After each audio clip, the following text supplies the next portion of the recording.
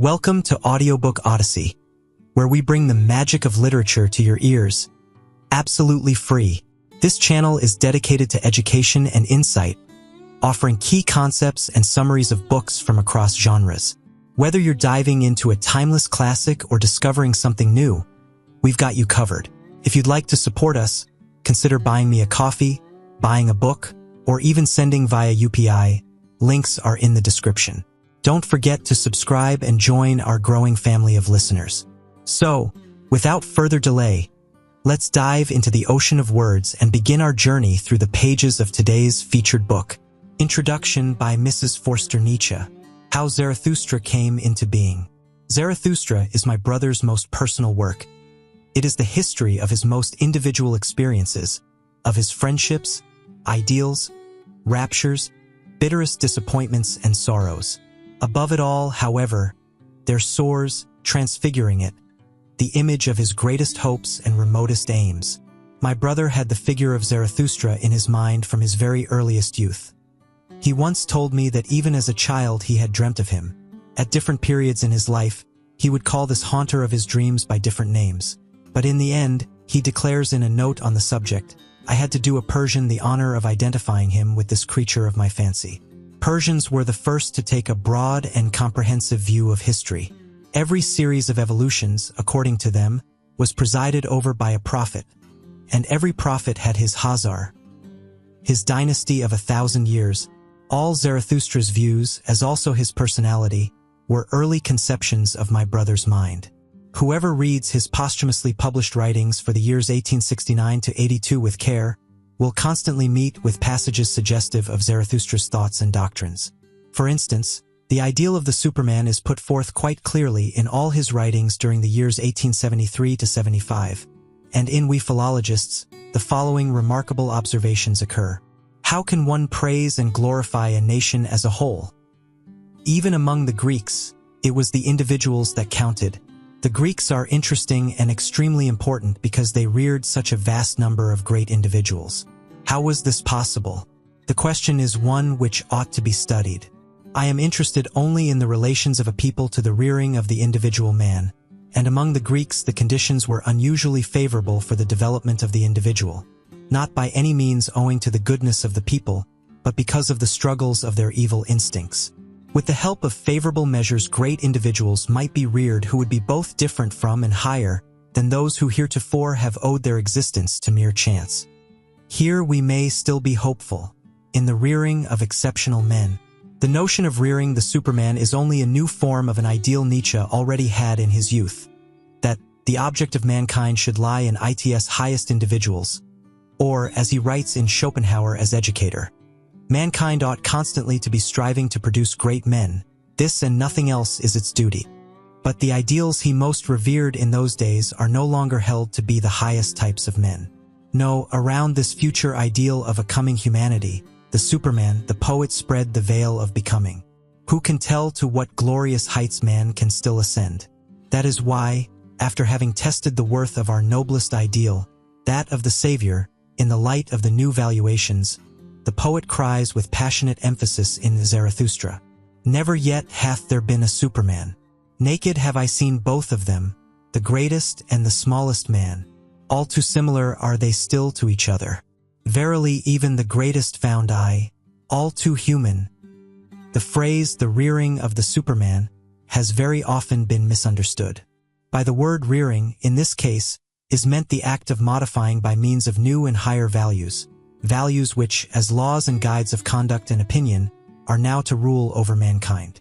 In general, the doctrine of the Superman can only be understood correctly in conjunction with other ideas of the authors, such as the order of rank, the will to power, and the transvaluation of all values. He assumes that Christianity, as a product of the resentment of the botched and the weak, has put in ban all that is beautiful, strong, proud, and powerful, in fact all the qualities resulting from strength, and that, in consequence, all forces which tend to promote or elevate life have been seriously undermined. Now, however, a new table of valuations must be placed over mankind, namely, that of the strong, mighty, and magnificent man, overflowing with life and elevated to his zenith, the Superman, who is now put before us with overpowering passion as the aim of our life, hope, and will. And just as the old system of valuing, which only extolled the qualities favorable to the weak, the suffering, and the oppressed, has succeeded in producing a weak, suffering, and modern race, so this new and reverse system of valuing ought to rear a healthy, strong, lively, and courageous type, which would be a glory to life itself. Stated briefly, the leading principle of this new system of valuing would be, all that proceeds from power is good, all that springs from weakness is bad. This type must not be regarded as a fanciful figure. It is not a nebulous hope which is to be realized at some indefinitely remote period, thousands of years hence. Nor is it a new species, in the Darwinian sense, of which we can know nothing, and which it would therefore be somewhat absurd to strive after. But it is meant to be a possibility which men of the present could realize with all their spiritual and physical energies, provided they adopted the new values.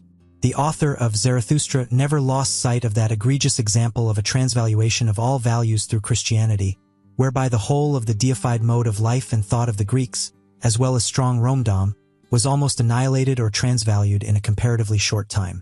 Could not a rejuvenated Greco-Roman system of valuing, once it had been refined and made more profound by the schooling which 2,000 years of Christianity had provided, effect another such revolution within a calculable period of time, until that glorious type of manhood shall finally appear which is to be our new faith and hope, and in the creation of which Zarathustra exhorts us to participate?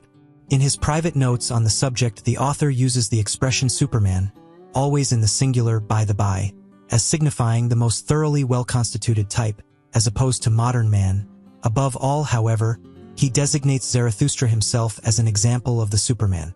In Ecce Homo, he is careful to enlighten us concerning the precursors and prerequisites to the advent of this highest type, in referring to a certain passage in the Gay Science.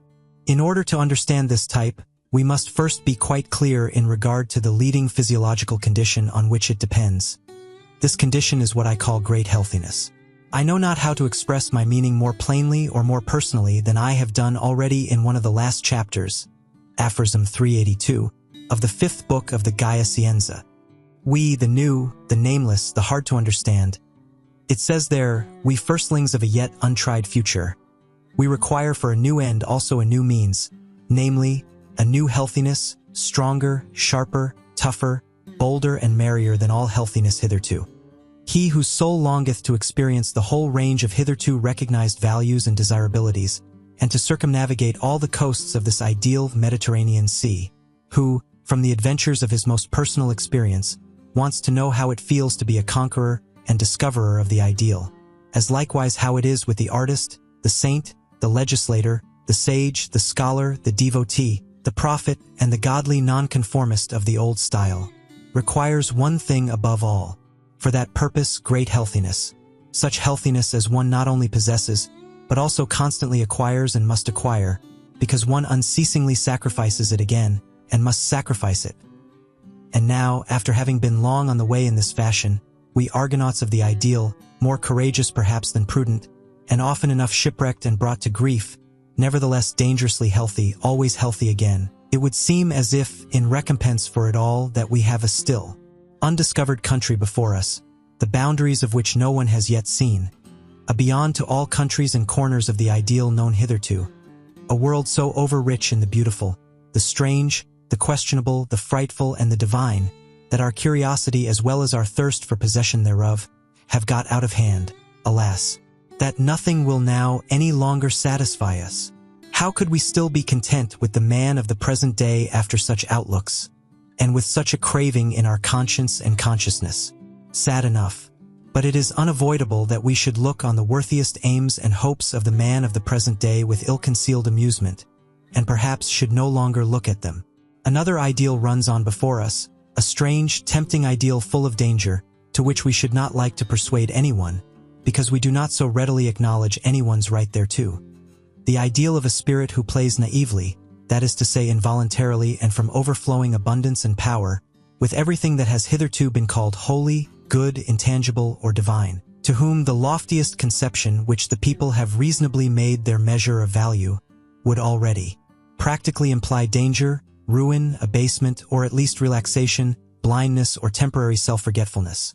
The ideal of a humanly superhuman welfare and benevolence, which will often enough appear inhuman, for example, when put alongside of all past seriousness on earth, and alongside of all past solemnities in bearing, word, tone, look, morality, and pursuit, as their truest involuntary parody, and with which, nevertheless, perhaps the great seriousness only commences when the proper interrogative mark is set up, the fate of the soul changes, the hour hand moves, and tragedy begins.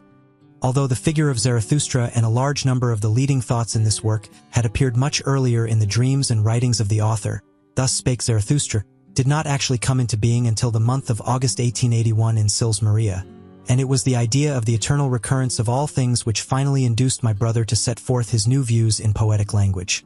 In regard to his first conception of this idea, his autobiographical sketch, Ecce Homo, written in the autumn of 1888, contains the following passage. The fundamental idea of my work, namely the eternal recurrence of all things, this highest of all possible formulae of a Yesang philosophy, first occurred to me in August 1881. I made a note of the thought on a sheet of paper, with the postscript, 6,000 feet beyond men and time.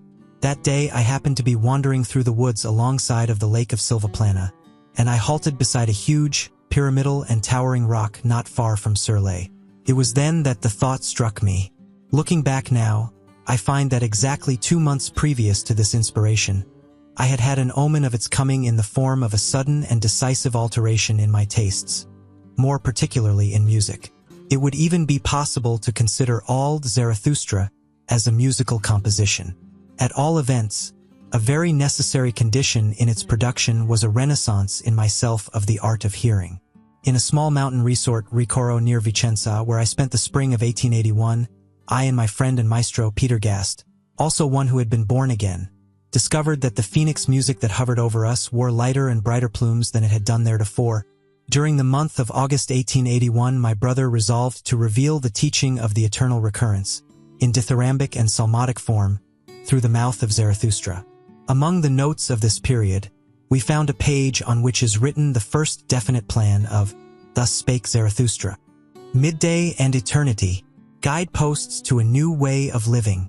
Beneath this is written, Zarathustra born on Lake Urmi, left his home in his 30th year, went into the province of Arya, and, during 10 years of solitude in the mountains, composed the Zendavesta.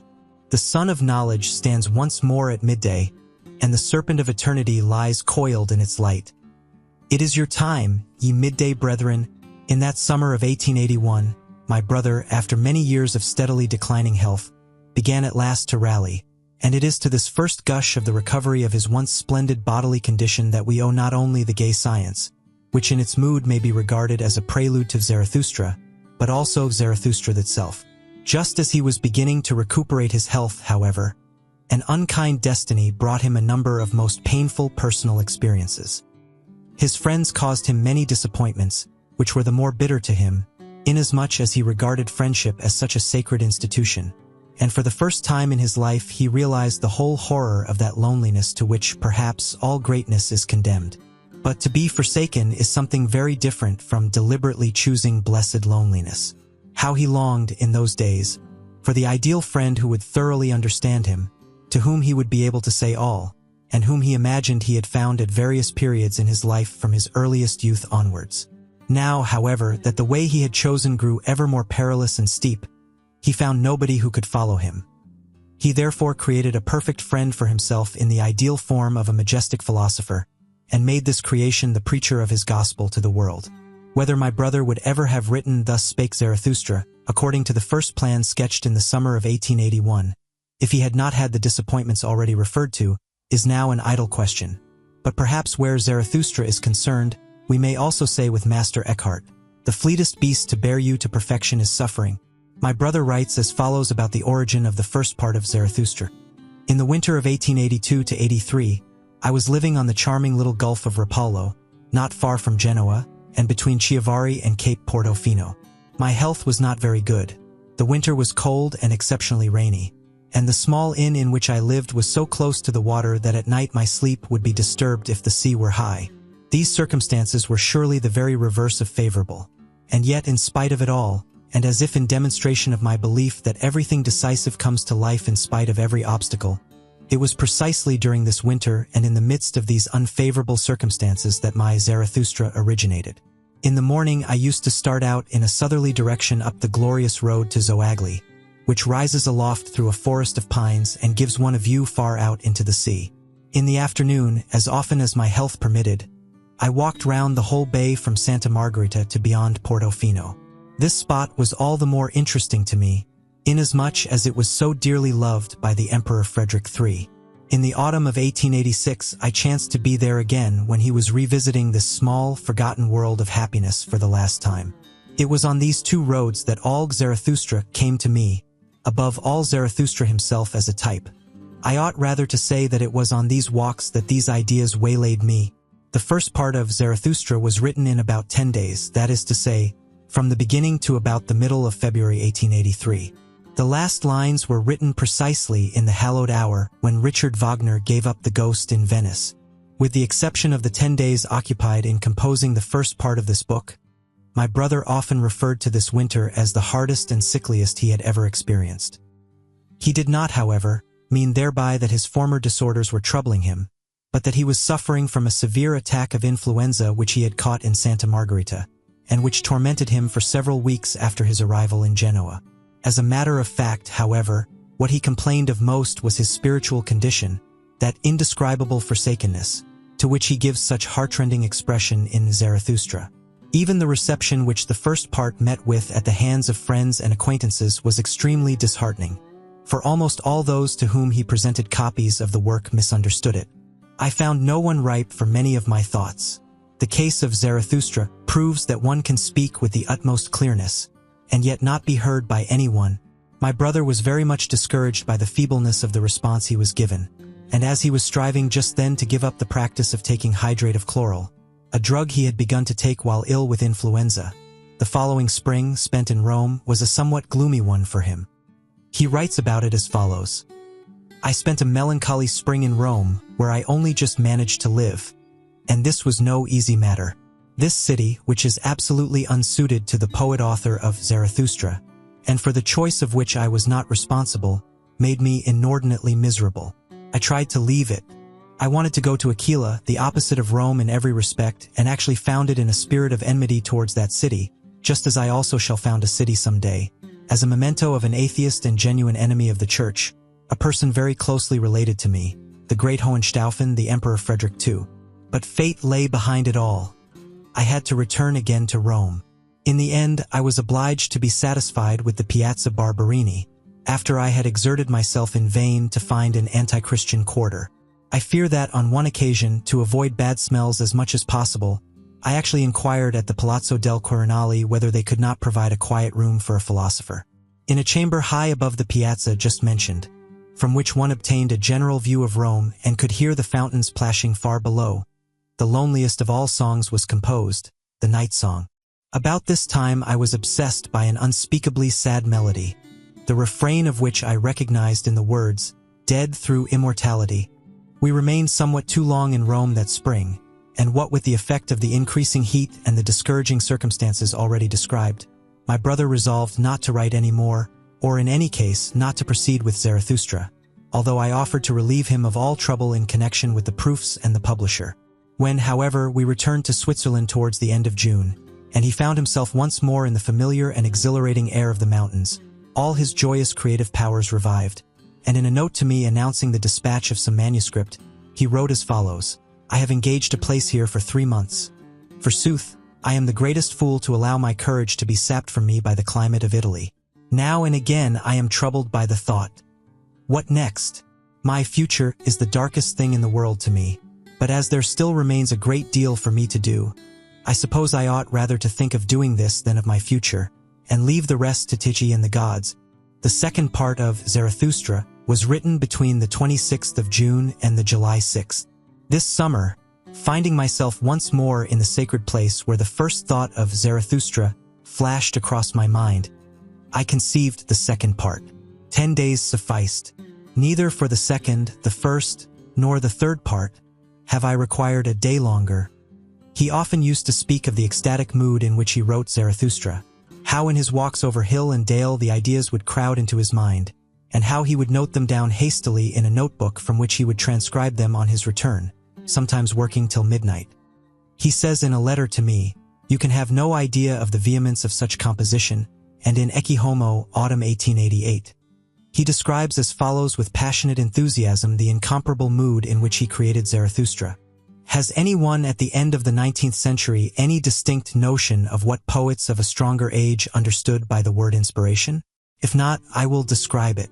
If one had the smallest vestige of superstition in one, it would hardly be possible to set aside completely the idea that one is the mere incarnation, mouthpiece, or medium of an almighty power.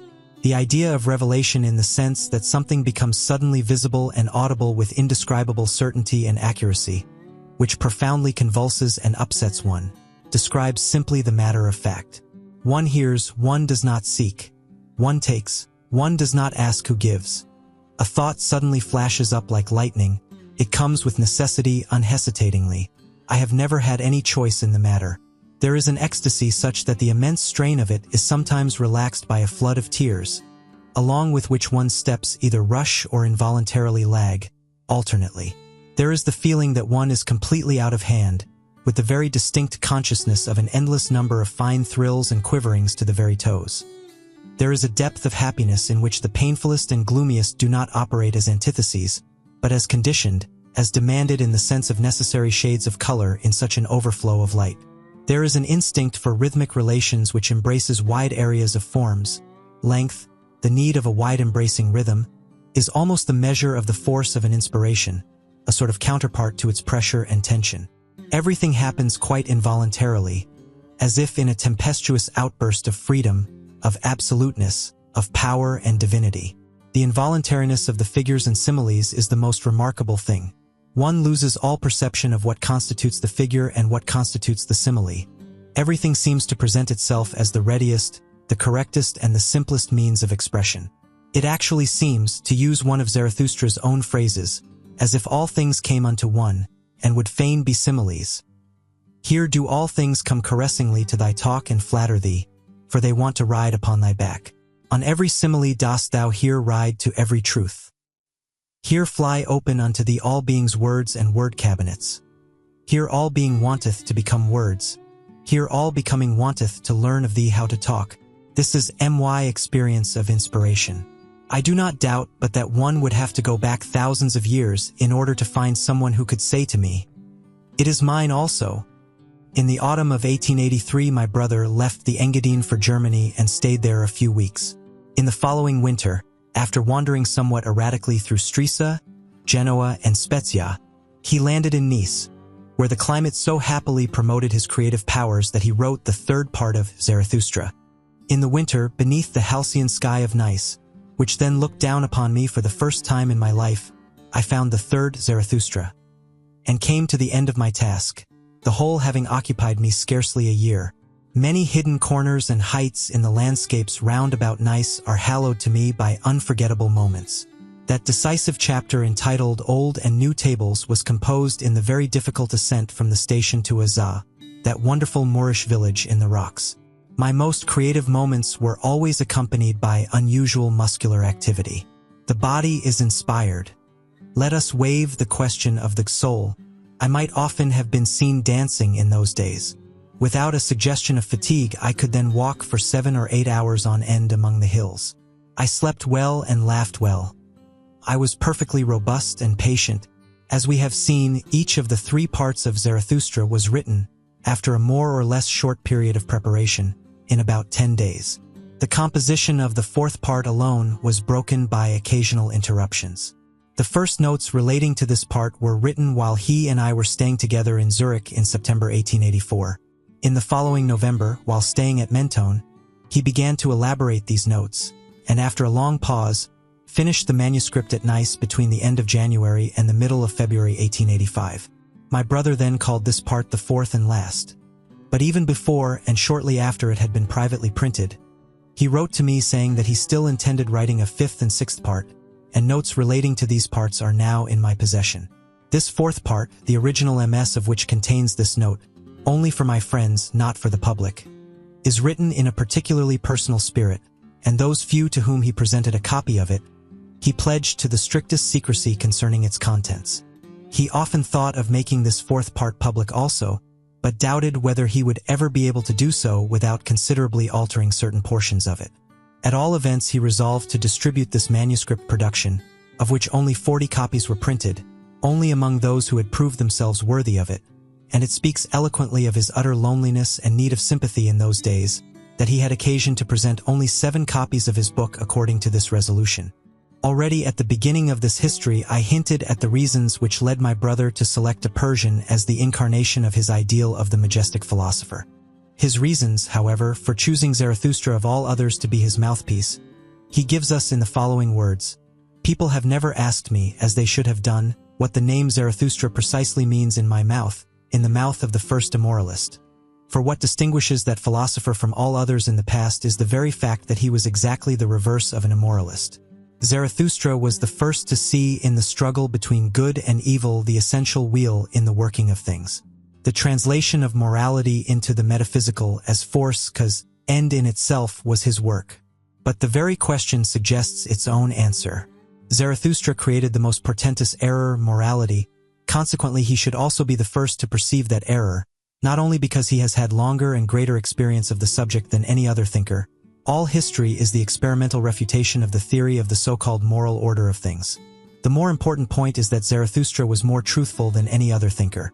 In his teaching alone do we meet with truthfulness upheld as the highest virtue, i.e., the reverse of the cowardice of the idealist, who flees from reality. Zarathustra had more courage in his body than any other thinker before or after him. To tell the truth and to aim straight. That is the first Persian virtue. Am I understood? The overcoming of morality through itself, through truthfulness, the overcoming of the moralist through his opposite, through me. That is what the name Zarathustra means in my mouth. Elizabeth Forster Nietzsche. Nietzsche Archives. Weimar, December 1905. Thus Spake Zarathustra. First part. Zarathustra's Discourses. Zarathustra's Prologue. 1. When Zarathustra was 30 years old, he left his home and the lake of his home, and went into the mountains. There he enjoyed his spirit and solitude, and for 10 years did not weary of it. But at last his heart changed, and rising one morning with the rosy dawn, he went before the sun, and spake thus unto it: Thou great star, what would be thy happiness if thou hadst not those for whom thou shinest? For 10 years hast thou climbed hither unto my cave. Thou wouldst have wearied of thy light and of the journey, had it not been for me, mine eagle, and my serpent. But we awaited thee every morning, took from thee thine overflow, and blessed thee for it. Lo, I am weary of my wisdom, like the bee that hath gathered too much honey. I need hands outstretched to take it. I would fain bestow and distribute, until the wise have once more become joyous in their folly, and the poor happy in their riches. Therefore must I descend into the deep, as thou doest in the evening, when thou goest behind the sea, and givest light also to the netherworld, thou exuberant star. Like thee must I go down, as men say, to whom I shall descend. Bless me, then, thou tranquil eye, that canst behold even the greatest happiness without envy. Bless the cup that is about to overflow, that the water may flow golden out of it, and carry everywhere the reflection of thy bliss. Lo, this cup is again going to empty itself, and Zarathustra is again going to be a man. Thus began Zarathustra's downgoing. 2. Zarathustra went down the mountain alone, no one meeting him. When he entered the forest, however, there suddenly stood before him an old man, who had left his holy cot to seek roots. And thus spake the old man to Zarathustra: No stranger to me is this wanderer. Many years ago passed he by. Zarathustra he was called. But he hath altered. Then thou carriedst thine ashes into the mountains. Wilt thou now carry thy fire into the valleys? Fearest thou not the incendiary's doom? Yea, I recognize Zarathustra. Pure is his eye, and no loathing lurketh about his mouth. Goeth he not along like a dancer? Altered is Zarathustra. A child hath Zarathustra become. An awakened one is Zarathustra. What wilt thou do in the land of the sleepers? As in the sea hast thou lived in solitude, and it hath borne thee up. Alas, wilt thou now go ashore? Alas, wilt thou again drag thy body thyself? Zarathustra answered, I love mankind. Why, said the saint, did I go into the forest and the desert? Was it not because I loved men far too well? Now I love God, men I do not love. Man is a thing too imperfect for me. Love to man would be fatal to me. Zarathustra answered, What spake I of love? I am bringing gifts unto men. Give them nothing, said the saint. Take rather part of their load and carry it along with them. That will be most agreeable unto them, if only it be agreeable unto thee. If, however, thou wilt give unto them, give them no more than an alms, and let them also beg for it. No, replied Zarathustra, I give no alms. I am not poor enough for that. The saint laughed at Zarathustra, and spake thus, Then see to it that they accept thy treasures. They are distrustful of anchorites, and do not believe that we come with gifts. The fall of our footsteps ringeth too hollow through their streets. And just as at night, when they are in bed and hear a man abroad long before sunrise, so they ask themselves concerning us, Where goeth the thief? Go not to men, but stay in the forest. Go rather to the animals. Why not be like me? A bear amongst bears, a bird amongst birds. And what doeth the saint in the forest? Asked Zarathustra. The saint answered, I make hymns and sing them, and in making hymns I laugh and weep and mumble. Thus do I praise God. With singing, weeping, laughing, and mumbling do I praise the God who is my God. But what dost thou bring us as a gift? When Zarathustra had heard these words, he bowed to the saint and said, What should I have to give thee? Let me rather hurry hence, lest I take aught away from thee. And thus they parted from one another, the old man and Zarathustra, laughing like schoolboys. When Zarathustra was alone, however, he said to his heart, Could it be possible? This old saint in the forest hath not yet heard of it, that God is dead. 3. When Zarathustra arrived at the nearest town which adjoineth the forest, he found many people assembled in the marketplace, for it had been announced that a rope dancer would give a performance. And Zarathustra spake thus unto the people, I teach you the Superman. Man is something that is to be surpassed. What have ye done to surpass man? All beings hitherto have created something beyond themselves, and ye want to be the ebb of that great tide, and would rather go back to the beast than surpass man? What is the ape to man? A laughingstock, a thing of shame. And just the same shall man be to the Superman. A laughingstock, a thing of shame. Ye have made your way from the worm to man, and much within you is still worm. Once were ye apes, and even yet man is more of an ape than any of the apes. Even the wisest among you is only a disharmony and hybrid of plant and phantom. But do I bid you become phantoms or plants? Lo, I teach you the Superman. The Superman is the meaning of the earth. Let your will say, the Superman shall be the meaning of the earth. I conjure you, my brethren, remain true to the earth, and believe not those who speak unto you of super-earthly hopes. Poisoners are they, whether they know it or not. Despisers of life are they, decaying ones and poisoned ones themselves, of whom the earth is weary. So away with them. Once blasphemy against God was the greatest blasphemy. But God died, and therewith also those blasphemers. To blaspheme the earth is now the dreadfulest sin, and to rate the heart of the unknowable higher than the meaning of the earth. Once the soul looked contemptuously on the body, and then that contempt was the supreme thing. The soul wished the body meager, ghastly, and famished. Thus it thought to escape from the body and the earth. Oh, that soul was itself meager, ghastly, and famished. And cruelty was the delight of that soul. But ye also, my brethren, tell me, what doth your body say about your soul? Is your soul not poverty and pollution and wretched self-complacency? Verily, a polluted stream is man. One must be a sea to receive a polluted stream without becoming impure. Lo, I teach you the Superman. He is that sea. In him can your great contempt be submerged. What is the greatest thing ye can experience? It is the hour of great contempt, the hour in which even your happiness becometh loathsome unto you, and so also your reason and virtue. The hour when ye say, What good is my happiness? It is poverty and pollution and wretched self-complacency. But my happiness should justify existence itself.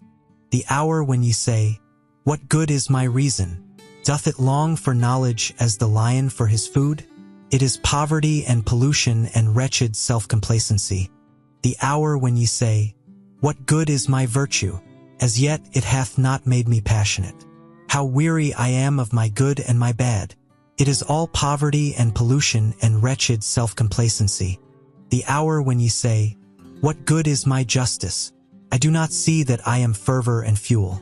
The just, however, are fervor and fuel. The hour when ye say, what good is my pity? Is not pity the cross on which he is nailed who loveth man? But my pity is not a crucifixion. Have ye ever spoken thus? Have ye ever cried thus? Ah, would that I had heard you crying thus. It is not your sin. It is your self-satisfaction that crieth unto heaven. Your very sparingness in sin crieth unto heaven. Where is the lightning to lick you with its tongue? Where is the frenzy with which ye should be inoculated? Lo, I teach you the Superman. He is that lightning, he is that frenzy. When Zarathustra had thus spoken, one of the people called out, we have now heard enough of the rope dancer. It is time now for us to see him. And all the people laughed at Zarathustra. But the rope dancer, who thought the words applied to him, began his performance. For Zarathustra, however, looked at the people and wondered. Then he spake thus, man is a rope stretched between the animal and the Superman, a rope over an abyss, a dangerous crossing, a dangerous wayfaring, a dangerous looking back, a dangerous trembling and halting. What is great in man is that he is a bridge and not a goal. What is lovable in man is that he is an overgoing and a downgoing. I love those that know not how to live except as downgoers, for they are the overgoers. I love the great despisers, because they are the great adorers, and arrows of longing for the other shore. I love those who do not first seek a reason beyond the stars for going down and being sacrifices, but sacrifice themselves to the earth, that the earth of the Superman may hereafter arrive. I love him who liveth in order to know, and seeketh to know in order that the Superman may hereafter live. Thus seeketh he his own downgoing. I love him who laboureth and inventeth, that he may build the house for the Superman, and prepare for him earth, animal, and plant. For thus seeketh he his own downgoing. I love him who loveth his virtue, for virtue is the will to downgoing, and an arrow of longing. I love him who reserveth no share of spirit for himself, but wanteth to be wholly the spirit of his virtue. Thus walketh he as spirit over the bridge. I love him who mocketh his virtue his inclination and destiny. Thus, for the sake of his virtue, he is willing to live on or live no more. I love him who desireth not too many virtues. One virtue is more of a virtue than two, because it is more of a knot for one's destiny to cling to. I love him whose soul is lavish, who wanteth no thanks and doth not give back. For he always bestoweth, and desireth not to keep for himself. I love him who is ashamed when the dice fall in his favor, and who then asketh, am I a dishonest player? For he is willing to succumb. I love him who scattereth golden words in advance of his deeds, and always doeth more than he promiseth. For he seeketh his own downgoing. I love him who justifieth the future ones, and redeemeth the past ones. For he is willing to succumb through the present ones. I love him who chasteneth his God, because he loveth his God. For he must succumb through the wrath of his God. I love him whose soul is deep even in the wounding, and may succumb through a small matter. Thus goeth he willingly over the bridge. I love him whose soul is so overfull that he forgetteth himself, and all things are in him. Thus all things become his downgoing. I love him who is of a free spirit and a free heart. Thus is his head only the bowels of his heart. His heart, however, causeth his downgoing. I love all who are like heavy drops falling one by one out of the dark cloud that lowereth over man. They herald the coming of the lightning, and succumb as heralds. Lo, I am a herald of the lightning, and a heavy drop out of the cloud. The lightning, however, is the Superman. 5. When Zarathustra had spoken these words, he again looked at the people and was silent. There they stand, said he to his heart, there they laugh. They understand me not. I am not the mouth for these ears. Must one first batter their ears, that they may learn to hear with their eyes? Must one clatter like kettle drums and penitential preachers? Or do they only believe the stammer? They have something whereof they are proud. What do they call it, that which mocketh them proud? culture, they call it. It distinguisheth them from the goatherds. They dislike, therefore, to hear of contempt of themselves. So I will appeal to their pride. I will speak unto them of the most contemptible thing. That, however, is the last man. And thus spake Zarathustra unto the people. It is time for man to fix his goal. It is time for man to plant the germ of his highest hope. Still is his soil rich enough for it. But that soil will one day be poor and exhausted, and no lofty tree will any longer be able to grow thereon. Alas, there cometh the time when man will no longer launch the arrow of his longing beyond man, and the string of his bow will have unlearned to whiz. I tell you, one must still have chaos in one to give birth to a dancing star. I tell you, ye have still chaos in you. Alas, there cometh the time when man will no longer give birth to any star. Alas, there cometh the time of the most despicable man, who can no longer despise himself. Lo, I show you the last man. What is love? What is creation? What is longing? What is a star? So asketh the last man and blinketh. The earth hath then become small, and on it there hoppeth the last man who mocketh everything small. His species is ineradicable like that of the ground flea. The last man liveth longest. We have discovered happiness, say the last men, and blink thereby. They have left the regions where it is hard to live, for they need warmth. One still loveth one's neighbor and rubbeth against him, for one needeth warmth. Turning ill and being distrustful, they consider sinful. They walk warily. He is a fool who still stumbleth over stones or men. A little poison now and then, that mocketh pleasant dreams, and much poison at last for a pleasant death. One still worketh, for work is a pastime, but one is careful lest the pastime should hurt one. One no longer becometh poor or rich. Both are too burdensome. Who still wanteth to rule? Who still wanteth to obey? Both are too burdensome. No shepherd, and one herd. Every one wanteth the same. Every one is equal. He who hath other sentiments goeth voluntarily into the madhouse. Formerly all the world was insane. Say the subtlest of them, and blink thereby. They are clever and know all that hath happened. So there is no end to their raillery. People still fall out, but are soon reconciled. Otherwise it spoileth their stomachs. They have their little pleasures for the day, and their little pleasures for the night, but they have a regard for health. We have discovered happiness, say the last men, and blink thereby. And here ended the first discourse of Zarathustra, which is also called the prologue. For at this point the shouting and mirth of the multitude interrupted him. Give us this last man, O Zarathustra. They called out, make us into these last men. Then will we make thee a present of the Superman. And all the people exulted and smacked their lips. Zarathustra, however, turned sad, and said to his heart, they understand me not. I am not the mouth for these ears. Too long, perhaps, have I lived in the mountains. Too much have I hearkened unto the brooks and trees. Now do I speak unto them as unto the goatherds. Calm is my soul, and clear, like the mountains in the morning. But they think me cold, and a mocker with terrible jests. And now do they look at me and laugh, and while they laugh they hate me too. There is ice in their laughter. 6. Then, however, something happened which made every mouth mute and every eye fixed. In the meantime, of course, the rope dancer had commenced his performance. He had come out at a little door, and was going along the rope which was stretched between two towers, so that it hung above the marketplace and the people. When he was just midway across, the little door opened once more, and a gaudily dressed fellow like a buffoon sprang out, and went rapidly after the first one. Go on, halt-foot, cried his frightful voice. Go on, lazy bones, interloper, sallow face. Lest I tickle thee with my heel. What dost thou here between the towers? In the tower is the place for thee. Thou shouldst be locked up. To one better than thyself thou blockest the way.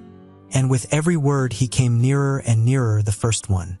When, however, he was but a step behind, there happened the frightful thing which made every mouth mute and every eye fixed. He uttered a yell like a devil, and jumped over the other who was in his way. The latter, however, when he thus saw his rival triumph, lost at the same time his head and his footing on the rope. He threw his pole away, and shot downwards faster than it, like an eddy of arms and legs, into the depth. The marketplace and the people were like the sea when the storm cometh on. They all flew apart and in disorder, especially where the body was about to fall. Zarathustra, however, remained standing, and just beside him fell the body, badly injured and disfigured, but not yet dead. After a while consciousness returned to the shattered man, and he saw Zarathustra kneeling beside him. "What art thou doing there?" said he at last. "I knew long ago that the devil would trip me up. Now he draggeth me to hell. Wilt thou prevent him?" "On mine honor, my friend," answered Zarathustra, "there is nothing of all that whereof thou speakest. There is no devil and no hell.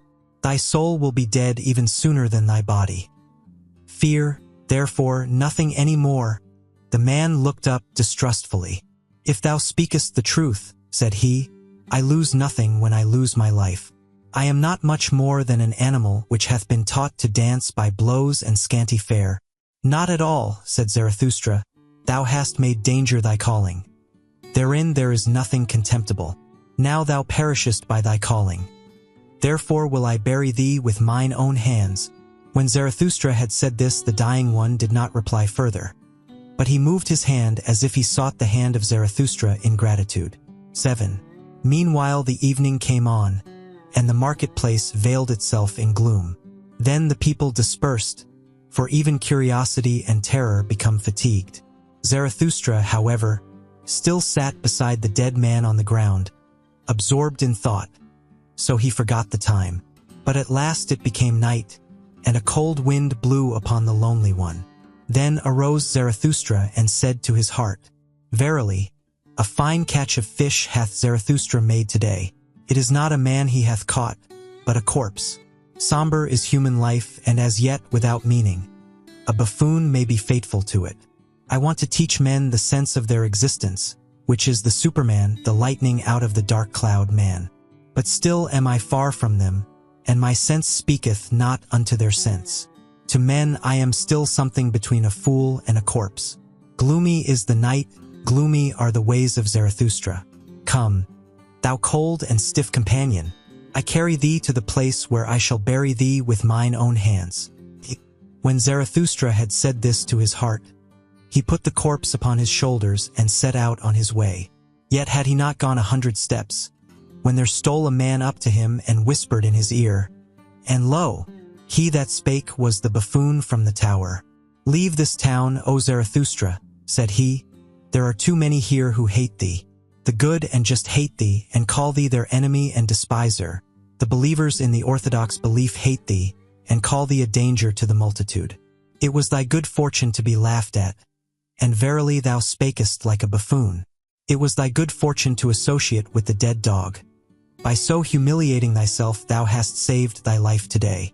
Depart, however, from this town, or tomorrow I shall jump over thee, a living man over a dead one." And when he had said this, the buffoon vanished. Zarathustra, however, went on through the dark streets. At the gate of the town the gravediggers met him. They shone their torch on his face, and, recognizing Zarathustra, they sorely derided him. "Zarathustra is carrying away the dead dog. A fine thing that Zarathustra hath turned a gravedigger, for our hands are too cleanly for that roast. Will Zarathustra steal the bite from the devil? Well then, good luck to the repast. If only the devil is not a better thief than Zarathustra. He will steal them both, he will eat them both." And they laughed among themselves, and put their heads together. Zarathustra made no answer thereto, but went on his way. When he had gone on for 2 hours, past forests and swamps, he had heard too much of the hungry howling of the wolves, and he himself became hungry. So he halted at a lonely house in which a light was burning. "Hunger attacketh me," said Zarathustra, "like a robber. Among forests and swamps my hunger attacketh me, and late in the night. Strange humors hath my hunger. Often it cometh to me only after a repast, and all day it hath failed to come. Where hath it been?" And thereupon Zarathustra knocked at the door of the house. An old man appeared, who carried a light, and asked, "Who cometh unto me and my bad sleep?" "A living man and a dead one," said Zarathustra. "Give me something to eat and drink. I forgot it during the day." He that feedeth the hungry refresheth his own soul, saith wisdom. The old man withdrew, but came back immediately and offered Zarathustra bread and wine. A bad country for the hungry, said he. That is why I live here. Animal and man come unto me, the anchorite. But bid thy companion eat and drink also. He is wearier than thou. Zarathustra answered, My companion is dead. I shall hardly be able to persuade him to eat. That doth not concern me, said the old man sullenly. He that knocketh at my door must take what I offer him. Eat, and fare ye well. Thereafter Zarathustra again went on for 2 hours, trusting to the path and the light of the stars, for he was an experienced night walker, and liked to look into the face of all that slept. When the morning dawned, however, Zarathustra found himself in a thick forest, and no path was any longer visible. He then put the dead man in a hollow tree at his head, for he wanted to protect him from the wolves, and laid himself down on the ground and moss. And immediately he fell asleep, tired in body, but with a tranquil soul. 9. Long slept Zarathustra, and not only the rosy dawn passed over his head, but also the morning. At last, however, his eyes opened, and amazedly he gazed into the forest and the stillness. Amazedly he gazed into himself. Then he arose quickly, like a seafarer who all at once seeth the land, and he shouted for joy, for he saw a new truth. And he spake thus to his heart, A light hath dawned upon me. I need companions, living ones, not dead companions and corpses, which I carry with me where I will. But I need living companions who will follow me because they want to follow themselves, and to the place where I will. A light hath dawned upon me. Not to the people is Zarathustra to speak, but to companions. Zarathustra shall not be the herd's herdsman and hound, to allure many from the herd. For that purpose have I come. The people and the herd must be angry with me. A robber shall Zarathustra be called by the herdsmen. Herdsmen, I say, but they call themselves the good and just. Herdsmen, I say, but they call themselves the believers in the orthodox belief. Behold the good and just. Whom do they hate most? Him who breaketh up their tables of values, the breaker, the lawbreaker. He, however, is the creator. Behold the believers of all beliefs. Whom do they hate most? Him who breaketh up their tables of values, the breaker, the lawbreaker. He, however, is the creator. Companions, the creator seeketh, not corpses, and not herds or believers either. Fellow creators, the creator seeketh, those who grave new values on new tables. Companions, the creator seeketh, and fellow reapers. For everything is ripe for the harvest with him. But he lacketh the 100 sickles. So he plucketh the ears of corn and is vexed. Companions, the creator seeketh, and such as know how to whet their sickles. Destroyers will they be called, and despisers of good and evil. But they are the reapers and rejoicers. Fellow creators, Zarathustra seeketh. Fellow reapers and fellow rejoicers, Zarathustra seeketh. What hath he to do with herds and herdsmen and corpses? And thou, my first companion, rest in peace. Well have I buried thee in thy hollow tree. Well have I hid thee from the wolves. But I part from thee, the time hath arrived. Twixt rosy dawn and rosy dawn there came unto me a new truth. I am not to be a herdsman. I am not to be a grave digger. Not any more will I discourse unto the people. For the last time have I spoken unto the dead. With the creators, the reapers, and the rejoicers will I associate. The rainbow will I show them, and all the stairs to the Superman.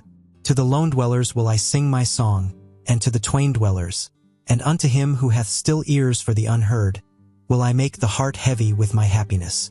I make for my goal, I follow my course. Over the loitering and tardy will I leap. Thus let my ongoing be their downgoing. 10. This had Zarathustra said to his heart when the sun stood at noontide. Then he looked inquiringly aloft, for he heard above him the sharp call of a bird. And behold, an eagle swept through the air in wide circles, and on it hung a serpent, not like a prey, but like a friend. For it kept itself coiled round the eagle's neck. They are mine animals, said Zarathustra, and rejoiced in his heart. The proudest animal under the sun, and the wisest animal under the sun. They have come out to reconnoiter. They want to know whether Zarathustra still liveth. Verily, do I still live? More dangerous have I found it among men than among animals. In dangerous paths goeth Zarathustra. Let mine animals lead me. When Zarathustra had said this, he remembered the words of the saint in the forest. Then he sighed and spake thus to his heart. Would that I were wiser! Would that I were wise from the very heart, like my serpent, but I am asking the impossible.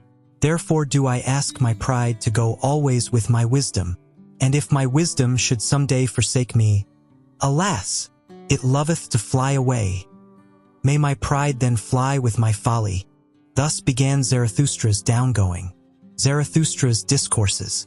The 3 metamorphoses. 3 metamorphoses of the spirit do I designate to you, how the spirit becometh a camel, the camel a lion, and the lion at last a child. Many heavy things are there for the spirit, the strong load-bearing spirit in which reverence dwelleth. For the heavy and the heaviest longeth its strength. What is heavy? So asketh the load-bearing spirit. Then kneeleth it down like the camel, and wanteth to be well laden. What is the heaviest thing, ye heroes? Asketh the load-bearing spirit, that I may take it upon me and rejoice in my strength. Is it not this, to humiliate oneself in order to mortify one's pride? To exhibit one's folly in order to mock at one's wisdom? Or is it this, to desert our cause when it celebrateth its triumph? To ascend high mountains to tempt the tempter? Or is it this, to feed on the acorns and grass of knowledge, and for the sake of truth to suffer hunger of soul?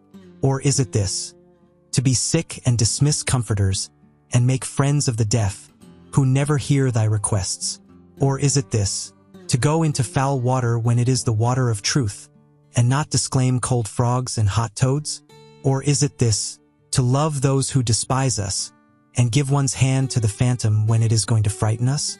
All these heaviest things the load-bearing spirit taketh upon itself, and like the camel, which, when laden, hasteneth into the wilderness, so hasteneth the spirit into its wilderness. But in the loneliest wilderness happeneth the second metamorphosis.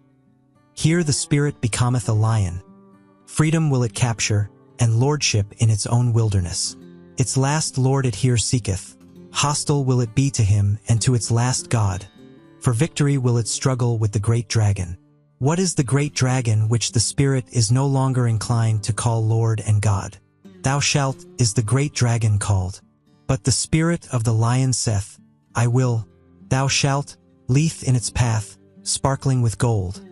A scale-covered beast, and on every scale glittereth golden. Thou shalt. The values of 1,000 years glitter on those scales. And thus speaketh the mightiest of all dragons. All the values of things glitter on me. All values have already been created, and all created values do I represent. Verily, there shall be no I will any more. Thus speaketh the dragon. My brethren, wherefore is there need of the lion in the spirit? Why sufficeth not the beast of burden, which renounceth and is reverent, to create new values that even the lion cannot yet accomplish, but to create itself freedom for new creating, that can the might of the lion do? To create itself freedom, and give a holy nay even unto duty. For that, my brethren, there is need of the lion. To assume the right to new values, that is the most formidable assumption for a load-bearing and reverent spirit. Verily, unto such a spirit it is praying, and the work of a beast of prey. As its holiest, it once loved, thou shalt. Now is it forced to find illusion and arbitrariness even in the holiest things, that it may capture freedom from its love. The lion is needed for this capture. But tell me, my brethren, what the child can do, which even the lion could not do. Why hath the praying lion still to become a child?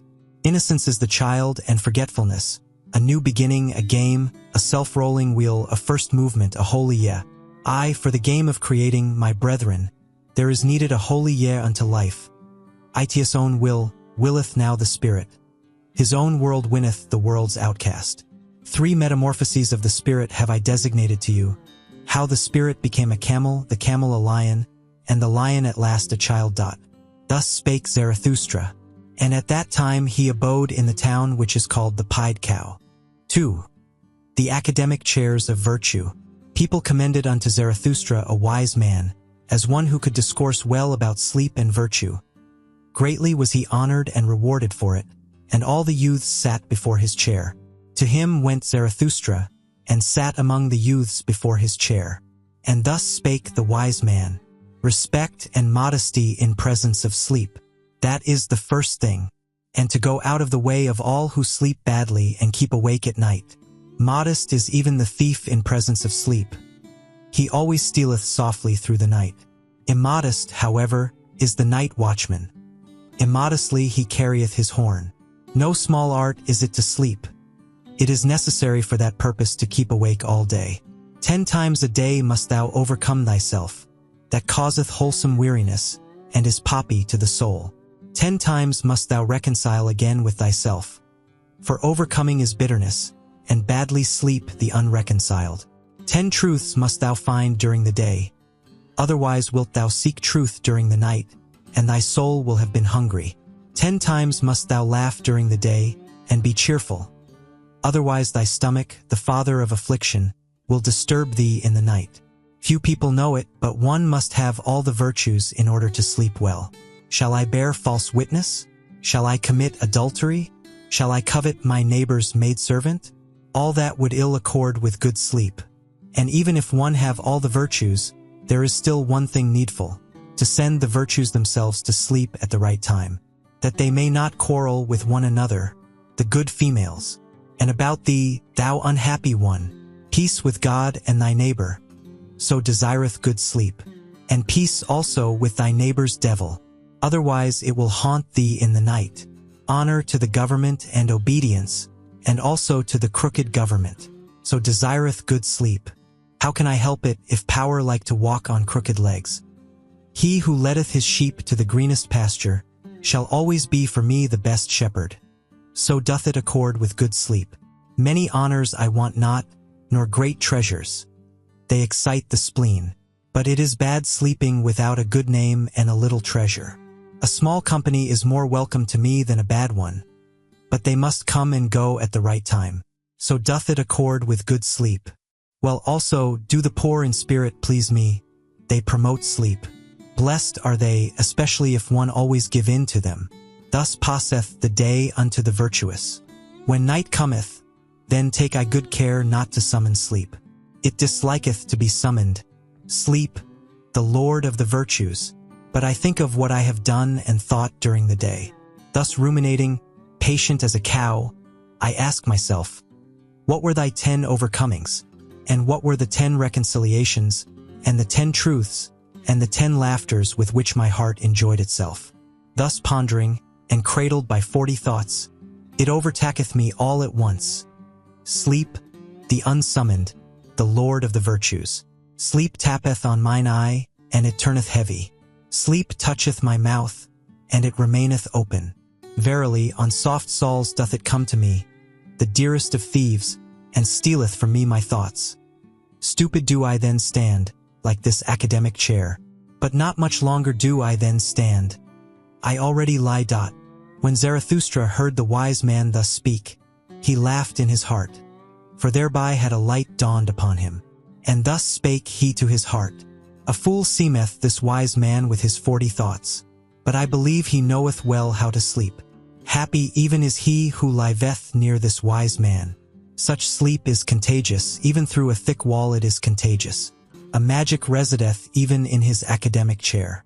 And not in vain did the youths sit before the preacher of virtue.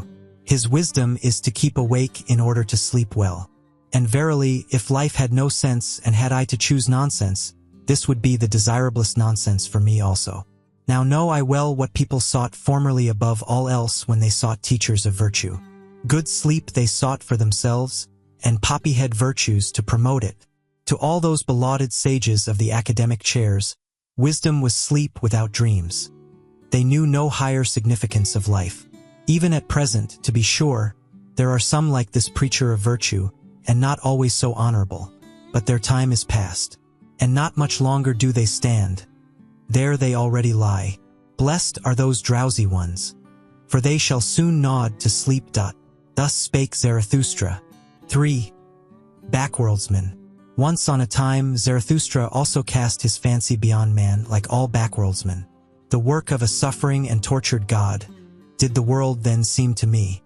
The dream and diction of a god, did the world then seem to me? Colored vapors before the eyes of a divinely dissatisfied one. Good and evil and joy and woe, and I and thou, colored vapors did they seem to me before creative eyes.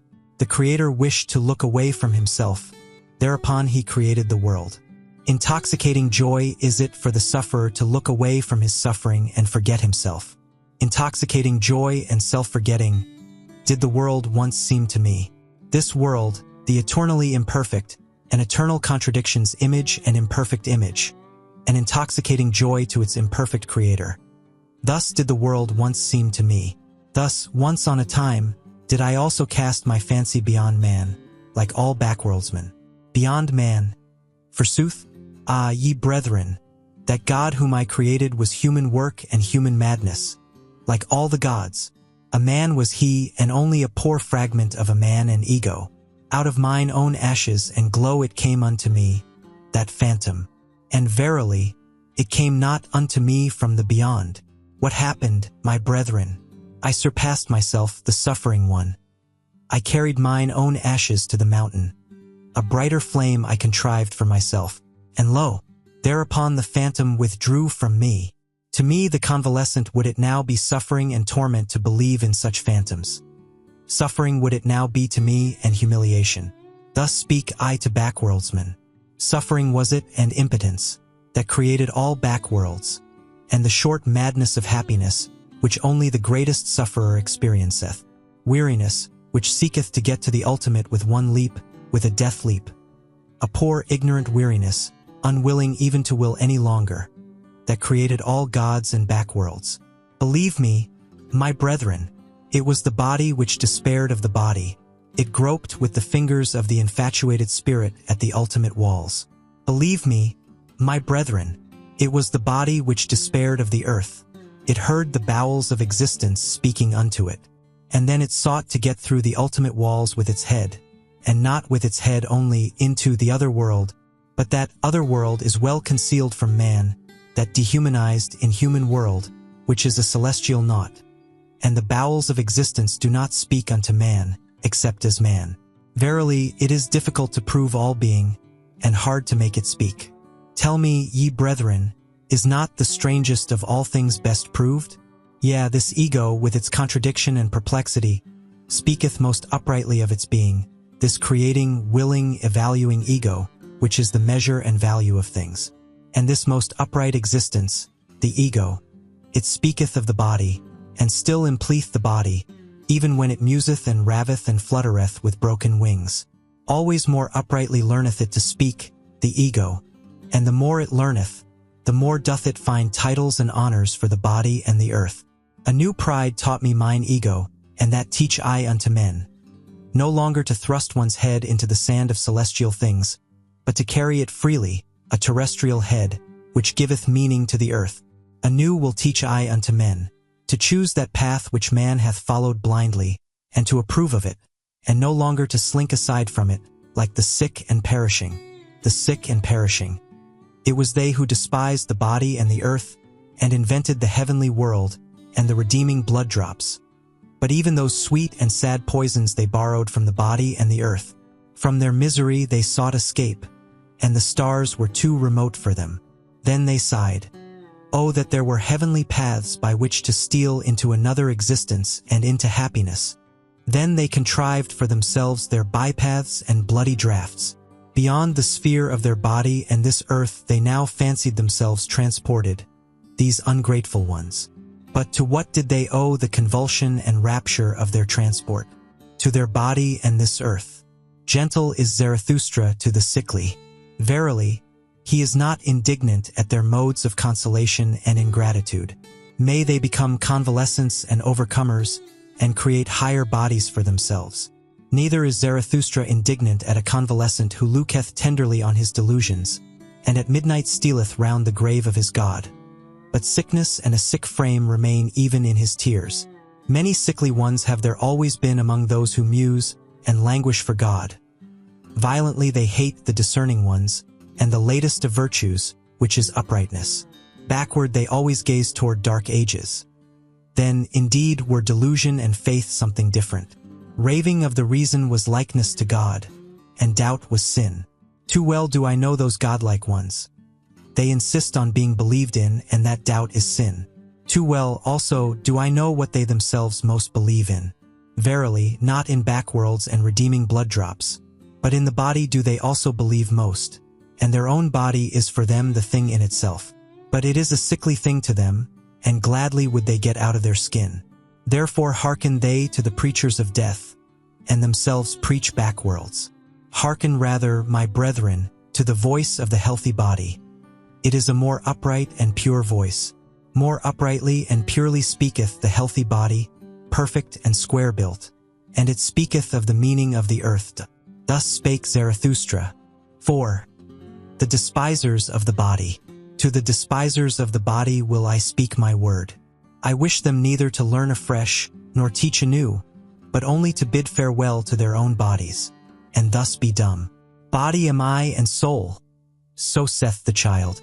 And why should one not speak like children? But the awakened one, the knowing one, saith, Body am I entirely and nothing more.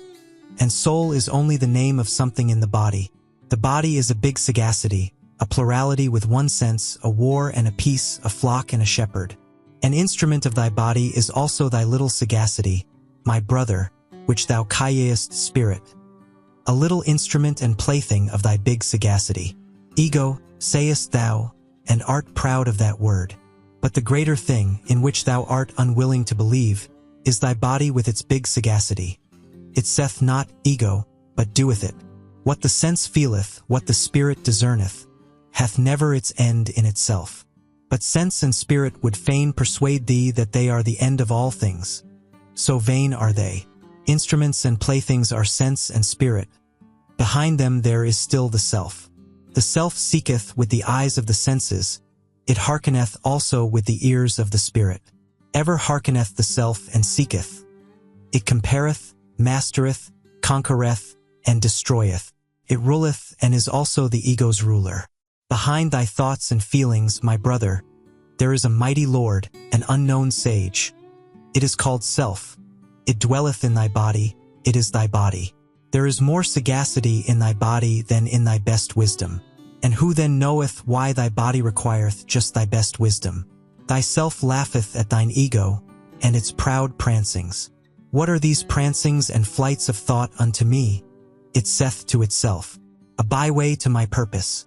I am the leading string of the ego, and the prompter of its notions. The self saith unto the ego, feel pain, and thereupon it suffereth, and thinketh how it may put an end thereto, and for that very purpose it is meant to think. The self saith unto the ego, feel pleasure, thereupon it rejoiceth, and thinketh how it may ofttimes rejoice, and for that very purpose it is meant to think. To the despisers of the body will I speak a word. That they despise is caused by their esteem. What is it that created esteeming and despising and worth and will? The creating self created for itself esteeming and despising. It created for itself joy and woe. The creating body created for itself spirit, as a hand to its will. Even in your folly and despising ye each serve yourself, ye despisers of the body. I tell you, your very self wanteth to die, and turneth away from life. No longer can yourself do that which it desireth most. Create beyond itself. That is what it desireth most. That is all its fervor. But it is now too late to do so. So yourself wisheth to succumb, ye despisers of the body. To succumb, so wisheth yourself. And therefore have ye become despisers of the body. For ye can no longer create beyond yourselves. And therefore are ye now angry with life and with the earth. And unconscious envy is in the sidelong look of your contempt. I go not your way, ye despisers of the body. Ye are no bridges for me to the Superman. Thus spake Zarathustra.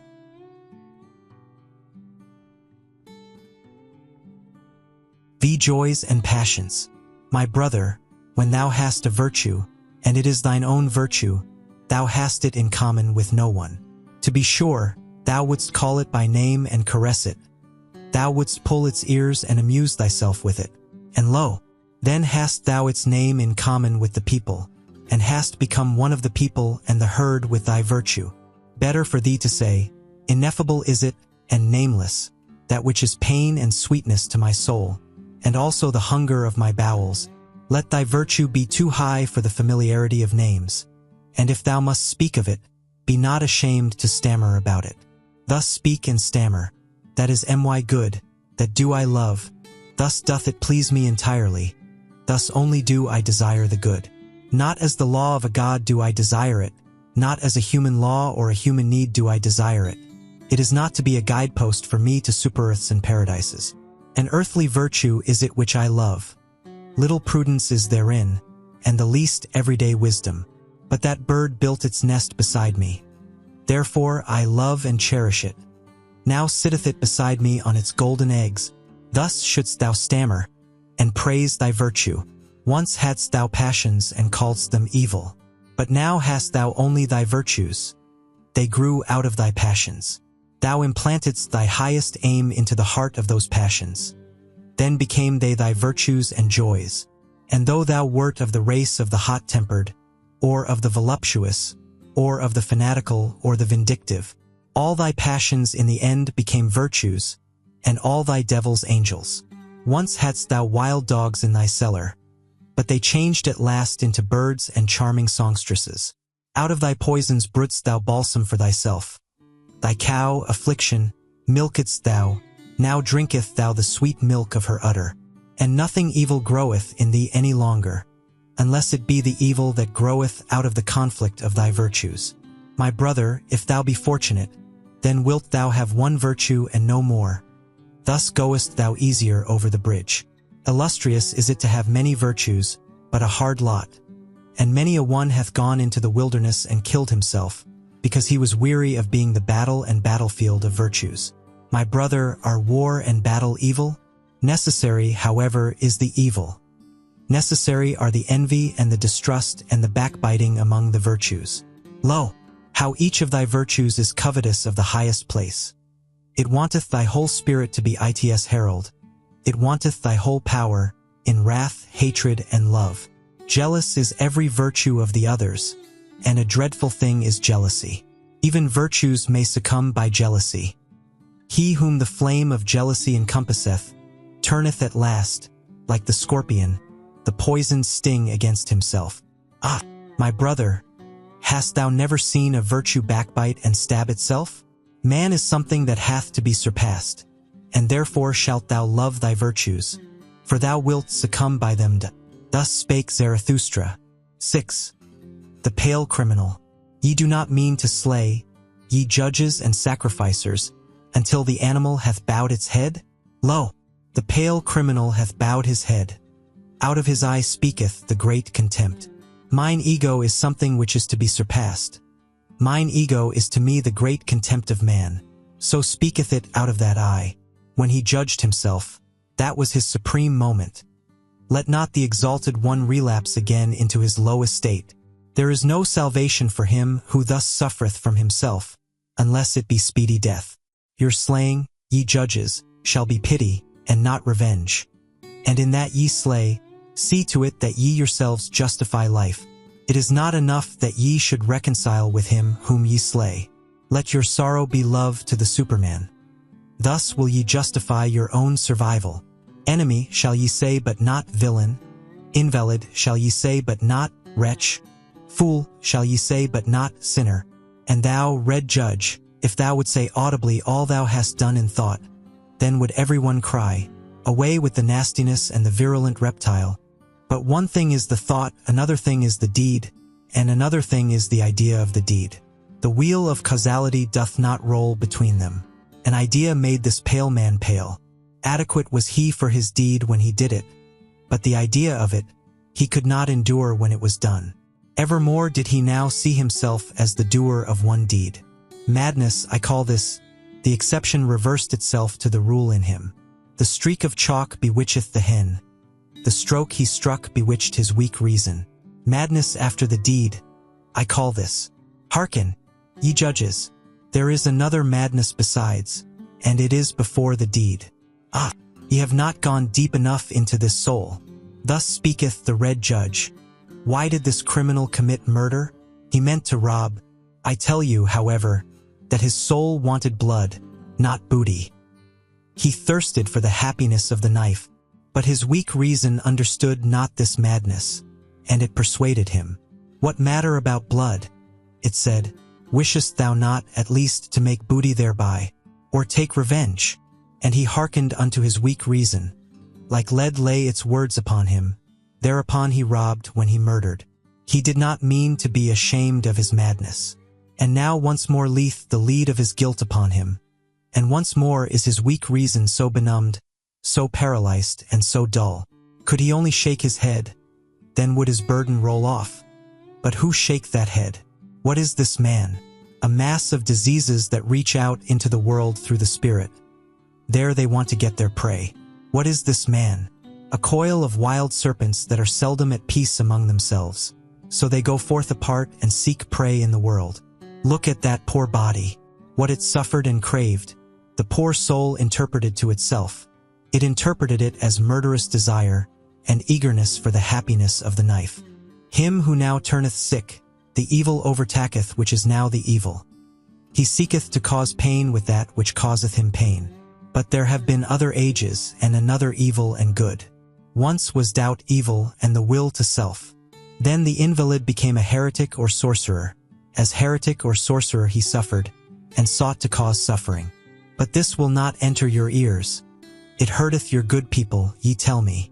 But what doth it matter to me about your good people? Many things in your good people cause me disgust, and verily, not their evil. I would that they had a madness by which they succumbed, like this pale criminal. Verily, I would that their madness were called truth or fidelity or justice. But they have their virtue in order to live long, and in wretched self-complacency. I am a railing alongside the torrent. Whoever is able to grasp me may grasp me. Your crutch, however, I am not. Thus spake Zarathustra. 7. Reading and writing.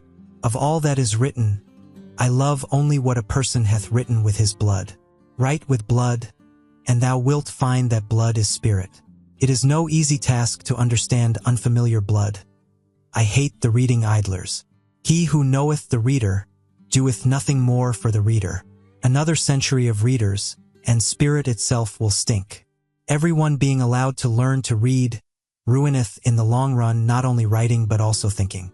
Once spirit was God, then it became man, and now it even becometh populace.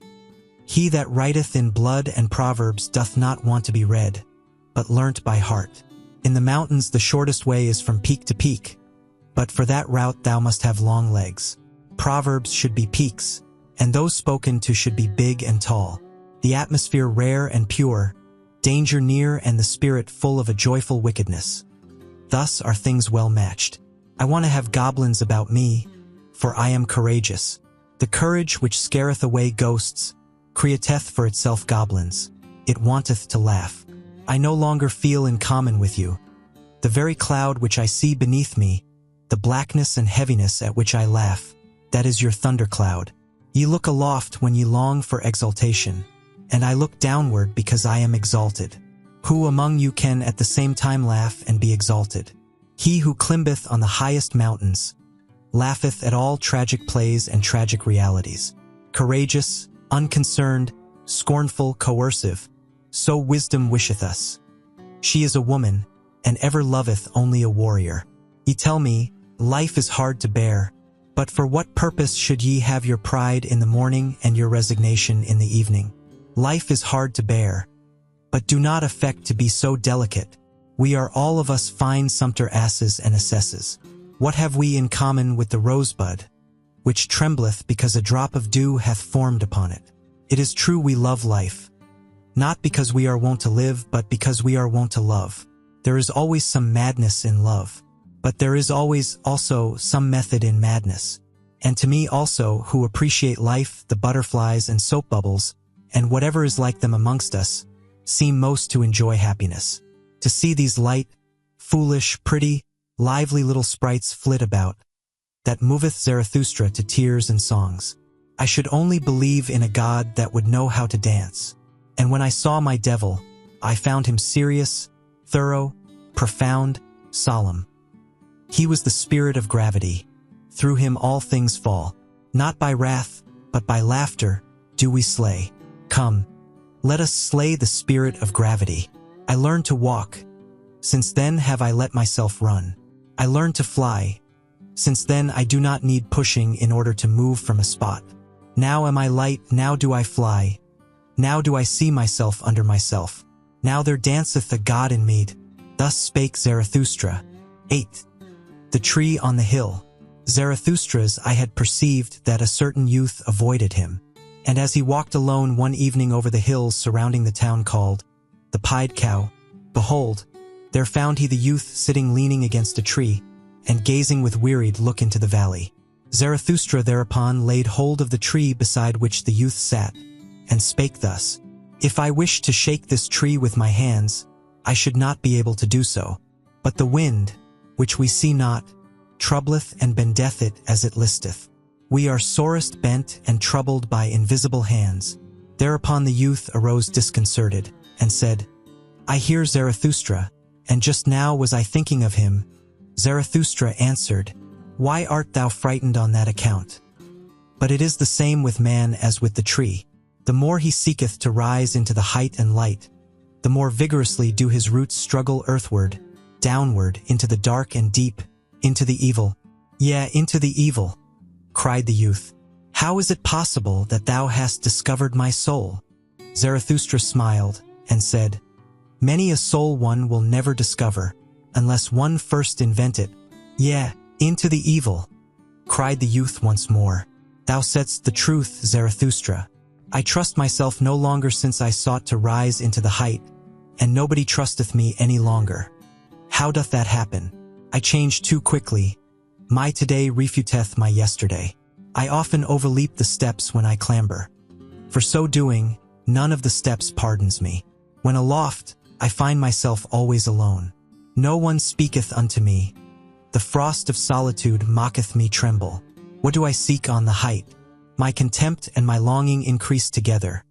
The higher I clamber, the more do I despise him who clambereth. What doth he seek on the height? How ashamed I am of my clambering and stumbling. How I mock at my violent panting. How I hate him who fleeth. How tired I am on the height. Here the youth was silent, and Zarathustra contemplated the tree beside which they stood, and spake thus, This tree standeth lonely here on the hills. It hath grown up high above man and beast, and if it wanted to speak, it would have none who could understand it. So high hath it grown. Now it waiteth and waiteth. For what doth it wait? It dwelleth too close to the seat of the clouds. It waiteth perhaps for the first lightning. When Zarathustra had said this, the youth called out with violent gestures, Yea, Zarathustra, thou speakest the truth. My destruction I longed for, when I desired to be on the height, and thou art the lightning for which I waited. Lo, what have I been since thou hast appeared amongst us? It is mine envy of thee that hath destroyed me. Thus spake the youth and wept bitterly. Zarathustra, however, put his arm about him, and led the youth away with him. And when they had walked a while together, Zarathustra began to speak thus, It rendeth my heart. Better than thy words express it. Thine eyes tell me all thy danger. As yet thou art not free. Thou still seekest freedom. Too unslept hath thy seeking made thee, and too wakeful. On the open height wouldst thou be, for the stars thirsteth thy soul. But thy bad impulses also thirst for freedom. Thy wild dogs want liberty. They bark for joy in their cellar when thy spirit endeavoureth to open all prison doors. Still art thou a prisoner, it seemeth to me, who deviseth liberty for himself. Sharp becometh the soul of such prisoners, but also deceitful and wicked. To purify himself is still necessary for the freedman of the spirit. Much of the prison and the mold still remaineth in him. Pure hath his eye still to become. Yea, I know thy danger, but by my love and hope I conjure thee. Cast not thy love and hope away. Noble thou feelest thyself still, and noble others also feel thee still, though they bear thee a grudge and cast evil looks. Know this, that to everybody a noble one standeth in the way. Also to the good, a noble one standeth in the way, and even when they call him a good man, they want thereby to put him aside. The new would the noble man create, and a new virtue. The old wanteth the good man, and that the old should be conserved. But it is not the danger of the noble man to turn a good man, but lest he should become a blusterer, a scoffer, or a destroyer. Ah, I have known noble ones who lost their highest hope, and then they disparaged all high hopes. Then lived they shamelessly in temporary pleasures, and beyond the day had hardly an aim. Spirit is also voluptuousness, said they. Then broke the wings of their spirit, and now it creepeth about, and defileth where it gnaweth. Once they thought of becoming heroes, but sensualists are they now. A trouble and a terror is the hero to them. But by my love and hope I conjure thee, cast not away the hero in thy soul. Maintain wholly thy highest hope. Thus spake Zarathustra. 9. The preachers of death. There are preachers of death, and the earth is full of those to whom desistance from life must be preached. Full is the earth of the superfluous. Marred is life by the many too many. May they be decoyed out of this life by the life eternal. The yellow ones, so are called the preachers of death, or the black ones, but I will show them unto you in other colors besides. There are the terrible ones who carry about in themselves the beast of prey, and have no choice except lusts or self-laceration. And even their lusts are self-laceration. They have not yet become men, those terrible ones. May they preach desistance from life and pass away themselves. There are the spiritually consumptive ones. Hardly are they born when they begin to die, and long for doctrines of lassitude and renunciation. They would fain be dead, and we should approve of their wish. Let us beware of awakening those dead ones, and of damaging those living coffins. They meet an invalid, or an old man, or a corpse, and immediately they say, life is refuted, but they only are refuted, and their eye, which seeth only one aspect of existence, shrouded in thick melancholy, and eager for the little casualties that bring death. Thus do they wait, and clench their teeth, or else they grasp at sweetmeats, and mock at their childishness thereby. They cling to their straw of life, and mock at their still clinging to it. Their wisdom speaketh thus, a fool he who remaineth alive. But so far are we fools, and that is the foolishest thing in life. Life is only suffering. So say others, and lie not. Then see to it that ye cease. See to it that the life saith which is only suffering. And let this be the teaching of your virtue. Thou shalt slay thyself. Thou shalt steal away from thyself. Lust is sin. So say some who preach death. Let us go apart and beget no children. Giving birth is troublesome. Say others, why still give birth? One beareth only the unfortunate, and they also are preachers of death. Pity is necessary. So saith a third party. Take what I have. Take what I am. So much less doth life bind me. Were they consistently pitiful, then would they make their neighbors sick of life.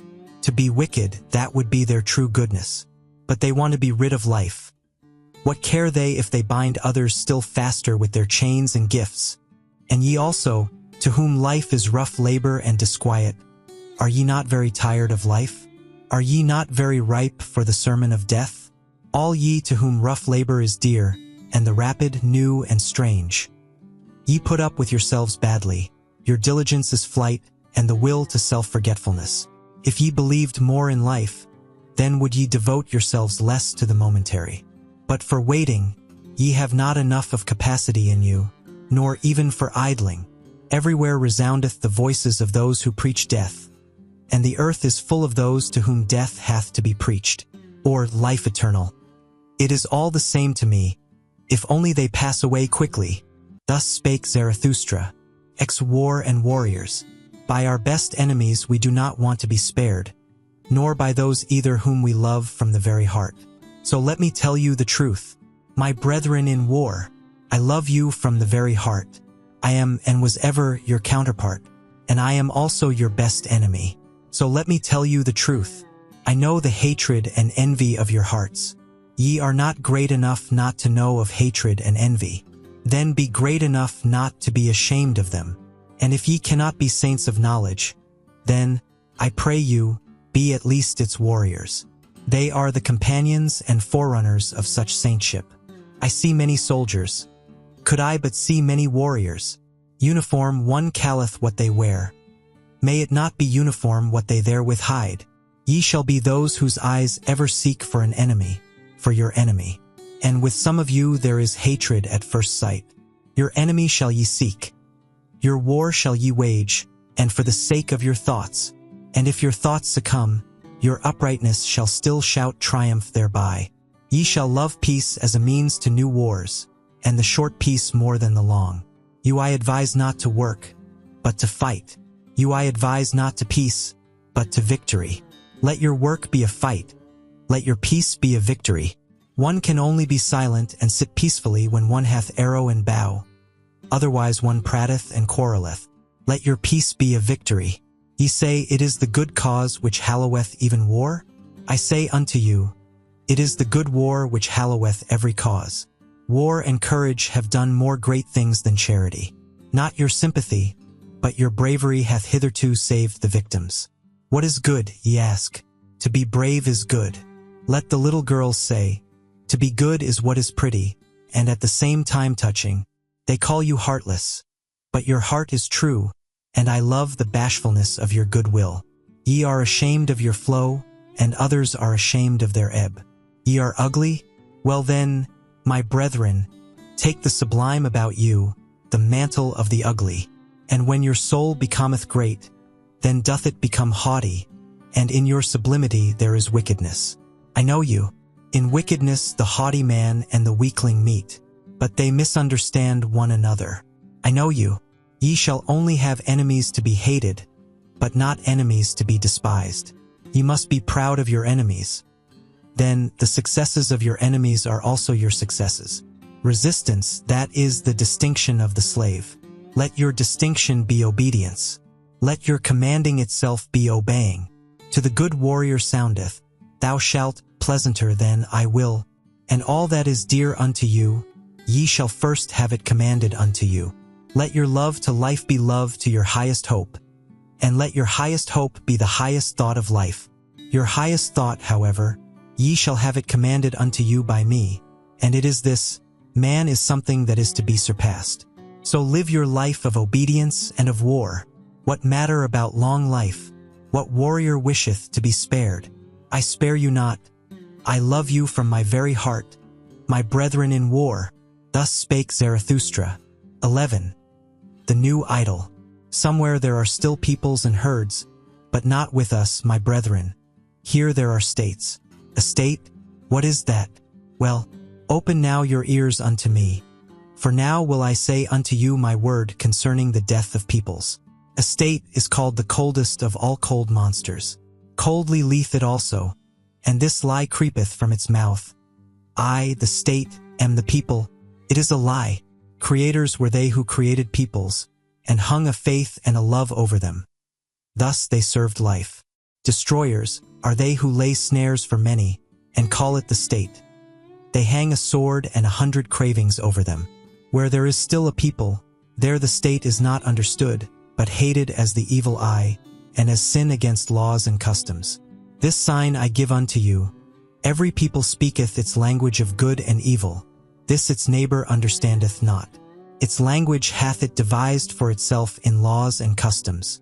But the state lieth in all languages of good and evil, and whatever it saith it lieth, and whatever it hath stolen. False is everything in it. With stolen teeth it biteth, the biting one. False are even its bowels. Confusion of language of good and evil. This sign I give unto you as the sign of the state. Verily, the will to death indicateth this sign. Verily, it beckoneth unto the preachers of death. Many too many are born. For the superfluous ones was the state devised. See just how it enticeth them to it, the many too many, how it swalloweth and cheweth and reacheth them. On earth there is nothing greater than I. It is I who am the regulating finger of God. Thus roareth the monster. And not only the long-eared and short-sighted fall upon their knees. Ah, even in your ears, ye great souls, it whispereth its gloomy lies. Ah, it findeth out the rich hearts which willingly lavish themselves. Yea, it findeth you out too, ye conquerors of the old God. Weary ye became of the conflict, and now your weariness serveth the new idol. Heroes and honorable ones it would fain set up around it, the new idol. Gladly it basketh in the sunshine of good consciences. The cold monster, everything will it give you if ye worship it, the new idol. Thus it purchaseth the luster of your virtue, and the glance of your proud eyes. It seeketh to allure by means of you, the many too many. Yea, a hellish artifice hath here been devised, a death horse jingling with the trappings of divine honors. Yea, a dying for many hath here been devised, which glorifieth itself as life. Verily, a hearty service unto all preachers of death. The state, I call it, where all are poison drinkers, the good and the bad. The state where all lose themselves, the good and the bad. The state where the slow suicide of all is called life. Just see these superfluous ones. They steal the works of the inventors and the treasures of the wise. Culture, they call their theft, and everything becometh sickness and trouble unto them. Just see these superfluous ones. Sick are they always. They vomit their bile and call it a newspaper. They devour one another, and cannot even digest themselves. Just see these superfluous ones. Wealth they acquire and become poorer thereby. Power they seek for, and above all, the lever of power, much money, these impotent ones. See them clamber, these nimble apes. They clamber over one another, and thus scuffle into the mud and the abyss. Towards the throne they all strive. It is their madness, as if happiness sat on the throne. Ofttimes sitteth filth on the throne, and ofttimes also the throne on filth. Madmen they all seem to me, and clambering apes, and too eager. Badly smelleth their idol to me, the cold monster. Badly they all smell to me, these idolaters. My brethren, will ye suffocate in the fumes of their maws and appetites? Better break the windows and jump into the open air. Do go out of the way of the bad odor. Withdraw from the idolatry of the superfluous. Do go out of the way of the bad odor. Withdraw from the steam of these human sacrifices. Open still remaineth the earth for great souls. Empty are still many sites for lone ones and twain ones, around which floateth the odor of tranquil seas. Open still remaineth a free life for great souls. Verily, he who possesseth little is so much the less possessed. Blessed be moderate poverty. There, where the state saith, there only commenceth the man who is not superfluous. There commenceth the song of the necessary ones, the single and irreplaceable melody. There, where the state ceaseth. Pray look thither, my brethren. Do ye not see it, the rainbow and the bridges of the Superman? Thus spake Zarathustra. 12. The flies in the marketplace. Flee, my friend, into thy solitude. I see thee deafened with the noise of the great men, and stung all over with the stings of the little ones. Admirably do forest and rock know how to be silent with thee. Resemble again the tree which thou lovest, the broad-branched one. Silently and attentively it o'erhangeth the sea. Where solitude and death, there beginneth the marketplace. And where the marketplace beginneth, there beginneth also the noise of the great actors, and the buzzing of the poison flies. In the world even the best things are worthless without those who represent them. Those representers the people call great men. Little do the people understand what is great, that is to say, the creating agency. But they have a taste for all representers and actors of great things. Around the devisers of new values revolveth the world. Invisibly it revolveth. But around the actors revolve the people and the glory. Such is the course of things. Spirit hath the actor but little conscience of the spirit. He believeth always in that wherewith he mocketh believe most strongly, in himself. Tomorrow he hath a new belief, and the day after one still newer. Sharp perceptions hath he, like the people, and changeable humors. To upset, that meaneth with him to prove. To drive mad, that meaneth with him to convince. And blood is counted by him as the best of all arguments. A truth which only glitteth into fine ears. He calleth falsehood and trumpery. Verily, he believeth only in gods that make a great noise in the world. Full of clattering buffoons is the marketplace. And the people glory in their great men. These are for them the masters of the hour. But the hour presseth them. So they press thee. And also from thee they want yea or nay. Alas, Thou wouldst set thy chair betwixt for and against? On account of those absolute and impatient ones, be not jealous, thou lover of truth. Never yet did truth cling to the arm of an absolute one. On account of those abrupt ones, return into thy security. Only in the marketplace is one assailed by yea or nay. Slow is the experience of all deep fountains. Long have they to wait until they know what hath fallen into their depths. Away from the marketplace and from fame taketh place all that is great. Away from the marketplace and from fame have ever dwelt the devisers of new values. Flee, my friend, into thy solitude. I see thee stung all over by the poisonous flies. Flee thither, where a rough, strong breeze bloweth.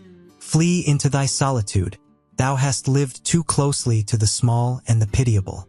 Flee from their invisible vengeance. Towards thee they have nothing but vengeance. Raise no longer an arm against them. Innumerable are they, and it is not thy lot to be a fly-flap. Innumerable are the small and pitiable ones, and of many a proud structure, raindrops and weeds have been the ruin. Thou art not stone, but already hast thou become hollow by the numerous drops. Thou wilt yet break and burst by the numerous drops. Exhausted I see thee by poisonous flies. Bleeding I see thee, and torn at 100 spots, and thy pride will not even upbraid. Blood they would have from thee in all innocence. Blood their bloodless souls crave for, and they sting therefore in all innocence. But thou, profound one, thou sufferest too profoundly even from small wounds, and ere thou hadst recovered, the same poison worm crawled over thy hand. Too proud art thou to kill these sweet tooths. But take care lest it be thy fate to suffer all their poisonous injustice. They buzz around thee also with their praise. Obtrusiveness is their praise. They want to be close to thy skin and thy blood. They flatter thee as one flattereth a god or devil. They whimper before thee as before a god or devil. What doth it come to? Flatterers are they, and whimperers and nothing more. Often also do they show themselves to thee as amiable ones. But that hath ever been the prudence of the cowardly. Yea, the cowardly are wise. They think much about thee with their circumscribed souls. Thou art always suspected by them. Whatever is much thought about is at last thought suspicious. They punish thee for all thy virtues. They pardon thee in their inmost hearts only, for thine errors. Because thou art gentle and of upright character, thou sayest, blameless are they for their small existence. But their circumscribed souls think, blamable is all great existence. Even when thou art gentle towards them, they still feel themselves despised by thee, and they repay thy beneficence with secret maleficence. Thy silent pride is always counter to their taste. They rejoice if once thou be humble enough to be frivolous. What we recognize in a man we also irritate in him. Therefore be on your guard against the small ones. In thy presence they feel themselves small, and their baseness gleameth and gloweth against thee in invisible vengeance. Sawest thou not how often they became dumb when thou approachedst them, and how their energy left them like the smoke of an extinguishing fire? Yea, my friend, the bad conscience art thou of thy neighbors, for they are unworthy of thee. Therefore they hate thee, and would fain suck thy blood. Thy neighbors will always be poisonous flies. What is great in thee, that itself must make them more poisonous, and always more fly-like? Flee, my friend, into thy solitude, and thither, where a rough, strong breeze bloweth. It is not thy lot to be a fly-flap. Thus spake Zarathustra. 13. Chastity. I love the forest. It is bad to live in cities. There are too many of the lustful. Is it not better to fall into the hands of a murderer than into the dreams of a lustful woman? And just look at these men. There I saith it, they know nothing better on earth than to lie with a woman. Filth is at the bottom of their souls. And alas, if their filth hath still spirit in it, would that ye were perfect, at least as animals. But to animals belongeth innocence. Do I counsel you to slay your instincts? I counsel you to innocence in your instincts. Do I counsel you to chastity? Chastity is a virtue with some, but with many almost a vice. These are continent, to be sure, but doggish lust looketh enviously out of all that they do. Even into the heights of their virtue and into their cold spirit doth this creature follow them, with its discord. And how nicely can doggish lust beg for a piece of spirit, when a piece of flesh is denied it. Ye love tragedies and all that breaketh the heart, but I am distrustful of your doggish lust. Ye have too cruel eyes, and ye look wantonly towards the sufferers. Hath not your lust just disguised itself and taken the name of fellow-suffering? And also this parable give I unto you. Not a few who meant to cast out their devil, went thereby into the swine themselves. To whom chastity is difficult, it is to be dissuaded, lest it become the road to hell, to filth and lust of soul. Do I speak of filthy things? That is not the worst thing for me to do. Not when the truth is filthy, but when it is shallow, doth the discerning one go unwillingly into its waters. Verily, there are chaste ones from their very nature. They are gentler of heart, and laugh better and oftener than you. They laugh also at chastity, and ask, What is chastity? Is chastity not folly? But the folly came unto us, and not we unto it. We offered that guest harbor and heart. Now it dwelleth with us. Let it stay as long as it will. Thus spake Zarathustra. 14. The friend. One is always too many about me. Think'th the anchorite. Always wants one. That mocketh two in the long run. I and me are always too earnestly in conversation. How could it be endured, if there were not a friend? The friend of the anchorite is always the third one. The third one is the cork which preventeth the conversation of the two sinking into the depth. There are too many depths for all anchorites. Therefore do they long so much for a friend, and for his elevation. Our faith in others betrayeth wherein we would fain have faith in ourselves. Our longing for a friend is our betrayer. And often with our love we want merely to overleap envy. And often we attack and make ourselves enemies, to conceal that we are vulnerable. Be at least mine enemy. Thus speaketh the true reverence, which doth not venture to solicit friendship. If one would have a friend, then must one also be willing to wage war for him. And in order to wage war, one must be capable of being an enemy. One ought still to honor the enemy in one's friend. Canst thou go nigh unto thy friend, and not go over to him? In one's friend one shall have one's best enemy. Thou shalt be closest unto him with thy heart when thou withstandest him. Thou wouldst wear no raiment before thy friend? It is in honor of thy friend that thou showest thyself to him as thou art, but he wisheth thee to the devil on that account. He who mocketh no secret of himself shocketh. So much reason have ye to fear nakedness. If ye were gods, ye could then be ashamed of clothing. Thou canst not adorn thyself fine enough for thy friend. For thou shalt be unto him an arrow and a longing for the Superman. Sawest thou ever thy friend asleep, to know how he looketh? What is usually the countenance of thy friend? It is thine own countenance, in a coarse and imperfect mirror. Sawest thou ever thy friend asleep? Wert thou not dismayed at thy friend looking so? O my friend, man is something that hath to be surpassed. In divining and keeping silence shall the friend be a master. Not everything must thou wish to see. Thy dream shall disclose unto thee what thy friend doeth when awake. Let thy pity be a divining, to know first if thy friend wanteth pity. Perhaps he loveth in thee the unmoved eye, and the look of eternity. Let thy pity for thy friend be hid under a hard shell. Thou shalt bite out a tooth upon it. Thus will it have delicacy and sweetness. Art thou pure air and solitude and bread and medicine to thy friend? Many a one cannot loosen his own fetters, but is nevertheless his friend's emancipator. Art thou a slave? Then thou canst not be a friend.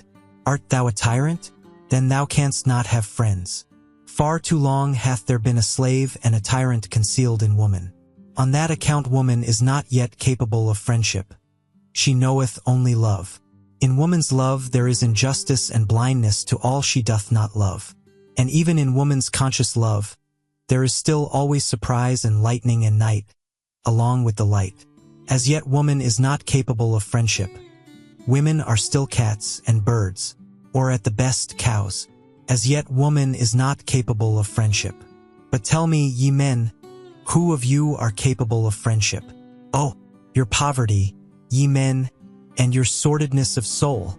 As much as ye give to your friend, will I give even to my foe, and will not have become poorer thereby. There is comradeship. May there be friendship. Thus spake Zarathustra. 15. The 1001 Goals. Many lands saw Zarathustra and many peoples. Thus he discovered the good and bad of many peoples. No greater power did Zarathustra find on earth than good and bad. No people could live without first valuing. If a people will maintain itself, however, it must not value as its neighbor valueth. Much that passed for good with one people was regarded with scorn and contempt by another. Thus I found it. Much found I here called bad, which was there decked with purple honors. Never did the one neighbor understand the other. Ever did his soul marvel at his neighbor's delusion and wickedness. A table of excellencies hangeth over every people.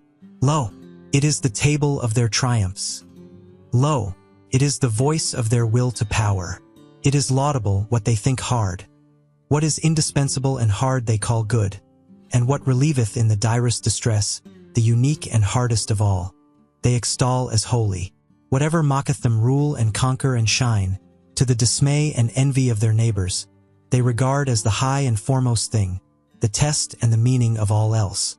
Verily, my brother, if thou knewest but a people's need, its land, its sky, and its neighbor, then wouldst thou divine the law of its surmountings, and why it climbeth up that ladder to its hope. Always shalt thou be the foremost and prominent above others. No one shall thy jealous soul love except a friend, that made the soul of a Greek thrill. Thereby went he his way to greatness, to speak truth and be skillful with bow and arrow.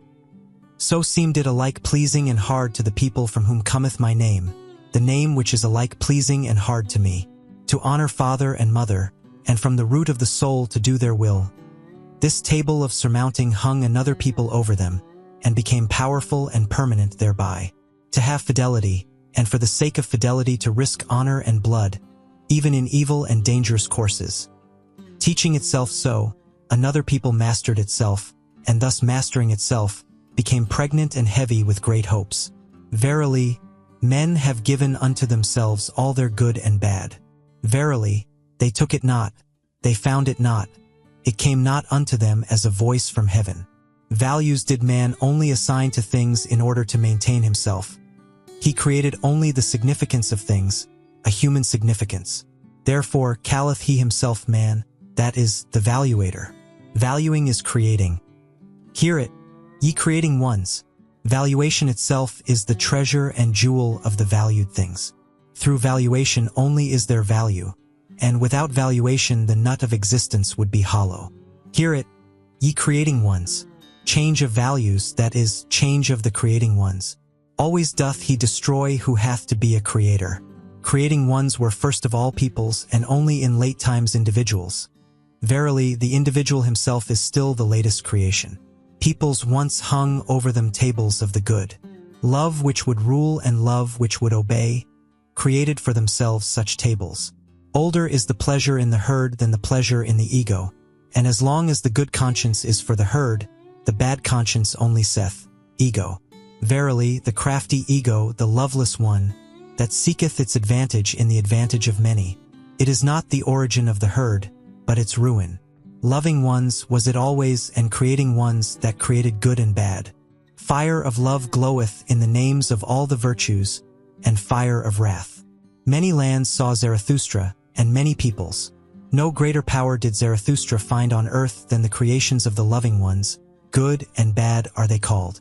Verily, a prodigy is this power of praising and blaming. Tell me, ye brethren, who will master it for me? Who will put a fetter upon the 1,000 necks of this animal? 1,000 goals have there been hitherto, for 1,000 peoples have there been. Only the fetter for the 1,000 necks is still lacking. There is lacking the one goal. As yet humanity hath not a goal. But pray tell me, my brethren, if the goal of humanity be still lacking, is there not also still lacking humanity itself? Thus spake Zarathustra. 16. Neihbou are love. Ye crowd around your neighbor, and have fine words for it. But I say unto you, your neighbor love is your bad love of yourselves. Ye flee unto your neighbor from yourselves, and would fain make a virtue thereof. But I fathom your unselfishness. The Tichou is older than the I. The Tichou hath been consecrated, but not yet the I. So man presseth nigh unto his neighbor. Do I advise you to neighbor love? Rather do I advise you to neighbor flight and to furthest love. Higher than love to your neighbor is love to the furthest and future ones. Higher still than love to men is love to things and phantoms. The phantom that runneth on before thee, my brother, is fairer than thou. Why dost thou not give unto it thy flesh and thy bones? But thou fearest, and runnest unto thy neighbor. Ye cannot endure it with yourselves, and do not love yourselves sufficiently. So ye seek to mislead your neighbor into love, and would fain gild yourselves with his error. Would that ye could not endure it with any kind of near ones, or their neighbors. Then would ye have to create your friend and his overflowing heart out of yourselves. Ye call in a witness when ye want to speak well of yourselves, and when ye have misled him to think well of you, ye also think well of yourselves. Not only doth he lie, who speaketh contrary to his knowledge, but more so, he who speaketh contrary to his ignorance. And thus speak ye of yourselves in your intercourse, and belie your neighbor with yourselves. Thus saith the fool, association with men spoileth the character, especially when one hath none. The one goeth to his neighbor because he seeketh himself, and the other because he would fain lose himself. Your bad love to yourselves mocketh solitude a prison to you. The furthest ones are they who pay for your love to the near ones. And when there are but 5 of you together, a 6th must always die. I love not your festivals either. Too many actors found I there, and even the spectators often behaved like actors. Not the neighbor do I teach you, but the friend. Let the friend be the festival of the earth to you, and a foretaste of the Superman. I teach you the friend and his overflowing heart. But one must know how to be a sponge, if one would be loved by overflowing hearts. I teach you the friend in whom the world standeth complete, a capsule of the good, the creating friend, who hath always a complete world to bestow. And as the world unrolled itself for him, so rolleth it together again for him in rings, as the growth of good through evil, as the growth of purpose out of chance. Let the future and the furthest be the motive of thy today. In thy friend shalt thou love the Superman as thy motive. My brethren, I advise you not to neighbor love.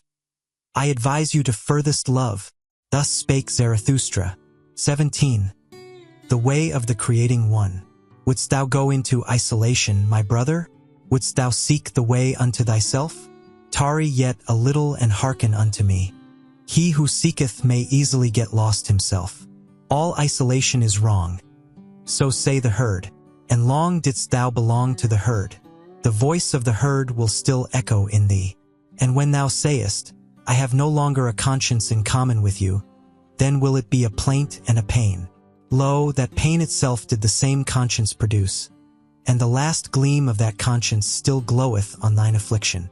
But thou wouldst go the way of thine affliction, which is the way unto thyself. Then show me thine authority and thy strength to do so. Art thou a new strength and a new authority? A first motion? A self-rolling wheel?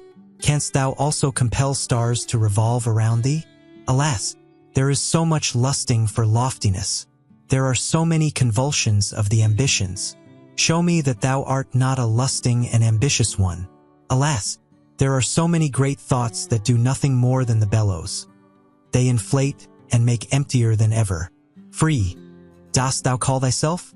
Thy ruling thought would I hear of, and not that thou hast escaped from a yoke. Art thou one entitled to escape from a yoke? Many a one hath cast away his final worth when he hath cast away his servitude. Free from what? What doth that matter to Zarathustra? Clearly, however, shall thine eye show unto me. Free for what? Canst thou give unto thyself thy bad and thy good, and set up thy will as a law over thee? Canst thou be judge for thyself, and avenger of thy law? Terrible is aloneness with the judge and avenger of one's own law. Thus is a star projected into desert space, and into the icy breath of aloneness. Today sufferest thou still from the multitude, thou individual. Today hast thou still thy courage unabated, and thy hopes. But one day will the solitude weary thee. One day will thy pride yield, and thy courage quail. Thou wilt one day cry, I am alone. One day wilt thou see no longer thy loftiness, and see too closely thy lowliness. Thy sublimity itself will frighten thee as a phantom. Thou wilt one day cry, all is false. There are feelings which seek to slay the lonesome one. If they do not succeed, then must they themselves die. But art thou capable of it, to be a murderer? Hast thou ever known, my brother, the word disdain, and the anguish of thy justice in being just to those that disdain thee? Thou forcest many to think differently about thee, that charge they heavily to thine account. Thou camest nigh unto them, and yet wentest past, for that they never forgive thee. Thou goest beyond them, but the higher thou risest, the smaller doth the eye of envy see thee. Most of all, however, is the flying one hated. How could ye be just unto me? Must thou say, I choose your injustice as my allotted portion? Injustice and filth cast they at the lonesome one. But, my brother, if thou wouldst be a star, thou must shine for them none the less on that account, and be on thy guard against the good and just. They would fain crucify those who devise their own virtue. They hate the lonesome ones. Be on thy guard also against holy simplicity. All is unholy to it that is not simple. Fain likewise would it play with the fire of the faggot and stake. And be on thy guard also against the assaults of thy love. Too readily doth the recluse reach his hand to anyone who meeteth him. To many a one mayest thou not give thy hand, but only thy paw, and I wish thy paw also to have claws. But the worst enemy thou canst meet, wilt thou thyself always be. Thou waylayest thyself in caverns and forests. Thou lonesome one, thou goest the way to thyself, and past thyself and thy 7 devils leadeth thy way. A heretic wilt thou be to thyself, and a wizard and a soothsayer, and a fool, and a doubter, and a reprobate, and a villain. Ready must thou be to burn thyself in thine own flame. How couldst thou become new if thou have not first become ashes? Thou lonesome one, thou goest the way of the creating one. A god wilt thou create for thyself out of thy 7 devils. Thou lonesome one, thou goest the way of the loving one. Thou lovest thyself, and on that account despisest thou thyself, as only the loving ones despise. To create, desireth the loving one, because he despiseth. What knoweth he of love who hath not been obliged to despise just what he loved? With thy love, go into thine isolation, my brother, and with thy creating. And late only will justice limp after thee. With my tears, go into thine isolation, my brother. I love him who seeketh to create beyond himself, and thus succumbeth. Thus spake Zarathustra. 18. Old and young women. Why stealest thou along so furtively in the twilight, Zarathustra? And what hidest thou so carefully under thy mantle? Is it a treasure that hath been given thee, or a child that hath been born thee? Or goest thou thyself on a thief's errand, thou friend of the evil? Verily, my brother, said Zarathustra, it is a treasure that hath been given me. It is a little truth which I carry, but it is naughty, like a young child. And if I hold not its mouth, it screameth too loudly. As I went on my way alone today, at the hour when the sun declineth, there met me an old woman, and she spake thus unto my soul. Much hath Zarathustra spoken also to us women, but never spake he unto us concerning woman. And I answered her, concerning woman, one should only talk unto men. Talk also unto me of woman, said she. I am old enough to forget it presently. And I obliged the old woman and spake thus unto her. Everything in woman is a riddle, and everything in woman hath one solution. It is called pregnancy. Man is for woman a means. The purpose is always the child. But what is woman for man? 2 different things wanteth the true man, danger and diversion. Therefore wanteth he woman as the most dangerous plaything. Man shall be trained for war, and woman for the recreation of the warrior. All else is folly. 2 sweet fruits, these the warrior liketh not. Therefore liketh he woman. Bitter is even the sweetest woman. Better than man doth woman understand children, but man is more childish than woman. In the true man there is a child hidden. It wanteth to play. Up then, ye women, and discover the child in man. A plaything let woman be, pure and fine like the precious stone, illumined with the virtues of a world not yet come. Let the beam of a star shine in your love. Let your hope say, May I bear the Superman. In your love let there be valor. With your love shall ye assail him who inspireth you with fear. In your love be your honor. Little doth woman understand otherwise about honor. But let this be your honor, always to love more than ye are loved, and never be the second. Let man fear woman when she loveth. Then mocketh she every sacrifice, and everything else she regardeth as worthless. Let man fear woman when she hateth. For man in his innermost soul is merely evil. Woman, however, is mean. Whom hateth woman most? Thus spake the iron to the lodestone. I hate thee most, because thou attractest, but art too weak to draw unto thee. The happiness of man is, I will. The happiness of woman is, he will. Lo, now hath the world become perfect. Thus thinketh every woman when she obeyeth with all her love. Obey must the woman, and find a depth for her surface. Surface is woman's soul, a mobile, stormy film on shallow water. Man's soul, however, is deep. Its current gusheth in subterranean caverns. Woman surmiseth its force, but comprehendeth it not. Then answered me the old woman, Many fine things hath Zarathustra said, especially for those who are young enough for them. Strange, Zarathustra knoweth little about woman, and yet he is right about them. Doth this happen because with women nothing is impossible? And now accept a little truth by way of thanks. I am old enough for it. Swaddle it up and hold its mouth. Otherwise it will scream too loudly, the little truth. Give me, woman, thy little truth, said I. And thus spake the old woman. Thou goest to women? Do not forget thy whip. Thus spake Zarathustra. 19. The bite of the adder. One day had Zarathustra fallen asleep under a fig tree, owing to the heat, with his arms over his face. And there came an adder and bit him in the neck, so that Zarathustra screamed with pain. When he had taken his arm from his face, he looked at the serpent, and then did it recognize the eyes of Zarathustra, wriggled awkwardly, and tried to get away. Not at all, said Zarathustra, as yet hast thou not received my thanks. Thou hast awakened me in time. My journey is yet long. Thy journey is short, said the adder sadly. My poison is fatal. Zarathustra smiled. When did ever a dragon die of a serpent's poison? Said he. But take thy poison back.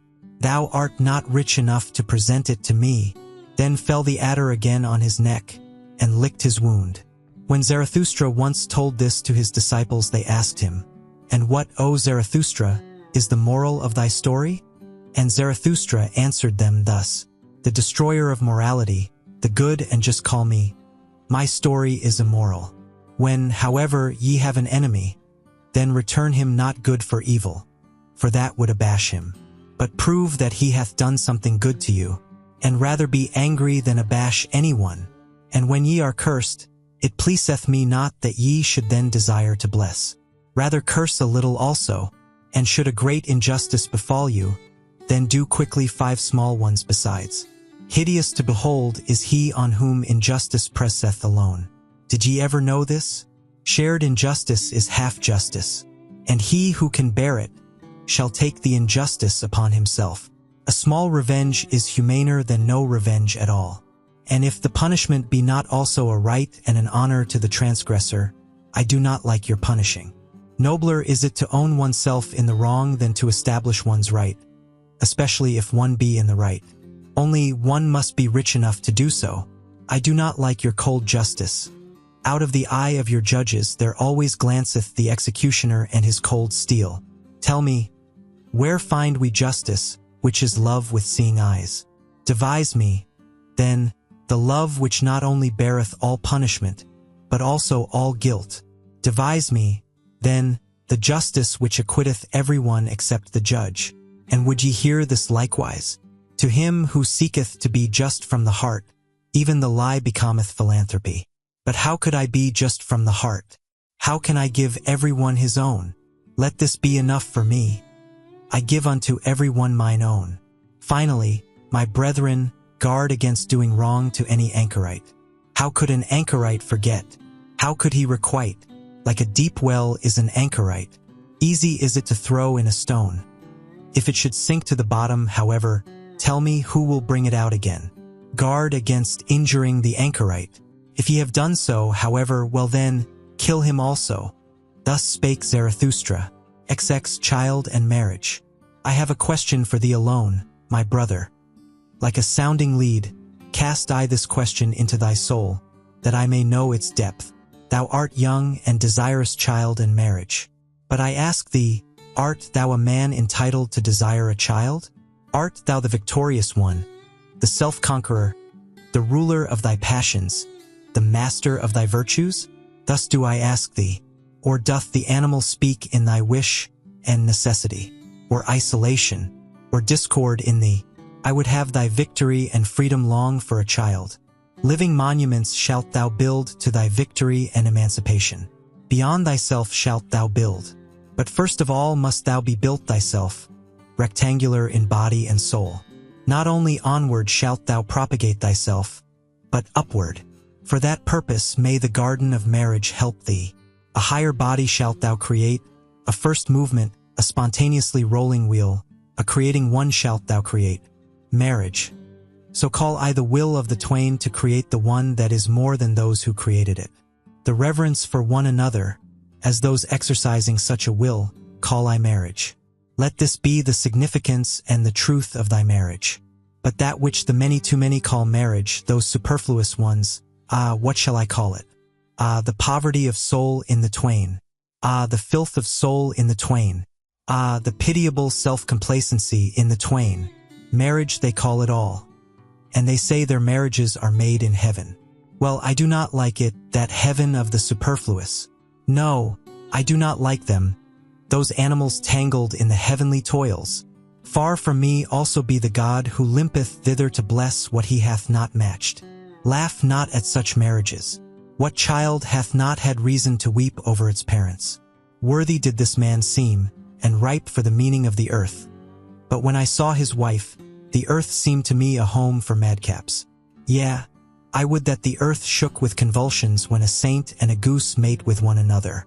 This one went forth in quest of truth as a hero, and at last got for himself a small decked-up lie.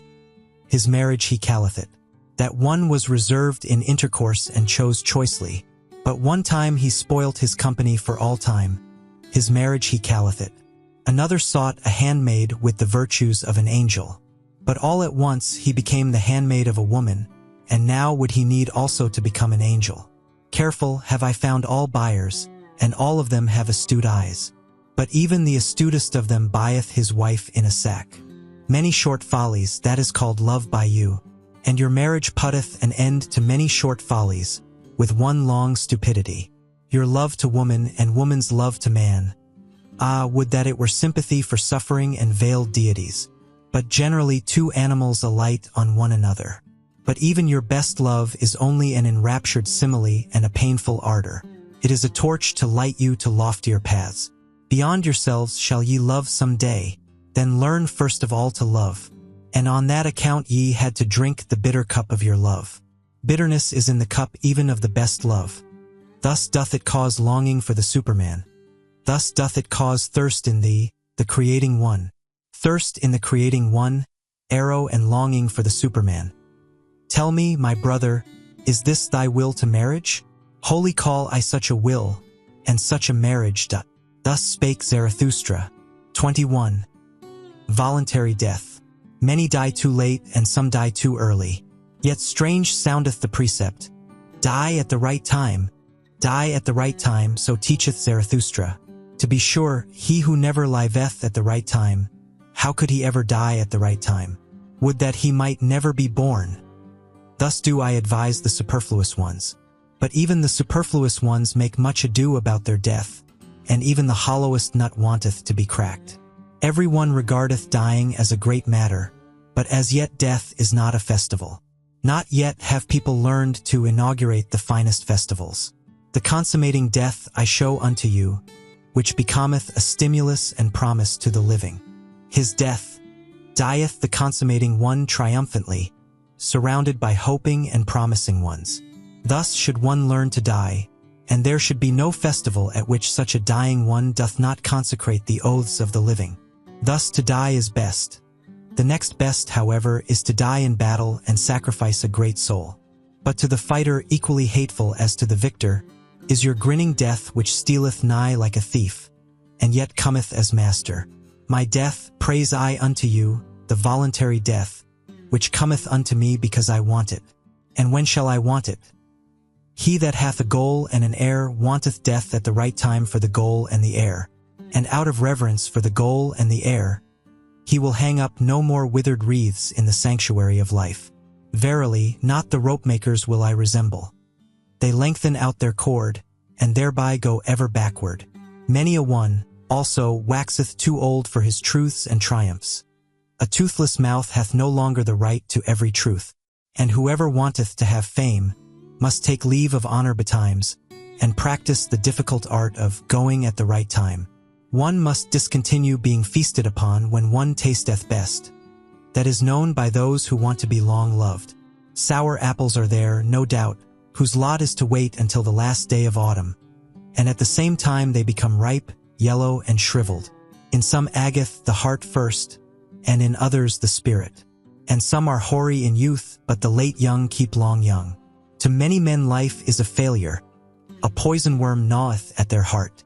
Then let them see to it that their dying is all the more a success. Many never become sweet. They rot even in the summer. It is cowardice that holdeth them fast to their branches. Far too many live, and far too long hang they on their branches. Would that a storm came and shook all this rottenness and worm-eatenness from the tree. Would that there came preachers of speedy death. Those would be the appropriate storms and agitators of the trees of life. But I hear only slow death preached, and patience with all that is earthly. Ah, ye preach patience with what is earthly? This earthly is it that hath too much patience with you, ye blasphemers.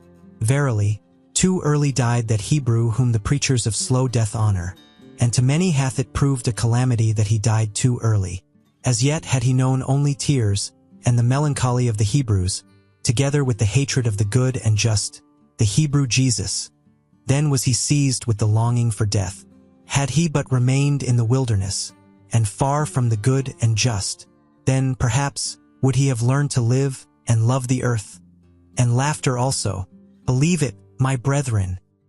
He died too early.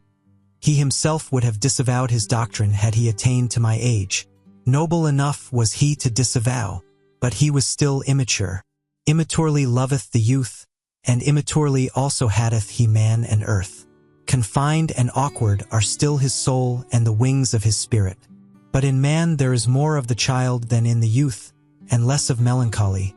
Better understandeth he about life and death. Free for death and free in death. A holy naysayer, when there is no longer time for yea. Thus understandeth he about death and life, that your dying may not be a reproach to man and the earth, my friends.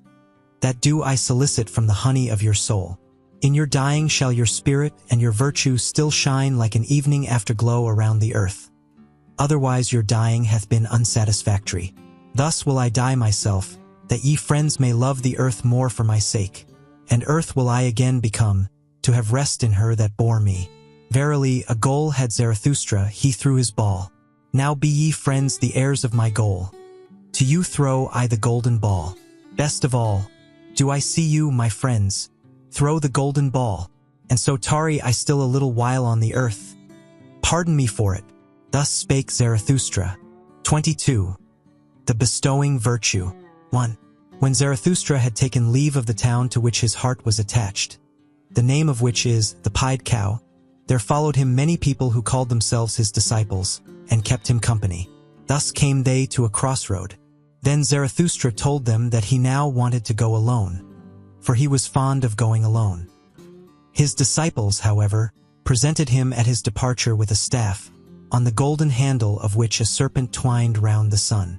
Zarathustra rejoiced on account of the staff, and supported himself thereon.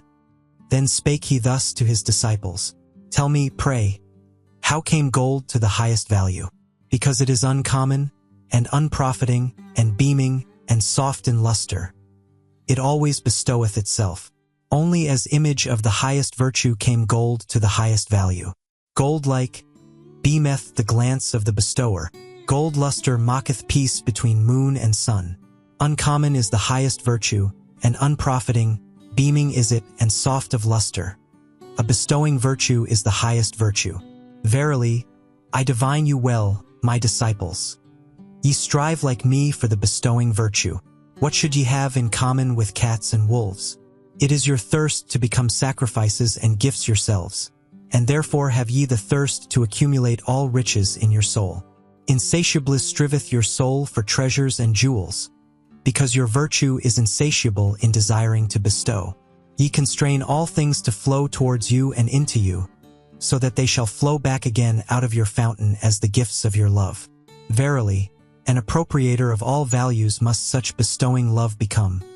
But healthy and holy, call I this selfishness. Another selfishness is there, an all too poor and hungry kind, which would always steal, the selfishness of the sick, the sickly selfishness. With the eye of the thief it looketh upon all that is lustrous. With the craving of hunger it measureth him who hath abundance, and ever doth it prowl round the tables of bestowers. Sickness speaketh in such craving, and invisible degeneration. Of a sickly body speaketh the larcenous craving of this selfishness. Tell me, my brother, what do we think bad? And worst of all, is it not degeneration? And we always suspect degeneration when the bestowing soul is lacking. Upward goeth our course from genera on to supergenera. But a horror to us is the degenerating sense, which saith, all for myself, upward soareth our sense. Thus is it a simile of our body, a simile of an elevation. Such similes of elevations are the names of the virtues. Thus goeth the body through history, a becomer and fighter. And the spirit, what is it to the body? Its fights and victories herald, its companion and echo. Similes are all names of good and evil. They do not speak out, they only hint. A fool who seeketh knowledge from them. Give heed, my brethren, to every hour when your spirit would speak in similes. There is the origin of your virtue. Elevated is then your body, and raised up. With its delight, enraptureth it the spirit, so that it becometh creator, and valuer, and lover, and everything's benefactor. When your heart overfloweth broad and full like the river, a blessing and a danger to the lowlanders. There is the origin of your virtue. When ye are exalted above praise and blame, and your will would command all things, as a loving one's will. There is the origin of your virtue. When ye despise pleasant things, and the effeminate couch, and cannot couch far enough from the effeminate. There is the origin of your virtue. When ye are willers of one will, and when that change of every need is needful to you, there is the origin of your virtue. Verily, a new good and evil is it. Verily, a new deep murmuring, and the voice of a new fountain. Power is it, this new virtue. A ruling thought is it, and around it a subtle soul, a golden sun with the serpent of knowledge around it. 2. Here paused Zarathustra a while, and looked lovingly on his disciples. Then he continued to speak thus, and his voice had changed. Remain true to the earth, my brethren, with the power of your virtue. Let your bestowing love and your knowledge be devoted to be the meaning of the earth. Thus do I pray and conjure you. Let it not fly away from the earthly and beat against eternal walls with its wings. Ah, there hath always been so much flown away virtue, led, like me, the flown away virtue back to the earth, back to body and life, that it may give to the earth its meaning, a human meaning. 100 times hitherto hath spirit as well as virtue flown away and blundered. Alas, in our body dwelleth still all this delusion and blundering. Body and will hath it there become. 100 times hitherto hath spirit as well as virtue attempted and erred. An attempt hath man been. Alas, much ignorance and error hath become embodied in us. Not only the rationality of millenniums, also their madness breaketh out in us. Dangerous is it to be in error. Still fight we step by step with the giant chance, and over all mankind hath hitherto ruled nonsense, the lack of sense. Let your spirit and your virtue be devoted to the sense of the earth, my brethren. Let the value of everything be determined anew by you. Therefore shall ye be fighters. Therefore shall ye be creators. Intelligently doth the body purify itself. Attempting with intelligence it exalteth itself. To the discerners all impulses sanctify themselves. To the exalted the soul becometh joyful. Physician, heal thyself. then wilt thou also heal thy patient. Let it be his best cure to see with his eyes him who mocketh himself whole. 1,000 paths are there which have never yet been trodden, 1,000 salubrities and hidden islands of life. Unexhausted and undiscovered is still man and man's world. Awake and hearken, ye lonesome ones. From the future come winds with stealthy pinions, and to fine ears good tidings are proclaimed. Ye lonesome ones of today, ye seceding ones, ye shall one day be a people. Out of you who have chosen yourselves shall a chosen people arise, and out of it the Superman. Verily, a place of healing shall the earth become, and already is a new odor diffused around it, a salvation-bringing odor, and a new hope. 3. When Zarathustra had spoken these words, he paused, like one who had not said his last word, and long did he balance the staff doubtfully in his hand. At last he spake thus, and his voice had changed. I now go alone, my disciples. Ye also now go away and alone, so will I have it. Verily, I advise you, depart from me and guard yourselves against Zarathustra, and better still, be ashamed of him, perhaps he hath deceived you. The man of knowledge must be able not only to love his enemies, but also to hate his friends. One requiteth a teacher badly if one remain merely a scholar. And why will ye not pluck at my wreath? Ye venerate me. But what if your veneration should some day collapse? Take heed lest a statue crush you. Ye say, ye believe in Zarathustra? But of what account is Zarathustra? Ye are my believers. But of what account are all believers? Ye had not yet sought yourselves. Then did ye find me. So do all believers. Therefore all belief is of so little account. Now do I bid you lose me and find yourselves. And only when ye have all denied me, will I return unto you. Verily, with other eyes, my brethren, shall I then seek my lost ones. With another love shall I then love you. And once again shall ye have become friends unto me, and children of one hope. Then will I be with you for the third time, to celebrate the great noontide with you. And it is the great noontide, when man is in the middle of his course between animal and Superman, and celebrateth his advance to the evening as his highest hope. For it is the advance to a new morning. At such time will the downgoer bless himself, that he should be an overgoer, and the sun of his knowledge will be at noontide. Dead are all the gods. Now do we desire the Superman to live. Let this be our final will at the great noontide. Thus spake Zarathustra. Thus spake Zarathustra. Second part. And only when ye have all denied me, will I return unto you. Verily, with other eyes, my brethren, shall I then seek my lost ones. With another love shall I then love you. Zarathustra, I. The bestowing virtue. 23. The child with the mirror. After this Zarathustra returned again into the mountains to the solitude of his cave, and withdrew himself from men, waiting like a sower who hath scattered his seed. His soul, however, became impatient and full of longing for those whom he loved, because he had still much to give them. For this is hardest of all, to close the open hand out of love, and keep modest as a giver. Thus passed with the lonesome 1 months and years. His wisdom meanwhile increased, and caused him pain by its abundance. One morning, however, he awoke ere the rosy dawn, and having meditated long on his couch, at last spake thus to his heart. Why did I startle in my dream so that I awoke? Did not a child come to me carrying a mirror? O Zarathustra, said the child unto me, look at thyself in the mirror. But when I looked into the mirror, I shrieked, and my heart throbbed. For not myself did I see therein, but a devil's grimace and derision. Verily, all too well do I understand the dream's portent and monition. My doctrine is in danger.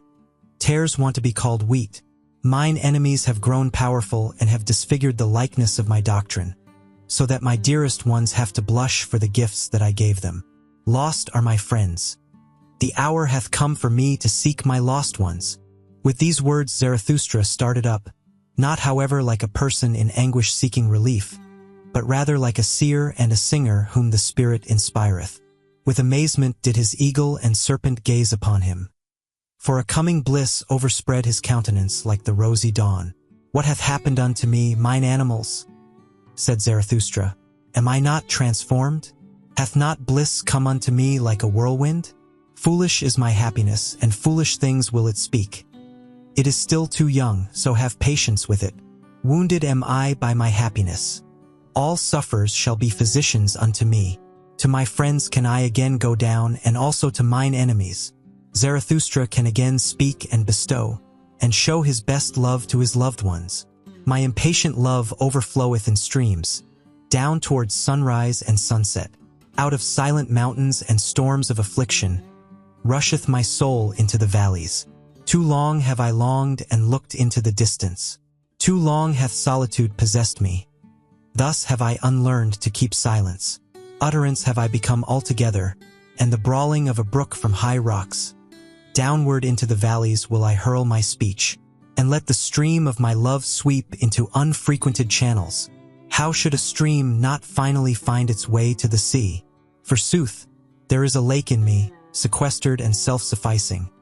But the stream of my love beareth this along with it, down to the sea. New paths do I tread, a new speech cometh unto me. Tired have I become, like all creators of the old tongues. No longer will my spirit walk on worn-out saws. Too slowly runneth all speaking for me. Into thy chariot, O storm, do I leap, and even thee will I whip with my spite. Like a cry and an huzzah will I traverse wide seas, till I find the happy isles where my friends sojourn, and mine enemies amongst them. How I now love every one unto whom I may but speak. Even mine enemies pertain to my bliss. And when I want to mount my wildest horse, then doth my spear always help me up best. It is my foot's ever-ready servant, the spear which I hurl at mine enemies. How grateful am I to mine enemies that I may at last hurl it. Too great hath been the tension of my cloud. Twixt laughters of lightnings will I cast hail showers into the depths. Violently will my breast then heave. Violently will it blow its storm over the mountains. Thus cometh its assuagement. Verily, like a storm cometh my happiness, and my freedom. But mine enemies shall think that the evil one roareth over their heads. Yea, ye also, my friends, will be alarmed by my wild wisdom, and perhaps ye will flee therefrom, along with mine enemies. Ah, that I knew how to lure you back with shepherds' flutes. Ah, that my lioness wisdom would learn to roar softly. And much have we already learned with one another. My wild wisdom became pregnant on the lonesome mountains. On the rough stones did she bear the youngest of her young. Now runneth she foolishly in the arid wilderness, and seeketh the soft sward.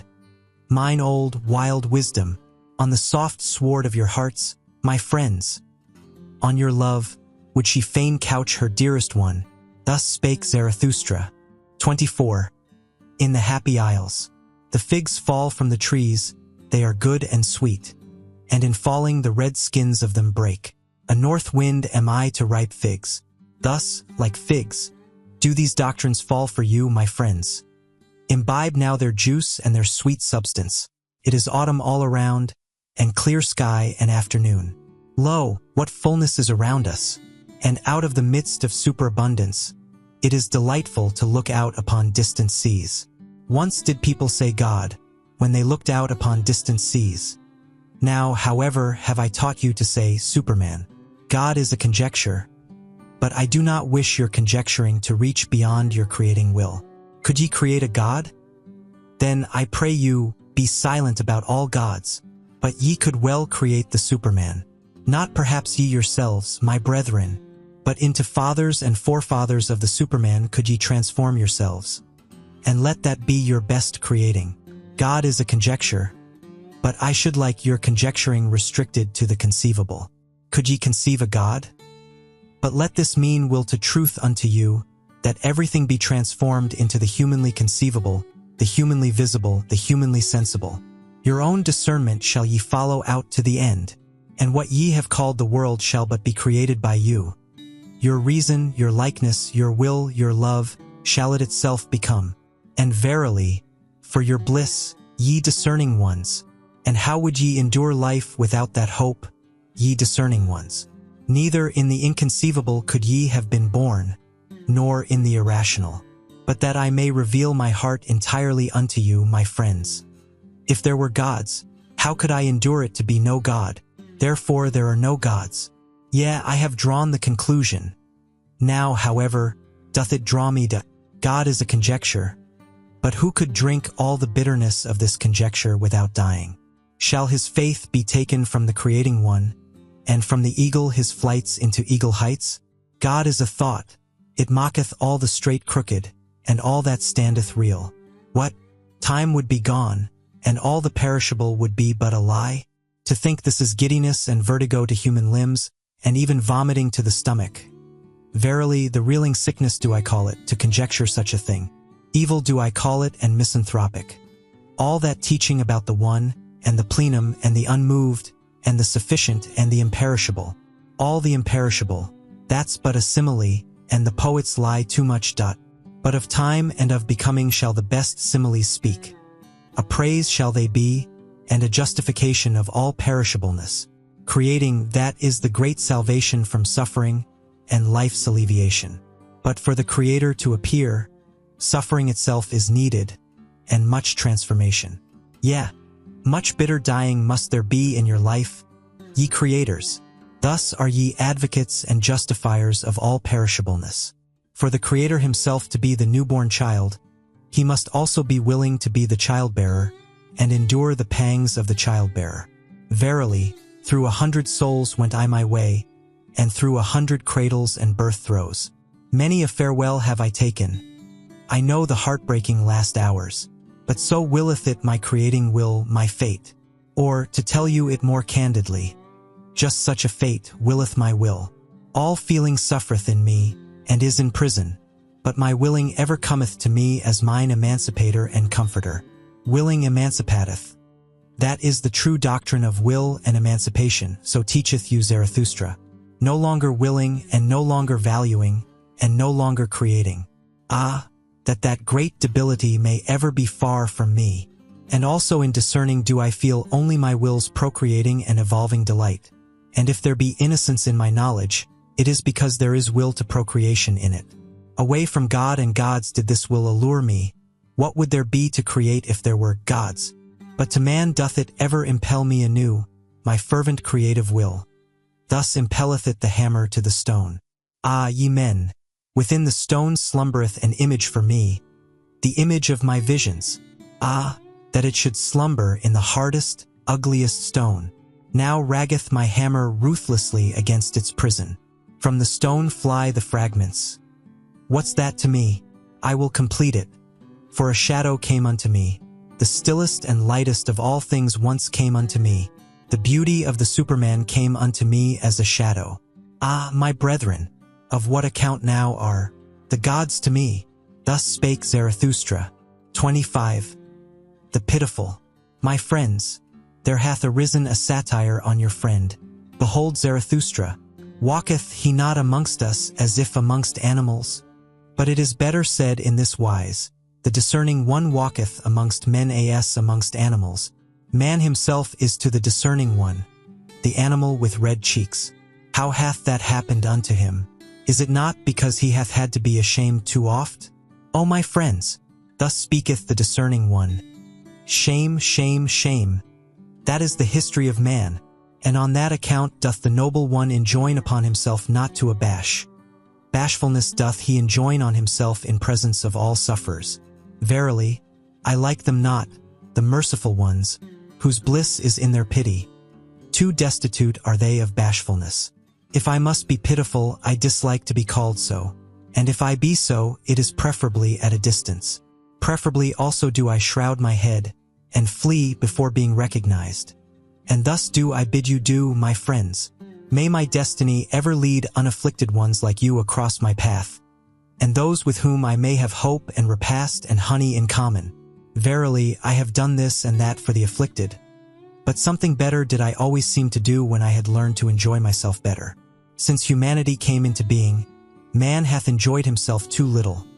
That alone, my brethren, is our original sin, and when we learn better to enjoy ourselves, then do we unlearn best to give pain unto others, and to contrive pain. Therefore do I wash the hand that hath helped the sufferer. Therefore do I wipe also my soul. For in seeing the sufferer suffering, Thereof was I ashamed on account of his shame, and in helping him sorely did I wound his pride. Great obligations do not make grateful, but revengeful. And when a small kindness is not forgotten, it becometh a gnawing worm. Be shy in accepting, distinguish by accepting. Thus do I advise those who have naught to bestow. I, however, am a bestower. Willingly do I bestow as friend to friends. Strangers, however, and the poor may pluck for themselves the fruit from my tree. Thus doth it cause less shame. Beggars, however, one should entirely do away with.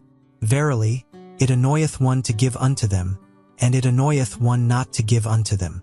And likewise sinners and bad consciences. Believe me, my friends, the sting of conscience teacheth one to sting. The worst things, however, are the petty thoughts. Verily, better to have done evilly than to have thought pettily. To be sure, ye say, the delight in petty evils spareth one many a great evil deed, but here one should not wish to be sparing. Like a boil is the evil deed. It itcheth and irritateth and breaketh forth. It speaketh honorably. Behold, I am disease, saith the evil deed. That is its honorableness. But like infection is the petty thought. It creepeth and hideth and wanteth to be nowhere, until the whole body is decayed and withered by the petty infection. To him, however, who is possessed of a devil, I would whisper this word in the ear: better for thee to rear up thy devil. Even for thee there is still a path to greatness. Ah, my brethren, one knoweth a little too much about everyone, and many a one becometh transparent to us, but still we can by no means penetrate him. It is difficult to live among men because silence is so difficult. And not to him who is offensive to us are we most unfair, but to him who doth not concern us at all. If, however, thou hast a suffering friend, then be a resting place for his suffering. Like a hard bed, however, a camp bed. Thus wilt thou serve him best. And if a friend doeth thee wrong, then say, I forgive thee what thou hast done unto me. That thou hast done it unto thyself, however, how could I forgive that? Thus speaketh all great love. It surpasseth even forgiveness and pity. One should hold fast one's heart. For when one letteth it go, how quickly doth one's head run away. Ah, where in the world have there been greater follies than with the pitiful? And what in the world hath caused more suffering than the follies of the pitiful? Woe unto all loving ones who have not an elevation which is above their pity. Thus spake the devil unto me, once on a time, even God hath his hell. It is his love for man, and lately did I hear him say these words, God is dead. Of his pity for man hath God died. So be ye warned against pity. From thence there yet cometh unto men a heavy cloud. Verily, I understand weather signs, but attend also to this word. All great love is above all its pity, for it seeketh to create what is loved. Myself do I offer unto my love, and my neighbor as myself. Such is the language of all creators. All creators, however, are hard. Thus spake Zarathustra. 26. The priests. And one day Zarathustra made a sign to his disciples, and spake these words unto them. Here are priests. But although they are mine enemies, pass them quietly and with sleeping swords. Even among them there are heroes. Many of them have suffered too much, so they want to make others suffer. Bad enemies are they. Nothing is more revengeful than their meekness. And readily doth he soil himself who toucheth them. But my blood is related to theirs, and I want withal to see my blood honored in theirs. And when they had passed, a pain attacked Zarathustra. But not long had he struggled with the pain, when he began to speak thus, It moveth my heart for those priests. They also go against my taste. But that is the smallest matter unto me, since I am among men.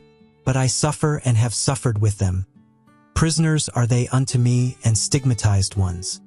He whom they call Savior put them in fetters of false values and fatuous words. Oh, that someone would save them from their Savior. On an isle they once thought they had landed, when the sea tossed them about. But behold, it was a slumbering monster, false values and fatuous words. These are the worst monsters for mortals. Long slumbereth and waiteth the fate that is in them. But at last it cometh, and awaketh, and devoureth, and engulfeth whatever hath built tabernacles upon it. Oh, just look at those tabernacles which those priests have built themselves. Churches they call their sweet-smelling caves. Oh, that falsified light, that mustified air, where the soul may not fly aloft to its height, but so enjoineth their belief. On your knees, up the stair, ye sinners, verily, rather would I see a shameless one than the distorted eyes of their shame and devotion, who created for themselves such caves and penitent stairs. Was it not those who sought to conceal themselves, and were ashamed under the clear sky? And only when the clear sky looketh again through ruined roofs, and down upon grass and red poppies on ruined walls, will I again turn my heart to the seats of this God. They called God that which opposed and afflicted them. And verily, there was much hero spirit in their worship, and they knew not how to love their God otherwise than by nailing men to the cross. As corpses they thought to live, in black draped they their corpses. Even in their talk do I still feel the evil flavor of charnel houses. And he who liveth nigh unto them liveth nigh unto black pools, wherein the toad singeth his song with sweet gravity. Better songs would they have to sing, for me to believe in their Savior. More like saved ones would his disciples have to appear unto me. Naked would I like to see them, for beauty alone should preach penitence. But whom would that disguised affliction convince? Verily, their Saviors themselves came not from freedom and freedom's seventh heaven. Verily, they themselves never trod the carpets of knowledge. Of defects did the spirit of those Saviors consist. But into every defect had they put their illusion, their stopgap which they called God. In their pity was their spirit drowned, and when they swelled and o'ers welled with pity, there always floated to the surface a great folly. Eagerly and with shouts drove they their flock over their footbridge, as if there were but one footbridge to the future. Verily, those shepherds also were still of the flock. Small spirits and spacious souls had those shepherds. But, my brethren, what small domains have even the most spacious souls hitherto been? Characters of blood did they write on the way they went, and their folly taught that truth is proved by blood. But blood is the very worst witness to truth. Blood tainteth the purest teaching, and turneth it into delusion and hatred of heart. And when a person goeth through fire for his teaching, what doth that prove? It is more, verily, when out of one's own burning cometh one's own teaching. Sultry heart and cold head. Where these meet, there ariseth the blusterer, the Savior. Greater ones, verily, have there been, and higher-born ones, than those whom the people call Saviors, those rapturous blusterers. And by still greater ones than any of the Saviors must ye be saved. My brethren, if ye would find the way to freedom, never yet hath there been a Superman. Naked have I seen both of them, the greatest man and the smallest man. All too similar are they still to each other. Verily, even the greatest found I, all too human. Thus spake Zarathustra. 27. The virtuous. With thunder and heavenly fireworks must one speak to indolent and somnolent senses. But beauty's voice speaketh gently. It appealeth only to the most awakened souls. Gently vibrated and laughed unto me today my buckler. It was beauty's holy laughing and thrilling. At you, ye virtuous ones, laughed my beauty today. And thus came its voice unto me. They want to be paid besides. Ye want to be paid besides, ye virtuous ones. Ye want reward for virtue, and heaven for earth, and eternity for your today. And now ye upbraid me for teaching that there is no reward giver, nor paymaster. And verily, I do not even teach that virtue is its own reward. Ah, this is my sorrow. Into the basis of things have reward and punishment been insinuated, and now even into the basis of your souls, ye virtuous ones. But like the snout of the boar shall my word grub up the basis of your souls. A plowshare will I be called by you. All the secrets of your heart shall be brought to light. And when ye lie in the sun, grubbed up and broken, then will also your falsehood be separated from your truth. For this is your truth. Ye are too pure for the filth of the words. Vengeance, punishment, recompense, retribution. Ye love your virtue as a mother loveth her child. But when did one hear of a mother wanting to be paid for her love? It is your dearest self, your virtue. The ring's thirst is in you. To reach itself again struggleth every ring, and turneth itself.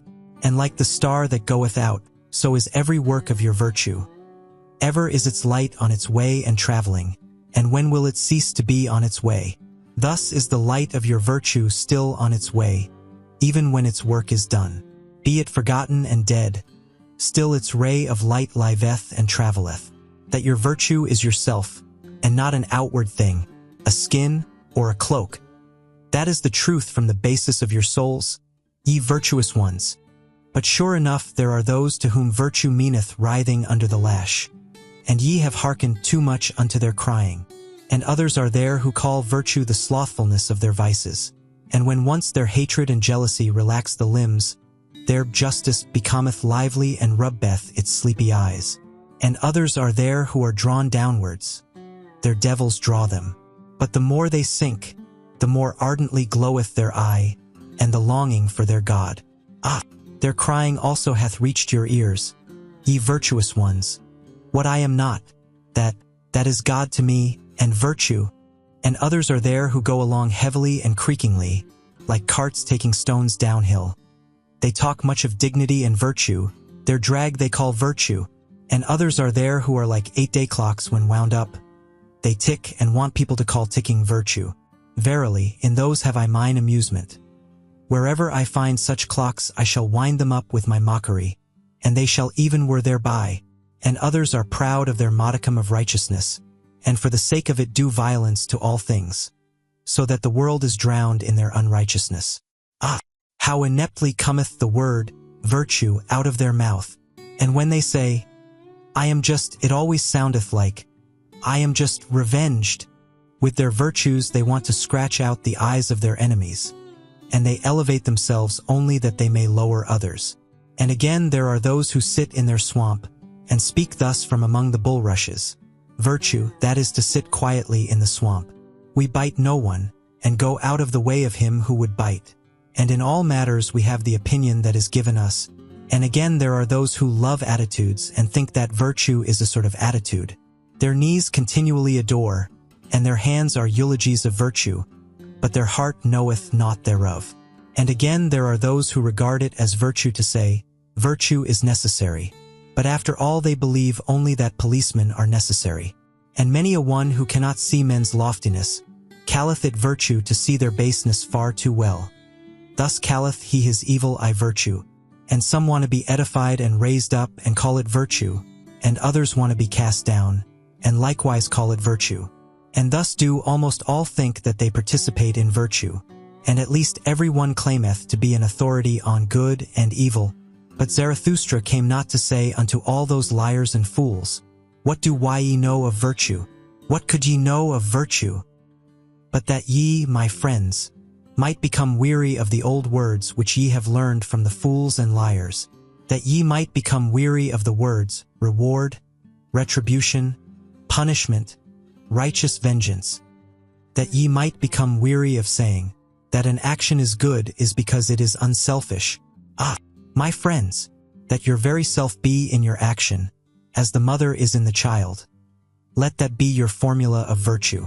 Verily, I have taken from you 100 formulae and your virtue's favorite playthings, and now ye upbraid me as children upbraid. They played by the sea.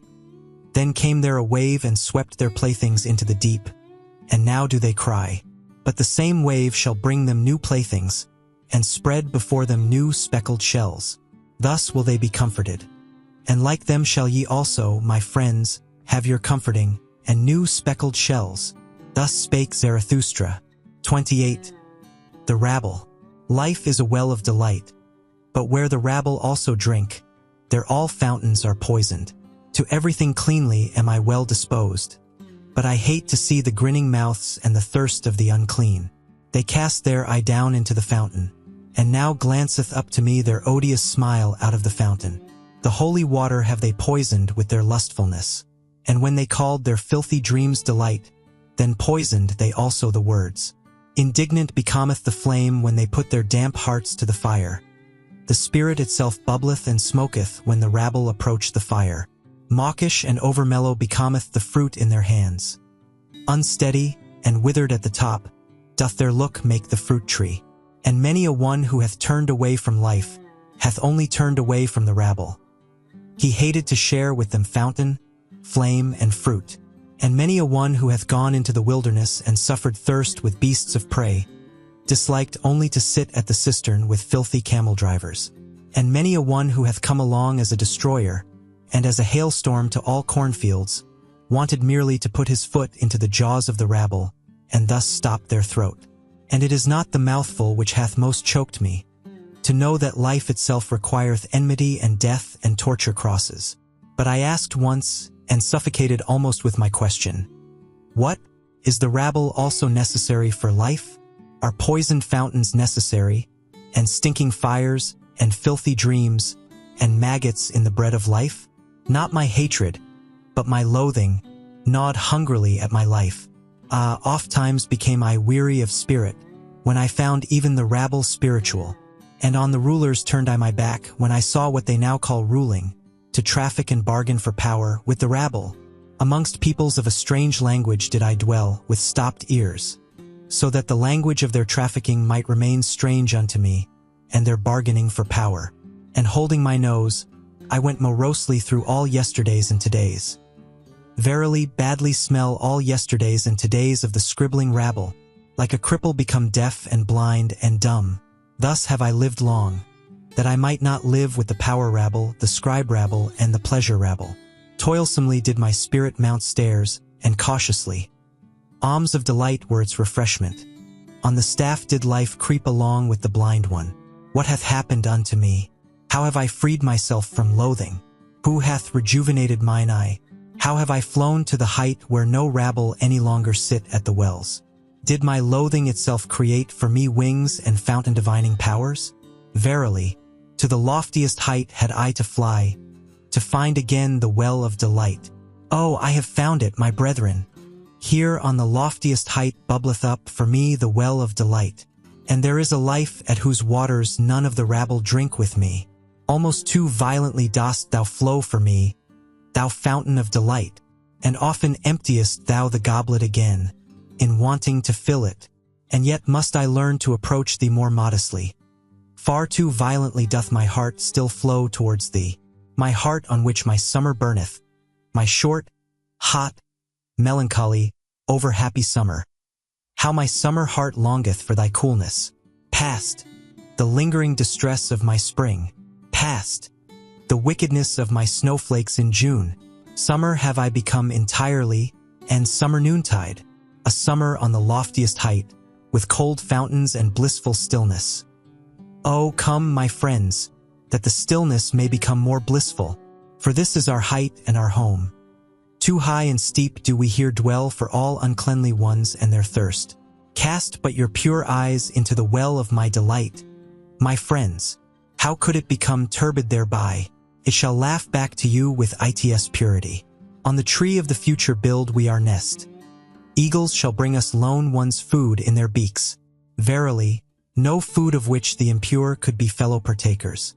Fire, would they think they devoured, and burn their mouths. Verily, no abodes do we here keep ready for the impure. An ice cave to their bodies would our happiness be, and to their spirits. And as strong winds will we live above them, neighbors to the eagles, neighbors to the snow, neighbors to the sun. Thus live the strong winds. And like a wind will I one day blow amongst them, and with my spirit take the breath from their spirit. Thus willeth my future. Verily, a strong wind is Zarathustra to all low places, and this counsel counseleth he to his enemies, and to whatever spitteth and speweth. Take care not to spit against the wind.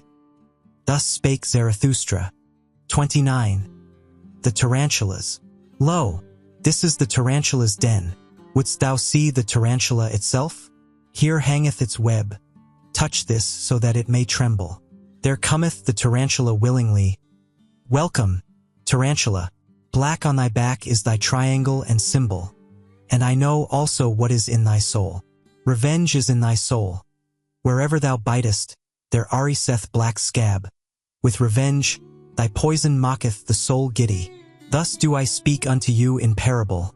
Ye who make the soul giddy, ye preachers of equality, Tarantulas are ye unto me, and secretly revengeful ones. But I will soon bring your hiding places to the light.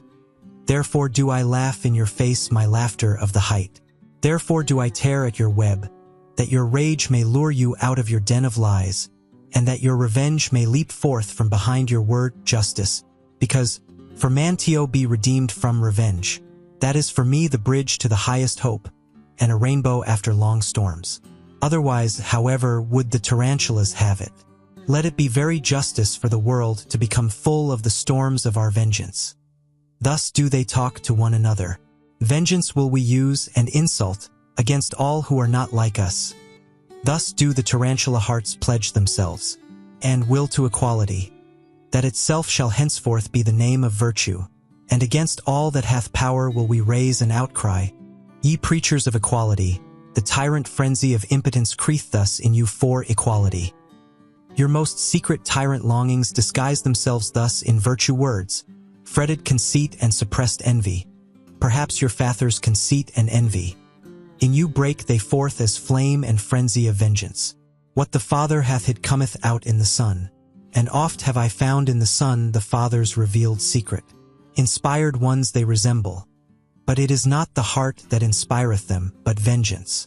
And when they become subtle and cold, it is not spirit, but envy, that mocketh them so. Their jealousy leadeth them also into thinkers' paths, and this is the sign of their jealousy, they always go too far, so that their fatigue hath at last to go to sleep on the snow. In all their lamentations soundeth vengeance, in all their eulogies is maleficence, and being judged seemeth to them bliss. But thus do I counsel you, my friends. Distrust all in whom the impulse to punish is powerful. They are people of bad race and lineage. Out of their countenances peer the hangman and the sleuth-hound. Distrust all those who talk much of their justice. Verily, in their souls not only honey is lacking. And when they call themselves the good and just, forget not that for them to be Pharisees, nothing is lacking but power. My friends, I will not be mixed up and confounded with others. There are those who preach my doctrine of life, and are at the same time preachers of equality and tarantulas. That they speak in favor of life, though they sit in their den, these poison spiders, and withdrawn from life, is because they would thereby do injury. To those would they thereby do injury who have power at present. For with those the preaching of death is still most at home. Were it otherwise, then would the tarantulas teach otherwise, and they themselves were formerly the best world maligners and heretic burners.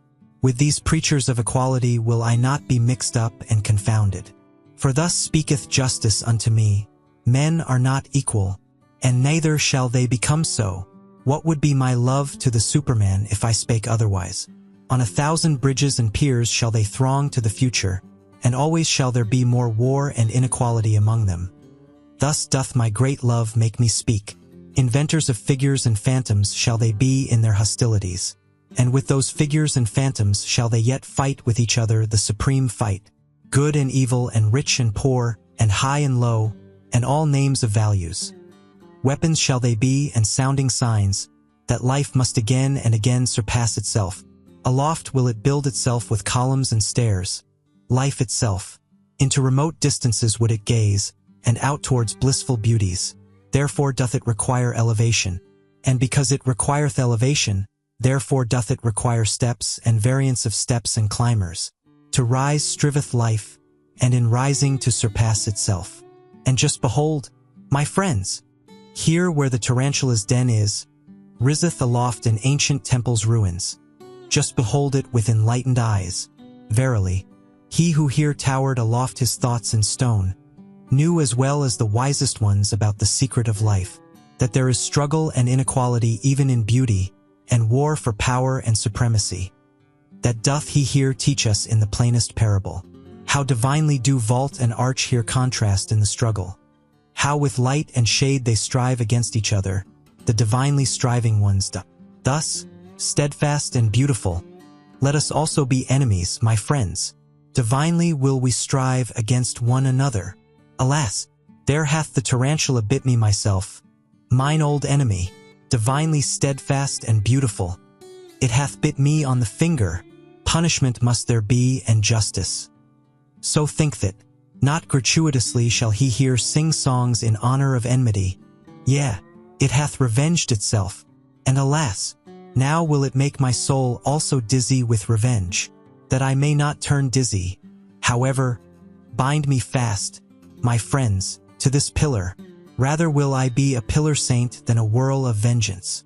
Verily, no cyclone or whirlwind is Zarathustra. And if he be a dancer, he is not at all a tarantula dancer. Thus spake Zarathustra. XXX, the famous wise ones. The people have ye served, and the people's superstition, not the truth. All ye famous wise ones, and just on that account did they pay you reverence. And on that account also did they tolerate your unbelief, because it was a pleasantry and a bypath for the people. Thus doth the master give free scope to his slaves, and even enjoyeth their presumptuousness. But he who is hated by the people as the wolf by the dogs, is the free spirit, the enemy of fetters, the non-adorer, the dweller in the woods. To hunt him out of his lair, that was always called sense of right by the people. On him do they still hound their sharpest-toothed dogs. For there the truth is where the people are. Woe, woe to the seeking ones. Thus hath it echoed through all time. Your people would ye justify in their reverence. That called ye will to truth, ye famous wise ones. And your heart hath always said to itself, from the people have I come. From thence came to me also the voice of God. Stiff-necked and artful like the ass have ye always been, as the advocates of the people. And many a powerful one who wanted to run well with the people, hath harnessed in front of his horses, a donkey, a famous wise man. And now, ye famous wise ones, I would have you finally throw off entirely the skin of the lion, the skin of the beast of prey, the speckled skin, and the disheveled locks of the investigator, the searcher and the conqueror. For me to learn to believe in your conscientiousness, ye would first have to break your venerating will. Conscientious, so call I him who goeth into God-forsaken wildernesses, and hath broken his venerating heart.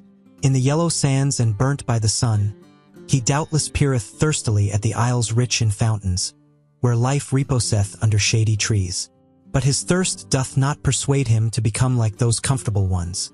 For where there are oases, there are also idols. Hungry, fierce, lonesome, God-forsaken. So doth the lion will wish itself. Free from the happiness of slaves, redeemed from deities and adorations, fearless and fear-inspiring, grand and lonesome. So is the will of the conscientious. In the wilderness have ever dwelt the conscientious, the free spirits, as lords of the wilderness. But in the cities dwell the well-foddered, famous wise ones, the draft beasts. For always do they draw as asses the people's carts. Not that I on that account upbraid them, but serving ones do they remain, and harnessed ones, even though they glitter in golden harness. And often have they been good servants and worthy of their hire. For thus saith virtue, if thou must be a servant, seek him unto whom thy service is most useful. The spirit and virtue of thy master shall advance by thou being his servant. Thus wilt thou thyself advance with his spirit and virtue. And verily, ye famous wise ones, ye servants of the people, ye yourselves have advanced with the people's spirit and virtue, and the people by you. To your honor do I say it. But the people ye remain for me, even with your virtues, the people with purblind eyes, the people who know not what spirit is. Spirit is life which itself cutteth into life. By its own torture doth it increase its own knowledge. Did ye know that before? And the spirit's happiness is this, to be anointed and consecrated with tears as a sacrificial victim. Did ye know that before? And the blindness of the blind one, and his seeking and groping, shall yet testify to the power of the sun into which he hath gazed. Did ye know that before? And with mountains shall the discerning one learn to build. It is a small thing for the spirit to remove mountains. Did ye know that before? Ye know only the sparks of the spirit. But ye do not see the anvil which it is, and the cruelty of its hammer. Verily, ye know not the spirit's pride. But still less could ye endure the spirit's humility, should it ever want to speak. And never yet could ye cast your spirit into a pit of snow. Ye are not hot enough for that. Thus are ye unaware, also of the delight of its coldness. In all respects, however, ye make too familiar with the spirit, and out of wisdom have ye often made an almshouse and a hospital for bad poets. Ye are not eagles. Thus have ye never experienced the happiness of the alarm of the spirit. And he who is not a bird should not camp above abysses. Ye seem to me lukewarm ones, but coldly floweth all deep knowledge. Ice cold are the innermost wells of the spirit, a refreshment to hot hands and handlers. Respectable do ye there stand, and stiff, and with straight backs, ye famous wise ones. No strong wind or will impelleth you. Have ye ne'er seen a sail crossing the sea, rounded and inflated, and trembling with the violence of the wind? Like the sail trembling with the violence of the spirit, doth my wisdom cross the sea, my wild wisdom. But ye servants of the people, ye famous wise ones, how could ye go with me? Thus spake Zarathustra. 31. The Night Song. 'Tis night. Now do all gushing fountains speak louder, and my soul also is a gushing fountain. 'Tis night. Now only do all songs of the loving ones awake, and my soul also is the song of a loving one. Something unappeased, unappeasable, is within me. It longeth to find expression. A craving for love is within me, which speaketh itself the language of love. Light am I, ah, that I were night, but it is my lonesomeness to be begirt with light. Ah, that I were dark and nightly, how would I suck at the breasts of light? And you yourselves would I bless, ye twinkling starlets and glowworms aloft, and would rejoice in the gifts of your light. But I live in mine own light. I drink again into myself the flames that break forth from me. I know not the happiness of the receiver, and oft have I dreamt that stealing must be more blessed than receiving. It is my poverty that my hand never saith bestowing. It is mine envy that I see waiting eyes and the brightened nights of longing. Oh, the misery of all bestowers! Oh, the darkening of my sun! Oh, the craving to crave! Oh, the violent hunger in satiety! They take from me, but do I yet touch their soul? There is a gap twixt giving and receiving, and the smallest gap hath finally to be bridged over. A hunger ariseth out of my beauty. I should like to injure those I illumine. I should like to rob those I have gifted. Thus do I hunger for wickedness, withdrawing my hand when another hand already stretcheth out to it, hesitating like the cascade, which hesitateth even in its leap. Thus do I hunger for wickedness. Such revenge doth mine abundance think of. Such mischief welleth out of my lonesomeness. My happiness in bestowing died in bestowing. My virtue became weary of itself by its abundance. He who ever bestoweth is in danger of losing his shame. To him who ever dispenseth, the hand and heart become callous by very dispensing. Mine I no longer overfloweth for the shame of suppliants. My hand hath become too hard for the trembling of filled hands. Whence have gone the tears of mine eye, and the down of my heart? Oh, the lonesomeness of all bestowers! Oh, the silence of all shining ones! Many suns circle in desert space. To all that is dark do they speak with their light, but to me they are silent. Oh, this is the hostility of light to the shining one. Unpityingly doth it pursue its course. Unfair to the shining one in its innermost heart, cold to the suns. Thus travelleth every sun. Like a storm do the suns pursue their courses. That is their travelling. Their inexorable will do they follow. That is their coldness. Oh, ye only is it, ye dark, nightly ones, that extract warmth from the shining ones. Oh, ye only drink milk and refreshment from the light's udders. Ah, there is ice around me. My hand burneth with the iciness. Ah, there is thirst in me. It panteth after your thirst. 'Tis night. Alas, that I have to be light, and thirst for the nightly, and lonesomeness. 'Tis night. Now doth my longing break forth in me as a fountain. For speech do I long. 'Tis night. Now do all gushing fountains speak louder, and my soul also is a gushing fountain. 'Tis night. Now do all songs of loving ones awake, and my soul also is the song of a loving one. Thus sang Zarathustra. 32. The Dance Song. One evening went Zarathustra and his disciples through the forest, and when he sought for a well, lo, he lighted upon a green meadow peacefully surrounded with trees and bushes, where maidens were dancing together. As soon as the maidens recognized Zarathustra, they ceased dancing. Zarathustra, however, approached them with friendly mien and spake these words, "Cease not your dancing, ye lovely maidens.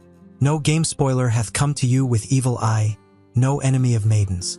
God's advocate am I with the devil. He, however, is the spirit of gravity. How could I, ye light-footed ones, be hostile to divine dances, or to maidens' feet with fine ankles? To be sure, I am a forest and a night of dark trees. But he who is not afraid of my darkness will find banks full of roses under my cypresses. And even the little god may he find, who is dearest to maidens. Beside the well leath he quietly, with closed eyes. Verily, in broad daylight did he fall asleep. The sluggard, had he perhaps chased butterflies too much? Upbraid me not, ye beautiful dancers, when I chasten the little god somewhat. He will cry certainly and weep, but he is laughable even when weeping. And with tears in his eyes shall he ask you for a dance. And I myself will sing a song to his dance.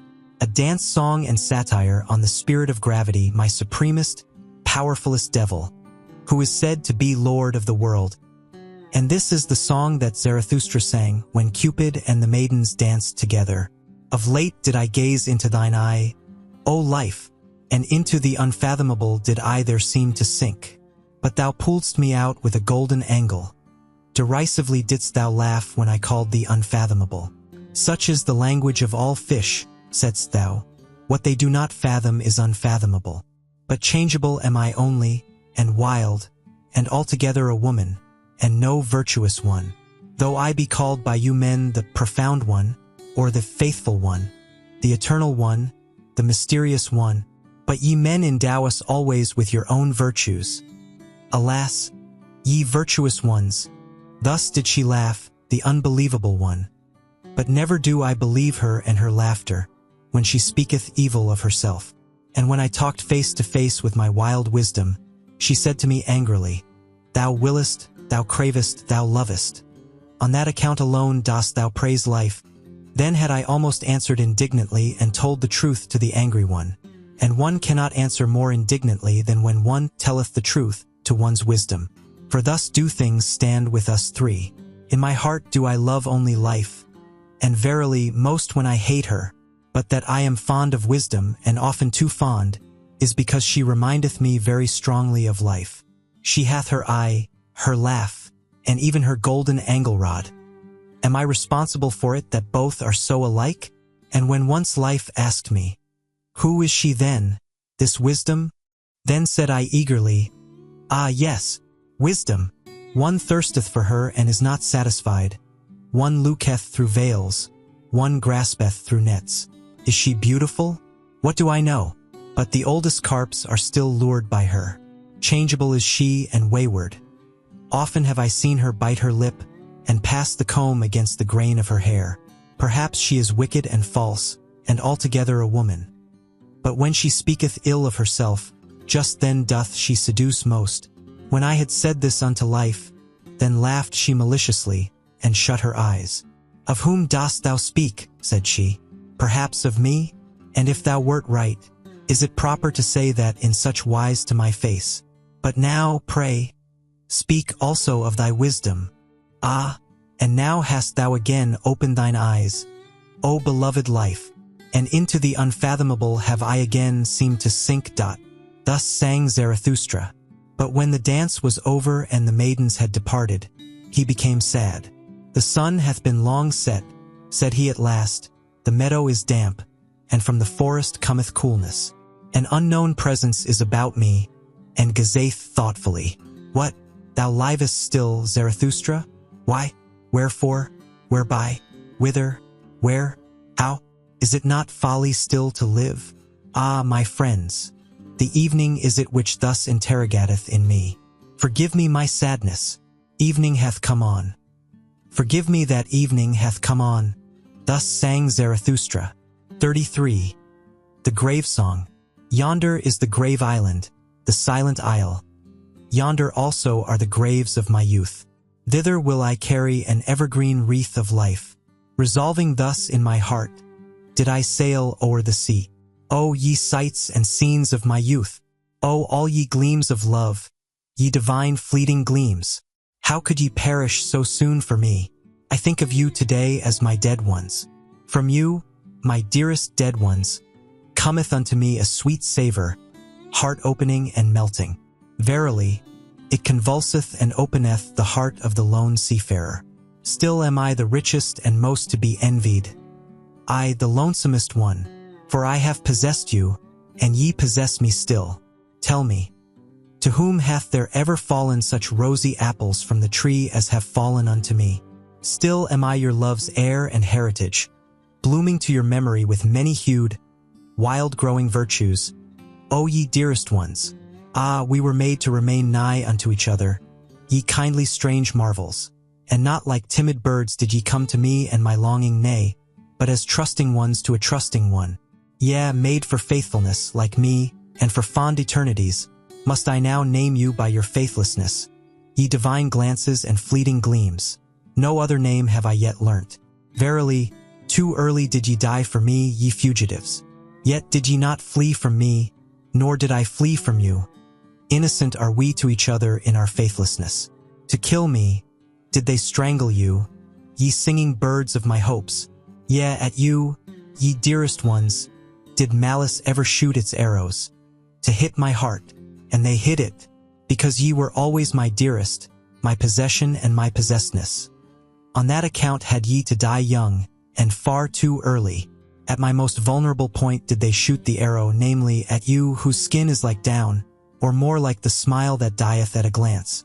But this word will I say unto mine enemies, what is all manslaughter in comparison with what ye have done unto me?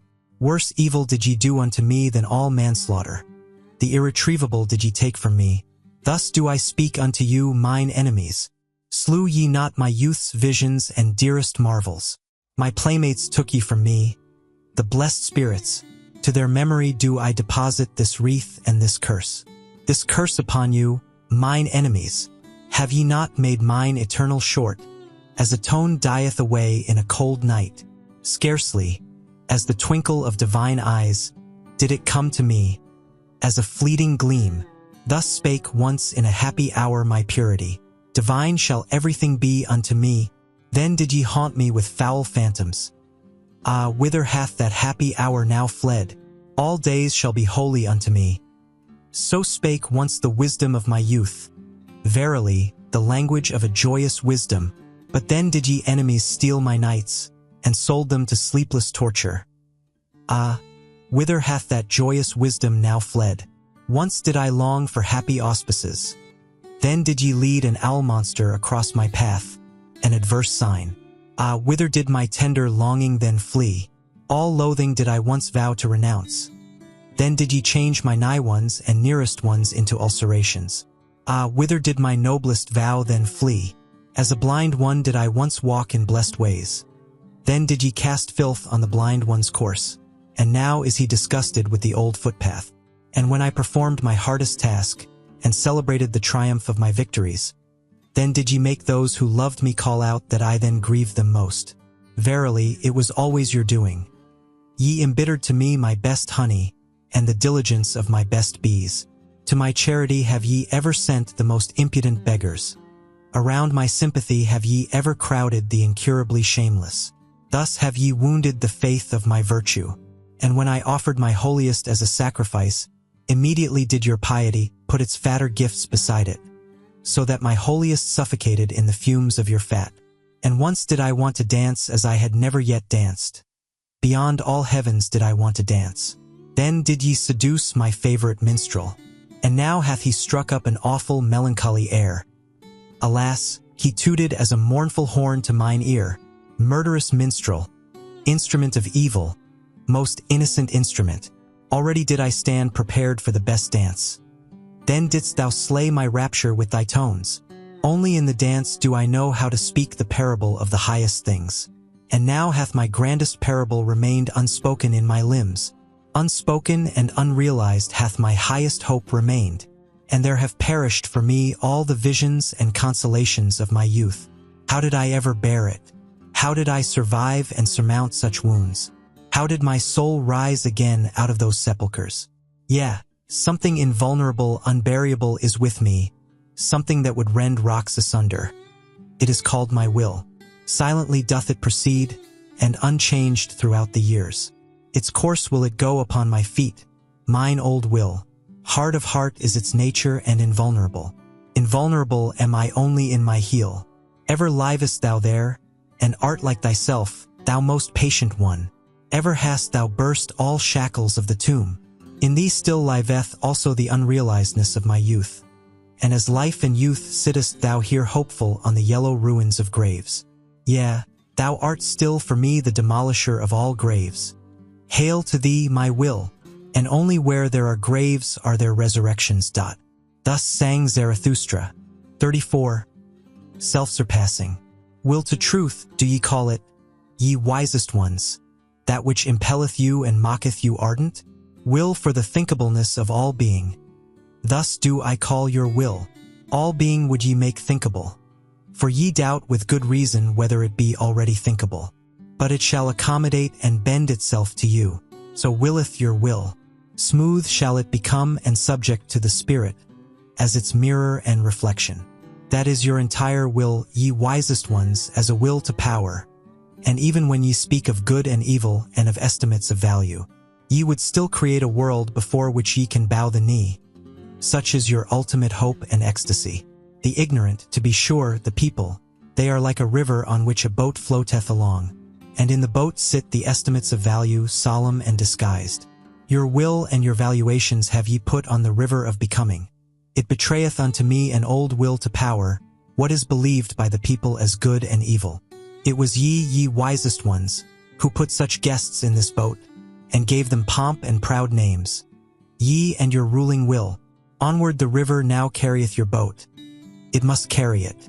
A small matter if the rough wave foameth and angrily resisteth its keel.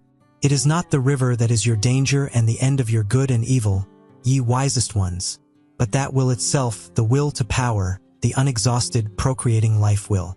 But that ye may understand my gospel of good and evil, for that purpose will I tell you my gospel of life, and of the nature of all living things. The living thing did I follow.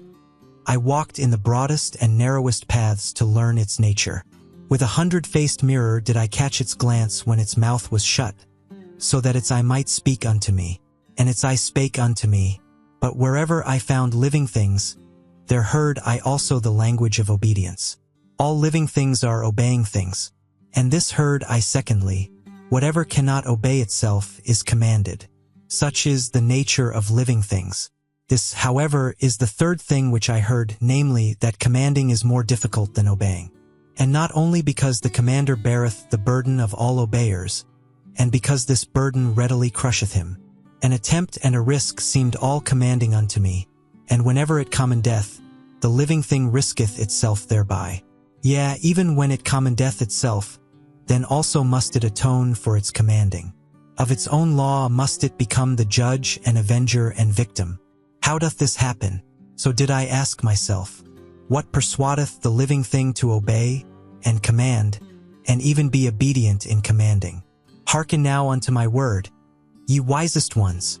Test it seriously, whether I have crept into the heart of life itself, and into the roots of its heart. Wherever I found a living thing, there found I will to power, and even in the will of the servant found I the will to be master. That to the stronger the weaker shall serve, thereto persuadeth he his will who would be master over a still weaker one. That delight alone he is unwilling to forego. And as the lesser surrendereth himself to the greater that he may have delight and power over the least of all, so doth even the greatest surrender himself, and staketh life for the sake of power. It is the surrender of the greatest to run risk and danger, and play dice for death. And where there is sacrifice and service and love glances, there also is the will to be master. By byways doth the weaker then slink into the fortress, and into the heart of the mightier one, and there stealeth power. And this secret spake life herself unto me. Behold, said she, I am that which must ever surpass itself. To be sure, ye call it will to procreation, or impulse towards a goal, towards the higher, remoter, more manifold. but all that is one and the same secret. Rather would I succumb than disown this one thing. And verily, where there is succumbing and leaf falling, lo, there doth life sacrifice itself, for power, that I have to be struggle, and becoming, and purpose, and cross-purpose. Ah, he who divineth my will, divineth well also on what crooked paths it hath to tread. Whatever I create, and however much I love it, soon must I be adverse to it, and to my love, so willeth my will. And even thou, discerning one, art only a path and footstep of my will. Verily, my will to power walketh even on the feet of thy will to truth. He certainly did not hit the truth who shot at it the formula. Will to existence. That will doth not exist. For what is not, cannot will. That, however, which is in existence, how could it still strive for existence? Only where there is life is there also will, not, however, will to life, but so teach I thee will to power. Much is reckoned higher than life itself by the living one. But out of the very reckoning speaketh the will to power. Thus did life once teach me, and thereby, ye wisest ones, do I solve you the riddle of your hearts. Verily, I say unto you, good and evil which would be everlasting, it doth not exist. Of its own accord must it ever surpass itself anew. With your values and formulae of good and evil, ye exercise power, ye valuing ones, and that is your secret love, and the sparkling, trembling, and overflowing of your souls. But a stronger power groweth out of your values, and a new surpassing, by it breaketh egg and eggshell.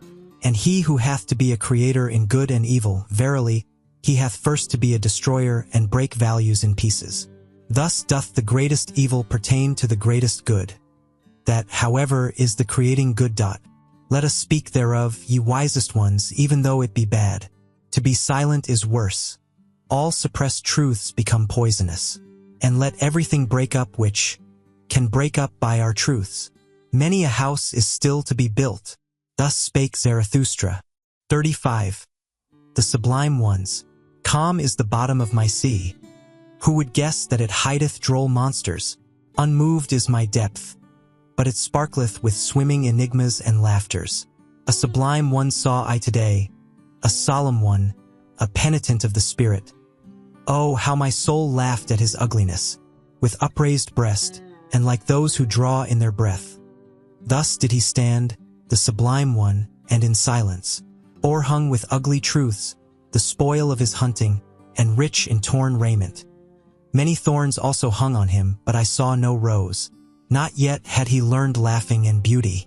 Gloomy did this hunter return from the forest of knowledge. From the fight with wild beasts returned he home. But even yet a wild beast gazeth out of his seriousness, an unconquered wild beast. As a tiger doth he ever stand on the point of springing.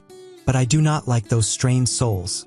Ungracious is my taste towards all those self-engrossed ones. And ye tell me, friends, that there is to be no dispute about taste and tasting? But all life is a dispute about taste and tasting. Taste, that is weight at the same time and scales and weigher. And alas for every living thing that would live without dispute about weight and scales and weigher. Should he become weary of his sublimeness, this sublime one, then only will his beauty begin, and then only will I taste him and find him savory. And only when he turneth away from himself will he o'erleap his own shadow, and verily, into his sun. Far too long did he sit in the shade. The cheeks of the penitent of the spirit became pale. He almost starved on his expectations. Contempt is still in his eye, and loathing hideth in his mouth. To be sure, he now resteth, but he hath not yet taken rest in the sunshine. As the ox ought he to do, and his happiness should smell of the earth, and not of contempt for the earth. As a white ox would I like to see him, which, snorting and lowing, walketh before the plowshare. And his lowing should also laud all that is earthly. Dark is still his countenance. The shadow of his hand danceth upon it. O'ershadowed is still the sense of his eye. His deed itself is still the shadow upon him. His doing obscureth the doer. Not yet hath he overcome his deed. To be sure, I love in him the shoulders of the ox. But now do I want to see also the eye of the angel. Also his hero will hath he still to unlearn. An exalted one shall he be, and not only a sublime one, The ether itself should raise him, the will-less one. He hath subdued monsters, he hath solved enigmas. But he should also redeem his monsters and enigmas. Into heavenly children should he transform them. As yet hath his knowledge not learned to smile, and to be without jealousy. As yet hath his gushing passion not become calm in beauty. Verily, not in satiety shall his longing cease and disappear, but in beauty. Gracefulness belongeth to the munificence of the magnanimous. His arm across his head. Thus should the hero repose. Thus should he also surmount his repose. But precisely to the hero is beauty the hardest thing of all. Unattainable is beauty by all ardent wills. A little more, a little less. Precisely this is much here, it is the most here. To stand with relaxed muscles and with unharnessed will. That is the hardest for all of you, ye sublime ones. When power becometh gracious and descendeth into the visible. I call such condescension, beauty. And from no one do I want beauty so much as from thee, thou powerful one. Let thy goodness be thy last self-conquest. All evil do I accredit to thee, therefore do I desire of thee the good. Verily, I have often laughed at the weaklings who think themselves good because they have crippled paws. The virtue of the pillar shalt thou strive after. More beautiful doth it ever become, and more graceful, but internally harder and more sustaining, the higher it riseth. Yea, thou sublime one day shalt thou also be beautiful, and hold up the mirror to thine own beauty. Then will thy soul thrill with divine desires, and there will be adoration even in thy vanity. For this is the secret of the soul. When the hero hath abandoned it, then only approacheth it in dreams, the superhero doth. Thus spake Zarathustra. 36. The land of culture. Too far did I fly into the future. A horror seized upon me. And when I looked around me, lo, their time was my sole contemporary. Then did I fly backwards, homewards, and always faster. Thus did I come unto you, ye present-day men, and into the land of culture. For the first time brought I an eye to see you, and good desire. Verily, with longing in my heart did I come. But how did it turn out with me? Although so alarmed, I had yet to laugh. Never did mine eye see anything so motley colored. I laughed and laughed, while my foot still trembled, and my heart as well. Here, forsooth, is the home of all the paint pots, said I, with 50 patches painted on faces and limbs. So sat ye there to mine astonishment, ye present-day men, and with 50 mirrors around you, which flattered your play of colors, and repeated it. Verily, ye could wear no better masks, ye present-day men, than your own faces. Who could recognize you, written all over with the characters of the past, and these characters also penciled over with new characters. Thus have ye concealed yourselves well from all deciphers. And though one be a trier of the reins, who still believeth that ye have reins, out of colors ye seem to be baked, and out of glued scraps. All times and peoples gaze divers colored out of your veils. All customs and beliefs speak divers colored out of your gestures. He who would strip you of veils and wrappers, and paints and gestures, would just have enough left to scare the crows. Verily, I myself am the scared crow that once saw you naked, and without paint. And I flew away when the skeleton ogled at me. Rather would I be a day laborer in the netherworld, and among the shades of the bygone. Fatter and fuller than ye are forsooth the netherworldlings. This, this, is bitterness to my bowels, that I can neither endure you naked nor clothed, ye present-day men. All that is unhomelike in the future, and whatever mocketh strayed birds shiver, is verily more homelike and familiar than your reality. For thus speak ye, real are we wholly, and without faith and superstition. Thus do ye plume yourselves, alas, even without plumes. Indeed, how would ye be able to believe, ye divers colored ones? Ye who are pictures of all that hath ever been believed, perambulating refutations are ye of belief itself, and a dislocation of all thought. Untrustworthy ones. Thus do I call you, ye real ones. All periods prate against one another in your spirits. And the dreams and pratings of all periods were even realer than your awakeness. Unfruitful are ye, therefore do ye lack belief. But he who had to create, had always his presaging dreams and astral premonitions, and believed in believing. Half-open doors are ye, at which gravediggers wait. And this is your reality. Everything deserveth to perish. Alas, how ye stand there before me, ye unfruitful ones.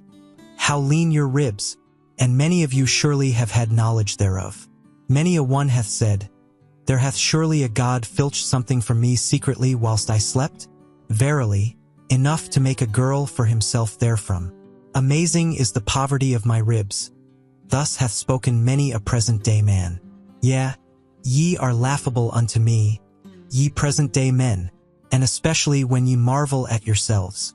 And woe unto me if I could not laugh at your marveling, and had to swallow all that is repugnant in your platters. As it is, however, I will make lighter of you, since I have to carry what is heavy. And what matter if beetles and maybugs also alight on my load?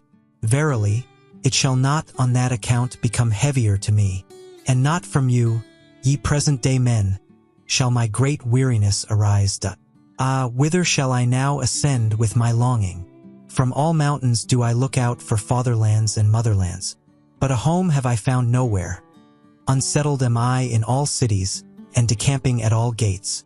Alien to me and a mockery are the present-day men, to whom of late my heart impelled me, and exiled am I from fatherlands and motherlands. Thus do I love only my children's land, the undiscovered in the remotest sea. For it do I bid my sails search and search. Unto my children will I make amends for being the child of my fathers, and unto all the future, for this present day. Thus spake Zarathustra. 36. The land of culture. Too far did I fly into the future. A horror seized upon me. And when I looked around me, lo, their time was my sole contemporary. Then did I fly backwards, homewards, and always faster. Thus did I come unto you, ye present-day men, and into the land of culture. For the first time brought I an eye to see you, and good desire. Verily, with longing in my heart did I come. But how did it turn out with me? Although so alarmed, I had yet to laugh. Never did mine eye see anything so motley colored. I laughed and laughed, while my foot still trembled, and my heart as well. Here, forsooth, is the home of all the paint pots, said I, with 50 patches painted on faces and limbs. So sat ye there to mine astonishment, ye present-day men, and with 50 mirrors around you, which flattered your play of colors, and repeated it. Verily, ye could wear no better masks, ye present-day men, than your own faces. Who could recognize you, written all over with the characters of the past, and these characters also penciled over with new characters. Thus have ye concealed yourselves well from all deciphers. And though one be a trier of the reins, who still believeth that ye have reins, out of colors ye seem to be baked, and out of glued scraps. All times and peoples gaze divers colored out of your veils. All customs and beliefs speak divers colored out of your gestures. He who would strip you of veils and wrappers, and paints and gestures, would just have enough left to scare the crows. Verily, I myself am the scared crow that once saw you naked, and without paint. And I flew away when the skeleton ogled at me. Rather would I be a day laborer in the netherworld, and among the shades of the bygone. Fatter and fuller than ye are forsooth the netherworldlings. This, this, is bitterness to my bowels, that I can neither endure you naked nor clothed, ye present-day men. All that is unhomelike in the future, and whatever mocketh strayed birds shiver, is verily more homelike and familiar than your reality. For thus speak ye, real are we wholly, and without faith and superstition. Thus do ye plume yourselves, alas, even without plumes. Indeed, how would ye be able to believe, ye divers colored ones? Ye who are pictures of all that hath ever been believed, perambulating refutations are ye of belief itself, and a dislocation of all thought. Untrustworthy ones. Thus do I call you, ye real ones. All periods prate against one another in your spirits. And the dreams and pratings of all periods were even realer than your awakeness. Unfruitful are ye, therefore do ye lack belief. But he who had to create had always his presaging dreams and astral premonitions, and believed in believing. Half-open doors are ye, at which gravediggers wait. And this is your reality. Everything deserveth to perish. Alas, how ye stand there before me, ye unfruitful ones! How lean your ribs, and many of you surely have had knowledge thereof. Many a one hath said, there hath surely a God filched something from me secretly whilst I slept? Verily, enough to make a girl for himself therefrom. Amazing is the poverty of my ribs. Thus hath spoken many a present-day man. Yea, ye are laughable unto me, ye present-day men, and especially when ye marvel at yourselves. And woe unto me if I could not laugh at your marveling, and had to swallow all that is repugnant in your platters. As it is, however, I will make lighter of you, since I have to carry what is heavy. And what matter if beetles and maybugs also alight on my load? Verily, it shall not on that account become heavier to me. And not from you, ye present-day men, shall my great weariness arise. Ah, whither shall I now ascend with my longing? From all mountains do I look out for fatherlands and motherlands. But a home have I found nowhere. Unsettled am I in all cities, and decamping at all gates. Alien to me and a mockery are the present-day men, to whom of late my heart impelled me, and exiled am I from fatherlands and motherlands. Thus do I love only my children's land, the undiscovered in the remotest sea. For it do I bid my sails search and search. Unto my children will I make amends for being the child of my fathers, and unto all the future, for this present day. Thus spake Zarathustra. 38. Scholars. When I lay asleep, then did a sheep eat at the ivy wreath on my head. It ate and said thereby, Zarathustra is no longer a scholar. It said this, and went away clumsily and proudly. A child told it to me. I like to lie here where the children play, beside the ruined wall, among thistles and red poppies. A scholar am I still to the children, and also to the thistles and red poppies. Innocent are they, even in their wickedness. But to the sheep I am no longer a scholar. So willeth my lot blessings upon it. For this is the truth. I have departed from the house of the scholars, and the door have I also slammed behind me. Too long did my soul sit hungry at their table. Not like them have I got the knack of investigating, as the knack of nut cracking. Freedom do I love, and the air over fresh soil. Rather would I sleep on ox-skins than on their honors and dignities. I am too hot and scorched with mine own thought. Often is it ready to take away my breath. Then have I to go into the open air, and away from all dusty rooms. But they sit cool in the cool shade. They want in everything to be merely spectators, and they avoid sitting where the sun burneth on the steps, like those who stand in the street and gape at the passers-by. Thus do they also wait, and gape at the thoughts which others have thought. Should one lay hold of them, then do they raise a dust like flour sacks, and involuntarily. But who would divine that their dust came from corn, and from the yellow delight of the summer fields? When they give themselves out as wise, then do their petty sayings and truths chill me. In their wisdom there is often an odor as if it came from the swamp, and verily, I have even heard the frog croak in it. Clever are they have dexterous fingers. What doth my simplicity pretend to beside their multiplicity? All threading and knitting and weaving do their fingers understand. Thus do they make the hose of the spirit. Good clockworks are they, only be careful to wind them up properly. Then do they indicate the hour without mistake, and make a modest noise thereby. Like millstones do they work, and like pestles, throw only seed corn unto them. They know well how to grind corn small and make white dust out of it. They keep a sharp eye on one another, and do not trust each other the best. Ingenious in little artifices, they wait for those whose knowledge walketh on lame feet. Like spiders do they wait.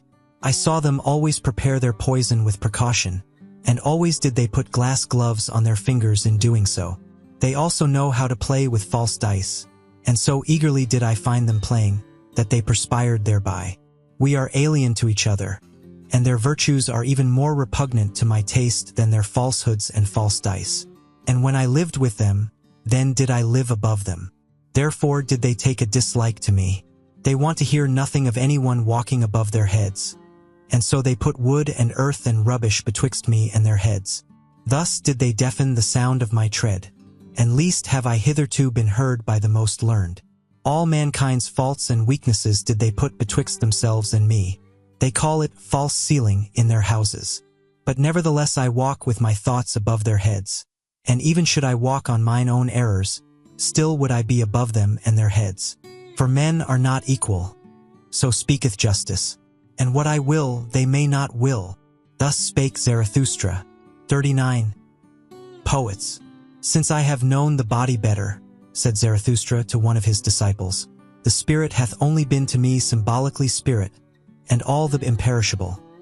That is also but a simile, so have I heard thee say once before, answered the disciple, and then thou addedst, but the poets lie too much. Why didst thou say that the poets lie too much? Why, said Zarathustra, thou askest why? I do not belong to those who may be asked after their why. Is my experience but of yesterday? It is long ago that I experienced the reasons for mine opinions.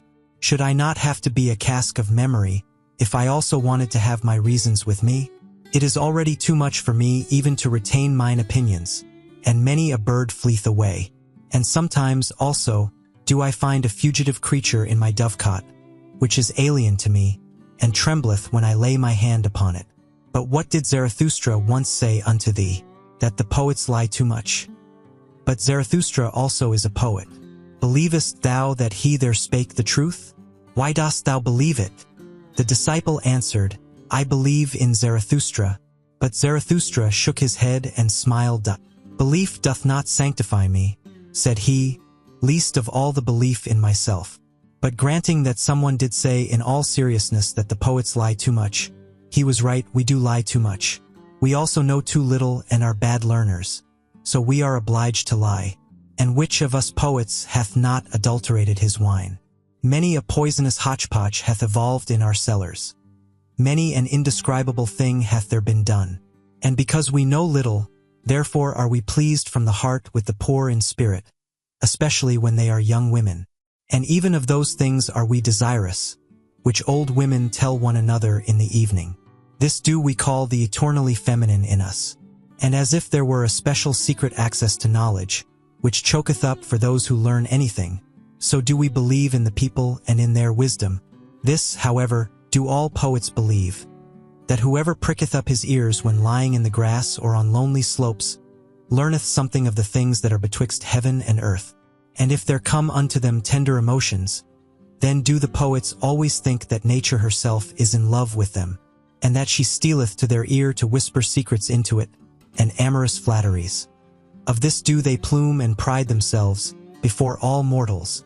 Ah, there are so many things betwixt heaven and earth of which only the poets have dreamed, and especially above the heavens. For all gods are poet symbolizations, poet sophistications. Verily, ever are we drawn aloft, that is, to the realm of the clouds. On these do we set our gaudy puppets, and then call them gods and supermen. Are not they light enough for those chairs? All these gods and supermen, ah, how I am weary of all the inadequate that is insisted on as actual. Ah, how I am weary of the poets. When Zarathustra so spake, his disciple resented it, but was silent. And Zarathustra also was silent, and his eye directed itself inwardly, as if it gazed into the far distance. At last he sighed and drew breath. I am of today and heretofore, said he thereupon. But something is in me that is of the morrow, and the day following and the hereafter. I became weary of the poets, of the old and of the new. Superficial are they all unto me, and shallow seas. They did not think sufficiently into the depth. Therefore their feeling did not reach to the bottom. Some sensation of voluptuousness and some sensation of tedium. These have as yet been their best contemplation. Ghost breathing and ghost whisking seemeth to me all the jingle-jangling of their harps. What have they known hitherto of the fervor of tones? They are also not pure enough for me. They all muddle their water that it may seem deep, and fain would they thereby prove themselves reconcilers. But mediaries and mixers are they unto me, and half and impure. Ah, I cast indeed my net into their sea, and meant to catch good fish. But always did I draw up the head of some ancient god. Thus did the sea give a stone to the hungry one, and they themselves may well originate from the sea. Certainly one findeth pearls in them. Thereby they are the more like hard mollusks. And instead of a soul I have often found in them salt slime. They have learned from the sea also its vanity. Is not the sea the peacock of peacocks? Even before the ugliest of all buffaloes doth it spread out its tail.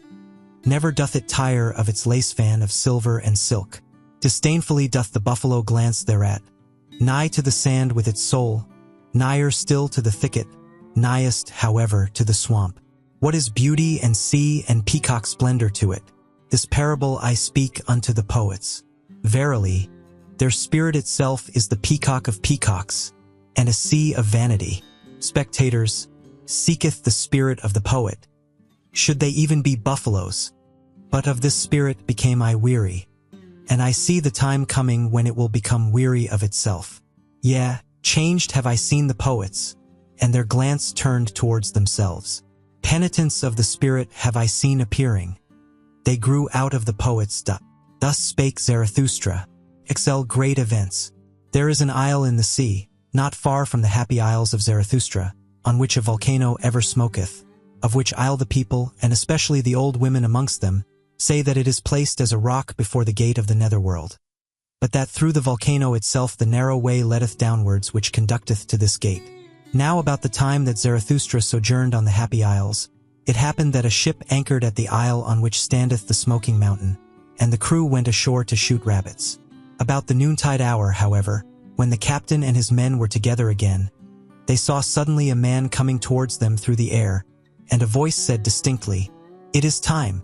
It is the highest time." But when the figure was nearest to them, it flew past quickly, however, like a shadow in the direction of the volcano. Then did they recognize with the greatest surprise that it was Zarathustra. For they had all seen him before except the captain himself, and they loved him as the people love, in such wise that love and awe were combined in equal degree. "Behold," said the old helmsman, "there goeth Zarathustra to hell." About the same time that these sailors landed on the fire isle, there was a rumor that Zarathustra had disappeared, and when his friends were asked about it, they said that he had gone on board a ship by night without saying whither he was going. Thus there arose some uneasiness.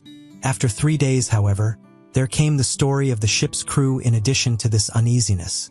And then did all the people say that the devil had taken Zarathustra.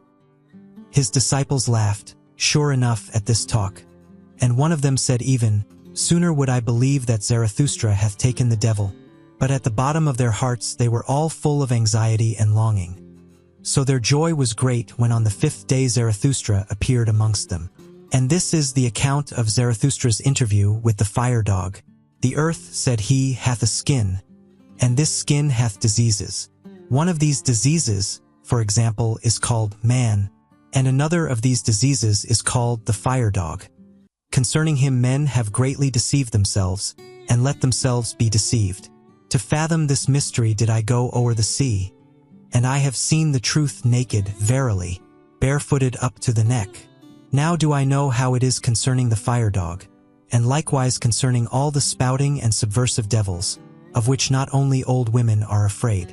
Up with thee, fire dog, out of thy depth, cried I, and confess how deep that depth is, whence cometh that which thou snortest up.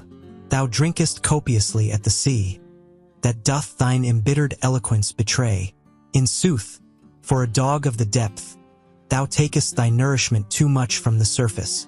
At the most, I regard thee as the ventriloquist of the earth, and ever, when I have heard subversive and spouting devils speak, I have found them like thee embittered, mendacious, and shallow. Ye understand how to roar and obscure with ashes. Ye are the best braggarts, and have sufficiently learned the art of making dregs boil. Where ye are, there must always be dregs at hand, and much that is spongy, hollow, and compressed. It wanteth to have freedom. Freedom ye all roar most eagerly. But I have unlearned the belief in great events, when there is much roaring and smoke about them.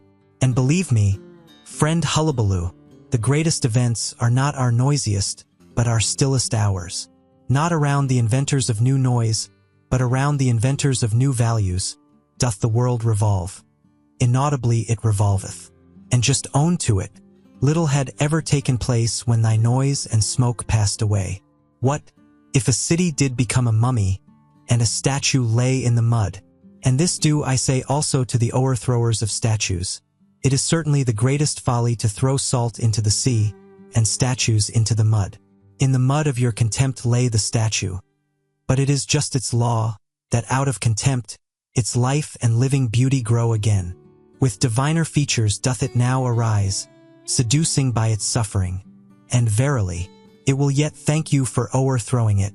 Ye subverters, this counsel, however, do I counsel to kings and churches, and to all that is weak with age or virtue, let yourselves be o'erthrown, that ye may again come to life, and that virtue may come to you. Thus spake I before the fire dog.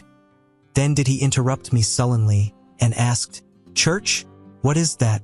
Church, answered I, that is a kind of state, and indeed the most mendacious. But remain quiet, thou dissembling dog, thou surely knowest thine own species best. Like thyself the state is a dissembling dog. Like thee doth it like to speak with smoke and roaring, to make believe, like thee, that it speaketh out of the heart of things. For it seeketh by all means to be the most important creature on earth, the state, and people think it so. When I had said this, the fire dog acted as if mad with envy. What?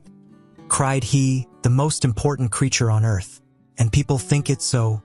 And so much vapor and terrible voices came out of his throat, that I thought he would choke with vexation and envy. At last he became calmer and his panting subsided.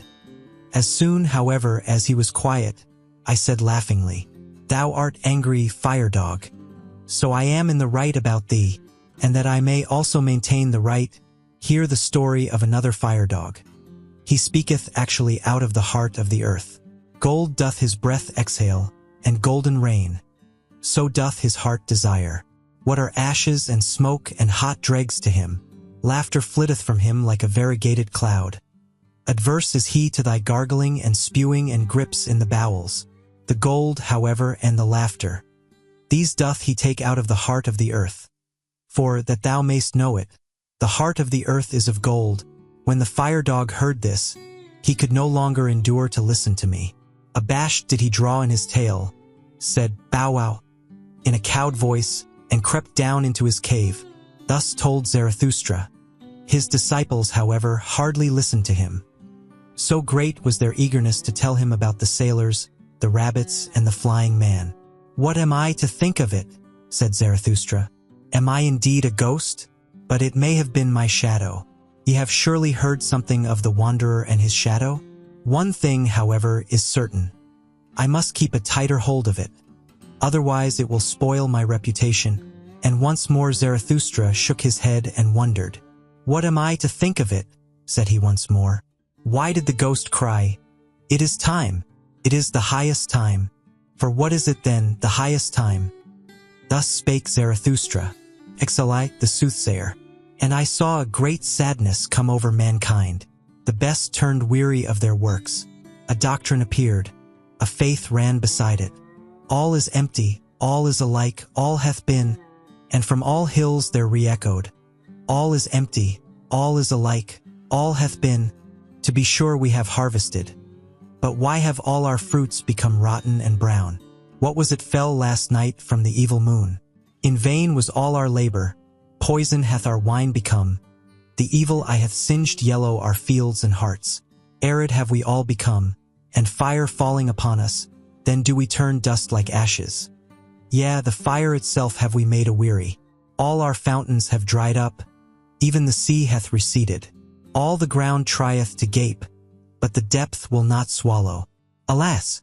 Where is there still a sea in which one could be drowned? So soundeth our plaint, across shallow swamps. Verily, even for dying have we become too weary. Now do we keep awake and live on in sepulchres.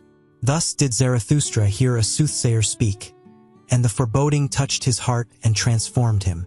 Sorrowfully did he go about and wearily, and he became like unto those of whom the soothsayer had spoken. Verily, said he unto his disciples, a little while, and there cometh the long twilight. Alas, how shall I preserve my light through it, that it may not smother in this sorrowfulness? To remoter worlds shall it be a light, and also to remotest nights. Thus did Zarathustra go about grieved in his heart, and for 3 days he did not take any meat or drink. He had no rest and lost his speech. At last it came to pass that he fell into a deep sleep. His disciples, however, sat around him in long night watches and waited anxiously to see if he would awake and speak again and recover from his affliction. And this is the discourse that Zarathustra spake when he awoke.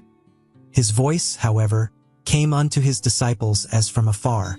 Hear, I pray you, the dream that I dreamed, my friends, and help me to divine its meaning. A riddle is it still unto me, this dream. The meaning is hidden in it and encaged, and doth not yet fly above it on free pinions. All life had I renounced, so I dreamed. Night watchman and grave guardian had I become. Aloft, in the lone mountain fortress of death, there did I guard his coffins. Full stood the musty vaults of those trophies of victory. Out of glass coffins did vanquished life gaze upon me. The odor of dust-covered eternities did I breathe. Sultry and dust-covered lay my soul. And who could have aired his soul there? Brightness of midnight was ever around me. Lonesomeness cowered beside her. And as a third, death rattle stillness, the worst of my female friends. Keys did I carry, the rustiest of all keys, and I knew how to open with them the most creaking of all gates. Like a bitterly angry croaking ran the sound through the long corridors when the leaves of the gate opened. Ungraciously did this bird cry, unwillingly was it awakened. But more frightful even, and more heart-strangling was it, when it again became silent and still all around, and I alone sat in that malignant silence. Thus did time pass with me and slip by, if time there still was, what do I know thereof? But at last there happened that which awoke me. Thrice did their peals at the gate like thunders. Thrice did the vaults resound and howl again. Then did I go to the gate. Alpa, cried I, who carrieth his ashes unto the mountain. Alpa, Alpa, who carrieth his ashes unto the mountain. And I pressed the key, and pulled at the gate, and exerted myself. But not a finger's breadth was it yet open. Then did a roaring wind tear the folds apart. Whistling, whizzing, and piercing, it threw unto me a black coffin. And in the roaring and whistling and whizzing the coffin burst up, and spouted out 1,000 peals of laughter, and 1,000 caricatures of children, angels, owls, fools, and child-sized butterflies laughed and mocked, and roared at me. Fearfully was I terrified thereby. It prostrated me, and I cried with horror as I ne'er cried before. But mine own crying awoke me, and I came to myself.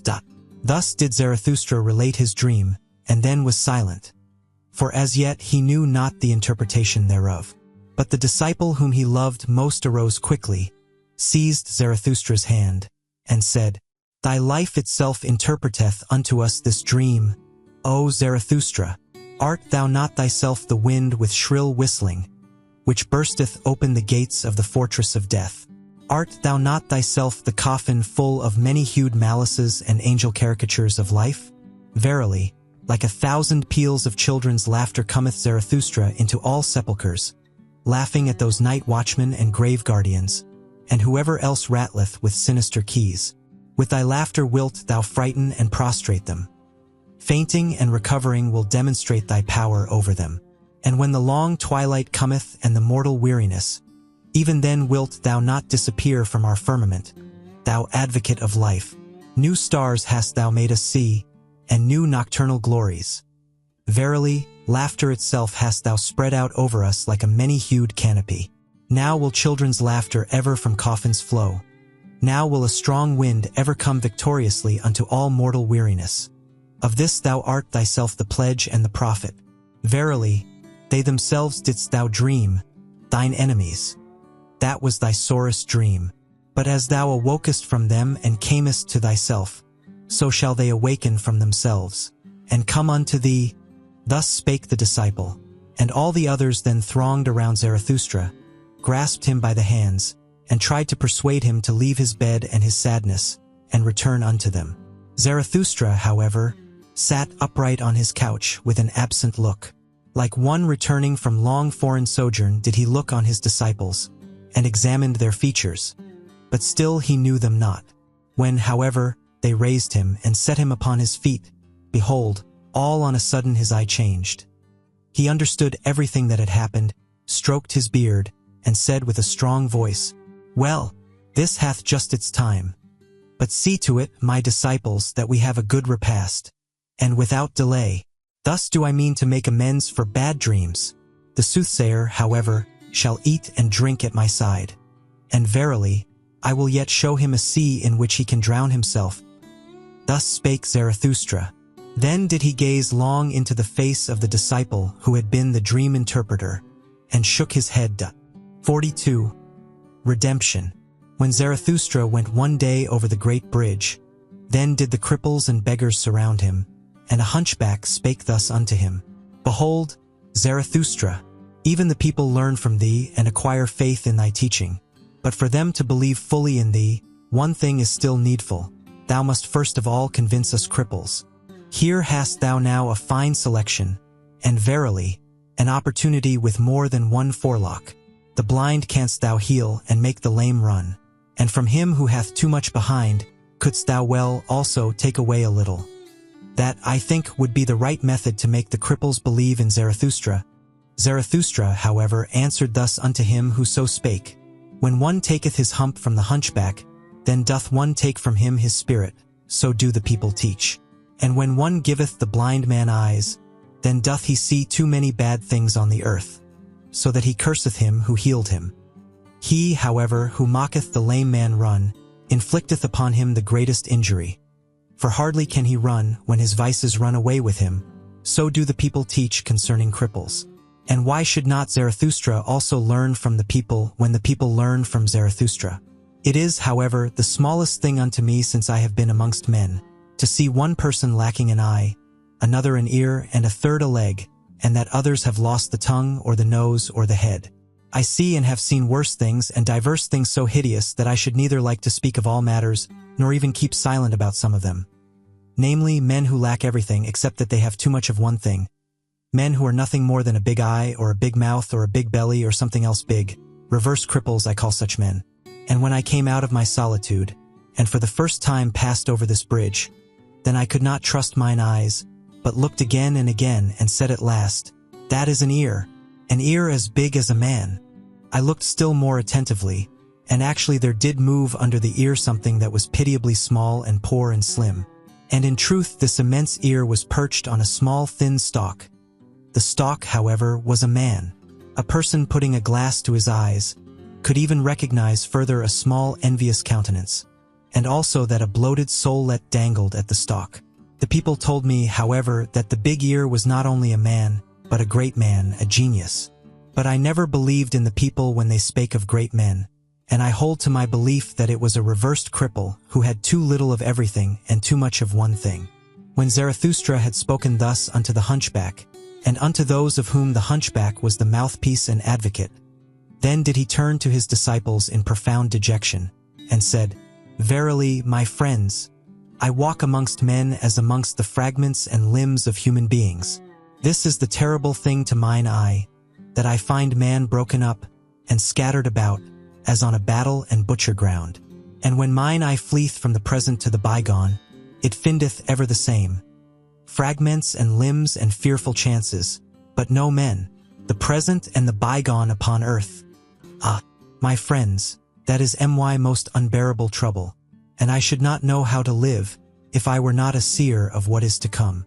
A seer, a purposer, a creator, a future itself, and a bridge to the future, and alas, also as it were a cripple on this bridge. All that is Zarathustra. And ye also asked yourselves often, Who is Zarathustra to us? What shall he be called by us? And like me, did ye give yourselves questions for answers? Is he a promiser, or a fulfiller, a conqueror, or an inheritor, a harvest, or a plowshare, a physician, or a healed one? Is he a poet, or a genuine one, an emancipator, or a subjugator, a good one, or an evil one? I walk amongst men as the fragments of the future, that future which I contemplate. And it is all my poetization and aspiration to compose and collect into unity what is fragment and riddle and fearful chance. And how could I endure to be a man, if man were not also the composer and riddle reader and redeemer of chance? To redeem what is past, and to transform every it was into thus would I have it. That only do I call redemption, will, So is the emancipator and joy-bringer called. Thus have I taught you, my friends. But now learn this likewise, the will itself is still a prisoner. Willing emancipateth. But what is that called which still putteth the emancipator in chains? It was. Thus is the will's teeth-gnashing and lonesomest tribulation called. Impotent towards what hath been done. It is a malicious spectator of all that is past. Not backward can the will, that it cannot break time and time's desire. That is the will's lonesomest tribulation. Willing emancipateth. What doth willing itself devise in order to get free from its tribulation and mock at its prison? Ah, a fool becometh every prisoner. Foolishly delivereth itself also the imprisoned will. That time doth not run backward, that is its animosity. That which was, so is the stone which it cannot roll called. And thus doth it roll stones out of animosity and ill humor, and taketh revenge on whatever doth not, like it, feel rage and ill humor. Thus did the will, the emancipator, become a torturer, and on all that is capable of suffering it taketh revenge, because it cannot go backward. This alone is revenge itself, the will's antipathy to time, and it was, verily, a great folly dwelleth in our will. And it became a curse unto all humanity, that this folly acquired spirit, the spirit of revenge, my friends, that hath hitherto been man's best contemplation. And where there was suffering, it was claimed there was always penalty. Penalty, so calleth itself revenge. With a lying word it feigneth a good conscience. And because in the willer himself there is suffering, because he cannot will backwards, thus was willing itself and all life claimed to be penalty. And then did cloud after cloud roll over the spirit, until at last madness preached. Everything perisheth, therefore everything deserveth to perish. And this itself is justice, the law of time, that he must devour his children. Thus did madness preach. Morally are things ordered according to justice and penalty. Oh, where is there deliverance from the flux of things and from the existence of penalty? Thus did madness preach. Can there be deliverance when there is eternal justice? Alas, unrollable is the stone. It was. Eternal must also be all penalties. Thus did madness preach. No deed can be annihilated. How could it be undone by the penalty? This is what is eternal in the existence of penalty. That existence also must be eternally recurring deed and guilt, unless the will should at last deliver itself, and willing become non-willing. But ye know, my brethren, this fabulous song of madness. Away from those fabulous songs did I lead you when I taught you. The will is a creator. All it was is a fragment, a riddle, a fearful chance, until the creating will saith thereto. But thus would I have it. Until the creating will saith thereto. But thus do I will it. Thus shall I will it. But did it ever speak thus? And when doth this take place? Hath the will been unharnessed from its own folly? Hath the will become its own deliverer and joy-bringer? Hath it unlearned the spirit of revenge and all teeth-gnashing? And who hath taught it reconciliation with time, and something higher than all reconciliation? Something higher than all reconciliation must the will which is the will to power. But how doth that take place? Who hath taught it also to will backwards? But at this point in his discourse it chanced that Zarathustra suddenly paused, and looked like a person in the greatest alarm. With terror in his eyes did he gaze on his disciples. His glances pierced as with arrows their thoughts and arrear thoughts. But after a brief space he again laughed and said soothedly, "It is difficult to live amongst men, because silence is so difficult, especially for a babbler." Thus spake Zarathustra. The hunchback, however, had listened to the conversation and had covered his face during the time. But when he heard Zarathustra laugh, he looked up with curiosity and said slowly, "But why doth Zarathustra speak otherwise unto us than unto his disciples?" Zarathustra answered, "What is there to be wondered at? With hunchbacks one may well speak in a hunchbacked way." "Very good," said the hunchback, "and with pupils one may well tell tales out of school. But why doth Zarathustra speak otherwise unto his pupils than unto himself?" 43. Manly prudence. Not the height, it is the declivity that is terrible. The declivity, where the gaze shootteth downwards, and the hand graspeth upwards. there doth the heart become giddy through its double will. Ah, friends, do ye divine also my heart's double will? This is my declivity and my danger, that my gaze shouldeth towards the summit, and my hand would fain clutch and lean on the depth. To man clingeth my will, with chains do I bind myself to man, because I am pulled upwards to the Superman. For thither doth mine other will tend, and therefore do I live blindly among men, as if I knew them not, that my hand may not entirely lose belief in firmness. I know not you men. This gloom and consolation is often spread around me. I sit at the gateway for every rogue, and ask, who wisheth to deceive me? This is my first manly prudence, that I allow myself to be deceived, so as not to be on my guard against deceivers. Ah, if I were on my guard against man, how could man be an anchor to my ball?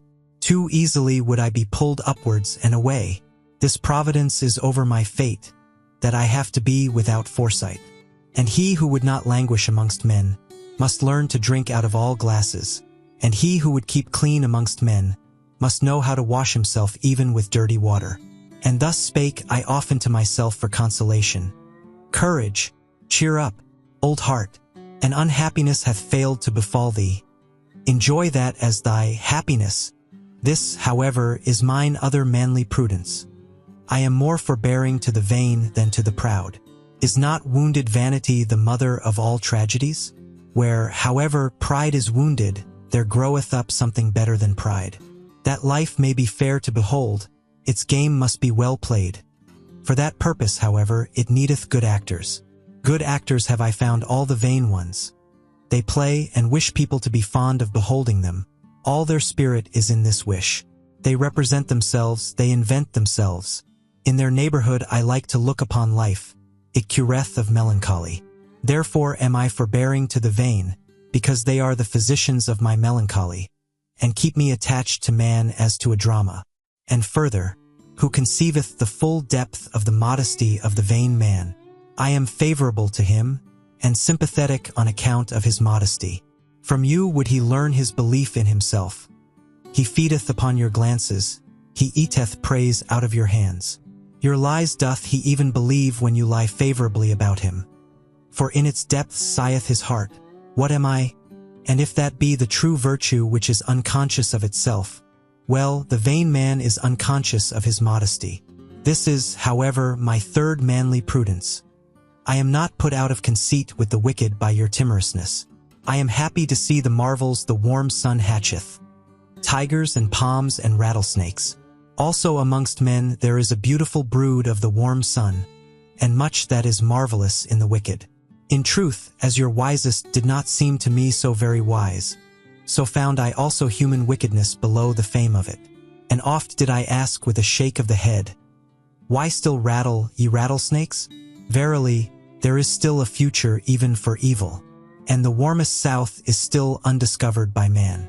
How many things are now called the worst wickedness, which are only 12 feet broad and 3 months long. Some day, however, will greater dragons come into the world, for that the Superman may not lack his dragon, the super-dragon that is worthy of him. There must still much warm sun glow on moist virgin forests. Out of your wild cats must tigers have evolved, and out of your poison toads, crocodiles. For the good hunter shall have a good hunt, and verily ye good and just. In you there is much to be laughed at, and especially your fear of what hath hitherto been called the devil. So alien are ye in your souls to what is great, that to you the Superman would be frightful in his goodness. And ye wise and knowing ones, ye would flee from the solar glow of the wisdom in which the Superman joyfully batheth his nakedness. Ye highest men who have come within my ken, this is my doubt of you and my secret laughter. I suspect ye would call my Superman a devil. Ah, I became tired of those highest and best ones. From their height did I long to be up, out, and away to the Superman. A horror came over me when I saw those best ones naked. Then there grew for me the pinions to soar away into distant futures, into more distant futures, into more southern souths than ever artist dreamed of. Thither, where gods are ashamed of all clothes, but disguised do I want to see you, ye neighbors and fellow men, and well attired and vain and estimable, as the good and just. and disguised will I myself sit amongst you, that I may mistake you and myself, for that is my last manly prudence. Thus spake Zarathustra. 44. The stillest hour. What hath happened unto me, my friends? Ye see me troubled, driven forth, unwillingly obedient, ready to go, alas, to go away from you. Yea, once more must Zarathustra retire to his solitude. But unjoyously this time doth the bear go back to his cave. What hath happened unto me? Who ordereth this? Ah, mine angry mistress wisheth it so. She spake unto me. Have I ever named her name to you? Yesterday towards evening there spake unto me my stillest hour. That is the name of my terrible mistress. And thus did it happen. For everything must I tell you, that your heart may not harden against the suddenly departing one. Do ye know the terror of him who falleth asleep? To the very toes he is terrified, because the ground giveth way under him, and the dream beginneth. This do I speak unto you in parable. Yesterday at the stillest hour did the ground give way under me. The dream began. The hour hand moved on. The timepiece of my life drew breath. Never did I hear such stillness around me, so that my heart was terrified. Then was there spoken unto me without voice. Thou knowest it, Zarathustra? And I cried in terror at this whispering, and the blood left my face. But I was silent. Then was there once more spoken unto me without voice. Thou knowest it, Zarathustra, but thou dost not speak it. And at last I answered, like one defiant, Yea, I know it, but I will not speak it. Then was there again spoken unto me without voice. Thou wilt not, Zarathustra? Is this true? Conceal thyself not behind thy defiance. And I wept and trembled like a child, and said, Ah, I would indeed, but how can I do it? Exempt me only from this. It is beyond my power. Then was there again spoken unto me without voice. What matter about thyself, Zarathustra? Speak thy word, and succumb. And I answered, Ah, is it my word? Who am I? I await the worthier one. I am not worthy even to succumb by it. Then was there again spoken unto me without voice. What matter about thyself? Thou art not yet humble enough for me. Humility hath the hardest skin. And I answered, What hath not the skin of my humility endured? At the foot of my height do I dwell. How high are my summits? No one hath yet told me. But well do I know my valleys. Then was there again spoken unto me without voice. O Zarathustra, he who hath to remove mountains removeth also valleys and plains.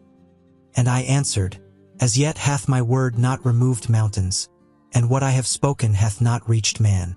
I went, indeed, unto men, but not yet have I attained unto them. Then was there again spoken unto me without voice. What knowest thou thereof? The dew falleth on the grass when the night is most silent. And I answered, They mocked me when I found and walked in mine own path, and certainly did my feet then tremble. And thus did they speak unto me. Thou forgottest the path before, now dost thou also forget how to walk. Then was there again spoken unto me without voice. What matter about their mockery? Thou art one who hast unlearned to obey. Now shalt thou command. Knowest thou not who is most needed by all? He who commandeth great things. To execute great things is difficult, but the more difficult task is to command great things. This is thy most unpardonable obstinacy. Thou hast the power, and thou wilt not rule. And I answered, I lack the lion's voice for all commanding. Then was there again spoken unto me as a whispering. It is the stillest words which bring the storm. Thoughts that come with dove's footsteps guide the world. O Zarathustra, thou shalt go as a shadow of that which is to come. Thus wilt thou command, and in commanding go foremost. And I answered, I am ashamed. Then was there again spoken unto me without voice. Thou must yet become a child, and be without shame. The pride of youth is still upon thee. Late hast thou become young. But he who would become a child must surmount even his youth. And I considered a long while and trembled. At last, however, did I say what I had said at first. I will not. Then did a laughing take place all around me. Alas, how that laughing lacerated my bowels and cut into my heart. And there was spoken unto me for the last time. O Zarathustra, thy fruits are ripe, but thou art not ripe for thy fruits. So must thou go again into solitude, for thou shalt yet become mellow. And again was there a laughing, and it fled. Then did it become still around me, as with a double stillness. I lay, however, on the ground, and the sweat flowed from my limbs. Now have ye heard all, and why I have to return into my solitude. Nothing have I kept hidden from you, my friends. But even this have ye heard from me, who is still the most reserved of men, and will be so. Ah, my friends, I should have something more to say unto you. I should have something more to give unto you. Why do I not give it? Am I then a niggard? When, however, Zarathustra had spoken these words, the violence of his pain, and a sense of the nearness of his departure from his friends came over him, so that he wept aloud, and no one knew how to console him. In the night, however, he went away alone and left his friends.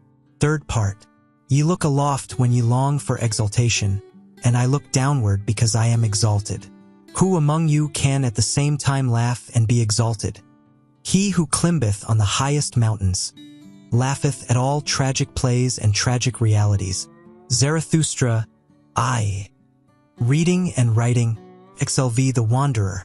Then, when it was about midnight, Zarathustra went his way over the ridge of the isle, that he might arrive early in the morning at the other coast, because there he meant to embark. For there was a good roadstead there, in which foreign ships also liked to anchor. Those ships took many people with them, who wished to cross over from the Happy Isles. So when Zarathustra thus ascended the mountain, he thought on the way of his many solitary wanderings from youth onwards, and how many mountains and ridges and summits he had already climbed. I am a wanderer and mountain climber, said he to his heart. I love not the plains, and it seemeth I cannot long sit still. And whatever may still overtake me as fate and experience, a wandering will be therein, and a mountain climbing. In the end one experienceth only oneself.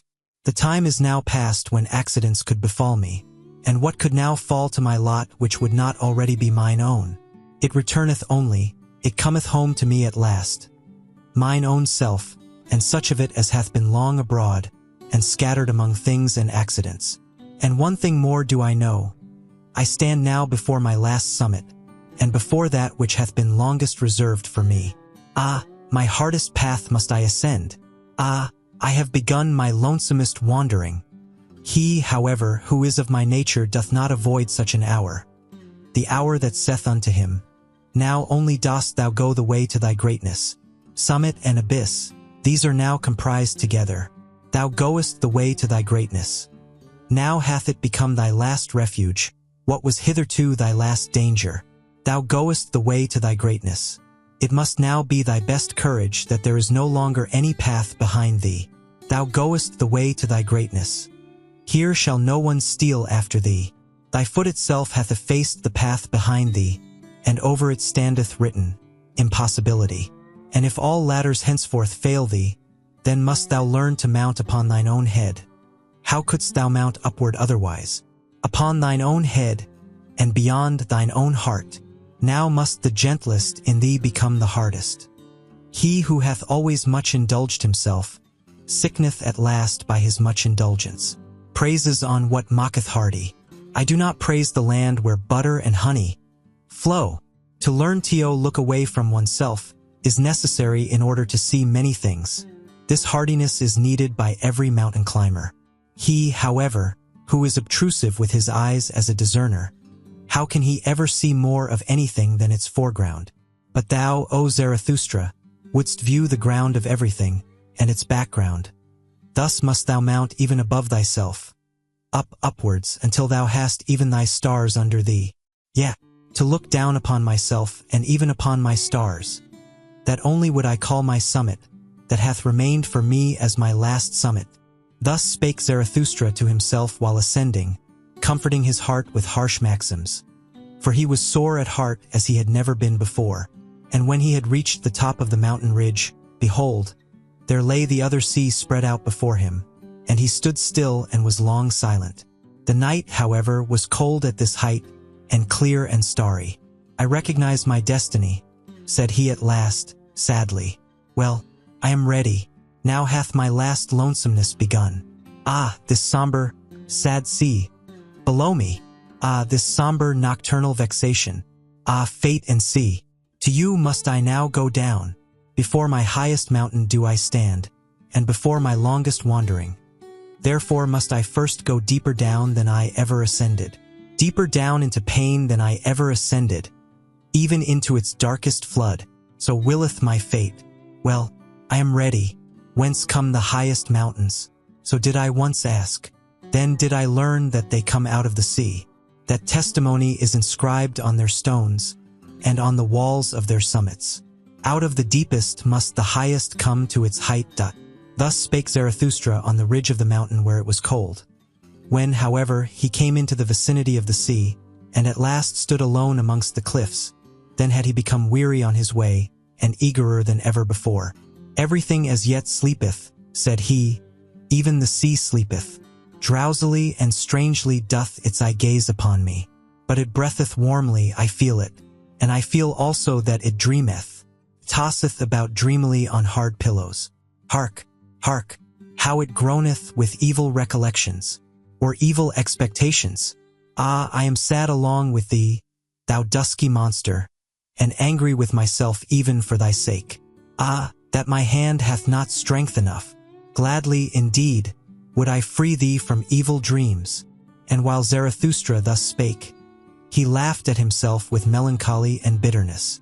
What, Zarathustra, said he, wilt thou even sing consolation to the sea? Ah, thou amiable fool, Zarathustra, thou too blindly confiding one. But thus hast thou ever been. Ever hast thou approached confidently all that is terrible.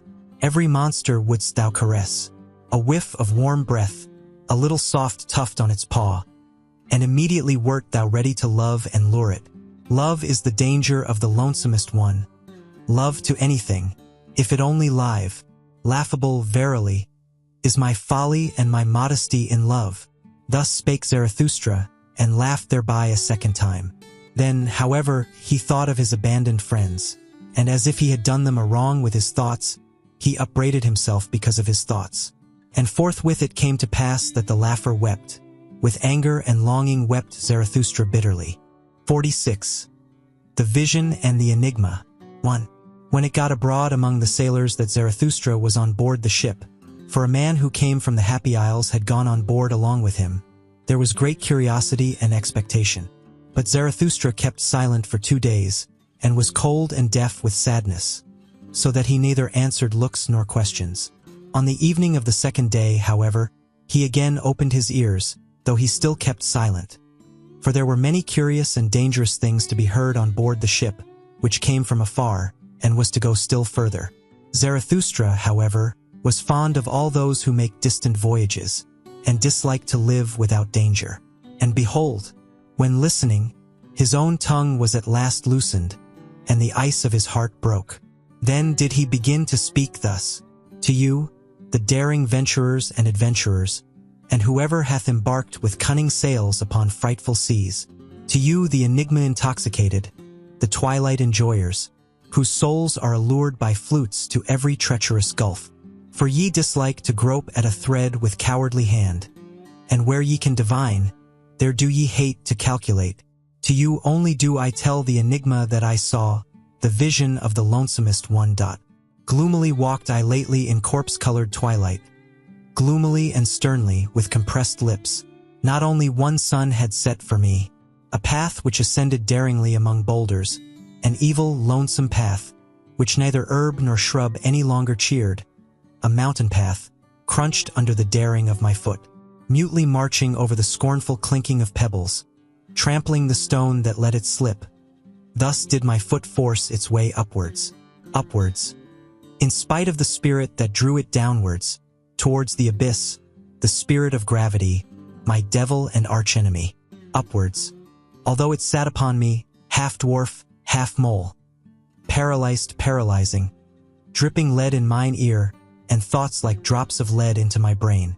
O Zarathustra, it whispered scornfully, syllable by syllable, thou stone of wisdom, thou threwest thyself high, but every thrown stone must fall. O Zarathustra, thou stone of wisdom, thou sling stone, thou star destroyer, thyself threwest thou so high, but every thrown stone must fall, condemned of thyself and to thine own stoning. O Zarathustra, far indeed threwest thou thy stone, but upon thyself will it recoil. Then was the dwarf silent, and it lasted long. The silence, however, oppressed me, and to be thus in pairs, one is verily lonesomer than when alone. I ascended, I dreamt, I thought, but everything oppressed me. A sick one did I resemble, whom bad torture wearieth, and a worse dream reawakeneth out of his first sleep. But there is something in me which I call courage. It hath hitherto slain for me every dejection. This courage at last bade me stand still and say, Dwarf, thou, or I? For courage is the best slayer, courage which attacketh. For in every attack there is sound of triumph. Man, however, is the most courageous animal. Thereby hath he overcome every animal. With sound of triumph hath he overcome every pain. Human pain, however, is the sorest pain. Courage slayeth also giddiness at abysses. And where doth man not stand at abysses? Is not seeing itself seeing abysses? Courage is the best slayer. Courage slayeth also fellow-suffering. Fellow-suffering, however, is the deepest abyss. As deeply as man looketh into life, so deeply also doth he look into suffering. Courage, however, is the best slayer, courage which attacketh. It slayeth even death itself. For it saith, was that life? Well, once more. In such speech, however, there is much sound of triumph. He who hath ears to hear, let him hear to. Halt, dwarf, said I, either I or thou. I, however, am the stronger of the two. Thou knowest not mine abysmal thought. It. Couldst thou not endure? Then happened that which made me lighter. For the dwarf sprang from my shoulder, the prying sprite, and it squatted on a stone in front of me. There was, however, a gateway just where we halted. Look at this gateway, dwarf, I continued, it hath two faces. Two roads come together here. These hath no one yet gone to the end of. This long lane backwards, it continueth for an eternity. And that long lane forward, that is another eternity. They are antithetical to one another, these roads. They directly abut on one another. And it is here, at this gateway, that they come together. The name of the gateway is inscribed above, this moment, but should one follow them further, and ever further and further on, thinkest thou, dwarf, that these roads would be eternally antithetical? Everything straight leath, murmured the dwarf, contemptuously. All truth is crooked. Time itself is a circle. Thou spirit of gravity, said I wrathfully, do not take it too lightly, or I shall let thee squat where thou squattest, haltfoot. And I carried thee high. Observe, continued I, this moment, from the gateway, this moment, there runneth a long eternal lane backwards. Behind us leath an eternity. Must not whatever can run its course of all things have already run along that lane? Must not whatever can happen of all things have already happened, resulted, and gone by? And if everything have already existed, what thinkest thou, dwarf, of this moment? Must not this gateway also have already existed? And are not all things closely bound together in such wise that this moment draweth all coming things after it? Consequently, itself also, for whatever can run its course of all things, also in this long lane outward, must it once more run, and this slow spider which creepeth in the moonlight, and this moonlight itself, and thou and I in this gateway whispering together, whispering of eternal things. Must we not all have already existed? And must we not return and run in that other lane out before us, that long weird lane? Must we not eternally return? Thus did I speak, and always more softly, for I was afraid of mine own thoughts and arrear thoughts. Then, suddenly did I hear a dog howl near me. Had I ever heard a dog howl thus? My thoughts ran back. Yes, when I was a child, in my most distant childhood. Then did I hear a dog howl thus, and saw it also with hair bristling, its head upwards, trembling in the stillest midnight, when even dogs believe in ghosts, so that it excited my commiseration. For just then went the full moon, silent as death, over the house. Just then did it stand still, a glowing globe, at rest on the flat roof, as if on someone's property. Thereby had the dog been terrified, for dogs believe in thieves and ghosts. And when I again heard such howling, then did it excite my commiseration once more. Where was now the dwarf, and the gateway, and the spider, and all the whispering? Had I dreamt? Had I awakened? Twixt rugged rocks did I suddenly stand alone, dreary in the dreariest moonlight. But there lay a man, and there, the dog leaping, bristling, whining. Now did it see me coming. Then did it howl again, then did it cry. Had I ever heard a dog cry so for help? And verily what I saw the like had I never seen. A young shepherd did I see, writhing, choking, quivering, with distorted countenance, and with a heavy black serpent hanging out of his mouth. Had I ever seen so much loathing and pale horror on one countenance? He had perhaps gone to sleep? Then had the serpent crawled into his throat. There had it bitten itself fast. My hand pulled at the serpent, and pulled. In vain! I failed to pull the serpent out of his throat. Then there cried out of me, "Bite! Bite! Its head off! Bite!" So cried it out of me. My horror, my hatred, my loathing, my pity, all my good and my bad cried with one voice out of me. Ye daring ones around me, ye venturers and adventurers, and whoever of you have embarked with cunning sails on unexplored seas, ye enigma enjoyers, solve unto me the enigma that I then beheld. Interpret unto me the vision of the lonesomest one. For it was a vision and a foresight. What did I then behold in parable? And who is it that must come some day? Who is the shepherd into whose throat the serpent thus crawled? Who is the man into whose throat all the heaviest and blackest will thus crawl? The shepherd, however, bit as my cry had admonished him. He bit with a strong bite. Far away did he spit the head of the serpent, and sprang up to, no longer shepherd, no longer man, a transfigured being, a light-surrounded being that laughed. Never on earth laughed a man as he laughed. O my brethren, I heard a laughter which was no human laughter, and now gnaweth a thirst at me, a longing that is never allayed. My longing for that laughter gnaweth at me. Oh, how can I still endure to live, and how could I endure to die at present? Thus spake Zarathustra. 47. Involuntary bliss. With such enigmas and bitterness in his heart did Zarathustra sail o'er the sea.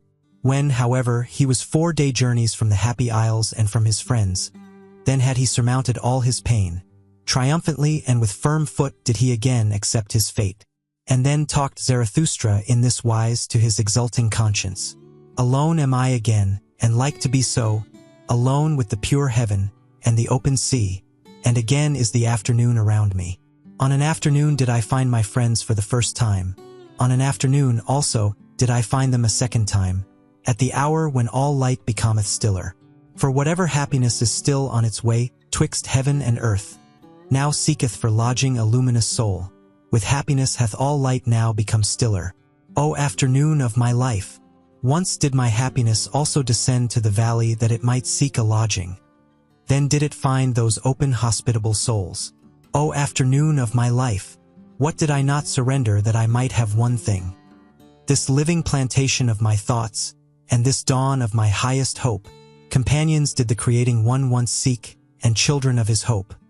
And lo, it turned out that he could not find them, except he himself should first create them. Thus am I in the midst of my work, to my children going, and from them returning. For the sake of his children must Zarathustra perfect himself. For in one's heart one loveth only one's child and one's work, and where there is great love to oneself, then is it the sign of pregnancy. So have I found it. Still are my children verdant in their first spring, standing nigh one another, and shaken in common by the winds, the trees of my garden and of my best soil.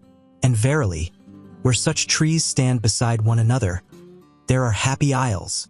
But one day will I take them up, and put each by itself alone, that it may learn lonesomeness and defiance and prudence.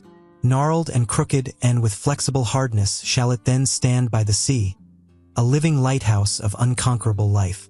Yonder where the storms rush down into the sea, and the snout of the mountain drinketh water, shall each on a time have his day and night watches, for his testing and recognition.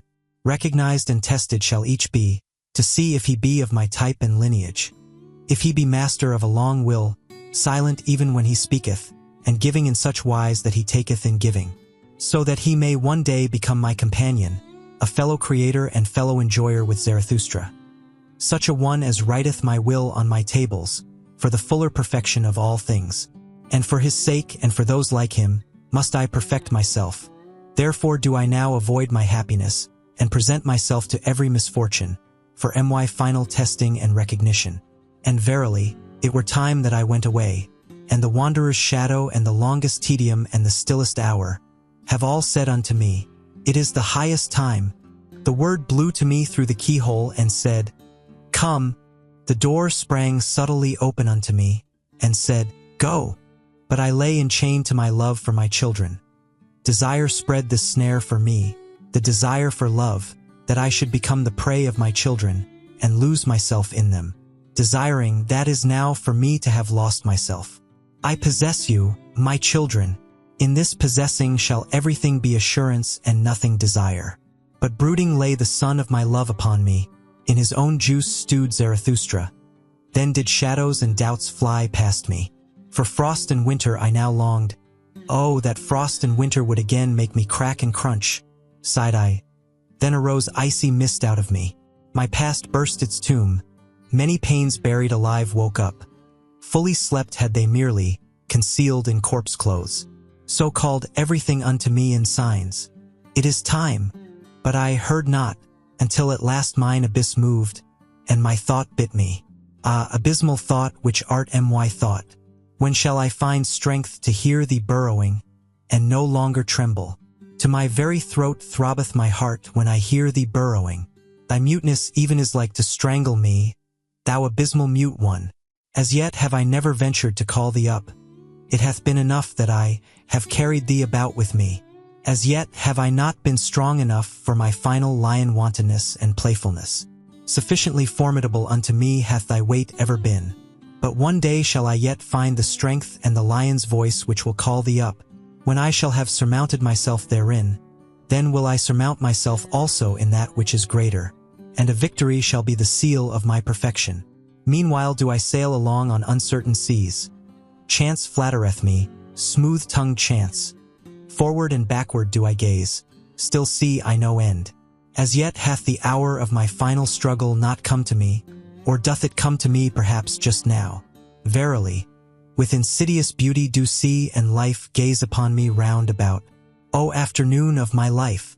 O happiness before eventide! O haven upon high seas! O peace in uncertainty! How I distrust all of you!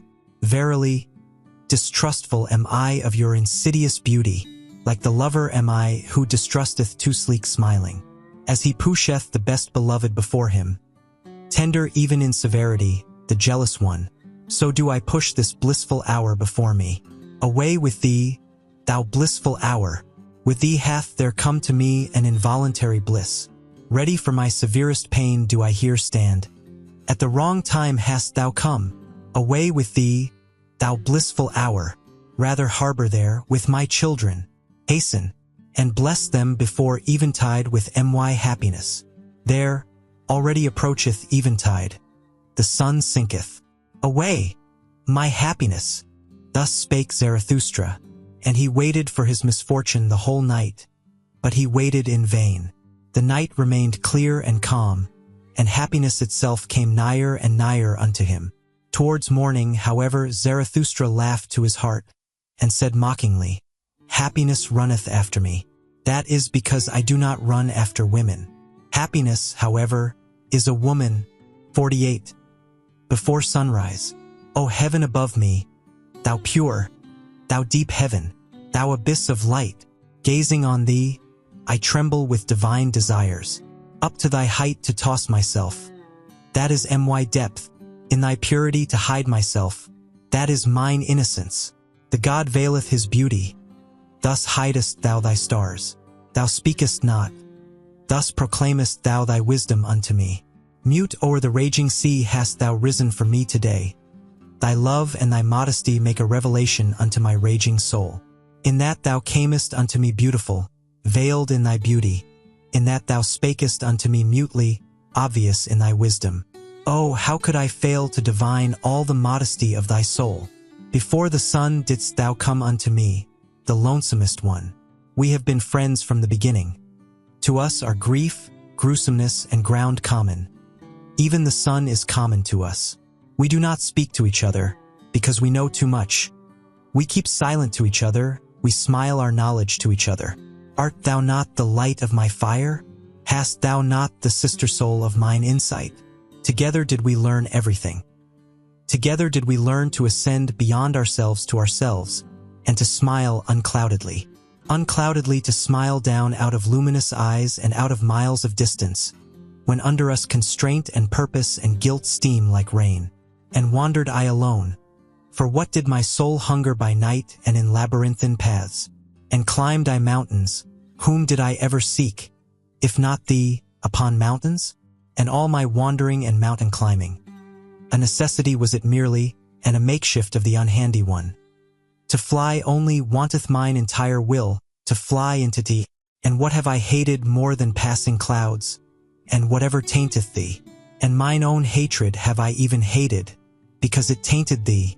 The passing clouds I detest, those stealthy cats of prey. They take from thee and me what is common to us, the vast unbounded yea and amen saying. These mediators and mixers we detest, the passing clouds, those half and half ones, that have neither learned to bless nor to curse from the heart. Rather will I sit in a tub under a closed heaven, rather will I sit in the abyss without heaven, than see thee, thou luminous heaven, tainted with passing clouds. And oft have I longed to pin them fast with the jagged gold wires of lightning, that I might, like the thunder, beat the drum upon their kettlebellies. An angry drummer, because they rob me of thy yea and amen. Thou heaven above me, thou pure, thou luminous heaven, thou abyss of light, because they rob thee of my yea and amen. For rather will I have noise and thunders and tempest blasts, than this discreet, doubting cat repose. And also amongst men do I hate most of all the soft treaders, and half ones, and the doubting, hesitating, passing clouds. And he who cannot bless shall learn to curse. This clear teaching dropped unto me from the clear heaven. This star standeth in my heaven even in dark nights.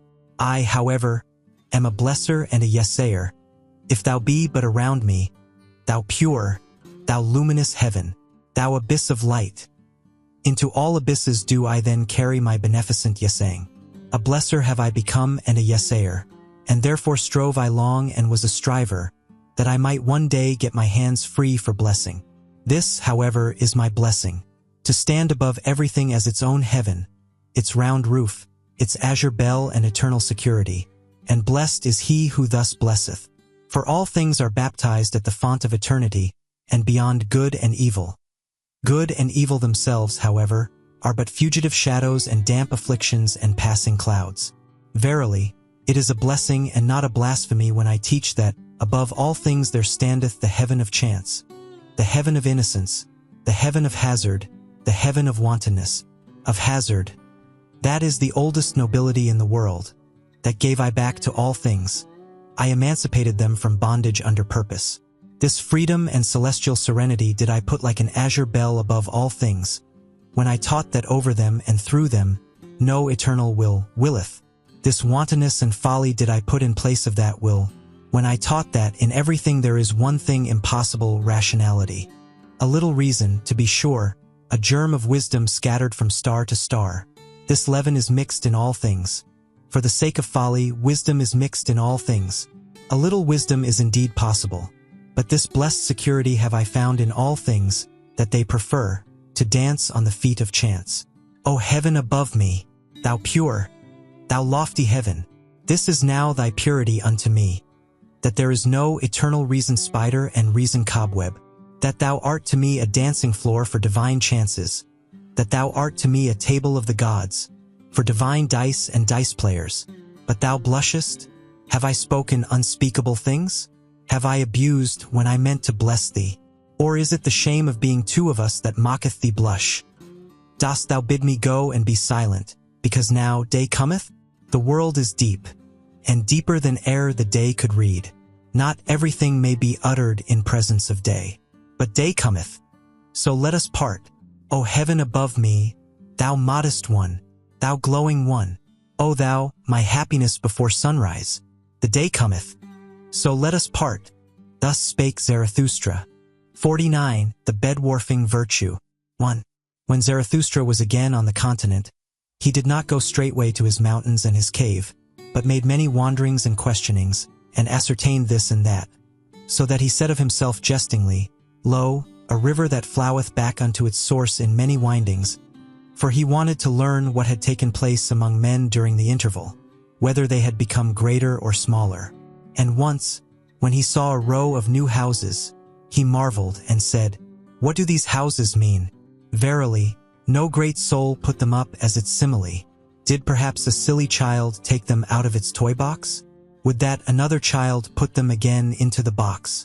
And these rooms and chambers, can men go out and in there? They seem to be made for silk dolls, or for dainty eaters who perhaps let others eat with them. And Zarathustra stood still and meditated. At last he said sorrowfully, There hath everything become smaller. Everywhere do I see lower doorways. He who is of my type can still go there through, but he must stoop. Oh, when shall I arrive again at my home, where I shall no longer have to stoop? Shall no longer have to stoop before the small ones. And Zarathustra sighed, and gazed into the distance. The same day, however, he gave his discourse on the bed-warfing virtue. 2. I pass through this people and keep mine eyes open. They do not forgive me for not envying their virtues. They bite at me because I say unto them that for small people, small virtues are necessary, and because it is hard for me to understand that small people are necessary. Here am I still like a cock in a strange farmyard, at which even the hens peck, but on that account I am not unfriendly to the hens. I am courteous towards them as towards all small annoyances. To be prickly towards what is small seemeth to me wisdom for hedgehogs. They all speak of me when they sit around their fire in the evening. They speak of me, but no one thinketh of me. This is the new stillness which I have experienced. Their noise around me spreadeth a mantle over my thoughts. They shout to one another, What is this gloomy cloud about to do to us? Let us see that it doth not bring a plague upon us. And recently did a woman seize upon her child that was coming unto me. Take the children away, cried she, such eyes scorch children's souls. They cough when I speak. They think coughing an objection to strong winds. They divine nothing of the boisterousness of my happiness. We have not yet time for Zarathustra, so they object. But what matter about a time that hath no time for Zarathustra? And if they should altogether praise me, how could I go to sleep on their praise? A girdle of spines is their praise unto me. It scratcheth me even when I take it off. And this also did I learn among them. The praiser doeth as if he gave back. In truth, however, he wanteth more to be given him. Ask my foot if their lauding and luring strains please it. Verily, to such measure and tic-tac, it liketh neither to dance nor to stand still. To small virtues would they fain lure and laud me. To the tic-tac of small happiness would they fain persuade my foot. I pass through this people and keep mine eyes open. They have become smaller and ever become smaller. The reason thereof is their doctrine of happiness and virtue. For they are moderate also in virtue, because they want comfort. With comfort, however, moderate virtue only is compatible. To be sure, they also learn in their way to stride on and stride forward. That I call their hobbling. Thereby they become a hindrance to all who are in haste. And many of them go forward, and look backwards thereby with stiffened necks. Those do I like to run up against. Foot and I shall not lie, nor give the lie to each other. But there is much lying among small people. Some of them will, but most of them are willed. Some of them are genuine, but most of them are bad actors. There are actors without knowing it amongst them, and actors without intending it. The genuine ones are always rare, especially the genuine actors. Of man there is little here, therefore do their women masculinize themselves. For only he who is man enough will save the woman in woman. And this hypocrisy found I worst amongst them, that even those who command feign the virtues of those who serve. I serve, thou servest, we serve. So chanteth here even the hypocrisy of the rulers. And alas, if the first lord be only the first servant. Ah, even upon their hypocrisy did mine eyes' curiosity alight, And well did I divine all their fly happiness, and their buzzing around sunny window panes. So much kindness, so much weakness do I see, so much justice and pity, so much weakness. Round, fair, and considerate are they to one another, as grains of sand are round, fair, and considerate to grains of sand. Modestly to embrace a small happiness, that do they call submission, and at the same time they peer modestly after a new small happiness. In their hearts they want simply one thing most of all, that no one hurt them. Thus do they anticipate everyone's wishes and do well unto everyone. That, however, is cowardice, though it be called virtue. And when they chance to speak harshly, those small people, then do I hear therein only their hoarseness. Every draught of air mocketh them hoarse. Shrewd indeed are they, their virtues have shrewd fingers, but they lack fists. Their fingers do not know how to creep behind fists. Virtue for them is what mocketh modest and tame. Therewith have they made the wolf a dog, and man himself man's best domestic animal. We set our chair in the midst.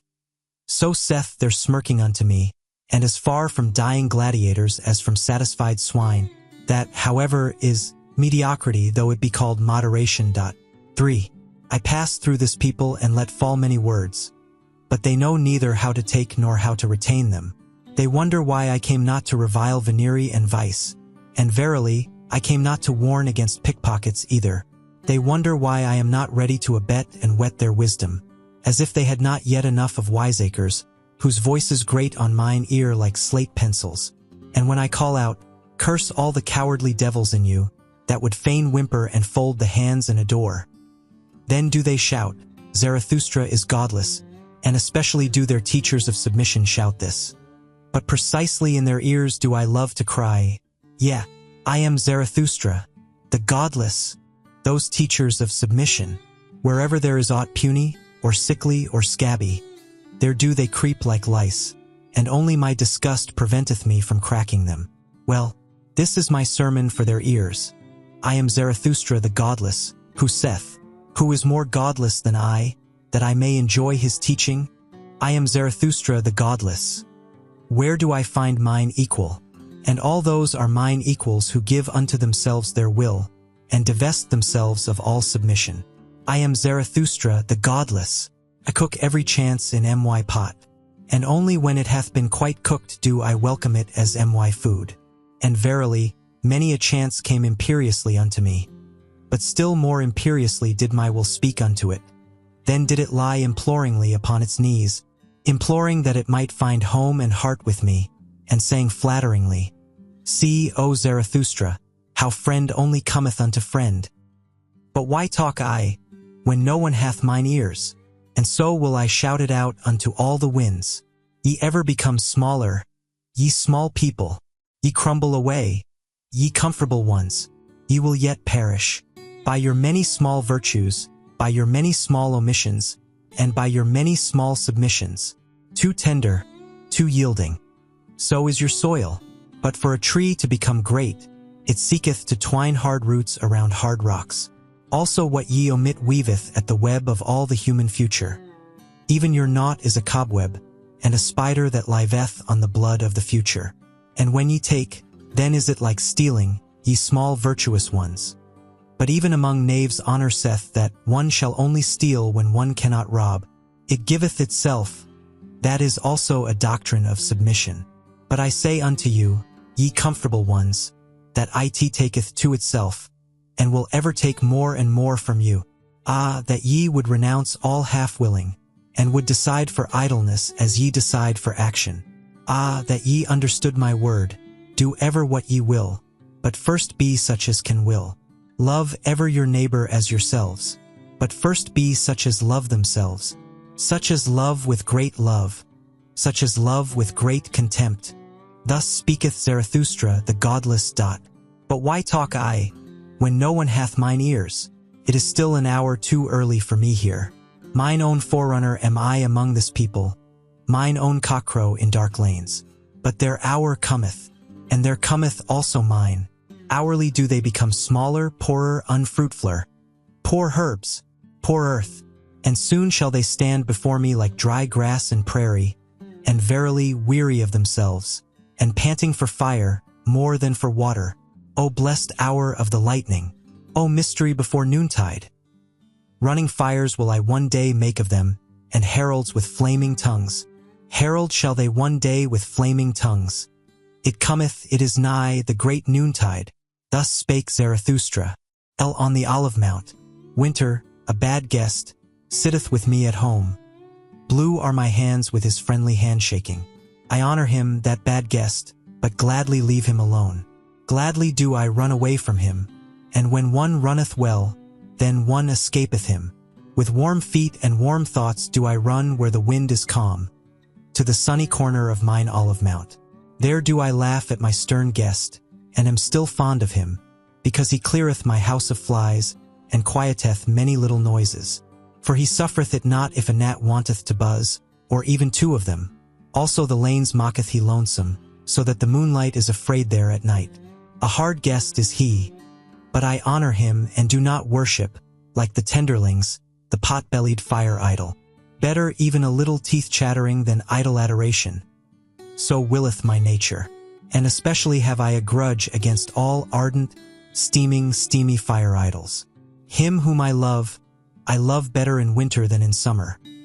Better do I now mock at mine enemies, and more heartily, when winter sitteth in my house. Heartily, verily, even when I creep into bed. There, still laugheth and wantoneth my hidden happiness. Even my deceptive dream laugheth. I a creeper? Never in my life did I creep before the powerful. And if ever I lied, then did I lie out of love. Therefore am I glad even in my winter bed. A poor bed warmeth me more than a rich one, for I am jealous of my poverty. And in winter she is most faithful unto me. With a wickedness do I begin every day. I mock at the winter with a cold bath. On that account grumbleth my stern housemate. Also do I like to tickle him with a wax taper, that he may finally let the heavens emerge from ashy gray twilight. For especially wicked am I in the morning, at the early hour when the pail rattleth at the well, and horses neigh warmly in gray lanes. Impatiently do I then wait, that the clear sky may finally dawn for me, the snow-bearded winter sky, the hoary one, the whitehead, the winter sky, the silent winter sky, which often stifleth even its sun. Did I perhaps learn from it the long clear silence? Or did it learn it from me? Or hath each of us devised it himself? Of all good things the origin is 1,000-fold. All good roguish things spring into existence for joy. How could they always do so? For once only. A good roguish thing is also the long silence, and to look, like the winter sky, out of a clear, round-eyed countenance. Like it to stifle one's sun, and one's inflexible solar will. Verily, this art and this winter roguishness have I learnt well. My best-loved wickedness and art is it, that my silence hath learned not to betray itself by silence. Clattering with diction and dice, I outweet the solemn assistants. All those stern watchers shall my will and purpose elude, that no one might see down into my depth and into mine ultimate will. For that purpose did I devise the long clear silence. Many a shrewd one did I find. He veiled his countenance and made his water muddy, that no one might see therethrough and thereunder. But precisely unto him came the shrewder distrusters and nutcrackers. Precisely from him did they fish his best concealed fish, but the clear, the honest, the transparent. These are for me the wisest silent ones. In them so profound is the depth that even the clearest water doth not betray it. Thou snow-bearded, silent, winter sky, thou round-eyed whitehead above me, oh, thou heavenly simile of my soul and its wantonness. And must I not conceal myself like one who hath swallowed gold, lest my soul should be ripped up? Must I not wear stilts, that they may overlook my long legs? All those enviers and injurers around me, those dingy, fire-warmed, used-up, green-tinted, ill-natured souls, how could their envy endure my happiness? Thus do I show them only the ice and winter of my peaks, and not that my mountain windeth all the solar girdles around it. They hear only the whistling of my winter storms, and know not that I also travel over warm seas, like longing, heavy, hot south winds. They commiserate also my accidents and chances, but my word saith, suffer the chance to come unto me, Innocent is it as a little child.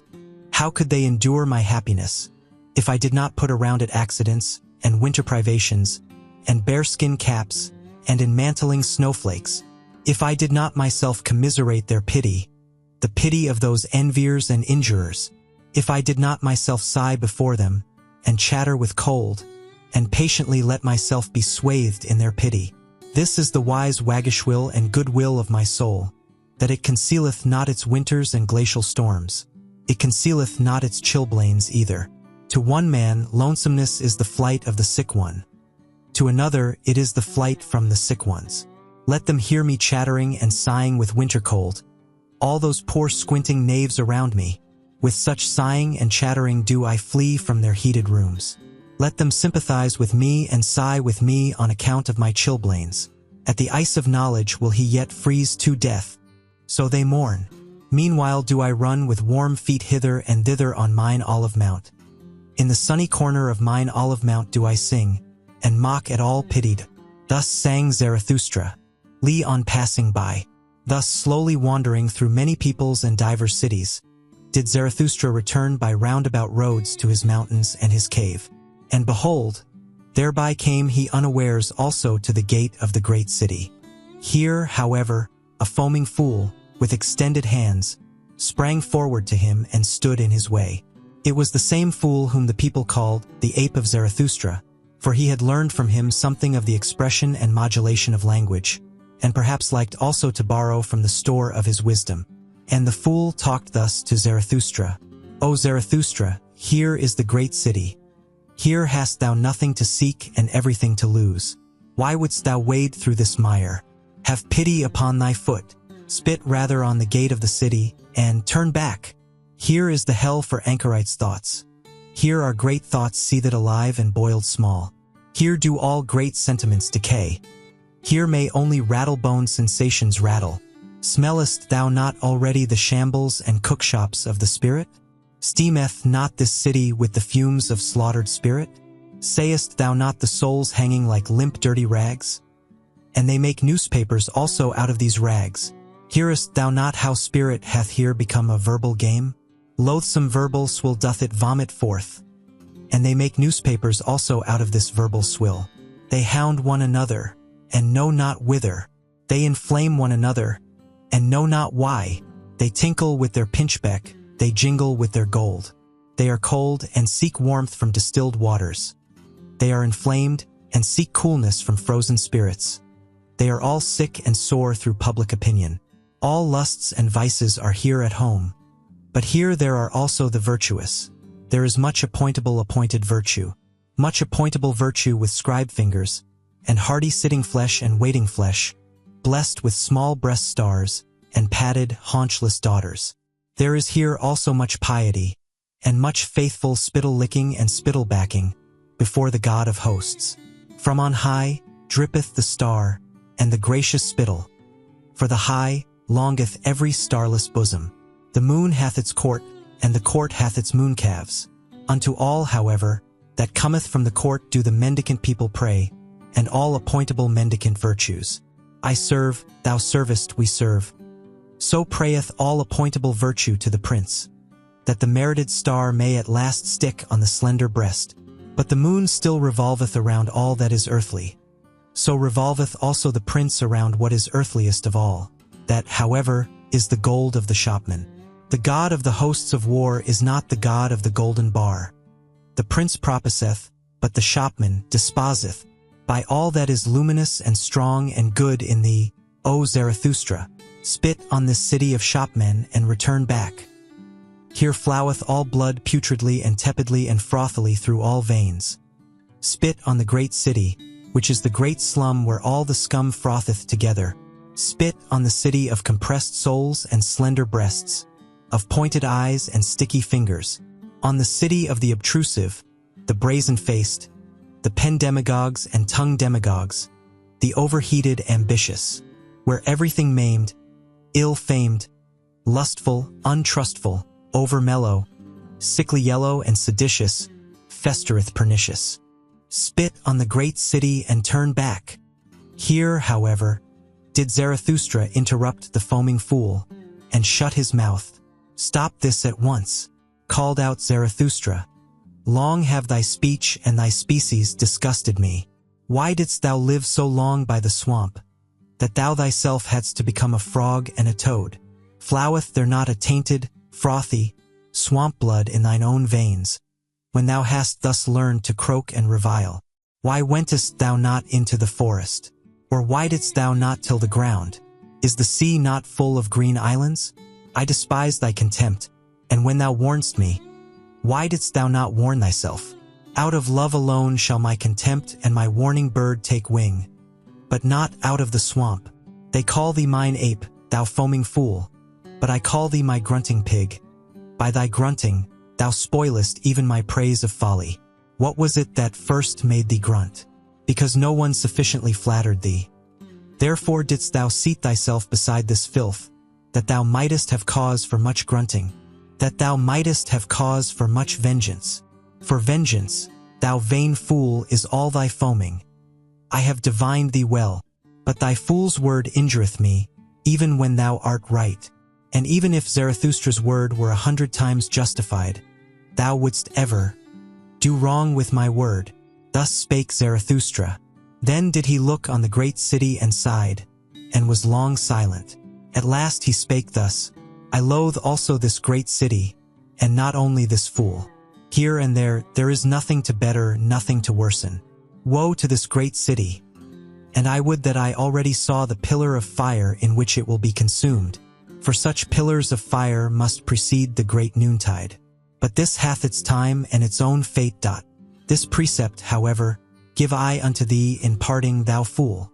Where one can no longer love, there should one pass by. Thus spake Zarathustra, and passed by the fool and the great city. Lee the apostates. 1. Ah! Leath everything already withered and grey, which but lately stood green and many-hued on this meadow. And how much honey of hope did I carry hence into my beehives? Those young hearts have already all become old, and not old even, only weary, ordinary, comfortable. They declare it, we have again become pious. Of late did I see them run forth at early morn with valorous steps. But the feet of their knowledge became weary, and now do they malign even their morning valor. Verily, many of them once lifted their legs like the dancer. To them winked the laughter of my wisdom. Then did they bethink themselves. Just now have I seen them bent down, to creep to the cross. Around light and liberty did they once flutter like gnats and young poets. A little older, a little colder, and already are they mystifiers and mumblers and mollycoddles. Did perhaps their hearts despond, because lonesomeness had swallowed me like a whale? Did their ear perhaps hearken yearningly long for me I in vain, and for my trumpet notes and herald calls? Ah! Ever are there but few of those whose hearts have persistent courage and exuberance, and in such remaineth also the spirit patient. The rest, however, are cowardly. The rest. These are always the great majority, the commonplace, the superfluous, the far too many. Those all are cowardly. Him who is of my type will also the experiences of my type meet on the way, so that his first companions must be corpses and buffoons. His second companions, however, they will call themselves his believers, will be a living host with much love, much folly, much unbearded veneration.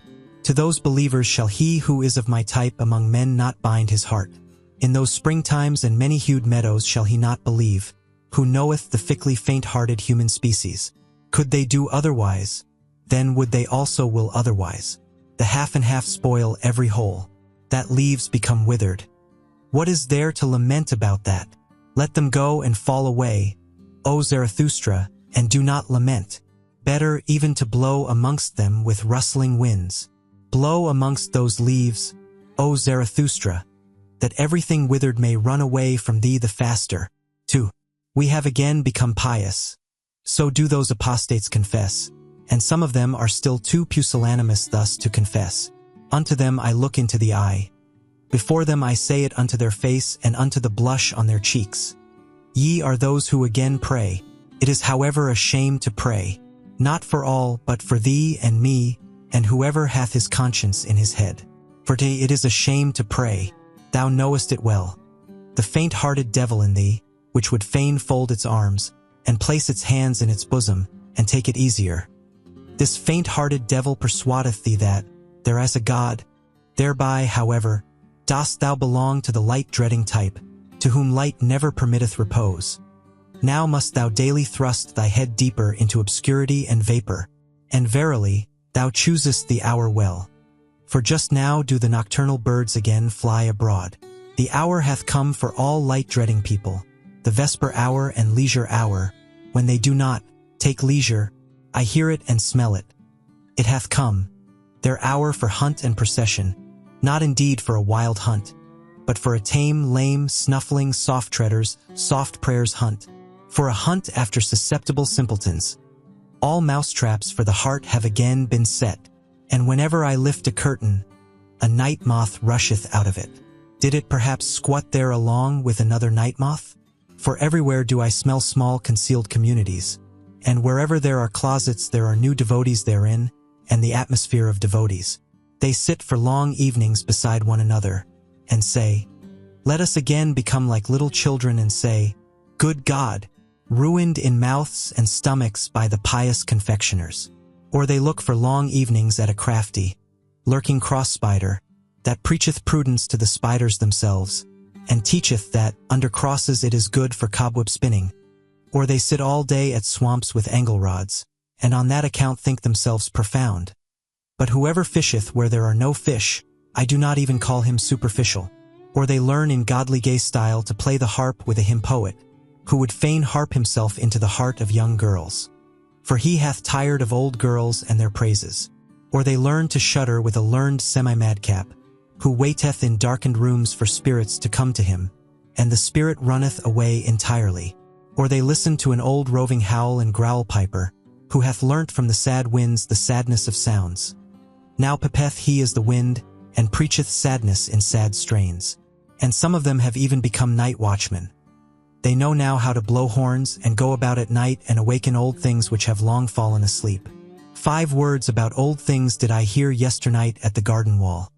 They came from such old, sorrowful, arid night watchmen. For a father he careth not sufficiently for his children. Human fathers do this better. He is too old. He now careth no more for his children, answered the other night watchman. Hath he then children? No one can prove it unless he himself prove it. I have long wished that he would for once prove it thoroughly. Prove? As if he had ever proved anything. Proving is difficult to him. He layeth great stress on one's believing him. Aye, belief saveth him. Belief in him.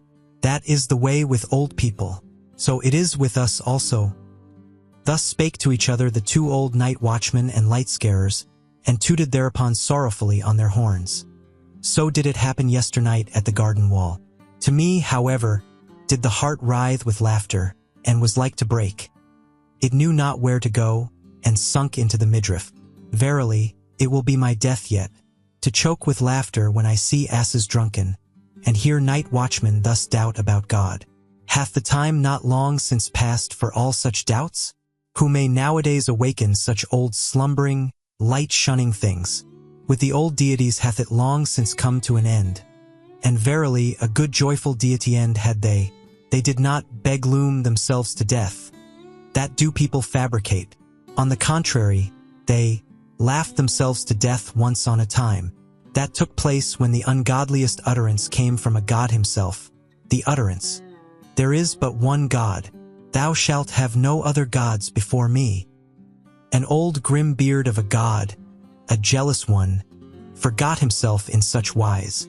And all the gods then laughed, and shook upon their thrones, and exclaimed, Is it not just divinity that there are gods, but no God? He that hath an ear let him hear. Thus talked Zarathustra in the city he loved, which is surnamed the Pied Cow, for from here he had but 2 days to travel to reach once more his cave and his animals. His soul, however, rejoiced unceasingly on account of the nighness of his return home. 53. The return home. O lonesomeness! My home, lonesomeness! Too long have I lived wildly in wild remoteness. To return to thee without tears, now threaten me with the finger as mothers threaten. Now smile upon me as mothers smile. Now say just, who was it that like a whirlwind once rushed away from me? who when departing called out, "Too long have I sat with lonesomeness. There have I unlearned silence. That hast thou learned now. Surely, O Zarathustra, everything do I know, and that thou wert more forsaken amongst the many, thou unique one, than thou ever wert with me. One thing is forsakenness, another matter is lonesomeness. That hast thou now learned, and that amongst men thou wilt ever be wild and strange. Wild and strange even when they love thee, for above all they want to be treated indulgently. Here, however, art thou at home in house with thyself. Here canst thou utter everything, and unbosom all motives. Nothing is here ashamed of congealed feelings. Here do all things come caressingly to thy talk and flatter thee, for they want to ride upon thy back. On every simile dost thou here ride to every truth. Uprightly and openly mayest thou here talk to all things, and verily, it soundeth as praise in their ears, for one to talk to all things, directly. Another matter, however, is forsakenness.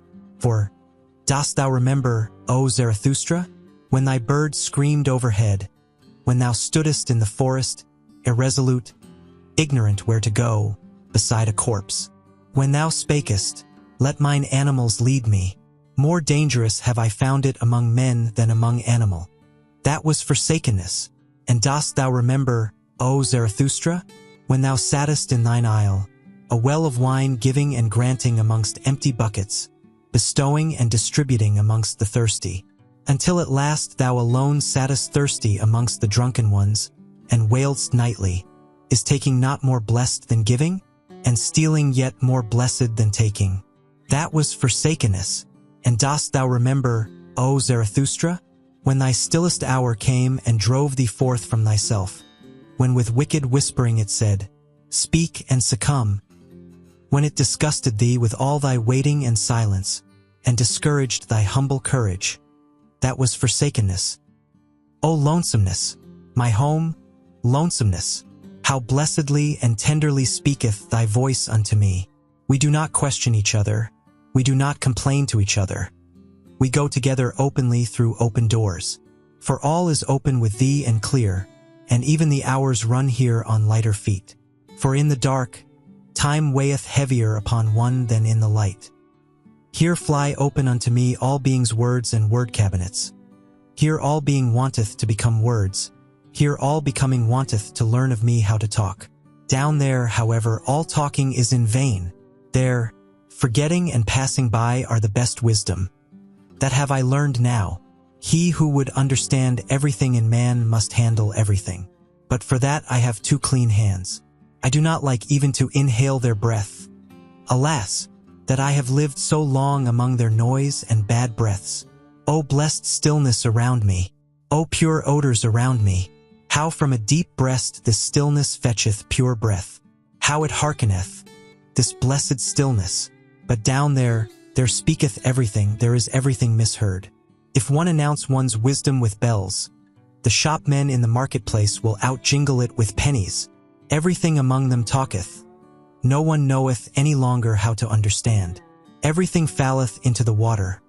Nothing falleth any longer into deep wells. Everything among them talketh. Nothing succeedeth any longer and accomplisheth itself. Everything cackleth. But who will still sit quietly on the nest and hatch eggs? Everything among them talketh, everything is out-talked. And that which yesterday was still too hard for time itself and its tooth, hangeth today, out-champed and out-chewed, from the mouths of the men of today. Everything among them talketh, everything is betrayed. And what was once called the secret and secrecy of profound souls, belongeth today to the street trumpeters and other butterflies. O human hubbub, thou wonderful thing, thou noise in dark streets, now art thou again behind me. My greatest danger lieth behind me. In indulging and pitying lay ever my greatest danger, and all human hubbub wisheth to be indulged and tolerated. With suppressed truths, with fool's hand and befooled heart, and rich in petty lies of pity. Thus have I ever lived among men. Disguised did I sit amongst them, ready to misjudge myself that I might endure them, and willingly saying to myself, "Thou fool, thou dost not know men. One unlearneth men when one liveth amongst them. There is too much foreground in all men, What can far-seeing, far-longing eyes do there? And, fool that I was, when they misjudged me, I indulged them on that account more than myself, being habitually hard on myself and often even taking revenge on myself for the indulgence. Stung all over by poisonous flies, and hollowed like the stone by many drops of wickedness. Thus did I sit among them and still said to myself, innocent is everything petty of its pettiness. Especially did I find those who call themselves the good, the most poisonous flies. They sting in all innocence, they lie in all innocence. How could they be just towards me?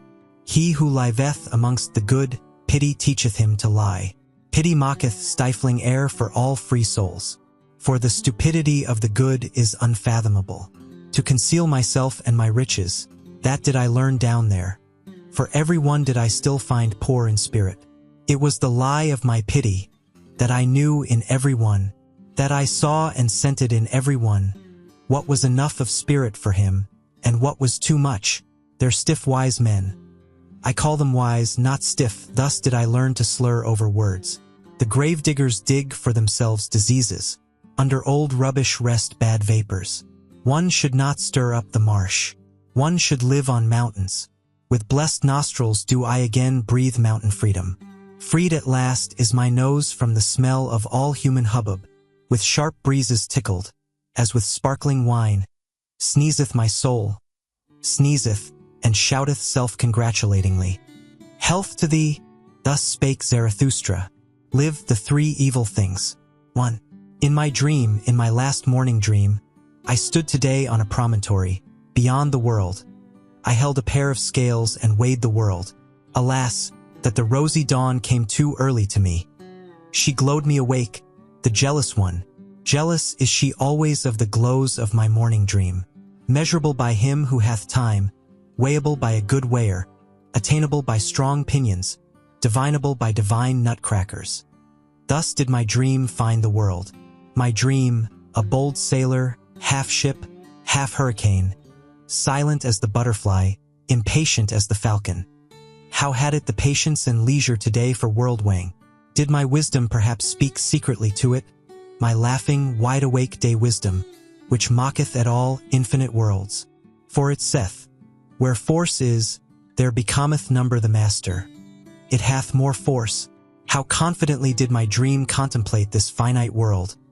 Not newfangledly, not old-fangledly, not timidly, not entreatingly. As if a big round apple presented itself to my hand, a ripe golden apple with a coolly soft velvety skin. Thus did the world present itself unto me, as if a tree nodded unto me, a broad-branched, strong-willed tree, curved as a recline and a footstool for weary travelers. Thus did the world stand on my promontory, as if delicate hands carried a casket towards me, a casket open for the delectation of modest, adoring eyes. Thus did the world present itself before me today, not riddle enough to scare human love from it, not solution enough to put to sleep human wisdom. A humanly good thing was the world to me today, of which such bad things are said. How I thank my morning dream that I thus at today's dawn weighed the world. As a humanly good thing did it come unto me, this dream and heart comforter, and that I may do the like by day, and imitate and copy its best. Now will I put the three worst things on the scales, and weigh them humanly well. He who taught to bless taught also to curse. What are the three best cursed things in the world? These will I put on the scales. Voluptuousness, passion for power, and selfishness. These three things have hitherto been best cursed, and have been in worst and falsest repute. These three things will I weigh humanly well. Well, here is my promontory, and there is the sea. It rolleth hither unto me, shaggily and fawningly, the old, faithful, hundred-headed dog monster that I love. Well, here will I hold the scales over the weltering sea, and also a witness do I choose to look on. Thee, the anchorite tree, thee, the strong-odored, broad-arched tree that I love. On what bridge goeth the now to the hereafter? By what constraint doth the high stoop to the low? And what enjoineth even the highest still to grow upwards? Now stand the scales poised and at rest. Three heavy questions have I thrown in. Three heavy answers carrieth the other scale. 2. Voluptuousness. Unto all hair-shirt despisers of the body, a sting and stake. and cursed as the world by all backworldsmen. For it mocketh and befooleth all erring, misinferring teachers. Voluptuousness. To the rabble, the slow fire at which it is burnt. To all wormy wood, to all stinking rags, the prepared heat and stew furnace. Voluptuousness. To free hearts, a thing innocent and free, the garden happiness of the earth, all the future's thanks overflow to the present. Voluptuousness. Only to the withered a sweet poison. To the lion-willed, however, the great cordial, and the reverently saved wine of wines. Voluptuousness. The great symbolic happiness of a higher happiness and highest hope. For to many is marriage promised, and more than marriage, to many that are more unknown to each other than man and woman, and who hath fully understood how unknown to each other are man and woman. Voluptuousness. But I will have hedges around my thoughts, and even around my words, lest swine and libertine should break into my gardens. Passion for power, the glowing scourge of the hardest of the heart-hard, the cruel torture reserved for the cruelest themselves, the gloomy flame of living pyres. Passion for power, the wicked gadfly which is mounted on the vainest peoples, the scorner of all uncertain virtue, which rideth on every horse and on every pride. Passion for power, the earthquake, which breaketh and upbreaketh all that is rotten and hollow, the rolling, rumbling, punitive demolisher of whited sepulchres, the flashing interrogative sign beside premature answers. Passion for power, before whose glance man creepeth and croucheth and drudgeth, and becometh lower than the serpent and the swine, until at last great contempt creeth out of him. Passion for power, the terrible teacher of great contempt, which preacheth to their face to cities and empires, away with thee, until a voice creeth out of themselves, away with me. Passion for power, which, however, mounteth alluringly even to the pure and lonesome, and up to self-satisfied elevations, glowing like a love that painteth purple felicities alluringly on earthly heavens. Passion for power. But who would call it passion, when the height longeth to stoop for power? Verily, nothing sick or diseased is there in such longing and descending, that the lonesome height may not forever remain lonesome and self-sufficing, that the mountains may come to the valleys and the winds of the heights to the plains. Oh, who could find the right praenomen and honoring name for such longing? Bestowing virtue. Thus did Zarathustra once name the unnameable. And then it happened also, and verily it happened for the first time, that his word blessed selfishness, the wholesome, healthy selfishness, that springeth from the powerful soul, to which the high body appertaineth, the handsome, triumphing, refreshing body, around which everything becometh a mirror, the pliant, persuasive body, the dancer, whose symbol and epitome is the self-enjoying soul. Of such bodies and souls the self-enjoyment calleth itself virtue. With its words of good and bad doth such self-enjoyment shelter itself as with sacred groves. With the names of its happiness doth it banish from itself everything contemptible. Away from itself doth it banish everything cowardly. It saith, bad, that is cowardly. Contemptible seem to it the ever solicitous, the sighing, the complaining, and whoever pick up the most trifling advantage. It despiseth also all bittersweet wisdom. For verily, there is also wisdom that bloometh in the dark, a nightshade wisdom, which ever sigheth. All is vain. Shy distrust is regarded by it as base, and every one who wanteth oaths instead of looks and hands. Also all over-distrustful wisdom, for such is the mode of cowardly souls. Baser still it regardeth the obsequious, doggish one, who immediately leeth on his back, the submissive one. And there is also wisdom that is submissive and doggish and pious and obsequious. Hateful to it altogether and a loathing is he who will never defend himself, he who swalloweth down poisonous spittle and bad looks, the all-too-patient one, the all-endurer, the all-satisfied one. For that is the mode of slaves, whether they be servile before gods and divine spurnings, or before men and stupid human opinions. At all kinds of slaves doth it spit, this blessed selfishness, bad. Thus doth it call all that is spirit-broken and sordidly servile, constrained, blinking eyes, depressed hearts, and the false submissive style, which kisseth with broad cowardly lips, and spurious wisdom. So doth it call all the wit that slaves, and hoary-headed and weary ones affect, and especially all the cunning, spurious-witted, curious-witted foolishness of priests. The spurious wise, however, all the priests, the world-weary, and those whose souls are of feminine and servile nature. Oh, how hath their game all along abused selfishness! And precisely that was to be virtue and was to be called virtue, to abuse selfishness, and selfless. So did they wish themselves with good reason, all those world-weary cowards and cross-spiders. But to all those cometh now the day, the change, the sword of judgment, the great noontide. Then shall many things be revealed, and he who proclaimeth the ego wholesome and holy, and selfishness blessed, verily, he, the prognosticator, speaketh also what he knoweth. Behold, it cometh, it is nigh, the great noontide. Thus spake Zarathustra. LV, the spirit of gravity. 1. My mouthpiece is of the people. Too coarsely and cordially do I talk for Angora rabbits. And still stranger soundeth my word unto all inkfish and penfoxes. My hand is a fool's hand. Woe unto all tables and walls, and whatever hath room for fool's sketching, fool's scrawling. My foot is a horsefoot. Therewith do I trample and trot over stick and stone, in the fields up and down, and am bedeviled with delight in all fast racing. My stomach is surely an eagle's stomach, for it prefereth lamb's flesh.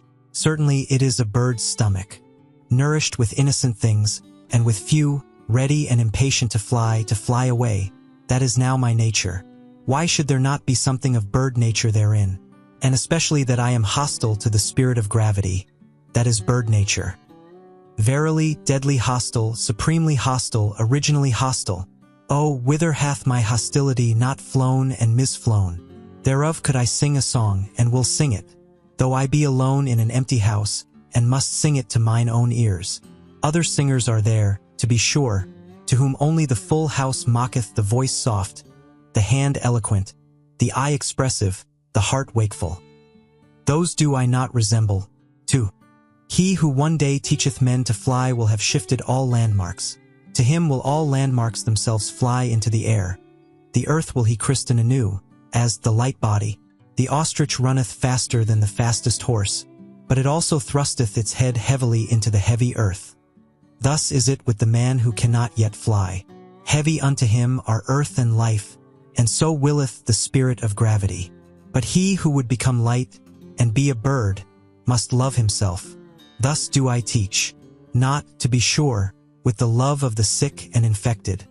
For with them stinketh even self-love. One must learn to love oneself. Thus do I teach with a wholesome and healthy love, that one may endure to be with oneself and not go roving about. Such roving about christeneth itself brotherly love. With these words hath there hitherto been the best lying and dissembling, and especially by those who have been burdensome to every one. And verily, it is no commandment for today and tomorrow to learn to love oneself. Rather is it of all arts the finest, subtlest, last and patientest. For to its possessor is all possession well concealed, and of all treasure pits one's own is last excavated. So causeth the spirit of gravity. Almost in the cradle are we apportioned with heavy words and worths, good and evil. So calleth itself this dowry.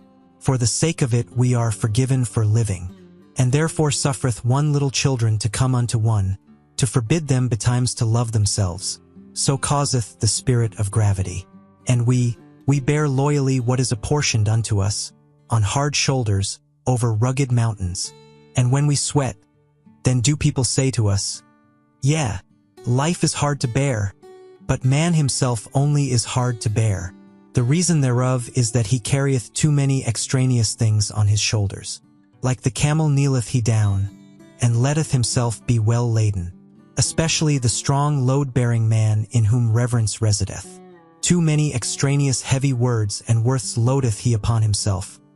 Then seemeth life to him a desert, and verily, many a thing also that is our own is hard to bear, and many internal things in man are like the oyster, repulsive and slippery and hard to grasp, so that an elegant shell with elegant adornment must plead for them. But this art also must one learn, to have a shell, and a fine appearance and sagacious blindness. Again, it deceiveth about many things in man, that many a shell is poor and pitiable and too much of a shell. Much concealed goodness and power is never dreamt of. The choicest dainties find no tasters. Women know that, the choicest of them. A little fatter, a little leaner.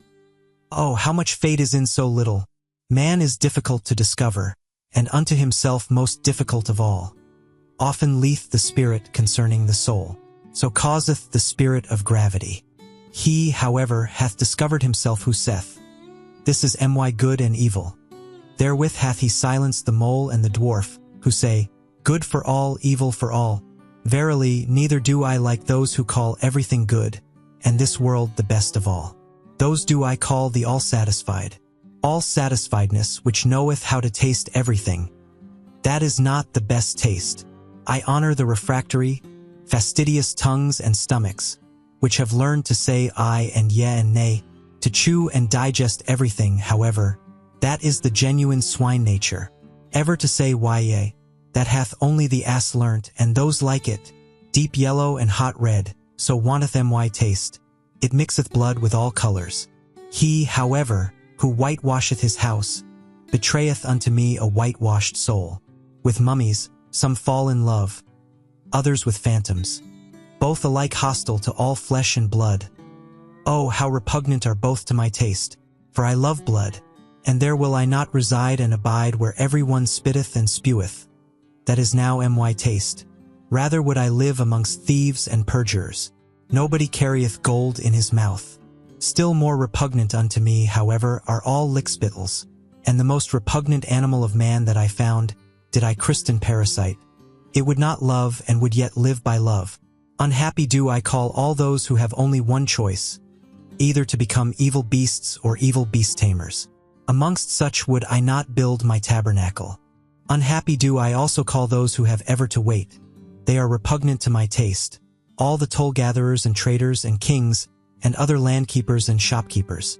Verily, I learned waiting also, and thoroughly so, but only waiting for myself. And above all did I learn standing and walking and running and leaping and climbing and dancing. This, however, is my teaching. He who wisheth one day to fly, must first learn standing and walking and running and climbing and dancing. One doth not fly into flying. With rope ladders learned I to reach many a window. With nimble legs did I climb high masts. To sit on high masts of perception seemed to me no small bliss. To flicker like small flames on high masts. A small light, certainly, but a great comfort to castaway sailors and shipwrecked ones. By divers ways and wendings did I arrive at my truth. Not by one ladder did I mount to the height where mine eye roveth into my remoteness. And unwillingly only did I ask my way. That was always counter to my taste. Rather did I question and test the ways themselves. A testing and a questioning hath been all my traveling. And verily, one must also learn to answer such questioning. That, however, is my taste. Neither a good nor a bad taste, but my taste, of which I have no longer either shame or secrecy. This is now my way. Where is yours? Thus did I answer those who asked me the way, for the way it doth not exist. Thus spake Zarathustra. LVI Old and New Tables. 1. Here do I sit and wait, old broken tables around me, and also new half-written tables. When cometh mine hour, the hour of my descent, of my down-going. For once more will I go unto men. For that hour do I now wait. For first must the signs come unto me that it is mine hour, namely, the laughing lion with the flock of doves. Meanwhile do I talk to myself as one who hath time. No one telleth me anything new, so I tell myself mine own story. 2. When I came unto men, then found I them resting on an old infatuation. All of them thought they had long known what was good and bad for men. An old wearisome business seemed to them all discourse about virtue, and he who wished to sleep well spake of good and bad ere retiring to rest. This somnolence did I disturb when I taught that no one yet knoweth what is good and bad, unless it be the creating one. It is he, however, who createth man's goal, and giveth to the earth its meaning and its future. He only effecteth it that aught is good or bad. And I bade them upset their old academic chairs, and wherever that old infatuation had sat. I bade them laugh at their great moralists, their saints, their poets, and their saviors. At their gloomy sages did I bid them laugh, and whoever had sat admonishing as a black scarecrow on the tree of life. On their great grave highway did I seat myself, and even beside the carrion and vultures, and I laughed at all their bygone and its mellow decaying glory. Verily, like penitential preachers and fools did I cry wrath and shame on all their greatness and smallness. Oh, that their best is so very small. Oh, that their worst is so very small. Thus did I laugh. Thus did my wise longing, born in the mountains, cry and laugh in me. A wild wisdom verily, my great pinion-rustling longing. And oft did it carry me off and up and away and in the midst of laughter. Then flew I quivering like an arrow with sun-intoxicated rapture, out into distant futures, which no dream hath yet seen, into warmer souths than ever sculptor conceived, where gods in their dancing are ashamed of all clothes, that I may speak in parables and halt and stammer like the poets. And verily I am ashamed that I have still to be a poet, where all becoming seem to me dancing of gods, and wantoning of gods, and the world unloosed and unbridled and fleeing back to itself, as an eternal self-fleeing and re-seeking of one another of many gods, as the blessed self-contradicting, recommuning, and refraternizing with one another of many gods, where all time seemed to me a blessed mockery of moments, where necessity was freedom itself, which played happily with the goad of freedom, where I also found again mine old devil and archenemy, the spirit of gravity, and all that it created, constraint, law, necessity and consequence and purpose and will and good and evil. For must there not be that which is danced over, danced beyond? Must there not, for the sake of the nimble, the nimblest, be moles and clumsy dwarfs? 3. There was it also where I picked up from the path the word Superman, and that man is something that must be surpassed. That man is a bridge and not a goal, rejoicing over his noontides and evenings, as advances to new rosy dawns. The Zarathustra word of the great noontide, and whatever else I have hung up over men like purple evening afterglows.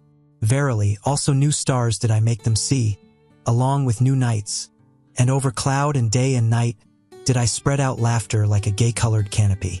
I taught them all my poetization and aspiration, to compose and collect into unity what is fragment in man, and riddle and fearful chance. As composer, riddle reader, and redeemer of chance, did I teach them to create the future, and all that hath been to redeem by creating. The past of man to redeem, and every it was to transform until the will saith, but so did I will it, so shall I will it. This did I call redemption. This alone taught I them to call redemption. Now do I await my redemption, that I may go unto them for the last time. For once more will I go unto men. Amongst them will my sun set, in dying will I give them my choicest gift. From the sun did I learn this, when it goeth down, the exuberant one. Gold doth it then pour into the sea, out of inexhaustible riches, so that the poorest fisherman roweth even with golden oars. For this did I once see, and did not tire of weeping in beholding it. Like the sun will also Zarathustra go down. Now sitteth he here and waiteth, old broken tables around him, and also new tables, half written.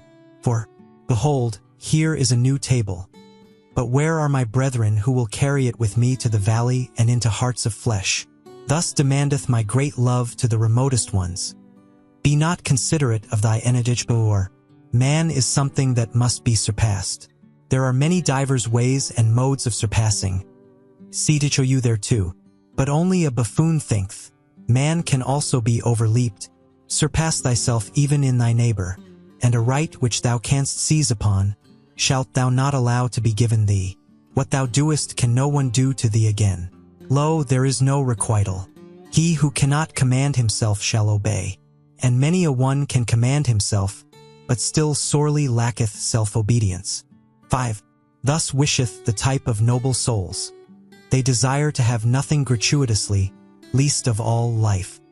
He who is of the populace wisheth to live gratuitously. We others, however, to whom life hath given itself, we are ever considering what we can best give in return.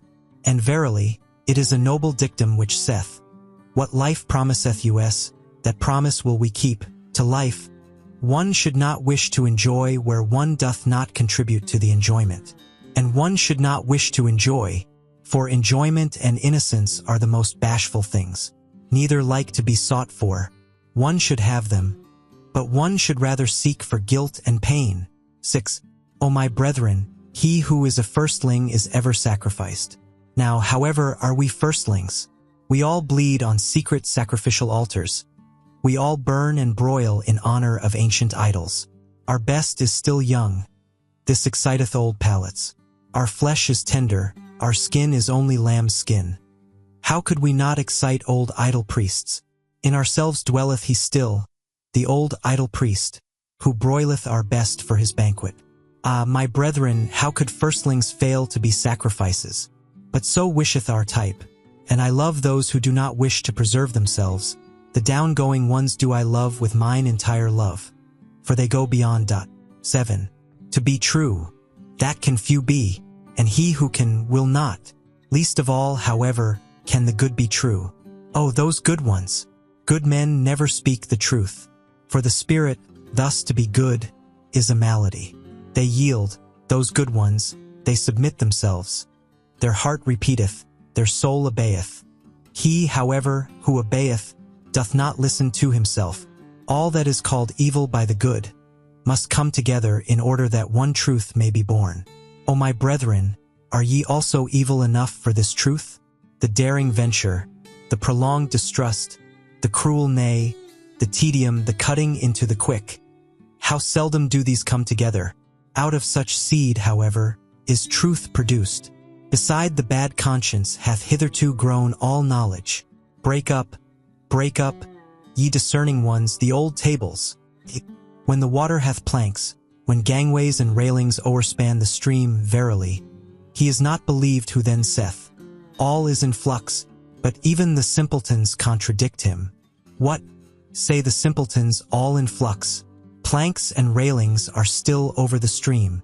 Over the stream all is stable, all the values of things, the bridges and bearings, all good and evil. These are all stable.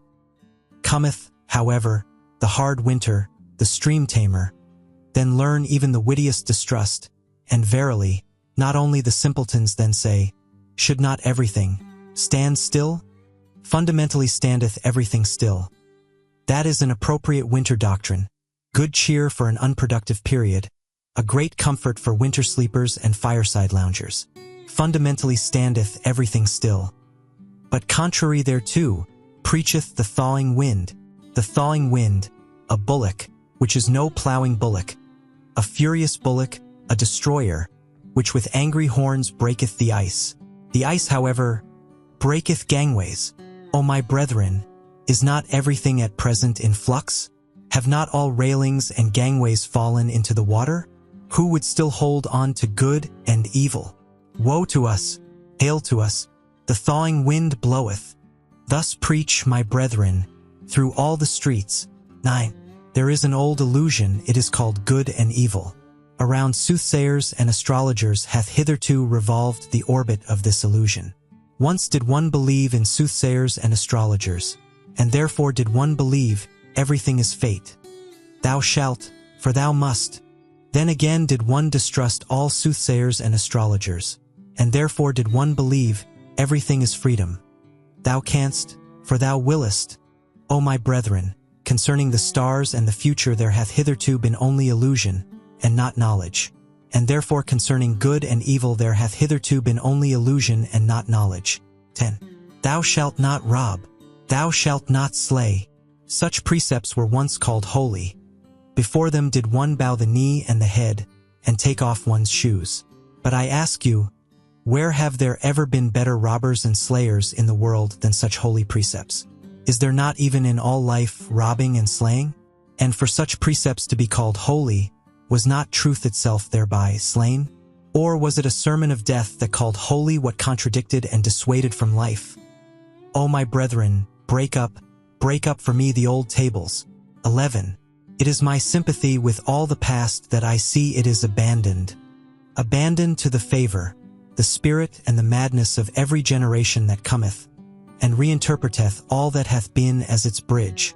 A great potentate might arise, an artful prodigy, who with approval and disapproval could strain and constrain all the past, until it became for him a bridge, a harbinger, a herald, and a cock crowing. This, however, is the other danger, and mine other sympathy. He who is of the populace, his thoughts go back to his grandfather. With his grandfather, however, doth time cease. Thus is all the past abandoned. For it might some day happen for the populace to become master, and drown all time in shallow waters.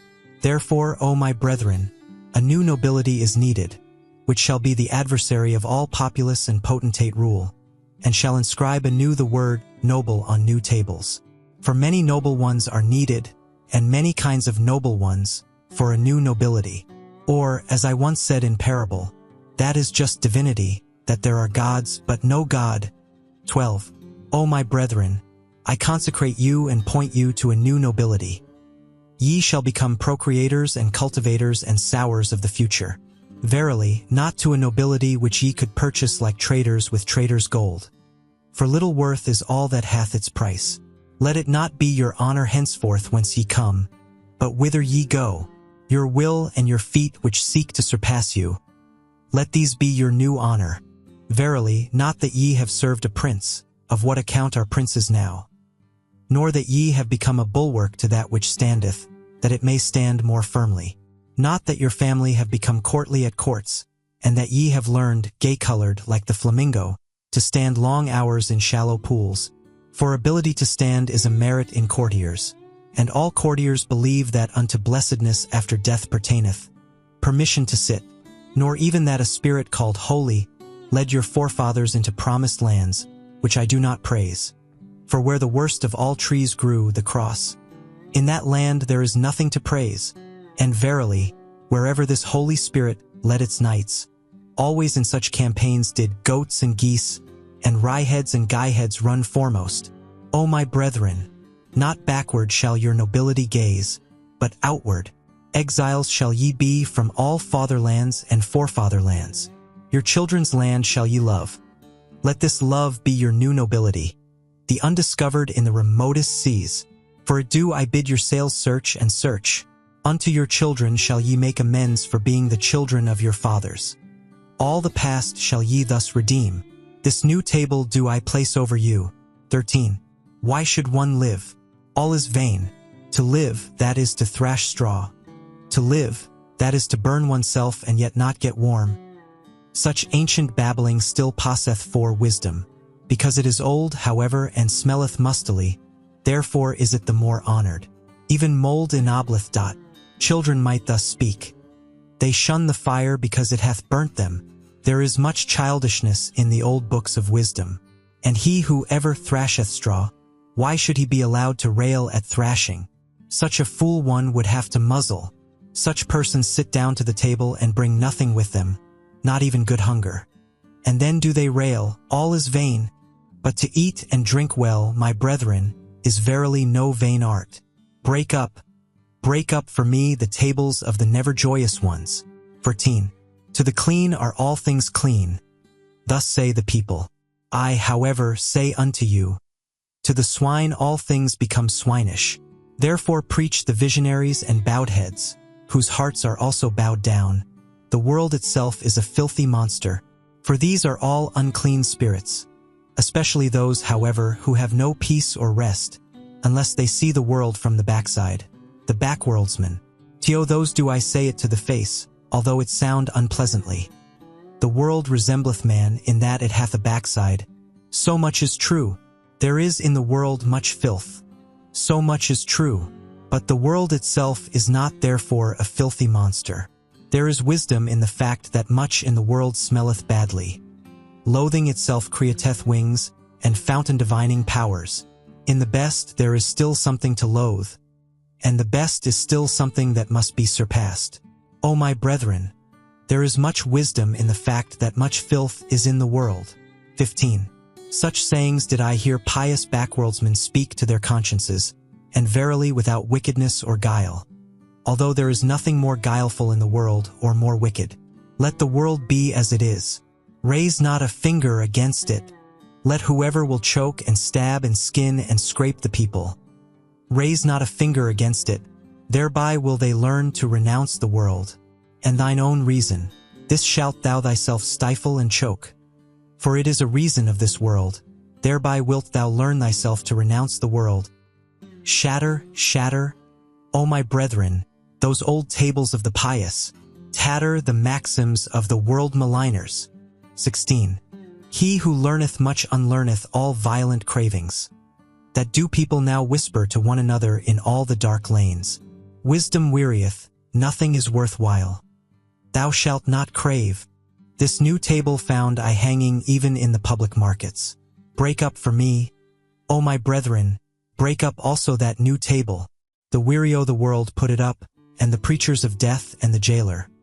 For lo, it is also a sermon for slavery, because they learned badly and not the best, and everything too early and everything too fast, because they ate badly. From thence hath resulted their ruined stomach. For a ruined stomach is their spirit. It persuadeth to death. For verily, my brethren, the spirit is a stomach. Life is a well of delight. But to him in whom the ruined stomach speaketh, the father of affliction, all fountains are poisoned. To discern, that is delight to the lion-willed. But he who hath become weary is himself merely willed. With him play all the waves, and such is always the nature of weak men. They lose themselves on their way, and at last asketh their weariness, why did we ever go on the way? All is indifferent. To them soundeth it pleasant to have preached in their ears. Nothing is worth while. Ye shall not will. That, however, is a sermon for slavery. O my brethren, a fresh blustering wind cometh Zarathustra unto all way-weary ones. Many noses will he yet make sneeze. Even through walls bloweth my free breath, and into prisons and imprisoned spirits. Willing emancipateth, for willing is creating. So do I teach, and only for creating shall ye learn. And also the learning shall ye learn only from me, the learning well. He who hath ears let him hear. 17. There standeth the boat. Thither goeth it over, perhaps into vast nothingness. But who willeth to enter into this perhaps? None of you want to enter into the death boat. How should ye then be world-weary ones? World-weary ones, and have not even withdrawn from the earth. Eager did I ever find you for the earth, amorous still of your own earth-weariness. Not in vain doth your lip hang down. A small worldly wish still sitteth thereon, and in your eye floateth there not a cloudlet of unforgotten earthly bliss? There are on the earth many good inventions, some useful, some pleasant. For their sake is the earth to be loved. And many such good inventions are there, that they are like woman's breasts, useful at the same time and pleasant. Ye world-weary ones, however, ye earth-idlers, you shall one beat with stripes. With stripes shall one again make you sprightly limbs. For if ye be not invalids, or decrepit creatures, of whom the earth is weary, then are ye sly sloths, or dainty, sneaking pleasure cats. And if ye will not again run gaily, then shall ye pass away. To the incurable shall one not seek to be a physician. Thus teacheth Zarathustra. So shall ye pass away. But more courage is needed to make an end than to make a new verse. That do all physicians and poets know well. 10. O my brethren, there are tables which weariness framed, and tables which slothfulness framed, corrupt slothfulness. Although they speak similarly, they want to be heard differently. See this languishing one. Only a span-breadth is he from his goal. But from weariness hath he lain down obstinately in the dust. This brave one. From weariness yawneth he at the path, at the earth, at the goal, and at himself. Not a step further will he go. This brave one. Now gloweth the sun upon him, and the dogs lick at his sweat. But he leeth there in his obstinacy and prefereth to languish. A span-breadth from his goal to languish. Verily, ye will have to drag him into his heaven by the hair of his head. This hero, better still that ye let him lie where he hath lain down, that sleep may come unto him, the comforter with cooling patter rain. Let him lie, until of his own accord he awakeneth, until of his own accord he repudiateth all weariness, and what weariness hath taught through him. Only, my brethren, see that ye scare the dogs away from him, the idle skulkers, and all the swarming vermin of the cultured, that feast on the sweat of every hero. 19. I form circles around me and holy boundaries. Ever fewer ascend with me ever higher mountains. I build a mountain range out of ever holier mountains. But wherever ye would ascend with me, O my brethren, take care lest a parasite ascend with you. A parasite, that is a reptile, a creeping, cringing reptile, that trieth to fatten on your infirm and sore places. And this is its art. It divineth where ascending souls are weary, in your trouble and dejection, in your sensitive modesty, doth it build its loathsome nest. Where the strong are weak, where the noble are all too gentle, there buildeth it its loathsome nest. The parasite liveth where the great have small sore places. What is the highest of all species of being, and what is the lowest? The parasite is the lowest species. He, however, who is of the highest species feedeth most parasites. For the soul which hath the longest ladder, and can go deepest down, how could there fail to be most parasites upon it? The most comprehensive soul, which can run and stray and rove furthest in itself. The most necessary soul, which out of joy flingeth itself into chance. The soul in being, which plungeth into becoming. The possessing soul, which seeketh to attain desire and longing. The soul fleeing from itself, which overtaketh itself in the widest circuit. The wisest soul, unto which folly speaketh most sweetly.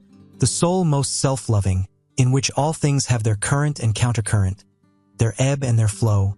Oh, how could the loftiest soul fail to have the worst parasites? 20. O my brethren, am I then cruel? But I say, what falleth that shall one also push? Everything of today, it falleth, it decayeth. Who would preserve it? But I wish also to push it. Know ye the delight which rolleth stones into precipitous depths? Those men of today, see just how they roll into my depths. A prelude am I to better players. O my brethren, an example, do according to mine example. And him whom ye do not teach to fly, teach I pray you, to fall faster. 21. I love the brave, but it is not enough to be a swordsman. One must also know whereon to use swordsmanship, and often is it greater bravery to keep quiet and pass by, that thereby one may reserve oneself for a worthier foe. Ye shall only have foes to be hated, but not foes to be despised. Ye must be proud of your foes. Thus have I already taught. For the worthier foe, O my brethren, shall ye reserve yourselves. Therefore must ye pass by many a one, especially many of the rabble, who din your ears with noise about people and peoples. Keep your eye clear of their for and against. There is there much right, much wrong. He who looketh on becometh wroth. Therein viewing, therein hewing, they are the same thing. Therefore depart into the forests and lay your sword to sleep. Go your ways, and let the people and peoples go theirs. Gloomy ways, verily, on which not a single hope glinteth any more. Let there the traitor rule, where all that still glittereth is traitor's gold. It is the time of kings no longer. That which now calleth itself the people is unworthy of kings. See how these peoples themselves now do just like the traitors. They pick up the smallest advantage out of all kinds of rubbish. They lay lures for one another. They lure things out of one another that they call good neighborliness. O blessed remote period when a people said to itself, I will be master over peoples. For, my brethren, the best shall rule, the best also willeth to rule. And where the teaching is different, there the best is lacking. 22. If they had bread for nothing, alas, for what would they cry? Their maintainment. That is their true entertainment. And they shall have it hard. Beasts of prey are they in their working. There is even plundering in their earning. There is even overreaching. Therefore shall they have it hard. Better beasts of prey shall they thus become, subtler, cleverer, more manlike. For man is the best beast of prey. All the animals hath man already robbed of their virtues. That is why of all animals it hath been hardest for man. Only the birds are still beyond him. And if man should yet learn to fly, alas, to what height would his rapacity fly? 23. Thus would I have man and woman, fit for war the one, fit for maternity the other, both however fit for dancing with head and legs. And lost be the day to us in which a measure hath not been danced. and false be every truth which hath not had laughter along with it. 24. Your marriage arranging. See that it be not a bad arranging. Ye have arranged too hastily. So there followeth therefrom marriage breaking, and better marriage breaking than marriage bending, marriage lying. Thus spake a woman unto me, indeed I broke the marriage, but first did the marriage break me. The badly paired found I ever the most revengeful. They make every one suffer for it, that they no longer run singly. On that account want I the honest ones to say to one another, we love each other. Let us see to it that we maintain our love, or shall our pledging be blundering? Give us a set term and a small marriage, that we may see if we are fit for the great marriage. It is a great matter always to be twain. Thus do I counsel all honest ones. And what would be my love to the Superman, and to all that is to come, if I should counsel and speak otherwise? Not only to propagate yourselves onwards but upwards. Thereto, O my brethren, may the garden of marriage help you. 25. He who hath grown wise concerning old origins, lo, he will at last seek after the fountains of the future and new origins. O my brethren, not long will it be until new peoples shall arise and new fountains shall rush down into new depths. For the earthquake, it choketh up many wells, it causeth much languishing. But it bringeth also to light inner powers and secrets. The earthquake discloseth new fountains. In the earthquake of old peoples new fountains burst forth. And whoever calleth out, lo, here is a well for many thirsty ones, one heart for many longing ones, one will for many instrument. Around him collecteth a people, that is to say, many attempting ones. Who can command? Who must obey? That is their attempted. Ah, with what long seeking and solving and failing and learning and re-attempting. Human society. It is an attempt, so I teach. A long seeking. It seeketh however the ruler. An attempt, my brethren. And contract. Destroy. I pray you, destroy that word of the soft-hearted and half and half. 26. O my brethren, with whom lieth the greatest danger to the whole human future? Is it not with the good and just? As those who say and feel in their hearts, we already know what is good and just, we possess it also. Woe to those who still seek thereafter. And whatever harm the wicked may do, the harm of the good is the harmfulest harm. And whatever harm the world maligners may do, the harm of the good is the harmfulest harm. O my brethren, into the hearts of the good and just looked someone once on a time, who said, they are the Pharisees, but people did not understand him. The good and just themselves were not free to understand him. Their spirit was imprisoned in their good conscience. The stupidity of the good is unfathomably wise. It is the truth, however, that the good must be Pharisees. They have no choice. The good must crucify him who deviseth his own virtue. That is the truth. The second one, however, who discovered their country, the country, heart, and soil of the good and just. It was he who asked, whom do they hate most? The Creator hate they most, him who breaketh the tables and old values, the breaker. Him they call the lawbreaker. For the good, they cannot create. They are always the beginning of the end. They crucify him who writeth new values on new tables. They sacrifice unto themselves the future. They crucify the whole human future. The good, they have always been the beginning of the end. 27. O my brethren, have ye also understood this word? And what I once said of the last man, with whom lieth the greatest danger to the whole human future? Is it not with the good and just? Break up, I pray you, the good and just. O my brethren, have ye understood also this word? 28. Ye flee from me? Ye are frightened? Ye tremble at this word? O my brethren, when I enjoined you to break up the good, and the tables of the good, then only did I embark man on his high seas. And now only cometh unto him the great terror, the great outlook, the great sickness, the great nausea, the great seasickness. False shores and false securities did the good teach you.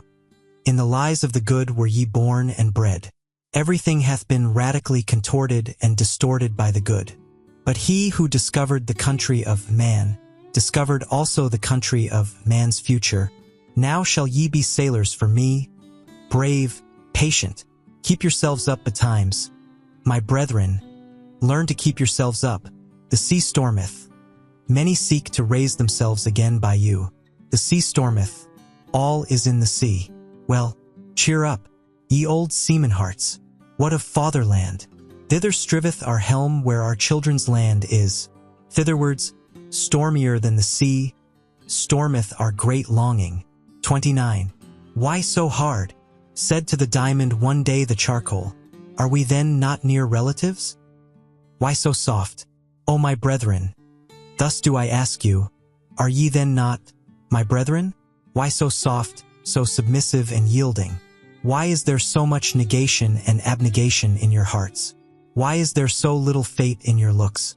And if ye will not be fates and inexorable ones, how can ye one day conquer with me? And if your hardness will not glance and cut and chip to pieces, how can ye one day create with me? For the creators are hard. And blessedness must it seem to you to press your hand upon millenniums as upon wax. Blessedness to write upon the will of millenniums as upon brass. Harder than brass, nobler than brass. Entirely hard is only the noblest. This new table, O my brethren, put I up over you. Become hard. 30. O thou my will, thou change of every need, my needfulness. Preserve me from all small victories. Thou fatedness of my soul, which I call fate. Thou in me, over me, preserve and spare me for one great fate, and thy last greatness, my will, spare it for thy last, that thou mayest be inexorable in thy victory. Ah, who hath not succumbed to his victory? Ah, whose eye hath not bedimmed in this intoxicated twilight? Ah, whose foot hath not faltered and forgotten in victory how to stand, that I may one day be ready and ripe in the great noontide, ready and ripe like the glowing or the lightning-bearing cloud and the swelling milk udder, ready for myself and for my most hidden will, a bow eager for its arrow, an arrow eager for its star, a star, ready and ripe in its noontide, glowing, pierced, blessed, by annihilating sun arrows, a sun itself, and an inexorable sun will, ready for annihilation in victory. O will, thou change of every need, my needfulness, spare me for one great victory. Thus spake Zarathustra. 57. The Convalescent. 1. One morning, not long after his return to his cave, Zarathustra sprang up from his couch like a madman, crying with a frightful voice, and acting as if someone still lay on the couch who did not wish to rise. Zarathustra's voice also resounded in such a manner that his animals came to him frightened, and out of all the neighboring caves and lurking places all the creatures slipped away, flying, fluttering, creeping, or leaping, according to their variety of foot or wing. Zarathustra, however, spake these words, Up, abysmal thought, out of my depth. I am thy cock and morning dawn, thou overslept reptile. Up, up, my voice shall soon crow thee awake. Unbind the fetters of thine ears. Listen, for I wish to hear thee. Up, up, there is thunder enough to make the very graves listen, and rub the sleep and all the dimness and blindness out of thine eyes. Hear me also with thine eyes. My voice is a medicine even for those born blind. And once thou art awake, then shalt thou ever remain awake. It is not my custom to awake great-grandmothers out of their sleep that I may bid them, Sleep on, thou stirrest, stretchest thyself, wheezest, up, up, not wheeze shalt thou, but speak unto me. Zarathustra calleth thee Zarathustra the godless. I, Zarathustra, the advocate of living, the advocate of suffering, the advocate of the circuit, thee do I call my most abysmal thought. Joy to me, thou comest. I hear thee, mine abyss speaketh. My lowest depth have I turned over into the light. Joy to me. Come hither, give me thy hand. Ha, let be. Aha. Disgust, disgust, disgust. Alas to me, too.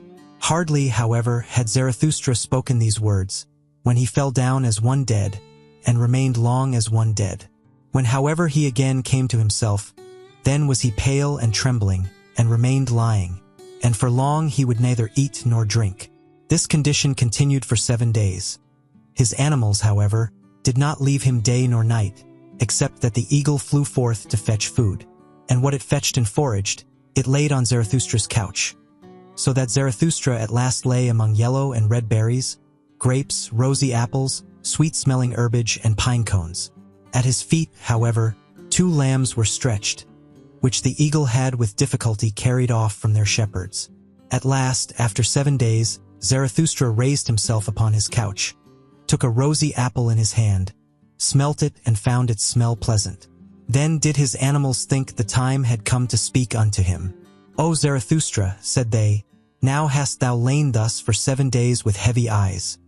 Wilt thou not set thyself again upon thy feet? Step out of thy cave. The world waiteth for thee as a garden. The wind playeth with heavy fragrance which seeketh for thee, and all brooks would like to run after thee. All things long for thee, since thou hast remained alone for 7 days. Step forth out of thy cave. All things want to be thy physicians. Did perhaps a new knowledge come to thee, a bitter, grievous knowledge? Like leavened dough layest thou. Thy soul arose and swelled beyond all its bounds. O mine animals, answered Zarathustra, talk on thus and let me listen. It refresheth me so to hear your talk. Where there is talk, there is the world as a garden unto me. How charming it is that there are words and tones. Are not words and tones rainbows and seeming bridges twixt the eternally separated? To each soul belongeth another world. To each soul is every other soul a backworld. Among the most alike doth semblance deceive most delightfully. For the smallest gap is most difficult to bridge over. For me, how could there be an outside of me? There is no outside. But this we forget on hearing tones. How delightful it is that we forget. Have not names and tones been given unto things that man may refresh himself with them? It is a beautiful folly, speaking. Therewith danceth man over everything.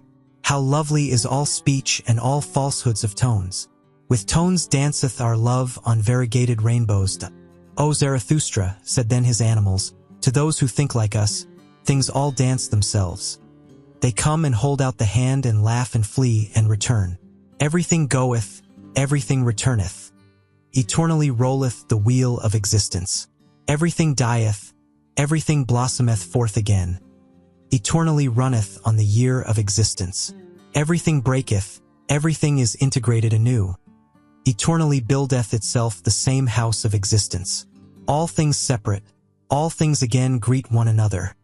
Eternally true to itself remaineth the ring of existence. Every moment beginneth existence. Around every here rolleth the ball. There, the middle is everywhere. Crooked is the path of eternity. O ye wags and barrel organs, answered Zarathustra and smiled once more. How well do ye know what had to be fulfilled in 7 days, and how that monster crept into my throat and choked me, but I bit off its head and spat it away from me. And ye have made a liar lay out of it? Now, however, do I lie here, still exhausted with that biting and spitting away, still sick with mine own salvation, and ye looked on at it all? O mine animals, are ye also cruel? Did ye like to look at my great pain as men do? For man is the cruelest animal. At tragedies, bullfights, and crucifixions hath he hitherto been happiest on earth. And when he invented his hell, behold, that was his heaven on earth. When the great man crieth, immediately runneth the little man thither, and his tongue hangeth out of his mouth for very lusting. He, however, calleth it his pity. The little man, especially the poet, how passionately doth he accuse life in words. Hearken to him, but do not fail to hear the delight which is in all accusation. Such accusers of life, them life overcometh with a glance of the eye. Thou lovest me? Saith the insolent one. Wait a little, as yet have I no time for thee. Towards himself man is the cruelest animal, and in all who call themselves sinners and bearers of the cross and penitence, do not overlook the voluptuousness in their plaints and accusations. And I myself, do I thereby want to be man's accuser? Ah, mine animals, this only have I learned hitherto, that for man his baddest is necessary for his best, that all that is baddest is the best power, and the hardest stone for the highest creator, and that man must become better and badder. Not to this torture stake was I tied, that I know man is bad, but I cried as no one hath yet cried. Ah, that his baddest is so very small. Ah, that his best is so very small. The great disgust at man. It strangled me and had crept into my throat. And what the soothsayer had presaged. All is alike, nothing is worthwhile, knowledge strangleth. A long twilight limped on before me. A fatally weary, fatally intoxicated sadness, which spake with yawning mouth. Eternally he returneth, the man of whom thou art weary, the small man. So yawned my sadness, and dragged its foot and could not go to sleep. A cavern became the human earth to me. Its breast caved in. Everything living became to me human dust and bones and moldering past. My sighing sat on all human graves, and could no longer arise. My sighing and questioning croaked and choked, and gnawed and nagged day and night. Ah, man returneth eternally. The small man returneth eternally. Naked had I once seen both of them, the greatest man and the smallest man. All too like one another, all too human, even the greatest man. All too small, even the greatest man. That was my disgust at man, and the eternal return also of the smallest man. That was my disgust at all existence. Ah, disgust, disgust, disgust. Thus spake Zarathustra and sighed and shuddered, for he remembered his sickness. Then did his animals prevent him from speaking further. Do not speak further, thou convalescent. So answered his animals, but go out where the world waiteth for thee like a garden. Go out unto the roses, the bees, and the flocks of doves, especially, however, unto the singing birds, to learn singing from them. For singing is for the convalescent. The sound ones may talk, and when the sound also wants songs, then want they other songs than the convalescent. O ye wags and barrel organs, do be silent, answered Zarathustra, and smiled at his animals. How well ye know what consolation I devised for myself in 7 days, that I have to sing once more. That consolation did I devise for myself, and this convalescence. Would ye also make another lyre lay thereof? Do not talk further, answered his animals once more. Rather, thou convalescent, prepare for thyself first a lyre, a new lyre. For behold, O Zarathustra, for thy new lays there are needed new lyres. Sing and bubble over, O Zarathustra, heal thy soul with new lays, that thou mayest bear thy great fate, which hath not yet been anyone's fate. For thine animals know it well, O Zarathustra, who thou art and must become. Behold, thou art the teacher of the eternal return. That is now thy fate, that thou must be the first to teach this teaching. How could this great fate not be thy greatest danger and infirmity? Behold, we know what thou teachest, that all things eternally return, and ourselves with them, and that we have already existed times without number, and all things with us. Thou teachest that there is a great year of becoming, a prodigy of a great year. It must, like a sand-glass, ever turn up anew, that it may anew run down and run out, so that all those years are like one another in the greatest and also in the smallest, so that we ourselves in every great year are like ourselves in the greatest and also in the smallest.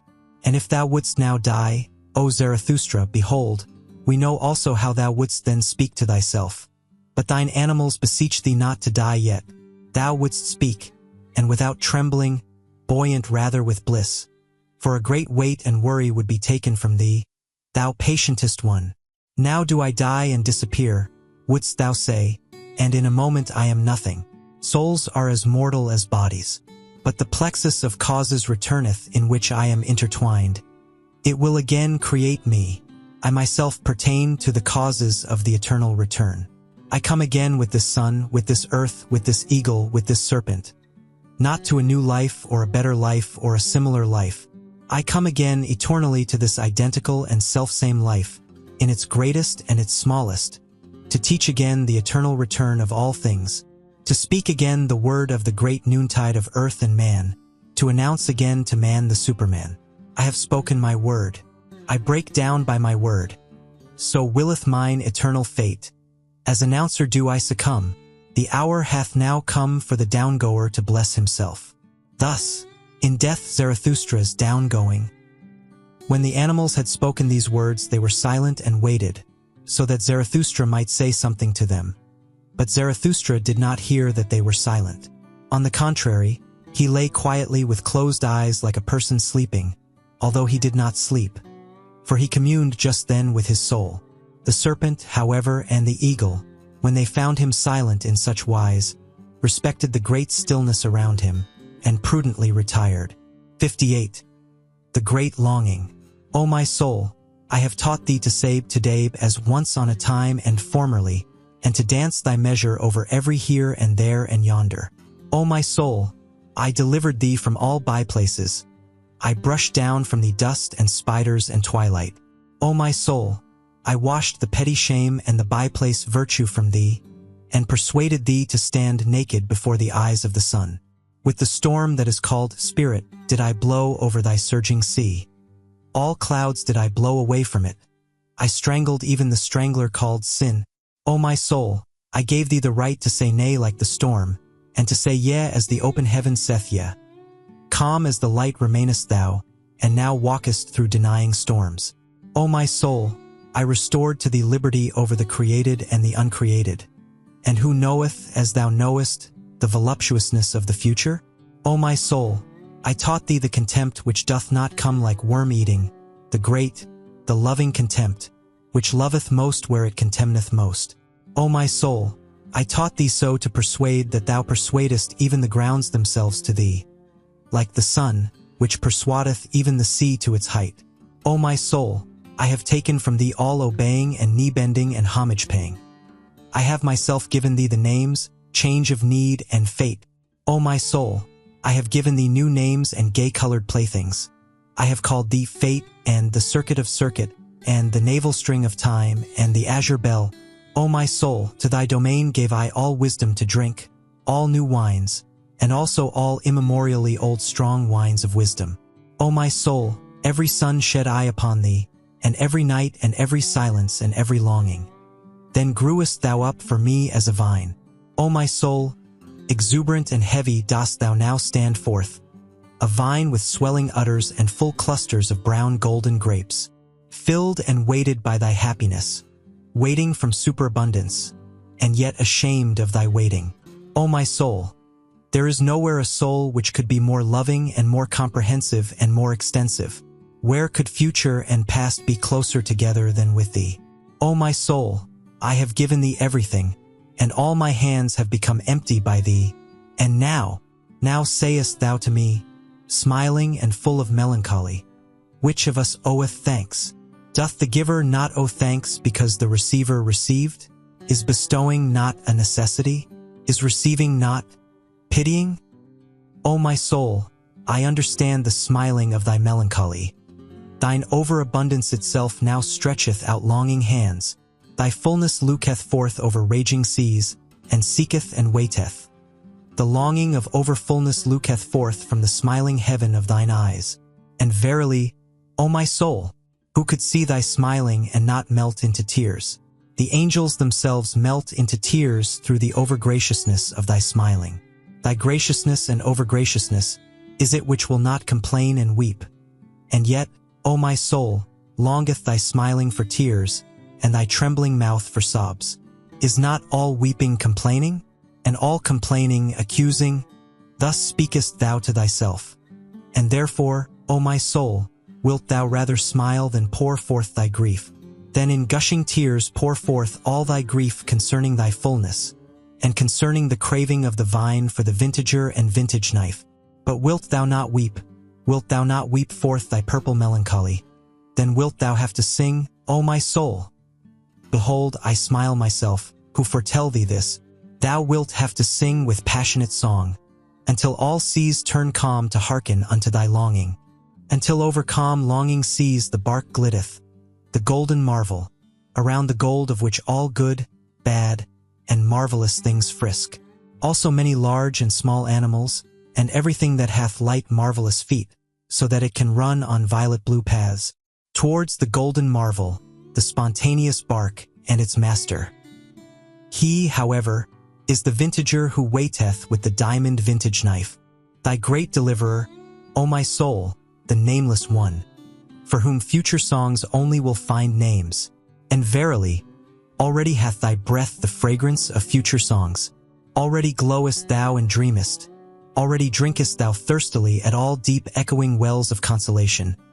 Already reposeth thy melancholy in the bliss of future songs. O my soul, now have I given thee all, and even my last possession, and all my hands have become empty by thee. That I bade thee sing, behold, that was my last thing to give, that I bade thee sing. Say now, say, which of us now oweth thanks? Better still, however, sing unto me, sing, O my soul, and let me thank thee. Thus spake Zarathustra. Licks, the second dance song. 1. Into thine eyes gazed I lately, O life.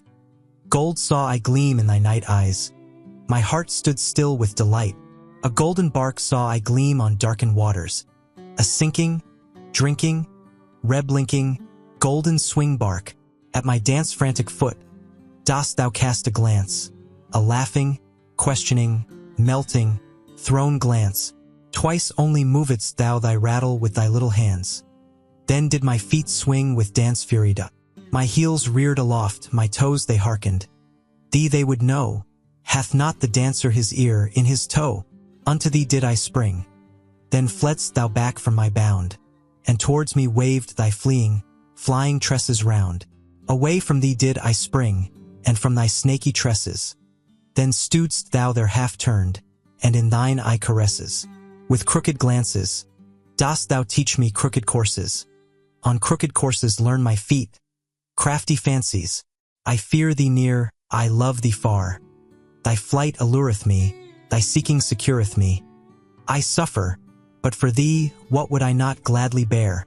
For thee whose coldness inflammeth, whose hatred misleadeth, whose flight enchaineth, whose mockery pleadeth. Who would not hate thee, thou great bindress, inwindress, temptress, seacress, findress? Who would not love thee, thou innocent, impatient, wind-swift, child-eyed sinner? Whither pullest thou me now, thou paragon and tomboy? And now foolest thou me fleeing? Thou sweet romp dost annoy. I dance after thee, I follow even faint traces lonely. Where art thou? Give me thy hand, or thy finger only. Here are caves and thickets. We shall go astray. Halt, stand still. Sayest thou not owls and bats in fluttering fray? Thou bat, thou owl, thou wouldst play me foul? Where are we? From the dogs hast thou learned thus to bark and howl. Thou gnashest on me sweetly with little white teeth. Thine evil eyes shoot out upon me, thy curly little mane from underneath. This is a dance over stock and stone. I am the hunter. Wilt thou be my hound, or my chamois anon? Now beside me, and quickly, wickedly springing, now up, and over. Alas, I have fallen myself over swinging. Oh, see me lying, thou arrogant one, and imploring grace. Gladly would I walk with thee, in some lovelier place, in the paths of love, through bushes variegated, quiet, trim, or there along the lake, where goldfishes dance and swim. Thou art now aweary, there above are sheep and sunset stripes. Is it not sweet to sleep, the shepherd pipes? Thou art so very weary, I carry thee thither. Let just thine arms sink, and art thou thirsty? I should have something, but thy mouth would not like it to drink. Oh, that cursed, nimble, supple serpent and lurking witch, where art thou gone? But in my face do I feel through thy hand 2 spots and red blotches itch. I am verily weary of it, ever thy sheepish shepherd to be. Thou which, if I have hitherto sung unto thee, now shalt techo you, cry unto me. To the rhythm of my whip shalt thou dance and cry. I forget not my whip, not I, too. Then did life answer me thus, and kept thereby her fine ears closed. O Zarathustra, crack not so terribly with thy whip. Thou knowest surely that noise killeth thought. And just now there came to me such delicate thoughts. We are both of us genuine ne'er-do-wells and ne'er-do-ills. Beyond good and evil found we our island and our green meadow. We two alone. Therefore must we be friendly to each other. And even should we not love each other from the bottom of our hearts, must we then have a grudge against each other if we do not love each other perfectly? And that I am friendly to thee, and often too friendly, that knowest thou. And the reason is that I am envious of thy wisdom. Ah, this mad old fool, wisdom! If thy wisdom should one day run away from thee, then would also my love run away from thee quickly. Thereupon did life look thoughtfully behind and around, and said softly, O Zarathustra, thou art not faithful enough to me. Thou lovest me not nearly so much as thou sayest. I know thou thinkest of soon leaving me. There is an old heavy, booming clock. It boometh by night up to thy cave. When thou hearest this clock strike the hours at midnight, then thinkest thou between 1 and 12 thereon. Thou thinkest thereon, O Zarathustra, I know it, of soon leaving me. Yea, answered I hesitatingly, but thou knowest it also. And I said something into her ear, in amongst her confused, yellow, foolish tresses. Thou knowest that, O Zarathustra? That knoweth no one. And we gazed at each other, and looked at the green meadow o'er which the cool evening was just passing, and we wept together. Then, however, was life dearer unto me than all my wisdom had ever been. Thus spake Zarathustra. 3. 1. O man, take heed. 2. What saith deep midnight's voice indeed? 3. I slept my sleep, for from deepest dream I've woke and plead. 5. The world is deep. 6. And deeper than the day could read. 7.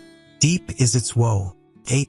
Joy, deeper still than grief can be.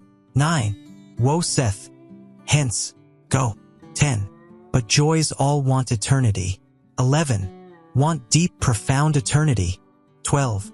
Lx the 7 seals, or the Yea and Amen lay.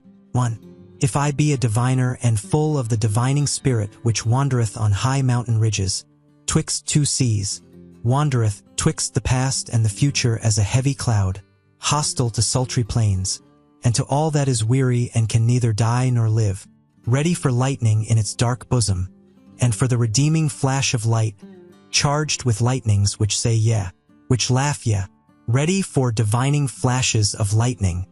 Blessed, however, is he who is thus charged, and verily, long must he hang like a heavy tempest on the mountain, who shall one day kindle the light of the future.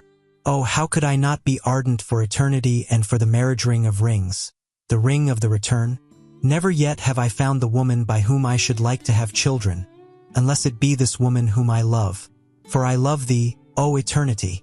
For I love thee, O eternity. 2.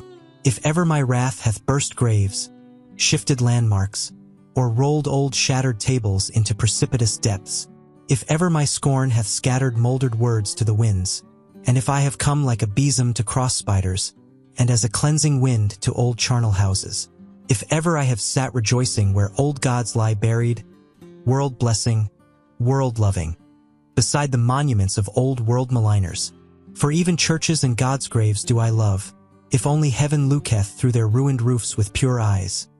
Gladly do I sit like grass and red poppies on ruined churches. Oh, how could I not be ardent for eternity, and for the marriage ring of rings, the ring of the return? Never yet have I found the woman by whom I should like to have children, unless it be this woman whom I love. For I love thee, O eternity.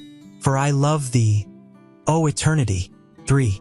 If ever a breath hath come to me of the creative breath, and of the heavenly necessity which compelleth even chances to dance star dances, if ever I have laughed with the laughter of the creative lightning, to which the long thunder of the deed followeth, grumblingly, but obediently, if ever I have played dice with the gods at the divine table of the earth, so that the earth quaked and ruptured, and snorted forth fire streams. For a divine table is the earth, and trembling with new creative dictums and dice casts of the gods. Oh, how could I not be ardent for eternity, and for the marriage ring of rings, the ring of the return? Never yet have I found the woman by whom I should like to have children, unless it be this woman whom I love. For I love thee, O eternity. For I love thee, O eternity.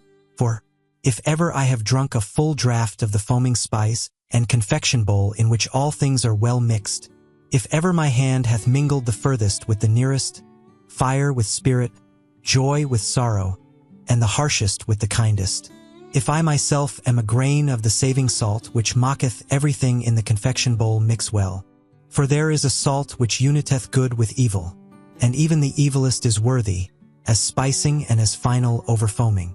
Oh, how could I not be ardent for eternity, and for the marriage ring of rings, the ring of the return? Never yet have I found the woman by whom I should like to have children, unless it be this woman whom I love. For I love thee, O eternity. For I love thee, O eternity. 5.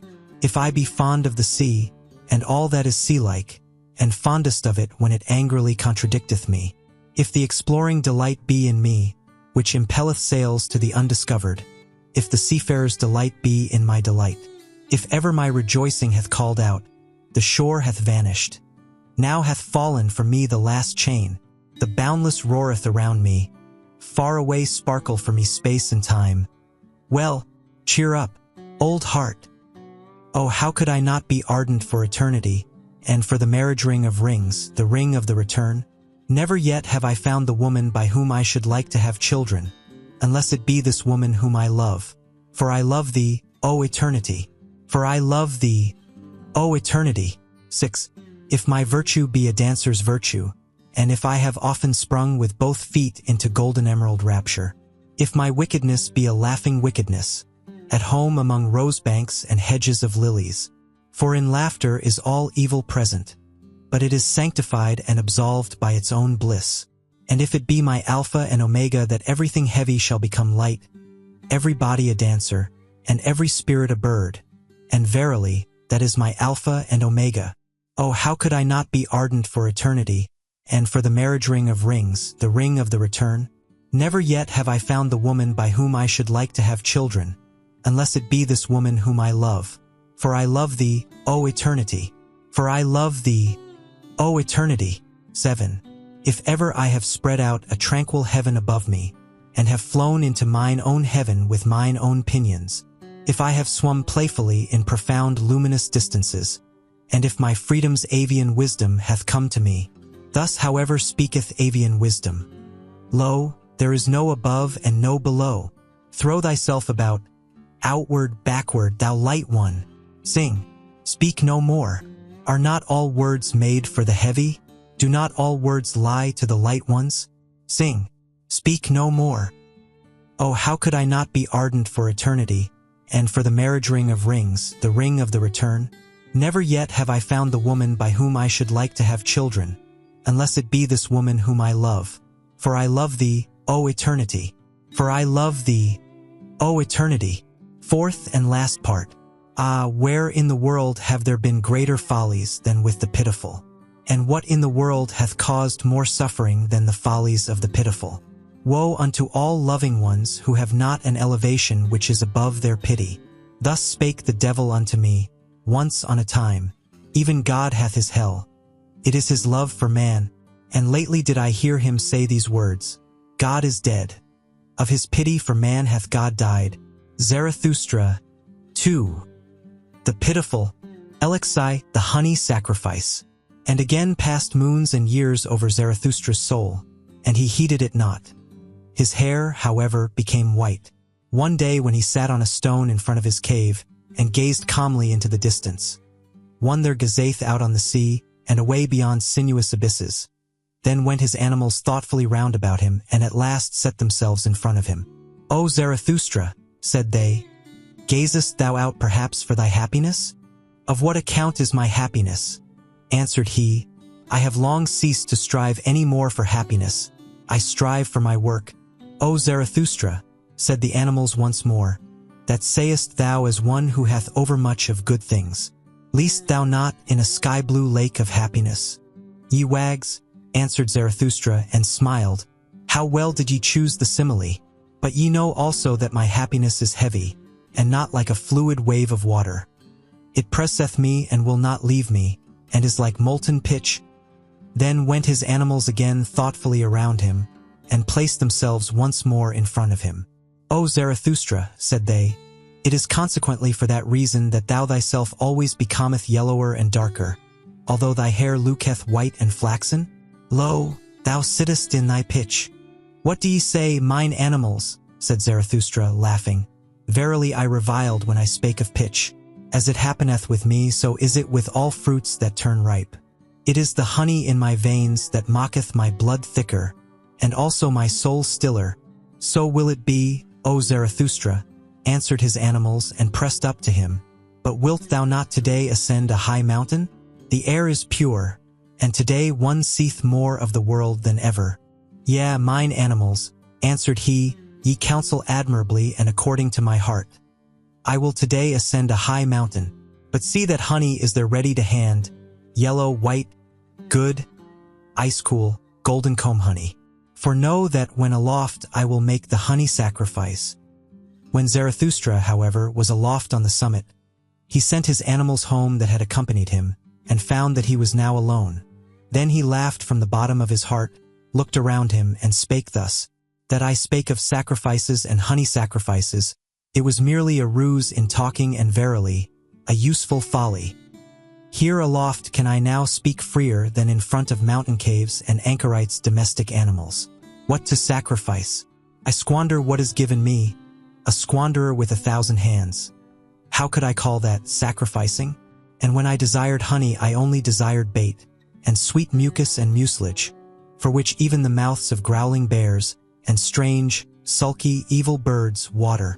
The best bait, as huntsmen and fishermen require it. For if the world be as a gloomy forest of animals, and a pleasure ground for all wild huntsmen, it seemeth to me rather, and preferably, a fathomless, rich sea, a sea full of many-hued fishes and crabs, for which even the gods might long, and might be tempted to become fishers in it, and casters of nets. So rich is the world in wonderful things, great and small, especially the human world, the human sea. Towards it do I now throw out my golden angle rod and say, Open up, thou human abyss, open up, and throw unto me thy fish and shining crabs.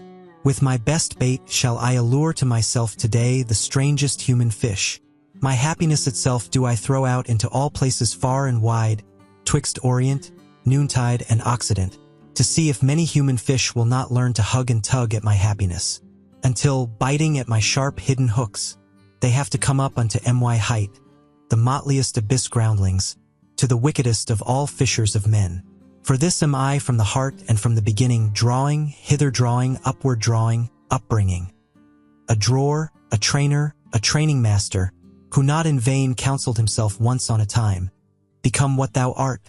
Thus may men now come up to me, for as yet do I await the signs that it is time for my down-going. As yet do I not myself go down, as I must do, amongst men. Therefore do I here wait, crafty and scornful upon high mountains, no impatient one, no patient one.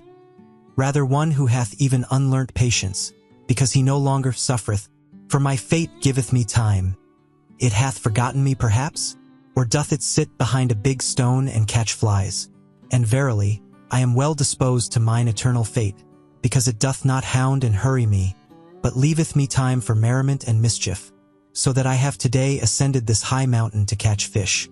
Did ever any one catch fish upon high mountains? And though it be a folly what I here seek and do, it is better so than that down below I should become solemn with waiting, and green and yellow, a posturing wrath-snorter with waiting, a holy howl-storm from the mountains, an impatient one that shouteth down into the valleys. Hearken, else I will scourge you with the scourge of God. Not that I would have a grudge against such wrathful ones on that account. They are well enough for laughter to me. Impatient must they now be, those big alarm drums, which find a voice now or never. Myself, however, and my fate, we do not talk to the present, neither do we talk to the never. For talking we have patience and time and more than time. For one day must it yet come, and may not pass by. What must one day come and may not pass by? Our great Hazar, that is to say, our great, remote human kingdom, the Zarathustra kingdom of 1,000 years. How remote may such remoteness be? What doth it concern me? But on that account it is none the less sure unto me. With both feet stand I secure on this ground. On an eternal ground, on hard primary rock, on this highest, hardest, primary mountain ridge, unto which all winds come, as unto the storm parting, asking where, and whence, and whither. Here laugh, laugh, my hearty, healthy wickedness. From high mountains cast down thy glittering scorn laughter. Allure for me with thy glittering the finest human fish, and whatever belongeth unto me in all seas, my in and for me in all things. Fish that out for me, bring that up to me. For that do I wait, the wickedest of all fish catchers. Up, up, my fishing hook. In and down, thou bait of my happiness. Drip thy sweetest dew, thou honey of my heart. Bite, my fishing hook, into the belly of all black affliction. Look out, mine eye. Oh, how many seas round about me! What dawning human futures! And above me, what rosy red stillness! What unclouded silence! 62. The cry of distress. The next day sat Zarathustra again on the stone in front of his cave, whilst his animals roved about in the world outside to bring home new food, also new honey. For Zarathustra had spent and wasted the old honey to the very last particle. When he thus sat, however, with a stick in his hand, tracing the shadow of his figure on the earth, and reflecting, verily, not upon himself and his shadow, all at once he startled and shrank back, for he saw another shadow beside his own. And when he hastily looked around and stood up, behold, there stood the soothsayer beside him, the same whom he had once given to eat and drink at his table, the proclaimer of the great weariness, who taught, all is alike, nothing is worthwhile, the world is without meaning, knowledge strangleth. But his face had changed since then, and when Zarathustra looked into his eyes, his heart was startled once more. So much evil announcement and ashy-gray lightnings passed over that countenance. The soothsayer, who had perceived what went on in Zarathustra's soul, wiped his face with his hand, as if he would wipe out the impression. The same did also Zarathustra. And when both of them had thus silently composed and strengthened themselves, they gave each other the hand, as a token that they wanted once more to recognize each other. Welcome hither, said Zarathustra, thou soothsayer of the great weariness. Not in vain shalt thou once have been my messmate and guest. Eat and drink also with me today, and forgive it that a cheerful old man sitteth with thee at table. A cheerful old man, answered the soothsayer, shaking his head, but whoever thou art or wouldst be, O Zarathustra, thou hast been here aloft the longest time. In a little while thy bark shall no longer rest on dry land. Do I then rest on dry land? Asked Zarathustra, laughing. The waves around thy mountain, answered the soothsayer, rise and rise, the waves of great distress and affliction. They will soon raise thy bark also and carry thee away. Thereupon was Zarathustra silent and wondered. Dost thou still hear nothing? Continued the soothsayer. Doth it not rush and roar out of the depth? Zarathustra was silent once more and listened. Then heard he a long, long cry, which the abysses threw to one another and passed on. For none of them wished to retain it. So evil did it sound. Thou ill announcer, said Zarathustra at last, that is a cry of distress, and the cry of a man. It may come perhaps out of a black sea. But what doth human distress matter to me? My last sin which hath been reserved for me. Knowest thou what it is called? Pity, answered the soothsayer from an overflowing heart, and raised both his hands aloft. O Zarathustra, I have come that I may seduce thee to thy last sin. And hardly had those words been uttered when there sounded the cry once more, and longer and more alarming than before, also much nearer. Hearest thou? Hearest thou, O Zarathustra? Called out the soothsayer. The cry concerneth thee. It calleth thee. Come, come, come. It is time, it is the highest time. Zarathustra was silent thereupon, confused and staggered. At last he asked, like one who hesitateth in himself, And who is it that there calleth me? But thou knowest it, certainly, answered the soothsayer warmly. Why dost thou conceal thyself? It is the higher man that crieth for thee. The higher man, cried Zarathustra, horror-stricken. What wanteth he? What wanteth he? The higher man. What wanteth he here? And his skin covered with perspiration. The soothsayer, however, did not heed Zarathustra's alarm, but listened and listened in the downward direction. When, however, it had been still there for a long while, he looked behind and saw Zarathustra standing trembling. O Zarathustra, he began with sorrowful voice, thou dost not stand there like one whose happiness mocketh him giddy. Thou wilt have to dance lest thou tumble down. But although thou shouldst dance before me, and leap all thy side leaps, no one may say unto me, Behold, here danceth the last joyous man. In vain would anyone come to this height who sought him here. Caves would he find, indeed, and back caves, hiding places for hidden ones, but not lucky mines, nor treasure chambers, nor new gold veins of happiness. Happiness. How indeed could one find happiness among such buried alive and solitary ones? Must I yet seek the last happiness on the happy isles, and far away among forgotten seas? But all is alike. Nothing is worthwhile. No seeking is of service. There are no longer any happy isles. Thus sighed the soothsayer. With his last sigh, however, Zarathustra again became serene and assured, like one who hath come out of a deep chasm into the light. Nay, nay, 3 times nay, exclaimed he with a strong voice, and stroked his beard. That do I know better. There are still happy isles. Silence thereon, thou sighing sorrow sack. Cease to splash thereon, thou rain cloud of the forenoon. Do I not already stand here wet with thy misery, and drenched like a dog? Now do I shake myself and run away from thee, that I may again become dry. Thereat mayest thou not wonder. Do I seem to thee discourteous? Here, however, is my court. But as regards the higher man, well, I shall seek him at once in those forests. From thence came his cry. Perhaps he is there hard beset by an evil beast. He is in my domain. Therein shall he receive no scath, and verily, there are many evil beasts about me. With those words Zarathustra turned around to depart. Then said the soothsayer, O Zarathustra, thou art a rogue, I know it well. Thou wouldst fain be rid of me. Rather wouldst thou run into the forest and lay snares for evil beasts. But what good will it do thee? In the evening wilt thou have me again. In thine own cave will I sit, patient and heavy like a block, and wait for thee. So be it, shouted back Zarathustra, as he went away.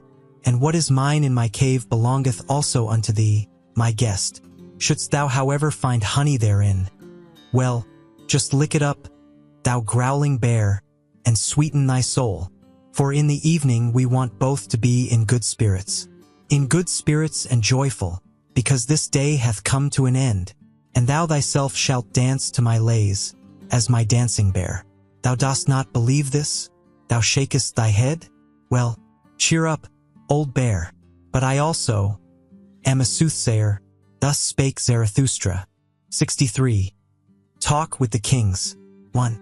Ere Zarathustra had been an hour on his way in the mountains and forests, he saw all at once a strange procession. Right on the path which he was about to descend came 2 kings walking, bedecked with crowns and purple girdles, and variegated like flamingos. They drove before them a laden ass. What do these kings want in my domain?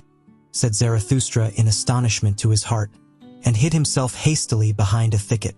When however the kings approached to him, he said half aloud, like one speaking only to himself, Strange, strange, how doth this harmonize?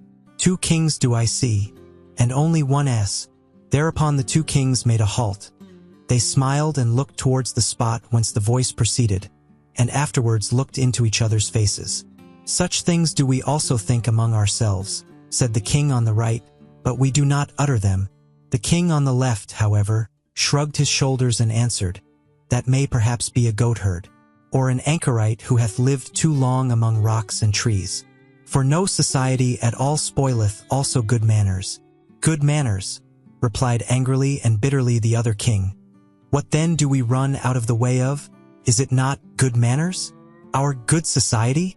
Better, verily, to live among anchorites and goatherds, than with our gilded, false, over-rouged populace, though it call itself good society, though it call itself nobility, but their all is false and foul, above all the blood, thanks to old evil diseases and worse cures.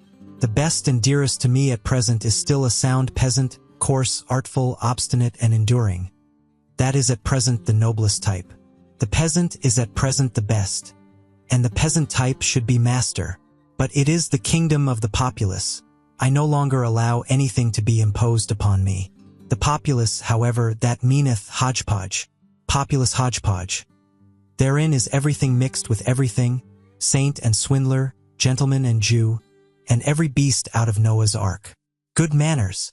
Everything is false and foul with us. No one knoweth any longer how to reverence. It is that precisely that we run away from. They are fulsome obtrusive dogs. They gild palm leaves. This loathing choketh me, that we kings ourselves have become false, draped and disguised with the old faded pomp of our ancestors, showpieces for the stupidest, the craftiest, and whosoever at present trafficketh for power. We are not the first men, and have nevertheless to stand for them. Of this imposture have we at last become weary and disgusted. From the rabble have we gone out of the way, from all those bawlers and scribe blowflies, from the traitor stench, the ambition fidgeting, the bad breath. Fie, to live among the rabble! Fie, to stand for the first men among the rabble! Ah, loathing! Loathing! Loathing! What doth it now matter about us kings? Thine old sickness seizeth thee, said here the king on the left. Thy loathing seizeth thee, my poor brother. Thou knowest, however, that someone heareth us. Immediately thereupon Zarathustra, who had opened ears and eyes to this talk, rose from his hiding place, advanced towards the kings, and thus began. He who hearkeneth unto you, he who gladly hearkeneth unto you, is called Zarathustra. I am Zarathustra who once said, What doth it now matter about kings? Forgive me. I rejoiced when ye said to each other, What doth it matter about us kings? Here, however, is my domain and jurisdiction. What may ye be seeking in my domain? Perhaps, however, ye have found on your way what I seek, namely, the higher man. When the kings heard this, they beat upon their breasts and said with one voice, We are recognized. With the sword of thine utterance severest thou the thickest darkness of our hearts. Thou hast discovered our distress. For lo, we are on our way to find the higher man, the man that is higher than we, although we are kings. To him do we convey this ass, for the highest man shall also be the highest lord on earth. There is no sorer misfortune in all human destiny than when the mighty of the earth are not also the first men. Then everything becometh false and distorted and monstrous. And when they are even the last men, and more beast than man, then riseth and riseth the populace in honor, and at last saith even the populace virtue. Lo, I alone am virtue. What have I just heard? Answered Zarathustra. What wisdom in kings! I am enchanted, and verily, I have already promptings to make a rhyme thereon, even if it should happen to be a rhyme not suited for everyone's ears. I unlearned long ago to have consideration for long ears. Well then, well now. Here, however, it happened that the ass also found utterance.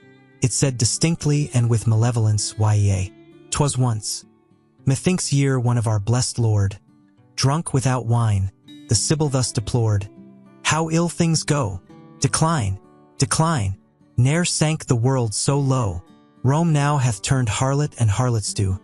Rome's Caesar a beast and God hath turned Jew too. With those rhymes of Zarathustra the kings were delighted.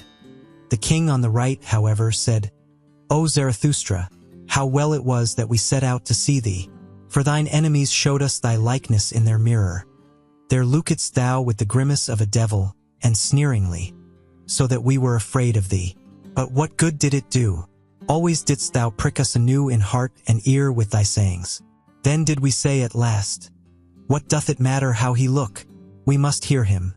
Him who teacheth, Ye shall love peace as a means to new wars, and the short peace more than the long. No one ever spake such warlike words. What is good? To be brave is good. It is the good war that halloweth every cause. O Zarathustra, our father's blood stirred in our veins at such words. It was like the voice of spring to old wine casks. When the swords ran among one another like red-spotted serpents, then did our fathers become fond of life. The sun of every peace seemed to them languid and lukewarm. The long peace, however, made them ashamed. How they sighed, our fathers, when they saw on the wall brightly furbished, dried-up swords, like those they thirsted for war. For a sword thirsteth to drink blood, and sparkleth with desire. When the kings thus discoursed and talked eagerly of the happiness of their fathers, there came upon Zarathustra no little desire to mock at their eagerness. For evidently they were very peaceable kings whom he saw before him, kings with old and refined features. But he restrained himself. Well, said he, thither leadeth the way, there lieth the cave of Zarathustra, and this day is to have a long evening. At present, however, a cry of distress calleth me hastily away from you. It will honor my cave if kings want to sit and wait in it. But, to be sure, ye will have to wait long. Well, what of that? Where doth one at present learn better to wait than at courts? And the whole virtue of kings that hath remained unto them, is it not called today ability to wait? Thus spake Zarathustra. 64. The Leech. And Zarathustra went thoughtfully on, further and lower down, through forests and past moory bottoms. As it happeneth, however, to every one who meditateth upon hard matters, he trod thereby unawares upon a man. And lo, there spurted into his face all at once a cry of pain, and 2 curses and 20 bad invectives, so that in his fright he raised his stick and also struck the trodden one. Immediately afterwards, however, he regained his composure, and his heart laughed at the folly he had just committed. "Pardon me," said he to the trodden one, who had got up enraged, and had seated himself, "pardon me, and hear first of all a parable. As a wanderer who dreameth of remote things on a lonesome highway, runneth unawares against a sleeping dog, a dog which lieth in the sun. As both of them then start up and snap at each other, like deadly enemies, those 2 beings mortally frightened, so did it happen unto us.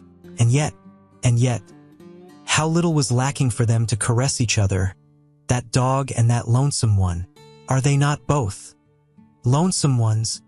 Whoever thou art, said the trodden one, still enraged, thou treadest also too nigh me with thy parable, and not only with thy foot. Lo, am I then a dog?" And thereupon the sitting one got up, and pulled his naked arm out of the swamp.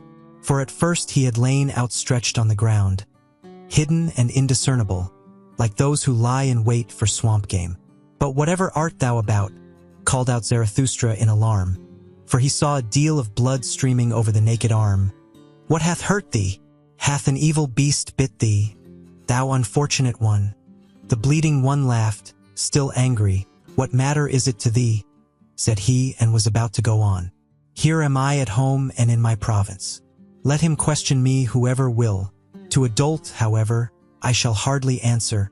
"Thou art mistaken," said Zarathustra sympathetically, and held him fast. "Thou art mistaken. Here thou art not at home, but in my domain, and therein shall no one receive any hurt. Call me however what thou wilt. I am who I must be. I call myself Zarathustra. Well, up thither is the way to Zarathustra's cave. It is not far. Wilt thou not attend to thy wounds at my home? It hath gone badly with thee, thou unfortunate one, in this life. First a beast bit thee, and then a man trod upon thee." When, however, the trodden one had heard the name of Zarathustra, he was transformed. "What happeneth unto me?" he exclaimed, "who preoccupieth me so much in this life as this one man, namely Zarathustra, and that one animal that liveth on blood, the leech? For the sake of the leech did I lie here by this swamp, like a fisher, and already had mine outstretched arm been bitten 10 times, when there biteth a still finer leech at my blood, Zarathustra himself. O happiness! O miracle! Praised be this day which enticed me into the swamp. Praised be the best, the livest cupping glass, that at present liveth. Praised be the great conscience leech Zarathustra." Thus spake the trodden one, and Zarathustra rejoiced at his words and their refined reverential style. "Who art thou?" asked he, and gave him his hand. "There is much to clear up and elucidate between us, but already methinketh pure clear day is dawning." "I am the spiritually conscientious one," answered he who was asked, "and in matters of the spirit it is difficult for anyone to take it more rigorously, more restrictedly, and more severely than I, except him from whom I learnt it, Zarathustra himself. Better know nothing than half know many things. Better be a fool on one's own account than a sage on other people's approbation. I go to the basis. What matter if it be great or small, if it be called swamp or sky? A handbreadth of basis is enough for me, if it be actually basis and ground. A handbreadth of basis. Thereon can one stand. In the true knowing knowledge there is nothing great and nothing small." "Then thou art perhaps an expert on the leech?" asked Zarathustra. "And thou investigatest the leech to its ultimate basis. thou conscientious one?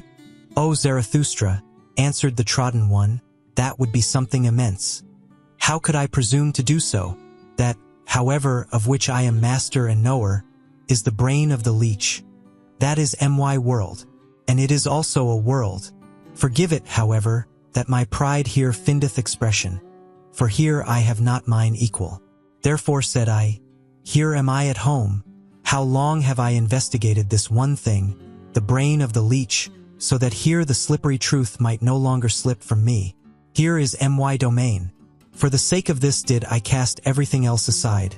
For the sake of this did everything else become indifferent to me, and close beside my knowledge leath my black ignorance. My spiritual conscience requireth from me that it should be so, that I should know one thing, and not know all else.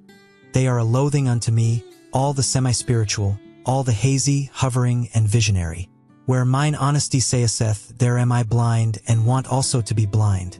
Where I want to know, however, there want I also to be honest, namely, severe, rigorous, restricted, cruel, and inexorable.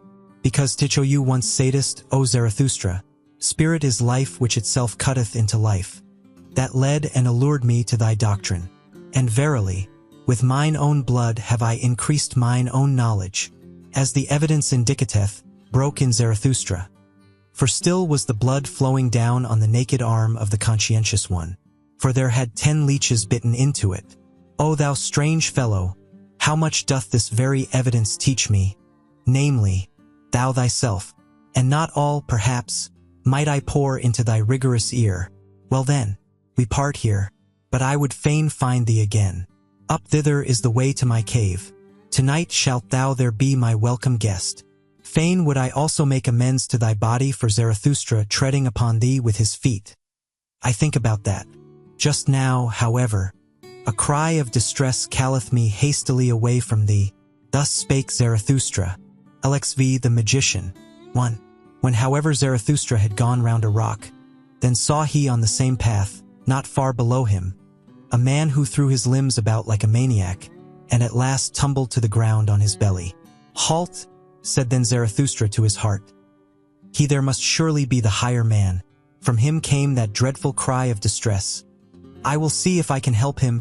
When, however, he ran to the spot where the man lay on the ground, he found a trembling old man with fixed eyes, and in spite of all Zarathustra's efforts to lift him and set him again on his feet, it was all in vain.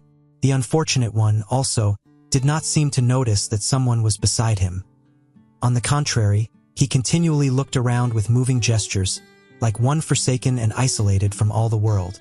At last, however, after much trembling and convulsion, and curling himself up, he began to lament thus, Who warmth me, who loveth me still? Give ardent fingers, give heartening charcoal warmers. Prone, outstretched, trembling, like him, half dead and cold, whose feet one warmed, and shaken, by unfamiliar fevers, shivering with sharpened, icy cold frost arrows, by thee pursued, my fancy, ineffable, recondite, sore frightening, thou huntsman hind the cloud banks, now lightning struck by thee, thou mocking eye that me in darkness watcheth. Thus do I lie, bend myself, twist myself, convulsed, with all eternal torture, and smitten, by thee, cruelest huntsman, thou unfamiliar god, smite deeper, smite yet once more, pierce through and rend my heart. What mean this torture? With dull, indented arrows? Why look'st thou hither, of human pain not weary, with mischief-loving, godly flash glances? Not murder wilt thou, but torture, torture? For why, me torture, thou mischief-loving, unfamiliar god? Ha, ha, thou stealest nigh, in midnight's gloomy hour. What wilt thou? Speak, thou crowdst me, praisest. Ha, now far too closely, thou hearst me breathing, thou o'erhearst my heart, thou ever jealous one. Of what, pray, ever jealous? Off, off, for why the latter? Wouldst thou get in? To heart in clamber? To mine own secretest conceptions in clamber? Shameless one, thou unknown one. Thief, what seek'st thou by thy stealing? What seek'st thou by thy hearkening? What seek'st thou by thy torturing? thou torturer, thou hangman god? Or shall I, as the mastiffs do, roll me before thee, and cringing, enraptured, frantical, my tail friendly waggle, in vain, goad further, cruelest goader, no dog, thy game just am I, cruelest huntsman, thy proudest of captives, thou robber hind the cloud banks, speak finally, thou lightning-veiled one, thou unknown one, speak, what wilt thou, highway ambusher, from me? What wilt thou, unfamiliar god? What? Ransom gold? How much of ransom gold? Solicit much. That bid teach my pride, and be concise, that bid teach mine other pride. Ha, ha, me wantest thou? Me? Entire. Ha, ha, and torturest me, fool that thou art, dead torturest quite my pride? Give love to me, who warm teach me still, who love teach me still, give ardent fingers, give heartening charcoal warmers, give me the lonesomest, the ice, sevenfold frozen ice, for very enemies, for foes, doth make one thirst, give yield to me, cruelest foe, thyself, away, there fled he surely, my final only comrade, my greatest foe, mine unfamiliar, my hangman god, nay, come thou back, with all of thy great tortures, to me the last of lonesome ones, oh, come thou back, all my hot tears in streamlets trickle, their course to thee, and all my final hearty fervor, upglotage to thee, oh come thou back, mine unfamiliar god, my pain, my final bliss.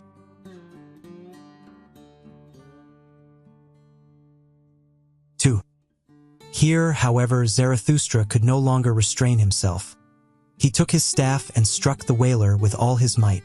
Stop this, cried he to him with wrathful laughter. Stop this, thou stage player, thou false coiner, thou liar from the very heart.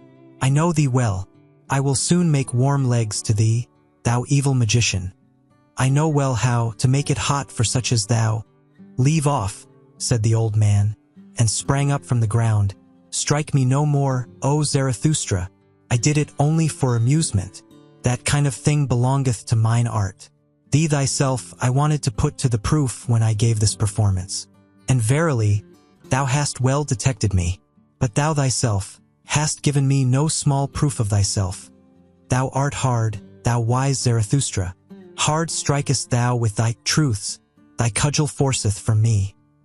This truth, flatter not, answered Zarathustra, still excited and frowning. Thou stage player from the heart, thou art false. Why speakest thou of truth, thou peacock of peacocks, thou sea of vanity? What didst thou represent before me, thou evil magician? Whom was I meant to believe in when thou wailedst in such wise? The penitent in spirit, said the old man, it was him I represented. Thou thyself once devised this expression. The poet and magician who at last turneth his spirit against himself, the transformed one who freezeth to death by his bad science and conscience. And just acknowledge it. It was long, O Zarathustra, before thou discoveredst my trick and lie. Thou believedst in my distress when thou heldest my head with both thy hands. I heard thee lament, we have loved him too little, because I so far deceived thee. My wickedness rejoiced in me. Thou mayest have deceived subtler ones than I, said Zarathustra sternly. I am not on my guard against deceivers. I have tob without precaution. So willeth my lot. Thou, however, must deceive. So far do I know thee. Thou must ever be equivocal, trivocal, quadrivocal, and quinquivocal. Even what thou hast now confessed is not nearly true enough nor false enough for me. Thou bad false coiner, how couldst thou do otherwise? Thy very malady wouldst thou whitewash if thou showed thyself naked to thy physician. Thus didst thou whitewash thy lie before me when thou saidst, I did so only for amusement. There was also seriousness therein. Thou art something of a penitent in spirit. I divine thee well. Thou hast become the enchanter of all the world. But for thyself thou hast no lie or artifice left. Thou art disenchanted to thyself. Thou hast reaped disgust as thy one truth. No word in thee is any longer genuine, but thy mouth is so. That is to say, the disgust that cleaveth unto thy mouth. Who art thou at all?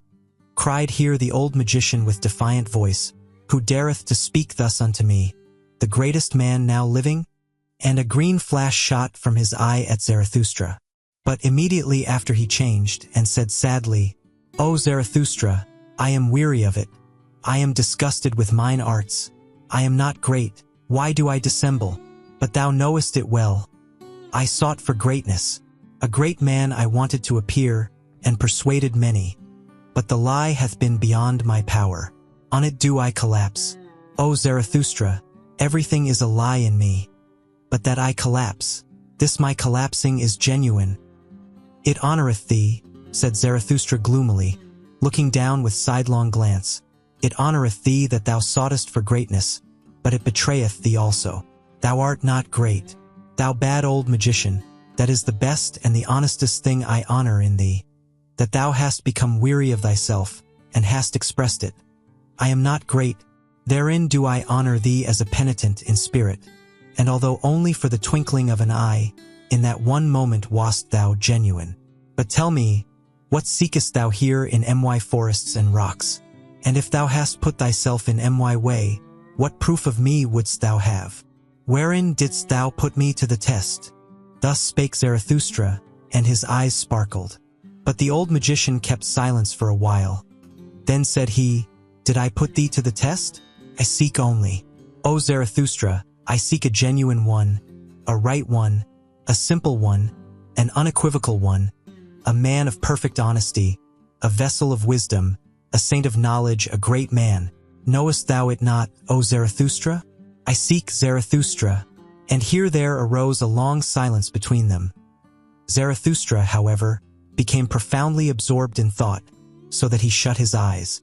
But afterwards, coming back to the situation, he grasped the hand of the magician and said, full of politeness and policy, Well, up thither leadeth the way. There is the cave of Zarathustra. In it mayest thou seek him whom thou wouldst fain find, and ask counsel of mine animals, mine eagle and my serpent. They shall help thee to seek. My cave, however, is large. I myself, to be sure, I have as yet seen no great man. That which is great, the acutest eye is at present insensible to it. It is the kingdom of the populace. Many a one have I found who stretched and inflated himself, and the people cried, Behold, a great man, but what good do all bellows do? The wind cometh out at last. At last bursteth the frog which hath inflated itself too long. Then cometh out the wind. To prick a swollen one in the belly, I call good pastime. Hear that, ye boys! Our today is of the populace, who still knoweth what is great and what is small. Who could there seek successfully for greatness? A fool only, it succeedeth with fools. Thou seekest for great men, thou strange fool? Who taught that to thee? Is today the time for it? O thou bad seeker, why dost thou tempt me? Thus spake Zarathustra, comforted in his heart, and went laughing on his way. 66. Out of service. Not long, however, after Zarathustra had freed himself from the magician, he again saw a person sitting beside the path which he followed, namely a tall, black man with a haggard, pale countenance. This man grieved him exceedingly. Alas, said he to his heart, there sitteth disguised affliction. Methinketh he is of the type of the priests. What do they want in my domain? What? Hardly have I escaped from that magician, and must another necromancer again run across my path, some sorcerer with laying on of hands, some somber wonder-worker by the grace of God, some anointed world maligner, whom may the devil take, but the devil is never at the place which would be his right place. He always cometh too late, that cursed dwarf and clubfoot. Thus cursed Zarathustra impatiently in his heart, and considered how with averted look he might slip past the black man. But behold, it came about otherwise. For at the same moment had the sitting one already perceived him, and not unlike one whom an unexpected happiness overtaketh, he sprang to his feet, and went straight towards Zarathustra. Whoever thou art, thou traveler, said he, help a strayed one, a seeker, an old man, who may here easily come to grief. The world here is strange to me and remote. Wild beasts also did I hear howling, and he who could have given me protection, he is himself no more. I was seeking the pious man, a saint and an anchorite, who, alone in his forest, had not yet heard of what all the world knoweth at present. What doth all the world know at present? Asked Zarathustra. Perhaps that the old God no longer liveth, in whom all the world once believed? Thou sayest it, answered the old man sorrowfully, and I served that old God until his last hour. Now, however, am I out of service, without master, and yet not free. Likewise am I no longer merry even for an hour, except it be in recollections. Therefore did I ascend into these mountains, that I might finally have a festival for myself once more, as becometh an old pope and church father. For know it, that I am the last pope. A festival of pious recollections and divine services. Now, however, is he himself dead, the most pious of men, the saint in the forest, who praised his God constantly with singing and mumbling. He himself found I no longer when I found his cot, but 2 wolves found I therein, which howled on account of his death, for all animals loved him. Then did I haste away. Had I thus come in vain into these forests and mountains? Then did my heart determine that I should seek another, the most pious of all those who believe not in God. My heart determined that I should seek Zarathustra. Thus spake the hoary man, and gazed with keen eyes at him who stood before him. Zarathustra, however, seized the hand of the old pope and regarded it a long while with admiration. Lo, thou venerable one, said he then, what a fine and long hand! That is the hand of one who hath ever dispensed blessings. Now, however, doth it hold fast him whom thou seekest, me, Zarathustra. It is I, the ungodly Zarathustra, who saith, who is ungodlier than I, that I may enjoy his teaching? Thus spake Zarathustra, and penetrated with his glances the thoughts and arrear thoughts of the old pope. At last the latter began. He who most loved and possessed him hath now also lost him most. Lo, I myself am surely the most godless of us at present, but who could rejoice at that? Thou servedst him to the last? Asked Zarathustra thoughtfully, after a deep silence. Thou knowest how he died? Is it true what they say, that sympathy choked him, that he saw how man hung on the cross, and could not endure it, that his love to man became his hell, and at last his death? The old pope, however, did not answer, but looked aside timidly, with a painful and gloomy expression. Let him go, said Zarathustra, after prolonged meditation, still looking the old man straight in the eye. Let him go, he is gone. And though it honoreth thee that thou speakest only in praise of this dead one, yet thou knowest as well as I who he was, and that he went curious ways. To speak before 3 eyes, said the old pope cheerfully, he was blind of 1 eye. In divine matters I am more enlightened than Zarathustra himself, and may well be so. My love served him long years, my will followed all his will. A good servant, however, knoweth everything, and many a thing even which a master hideth from himself. He was a hidden God, full of secrecy. Verily, he did not come by his son otherwise than by secret ways. At the door of his faith standeth adultery. Whoever extolleth him as a God of love, doth not think highly enough of love itself. Did not that God want also to be judge? But the loving one loveth irrespective of reward and requital. When he was young, that God out of the Orient, then was he harsh and revengeful, and built himself a hell for the delight of his favorites. At last, however, he became old and soft and mellow and pitiful, more like a grandfather than a father, but most like a tottering old grandmother. There did he sit shriveled in his chimney corner, fretting on account of his weak legs, world-weary, will-weary, and one day he suffocated of his all too great pity. Thou old pope, said here Zarathustra interposing, hast thou seen that with thine eyes? It could well have happened in that way and also otherwise. When gods die, they always die many kinds of death. Well, at all events, one way or other, he is gone. He was counter to the taste of mine ears and eyes. Worse than that I should not like to say against him. I love everything that looketh bright and speaketh honestly. But he, thou knowest it, forsooth, thou old priest, there was something of thy type in him, the priest type. He was equivocal. He was also indistinct. How he raged at us, this wrath-snorter, because we understood him badly. But why did he not speak more clearly? And if the fault lay in our ears, why did he give us ears that heard him badly? If there was dirt in our ears, well, who put it in them? Too much miscarried with him, this potter who had not learned thoroughly. That he took revenge on his pots and creations, however, because they turned out badly, that was a sin against good taste. There is also good taste in piety. This at last said, away with such a God. Better to have no God. Better to set up destiny on one's own account. Better to be a fool. Better to be God oneself. What do I hear? Said then the old Pope with intent ears. O Zarathustra, thou art more pious than thou believest, with such an unbelief. Some God in thee hath converted thee to thine ungodliness. Is it not thy piety itself which no longer letteth thee believe in a God? And thine overgreat honesty will yet lead thee even beyond good and evil. Behold, what hath been reserved for thee. Thou hast eyes and hands and mouth, which have been predestined for blessing from eternity. One doth not bless with the hand alone. Nigh unto thee, though thou professest to be the ungodliest one, I feel a hale and holy odor of long benedictions. I feel glad and grieved thereby. Let me be thy guest, O Zarathustra, for a single night. Nowhere on earth shall I now feel better than with thee. Amen. So shall it be, said Zarathustra with great astonishment. Up thither leadeth the way, there leath the cave of Zarathustra. Gladly, forsooth, would I conduct thee thither myself, thou venerable one. For I love all pious men. But now a cry of distress calleth me hastily away from thee.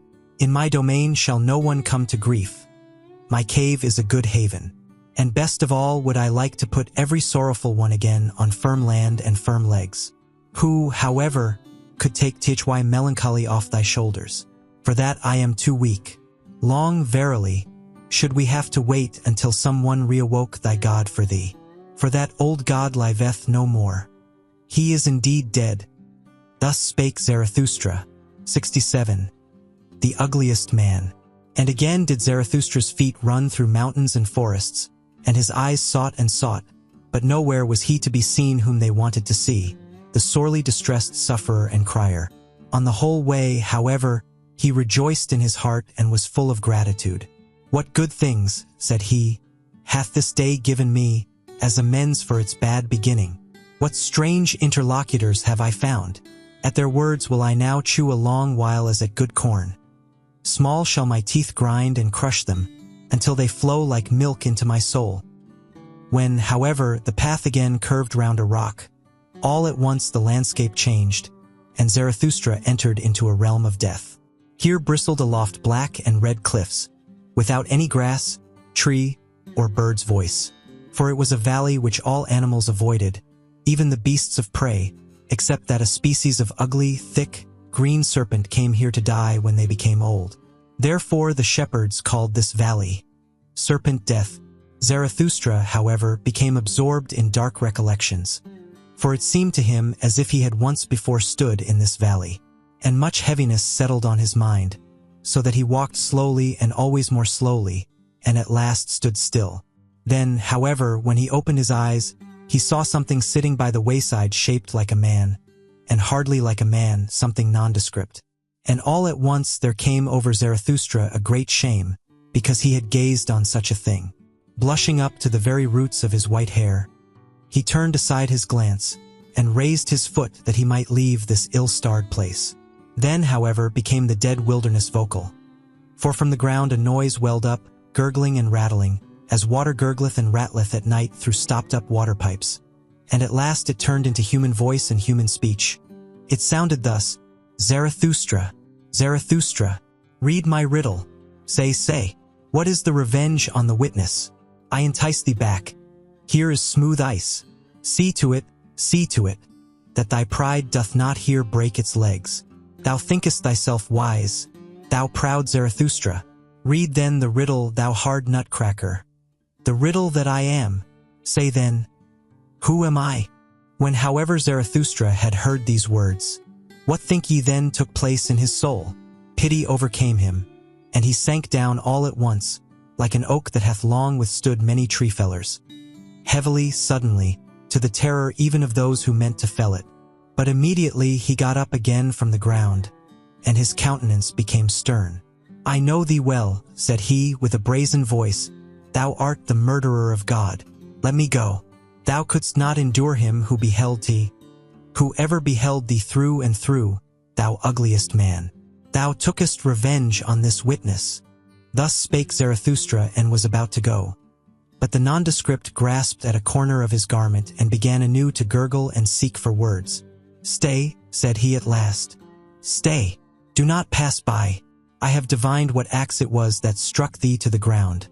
Hail to thee, O Zarathustra, that thou art again upon thy feet. Thou hast divined, I know it well, how the man feeleth who killed him, the murderer of God. Stay. Sit down here beside me. It is not to no purpose. To whom would I go but unto thee? Stay, sit down. Do not, however, look at me. Honor thus mine ugliness. They persecute me. Now art you my last refuge. Not with their hatred, not with their bailiffs. Oh, such persecution would I mock at, and be proud and cheerful. Hath not all success hitherto been with the well-persecuted ones? And he who persecuteth well learneth readily to be obsequent, when once he is put behind. But it is their pity is it from which I flee away and flee to thee. O Zarathustra, protect me, thou my last refuge, thou sole one who divinest me. Thou hast divined how the man feeleth who killed him. Stay, and if thou wilt go, thou impatient one, go not the way that I came. That way is bad. Art thou angry with me because I have already racked language too long? Because I have already counseled thee? But know that it is I, the ugliest man, who have also the largest, heaviest feet. Where I have gone, the way is bad.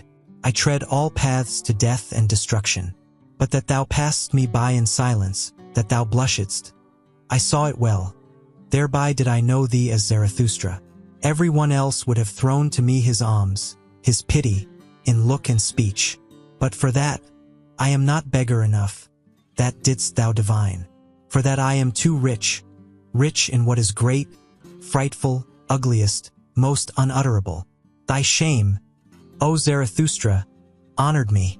With difficulty did I get out of the crowd of the pitiful, that I might find the only one who at present teacheth that pity is obtrusive. Thyself, O Zarathustra, whether it be the pity of a god, or whether it be human pity, it is offensive to modesty.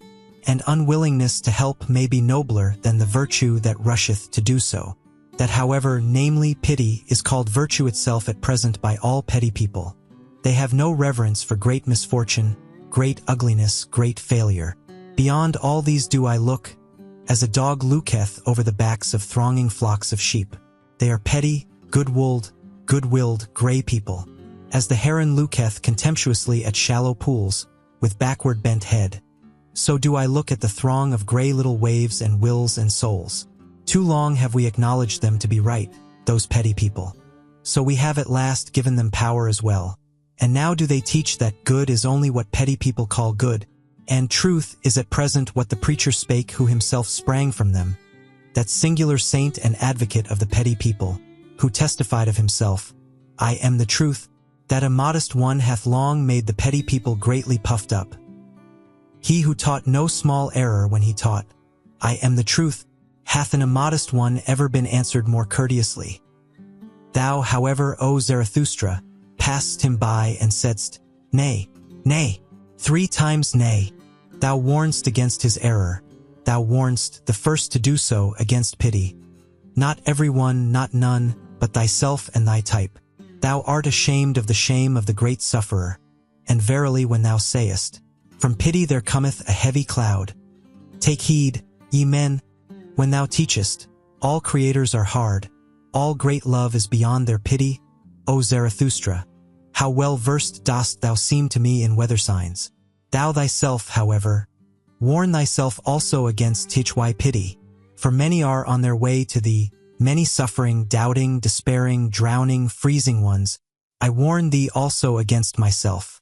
Thou hast read my best, my worst riddle, myself and what I have done.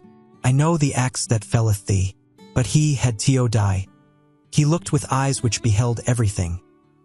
He beheld men's depths and dregs, all his hidden ignominy and ugliness. His pity knew no modesty.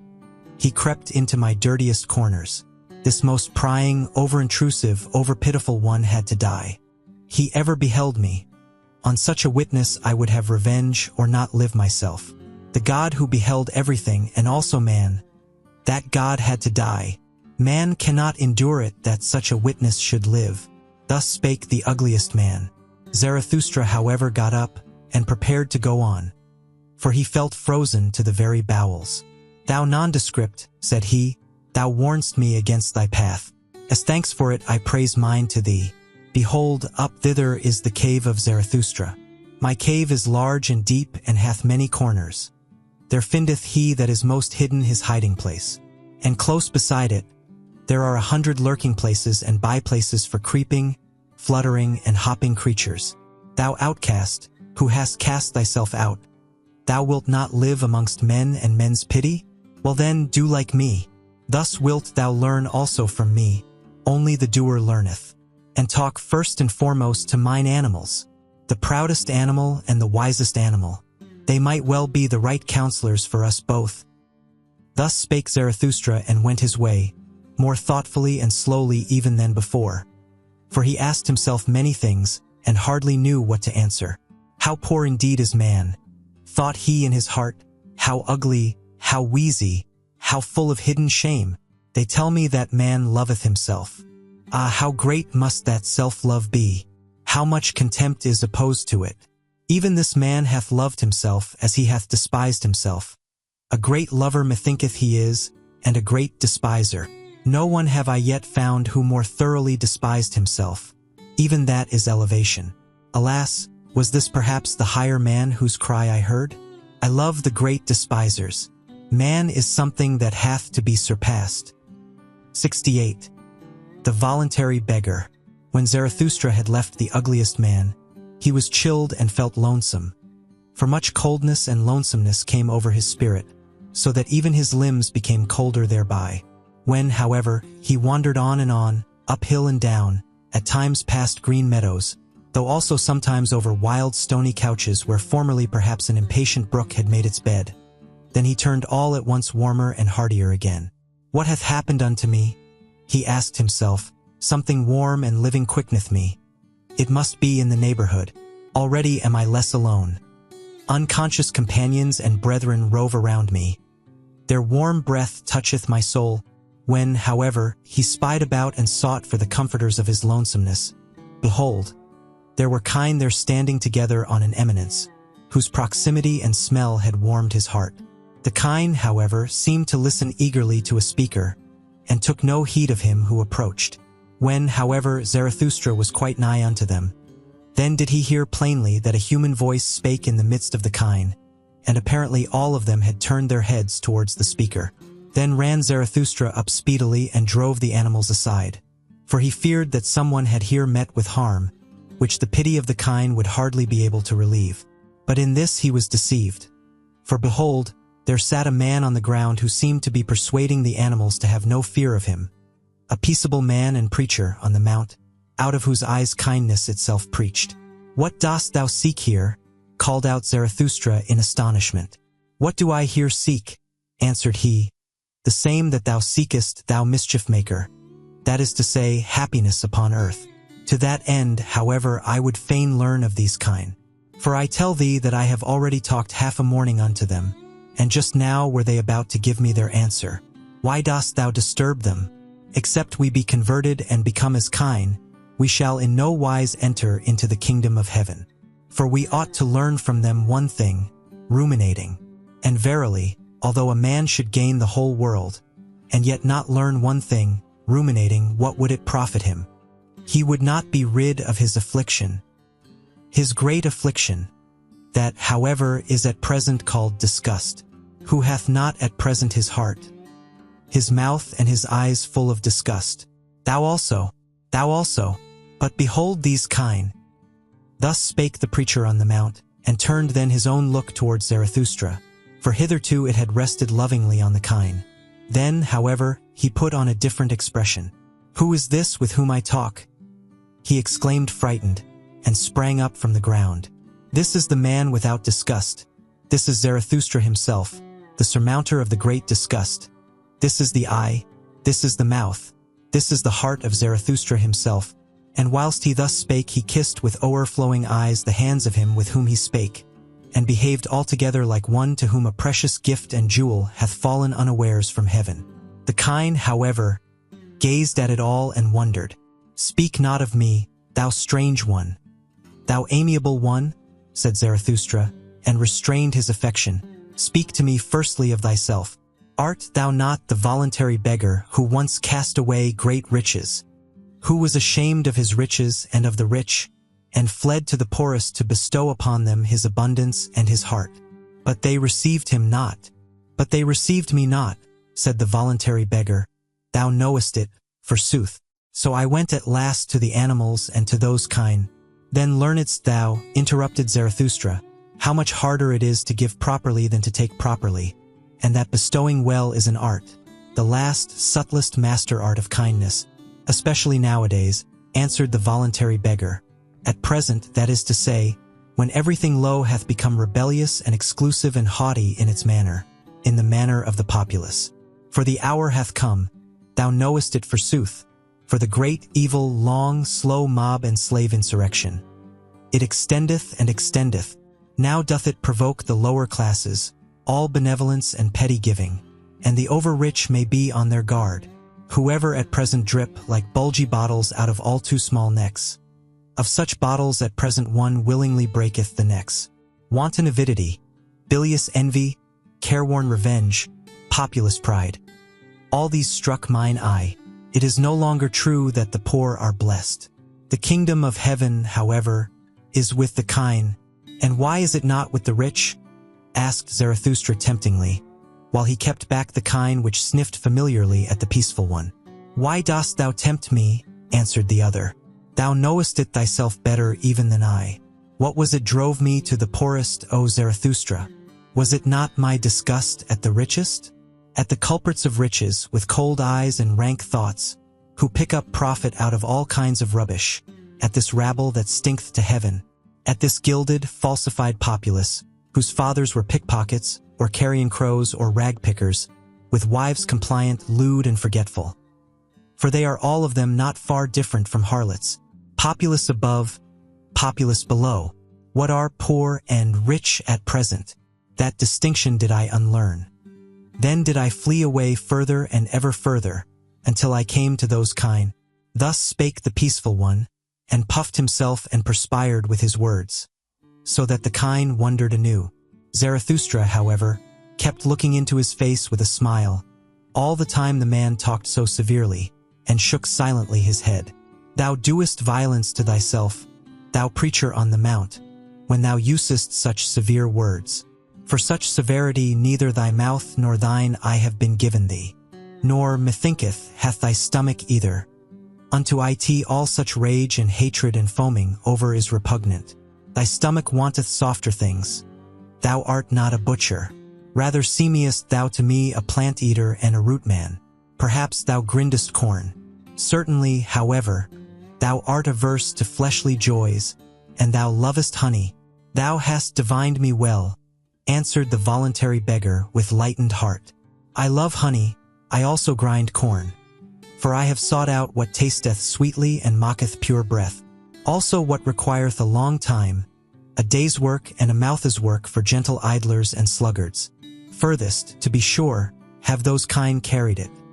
They have devised ruminating and lying in the sun. They also abstain from all heavy thoughts which inflate the heart." "Well," said Zarathustra, "thou shouldst also see mine animals, mine eagle and my serpent. Their like do not at present exist on earth. Behold, thither leadeth the way to my cave. Be tonight its guest, and talk to mine animals of the happiness of animals, until I myself come home. For now a cry of distress calleth me hastily away from thee. Also, shouldst thou find new honey with me, ice-cold, golden comb honey, eat it. Now, however, take leave at once of thy kine, thou strange one. thou amiable one, though it be hard for thee, for they are thy warmest friends and preceptors. One excepted, whom I hold still dearer, answered the voluntary beggar. Thou thyself art good, O Zarathustra, and better even than a cow. Away, away with thee, thou evil flatterer, cried Zarathustra mischievously. Why dost thou spoil me with such praise and flattery, honey? Away, away from me, cried he once more, and heaved his stick at the fond beggar, who, however, ran nimbly away. 69. The shadow. Scarcely, however, was the voluntary beggar gone in haste, and Zarathustra again alone, when he heard behind him a new voice which called out, Stay, Zarathustra, do wait, it is myself, forsooth, O Zarathustra, myself, thy shadow. But Zarathustra did not wait, for a sudden irritation came over him on account of the crowd and the crowding in his mountains. Whither hath my lonesomeness gone? Spake he. It is verily becoming too much for me. These mountains swarm. My kingdom is no longer of this world. I require new mountains. My shadow calleth me? What matter about my shadow? Let it run after me. I run away from it. Thus spake Zarathustra to his heart and ran away. But the one behind followed after him, so that immediately there were 3 runners, one after the other, namely, foremost the voluntary beggar, then Zarathustra, and thirdly and hindmost his shadow. But not long had they run thus when Zarathustra became conscious of his folly, and shook off with one jerk all his irritation and detestation. What? Said he. Have not the most ludicrous things always happened to us old anchorites and saints? Verily, my folly hath grown big in the mountains. Now do I hear 6 old fools' legs rattling behind one another. But doth Zarathustra need to be frightened by his shadow? Also, methinketh that after all it hath longer legs than mine. Thus spake Zarathustra, and laughing with eyes and entrails, he stood still and turned round quickly, and behold, he almost thereby threw his shadow and follower to the ground. So closely had the latter followed at his heels, and so weak was he. For when Zarathustra scrutinized him with his glance, he was frightened as by a sudden apparition. So slender, swarthy, hollow, and worn out did this follower appear. Who art thou? Asked Zarathustra vehemently. What doest thou here? And why callest thou thyself my shadow? Thou art not pleasing unto me. Forgive me, answered the shadow, that it is I, and if I please thee not, well, O Zarathustra, therein do I admire thee and thy good taste. A wanderer am I who have walked long at thy heels, always on the way, but without a goal, also without a home. So that verily, I lack little of being the eternally wandering Jew, except that I am not eternal and not a Jew. What? Must I ever be on the way, whirled by every wind, unsettled, driven about? O earth, thou hast become too round for me. On every surface have I already sat, like tired dust have I fallen asleep on mirrors and window panes. Everything taketh from me, nothing giveth. I become thin, I am almost equal to a shadow. After thee, however, O Zarathustra, did I fly and hie longest. And though I hid myself from thee, I was nevertheless thy best shadow. Wherever thou hast sat, there sat I also. With thee have I wandered about in the remotest, coldest worlds, like a phantom that voluntarily haunteth winter roofs and snows. With thee have I pushed into all the forbidden, all the worst and the furthest. And if there be anything of virtue in me, it is that I have had no fear of any prohibition. With thee have I broken up whatever my heart revered. All boundary stones and statues have I o'erthrown. The most dangerous wishes did I pursue. Verily, beyond every crime did I once go. With thee did I unlearn the belief in words and worths and in great names. When the devil casteth his skin, doth not his name also fall away? It is also skin. The devil himself is perhaps skin. Nothing is true, all is permitted. So said I to myself. Into the coldest water did I plunge with head and heart. Ah, how oft did I stand there naked on that account, like a red crab. Ah, where have gone all my goodness and all my shame and all my belief in the good? Ah, where is the lying innocence which I once possessed, the innocence of the good and of their noble lies? Too oft, verily, did I follow close to the heels of truth. Then did it kick me on the face. Sometimes I meant to lie, and behold, then only did I hit the truth. Too much hath become clear unto me. Now it doth not concern me any more. Nothing liveth any longer that I love. How should I still love myself? To live as I incline, or not to live at all? So do I wish, so wisheth also the holiest. But alas, how have I still inclination? Have I still a goal? A haven towards which my sail is set? A good wind? Ah, he only who knoweth whither he saileth, knoweth what wind is good, and a fair wind for him. What still remaineth to me? A heart weary and flippant, an unstable will, fluttering wings, a broken backbone. This seeking for my home. O Zarathustra, dost thou know that this seeking hath been my home sickening? It eateth me up. Where is my home? For it do I ask and seek, and have sought, but have not found it. O eternal everywhere, O eternal nowhere, O eternal, in vain. Thus spake the shadow, and Zarathustra's countenance lengthened at his words. Thou art my shadow, said he at last sadly. Thy danger is not small. Thou free spirit and wanderer, thou hast had a bad day.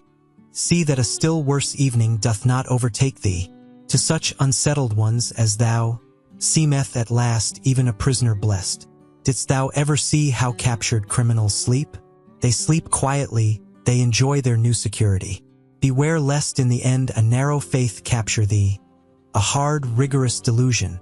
For now everything that is narrow and fixed seduceth and tempteth thee. Thou hast lost thy goal. Alas, how wilt thou forego and forget that loss? Thereby hast thou also lost thy way. Thou poor rover and rambler, thou tired butterfly, wilt thou have a rest and a home this evening? Then go up to my cave. Thither leadeth the way to my cave. And now will I run quickly away from thee again. Already leath as it were a shadow upon me. I will run alone, so that it may again become bright around me. Therefore must I still be a long time merrily upon my legs. In the evening, however, there will be dancing with me. Thus spake Zarathustra. 70. Noontide. And Zarathustra ran and ran, but he found no one else, and was alone and ever found himself again. He enjoyed and quaffed his solitude, and thought of good things, for hours.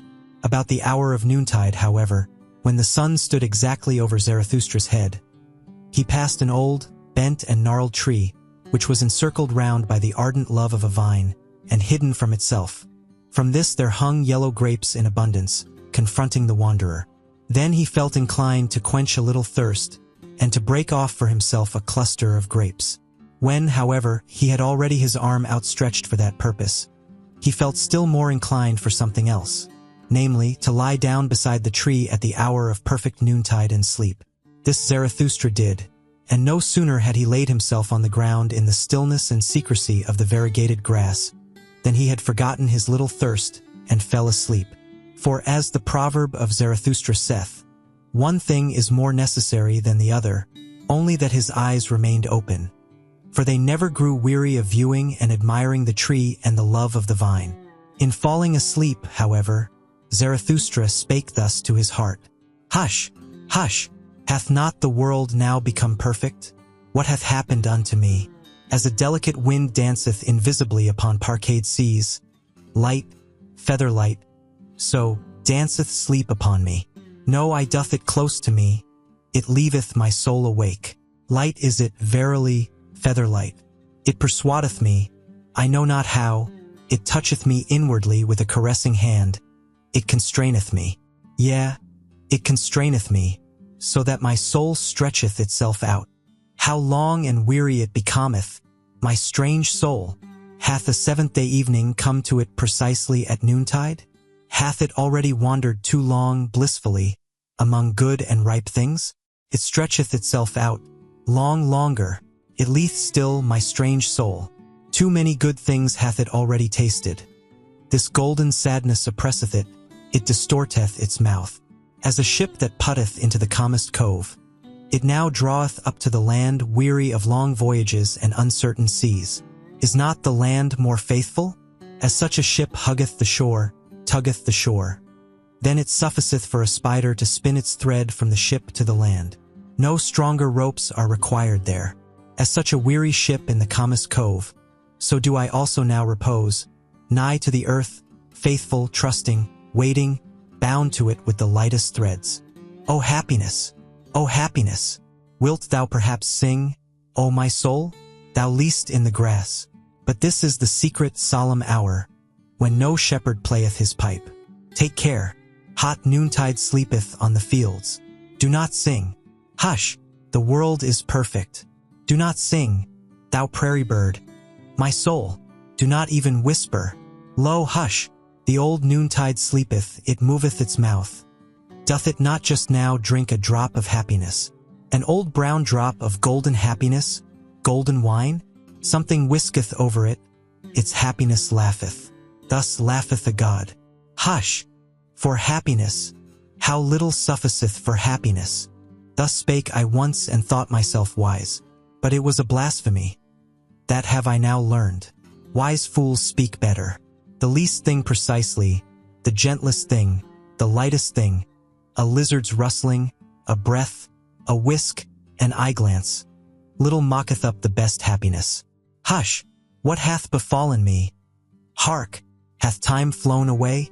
Do I not fall? Have I not fallen, hark, into the well of eternity? What happeneth to me? Hush! Stingeth me. Alas, to the heart? To the heart.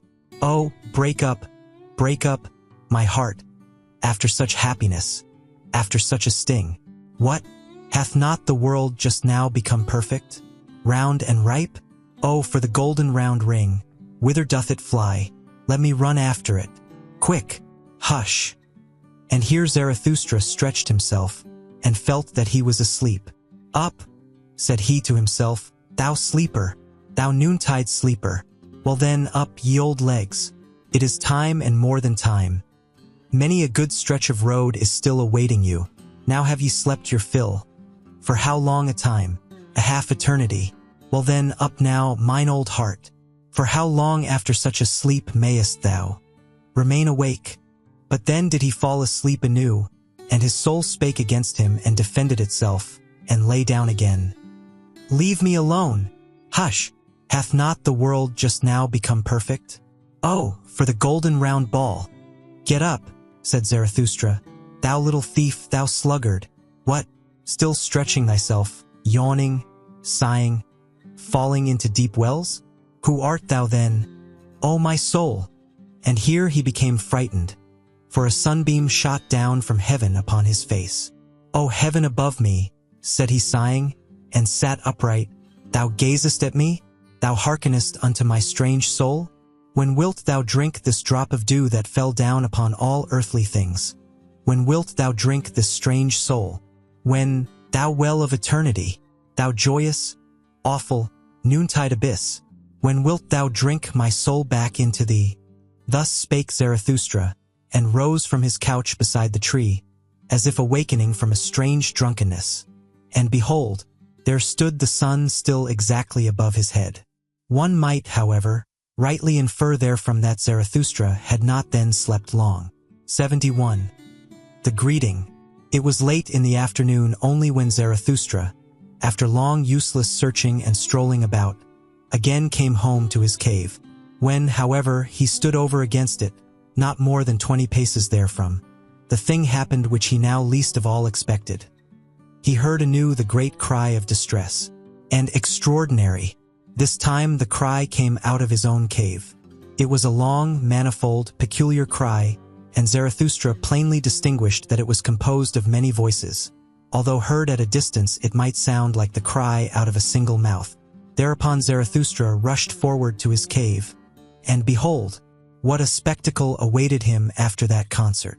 For there did they all sit together whom he had passed during the day. The king on the right and the king on the left, the old magician, the pope, the voluntary beggar, the shadow, the intellectually conscientious one, the sorrowful soothsayer, and the ass. The ugliest man, however, had set a crown on his head, and had put round him 2 purple girdles, for he liked, like all ugly ones, to disguise himself and play the handsome person.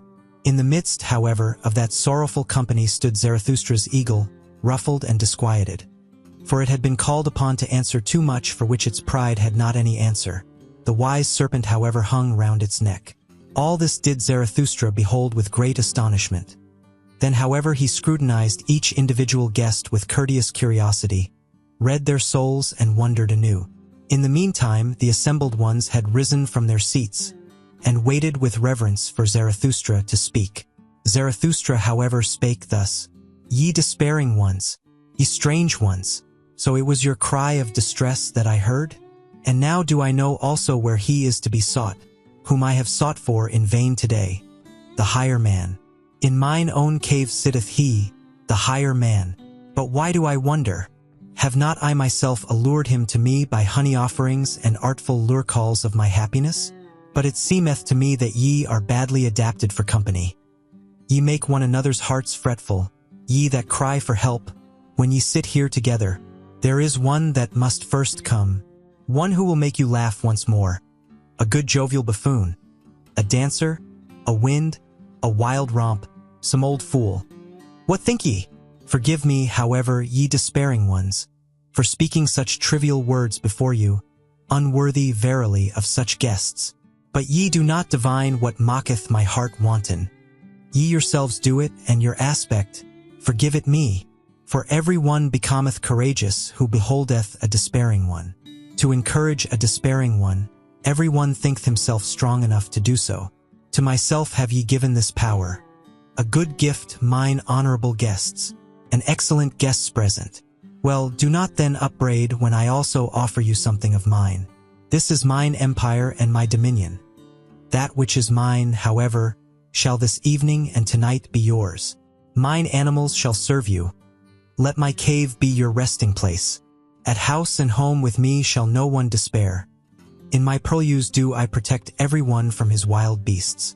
And that is the first thing which I offer you, security. The second thing, however, is my little finger. And when ye have that, then take the whole hand also, yea, and the heart with it. Welcome here. Welcome to you, my guests." Thus spake Zarathustra, and laughed with love and mischief.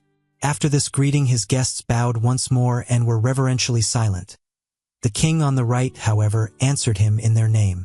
"O Zarathustra, by the way in which thou hast given us thy hand and thy greeting, we recognize thee as Zarathustra. Thou hast humbled thyself before us. Almost hast thou hurt our reverence. Who, however, could have humbled himself as thou hast done, with such pride, that uplifteth us ourselves? A refreshment is it, to our eyes and hearts. To behold this merely gladly would we ascend higher mountains than this. For as eager beholders have we come. We wanted to see what brighteneth dim eyes. And lo, now is it all over with our cries of distress. Now are our minds and hearts open and enraptured. Little is lacking for our spirits to become wanton. There is nothing, O Zarathustra, that groweth more pleasingly on earth than a lofty, strong will. It is the finest growth. An entire landscape refresheth itself at one such tree. To the pine do I compare him, O Zarathustra, which groweth up like thee, tall, silent, hardy, solitary, of the best, supplest wood, stately. In the end, however, grasping out for its dominion with strong green branches, asking weighty questions of the wind, the storm, and whatever is at home on high places, answering more weightily, a commander, a victor. Oh, who should not ascend high mountains to behold such growths? At thy tree, O Zarathustra, the gloomy and ill-constituted also refresh themselves. At thy look even the wavering become steady and heal their hearts. And verily, towards thy mountain and thy tree do many eyes turn today. A great longing hath arisen, and many have learned to ask, Who is Zarathustra? And those into whose ears thou hast at any time dripped thy song and thy honey. All the hidden ones, the lone dwellers and the twain dwellers, have simultaneously said to their hearts, Doth Zarathustra still live? It is no longer worth while to live. Everything is indifferent. Everything is useless. Or else, we must live with Zarathustra. Why doth he not come who hath so long announced himself? Thus do many people ask, Hath solitude swallowed him up? Or should we perhaps go to him? Now doth it come to pass that solitude itself becometh fragile and breaketh open, like a grave that breaketh open and can no longer hold its dead. Everywhere one seeth resurrected ones. Now do the waves rise and rise around thy mountain, O Zarathustra. And however high be thy height, many of them must rise up to thee. Thy boat shall not rest much longer on dry ground. And that we despairing ones have now come into thy cave, and already no longer despair. It is but a prognostic and a presage that better ones are on the way to thee. For they themselves are on the way to thee, the last remnant of God among men. That is to say, all the men of great longing, of great loathing, of great satiety. All who do not want to live unless they learn again to hope, unless they learn from thee, O Zarathustra, the great hope. Thus spake the king on the right, and seized the hand of Zarathustra in order to kiss it. But Zarathustra checked his veneration, and stepped back frightened, fleeing as it were, silently and suddenly into the far distance. After a little while, however, he was again at home with his guests, looked at them with clear scrutinizing eyes, and said, My guests, ye higher men, I will speak plain language and plainly with you. It is not for you that I have waited here in these mountains. Plain language and plainly? Good God, said here the king on the left to himself. One seeth he doth not know the good Occidentals, this sage out of the Orient. But he meaneth blunt language and bluntly. Well, that is not the worst taste in these days. Ye may, verily, all of you be higher men, continued Zarathustra, but for me ye are neither high enough nor strong enough. For me, that is to say, for the inexorable which is now silent in me, but will not always be silent. And if ye appertain to me, still it is not as my right arm. For he who himself standeth, like you, on sickly and tender legs, wisheth above all to be treated indulgently, whether he be conscious of it or hide it from himself. My arms and my legs, however, I do not treat indulgently. I do not treat my warriors indulgently. How then could ye be fit for my warfare? With you I should spoil all my victories, and many of you would tumble over if ye but heard the loud beating of my drums. Moreover, ye are not sufficiently beautiful and well-born for me. I require pure, smooth mirrors for my doctrines. On your surface even mine own likeness is distorted. On your shoulders presseth many a burden, many a recollection. Many a mischievous dwarf squatteth in your corners. There is concealed populace also in you. And though ye be high and of a higher type, much in you is crooked and misshapen. There is no smith in the world that could hammer you right and straight for me. Ye are only bridges. May higher ones pass over upon you. Ye signify steps. So do not upbraid him who ascendeth beyond you into his height. Out of your seed there may one day arise for me a genuine son and perfect heir. But that time is distant. Ye yourselves are not those unto whom my heritage and name belong. Not for you do I wait here in these mountains. Not with you may I descend for the last time.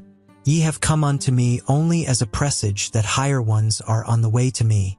Not the men of great longing, of great loathing, of great satiety, and that which ye call the remnant of God. Nay, nay, 3 times nay, for others do I wait here in these mountains, and will not lift my foot from thence without them. For higher ones, stronger ones, triumphanter ones, merrier ones, for such as are built squarely in body and soul. Laughing lions must come. O my guests, ye strange ones, have ye yet heard nothing of my children, and that they are on the way to me? Do speak unto me of my gardens, of my happy isles, of my new beautiful race. Why do ye not speak unto me thereof? This guest's present do I solicit of your love, that ye speak unto me of my children. For them am I rich, for them I became poor. What have I not surrendered? What would I not surrender that I might have one thing? These children, this living plantation, these life trees of my will and of my highest hope. Thus spake Zarathustra, and stopped suddenly in his discourse. For his longing came over him, and he closed his eyes and his mouth, because of the agitation of his heart. And all his guests also were silent, and stood still and confounded, except only that the old soothsayer made signs with his hands and his gestures. 72. The supper. For at this point the soothsayer interrupted the greeting of Zarathustra and his guests. He pressed forward as one who had no time to lose, seized Zarathustra's hand and exclaimed, But Zarathustra, one thing is more necessary than the other, so sayest thou thyself. Well, one thing is now more necessary unto me than all others. A word at the right time. Didst thou not invite me to table? And here are many who have made long journeys. Thou dost not mean to feed us merely with discourses?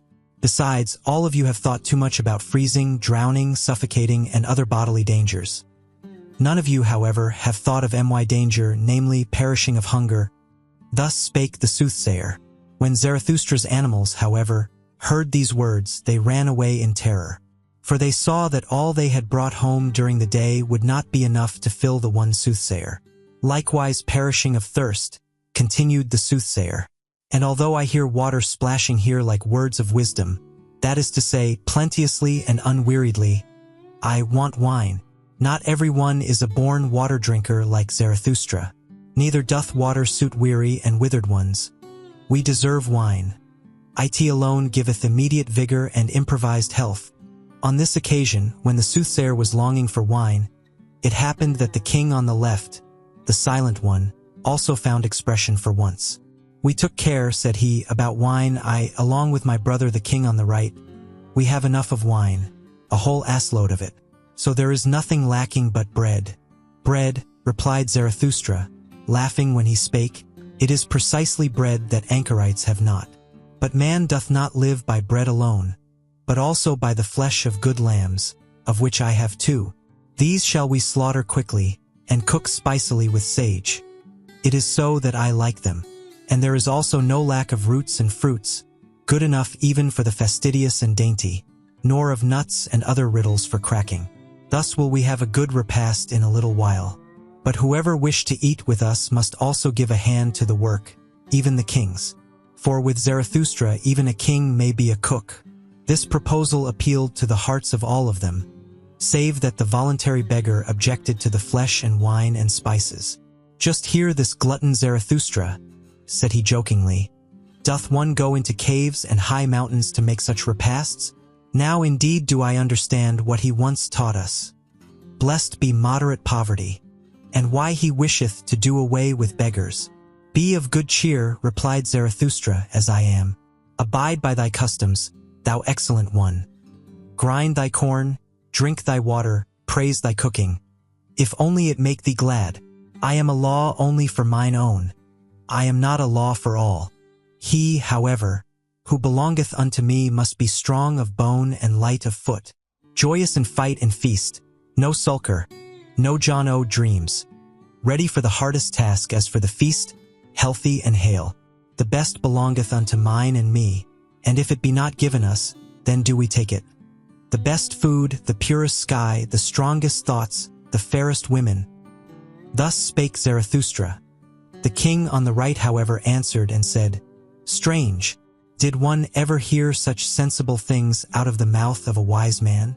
And verily, it is the strangest thing in a wise man, if over and above, he be still sensible and not an ass.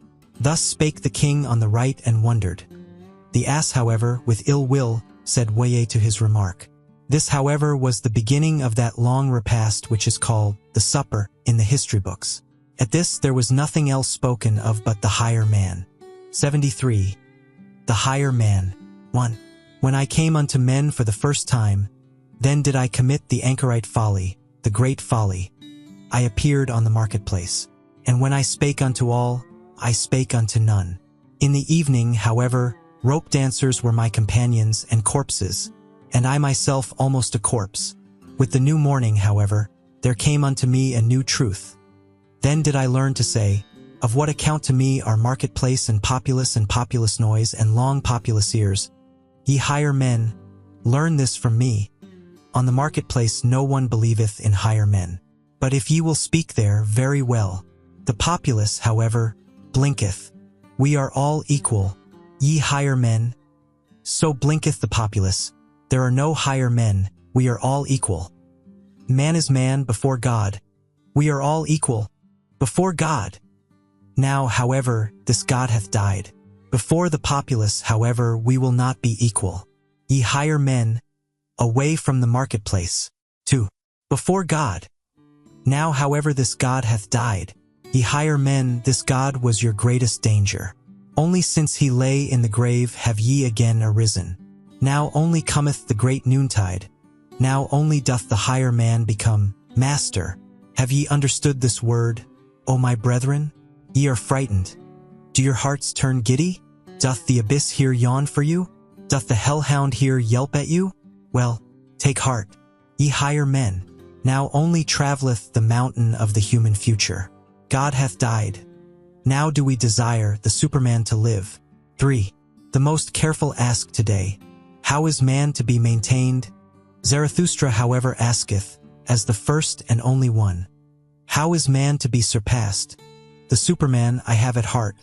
That is the first and only thing to me, and not man. Not the neighbor, not the poorest, not the sorriest, not the best. O my brethren, what I can love in man is that he is an overgoing and a downgoing. And also in you there is much that mocketh me love and hope. In that ye have despised, ye higher men, that mocketh me hope. For the great despisers are the great reverers.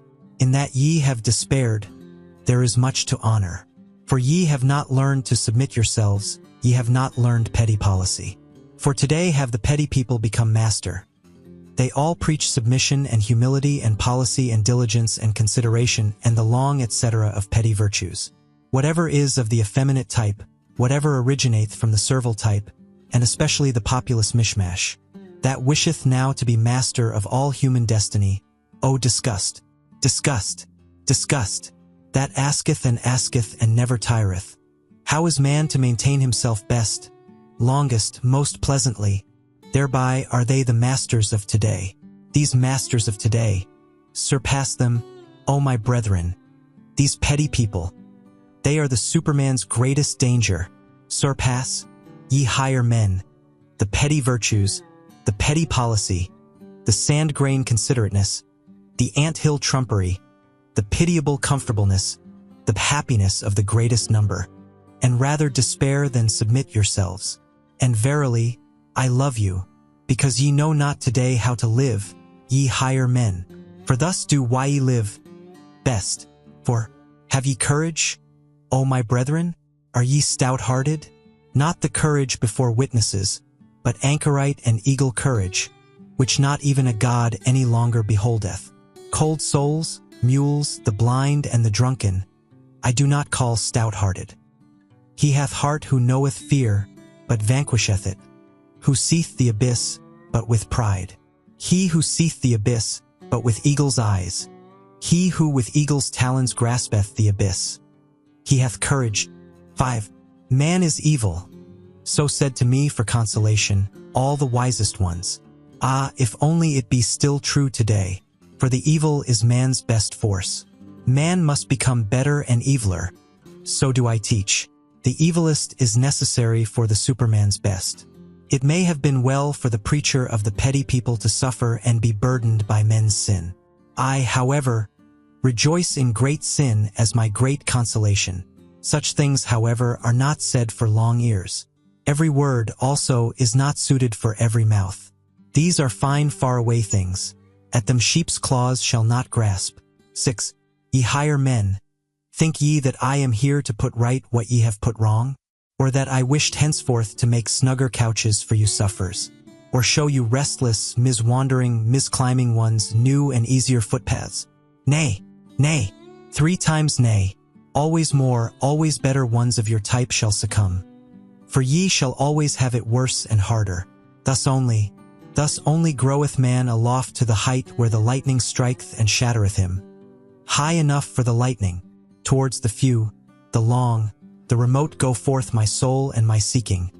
Of what account to me are your many little short miseries? Ye do not yet suffer enough for me. For ye suffer from yourselves, ye have not yet suffered from man. Ye would lie if ye spake otherwise. None of you suffereth from what I have suffered. 7. It is not enough for me that the lightning no longer doeth harm. I do not wish to conduct it away. It shall learn to work for me. My wisdom hath accumulated long like a cloud. It becometh stiller and darker. So doeth all wisdom which shall one day bear elegance. Unto these men of today will I not be light, nor be called light. Them will I blind. Lightning of my wisdom, put out their eyes. Do not will anything beyond your power. There is a bad falseness in those who will beyond their power, especially when they will great things, for they awaken distrust in great things, these subtle false coiners and stage players, until at last they are false towards themselves, squint-eyed whited cankers, glossed over with strong words, parade virtues and brilliant false deeds. Take good care there, ye higher men, for nothing is more precious to me, and rarer than honesty. Is this today not that of the populace? The populace, however, knoweth not what is great and what is small, what is straight and what is honest. It is innocently crooked, it ever leath. 9. Have a good distrust today, ye higher men, ye enheartened ones, ye open-hearted ones, and keep your reasons secret, for this today is that of the populace. What the populace once learned to believe without reasons, who could refute it to them by means of reasons? And on the marketplace one convinceth with gestures. But reasons make the populace distrustful. And when truth hath once triumphed there, then ask yourselves with good distrust, what strong error hath fought for it? Be on your guard also against the learned. They hate you, because they are unproductive. They have cold, withered eyes before which every bird is unplumed. Such persons vaunt about not lying, but inability to lie is still far from being love to truth. Be on your guard. Freedom from fever is still far from being knowledge. Refrigerated spirits I do not believe in. He who cannot lie doth not know what truth is. 10. If you would go up high, then use your own legs. Do not get yourselves carried aloft. Do not seat yourselves on other people's backs and heads. Thou hast mounted, however, on horseback. Thou now ridest briskly up to thy goal. Well, my friend, but thy lame foot is also with thee on horseback. When thou reachest thy goal, when thou alightest from thy horse, precisely on thy height, thou higher man, then wilt thou stumble. 11. Ye creating ones, ye higher men, one is only pregnant with one's own child. Do not let yourselves be imposed upon or put upon. Who then is your neighbor? Even if ye act for your neighbor, ye still do not create for him. Unlearn, I pray you, this for ye creating ones. Your very virtue wisheth you to have naught to do with for and on account of and because. Against these false little words shall ye stop your ears. For one's neighbor is the virtue only of the petty people. There it is said, like and hand washeth hand. They have neither the right nor the power for your self-seeking. In your self-seeking, ye creating ones, there is the foresight and foreseeing of the pregnant. What no one's eye hath yet seen, namely, the fruit, this sheltereth and saveth and nourisheth your entire love. Where your entire love is, namely, with your child, there is also your entire virtue. Your work, your will is your neighbor. Let no false values impose upon you. 12. Ye creating ones, ye higher men. Whoever hath to give birth is sick. Whoever hath given birth, however, is unclean. Ask women. One giveth birth not because it giveth pleasure. The pain mocketh hens and poets cackle. Ye creating ones, in you there is much uncleanliness. That is because ye have had to be mothers. A new child. Oh, how much new filth hath also come into the world. Go apart. He who hath given birth shall wash his soul. 13. Be not virtuous beyond your powers, and seek nothing from yourselves opposed to probability. Walk in the footsteps in which your father's virtue hath already walked. How would ye rise high, if your father's will should not rise with you? He, however, who would be a firstling, let him take care lest he also become a lastling. And where the vices of your fathers are, there should ye not set up as saints. He whose fathers were inclined for women, and for strong wine and flesh of wild boar swine, what would it be if he demanded chastity of himself? A folly would it be, much, verily, doth it seem to me for such a one, if he should be the husband of one or of two or of three women. And if he founded monasteries, and inscribed over their portals, the way to holiness, I should still say, what good is it? It is a new folly. He hath founded for himself a penance house and refuge house. Much good may it do, but I do not believe in it. In solitude there groweth what any one bringeth into it, also the brute in one's nature. Thus is solitude inadvisable unto many. Hath there ever been anything filthier on earth than the saints of the wilderness? Around them was not only the devil loose, but also the swine. 14. Shy, ashamed, awkward, like the tiger whose spring hath failed. Thus, ye higher men, have I often seen you slink aside. A cast which ye made had failed. But what doth it matter, ye dice players? Ye had not learned to play and mock, as one must play and mock. Do we not ever sit at a great table of mocking and playing? And if great things have been a failure with you, have ye yourselves therefore been a failure? And if ye yourselves have been a failure, hath man therefore been a failure? If man, however, hath been a failure, well then, never mind. 15. The higher its type, always the seldomer doth a thing succeed. Ye higher men here, have ye not all been failures? Be of good cheer, what doth it matter? How much is still possible? Learn to laugh at yourselves as ye ought to laugh. What wonder even that ye have failed and only half succeeded, ye half-shattered ones? Doth not man's future strive and struggle in you? Man's furthest, profoundest, star-highest issues, his prodigious powers.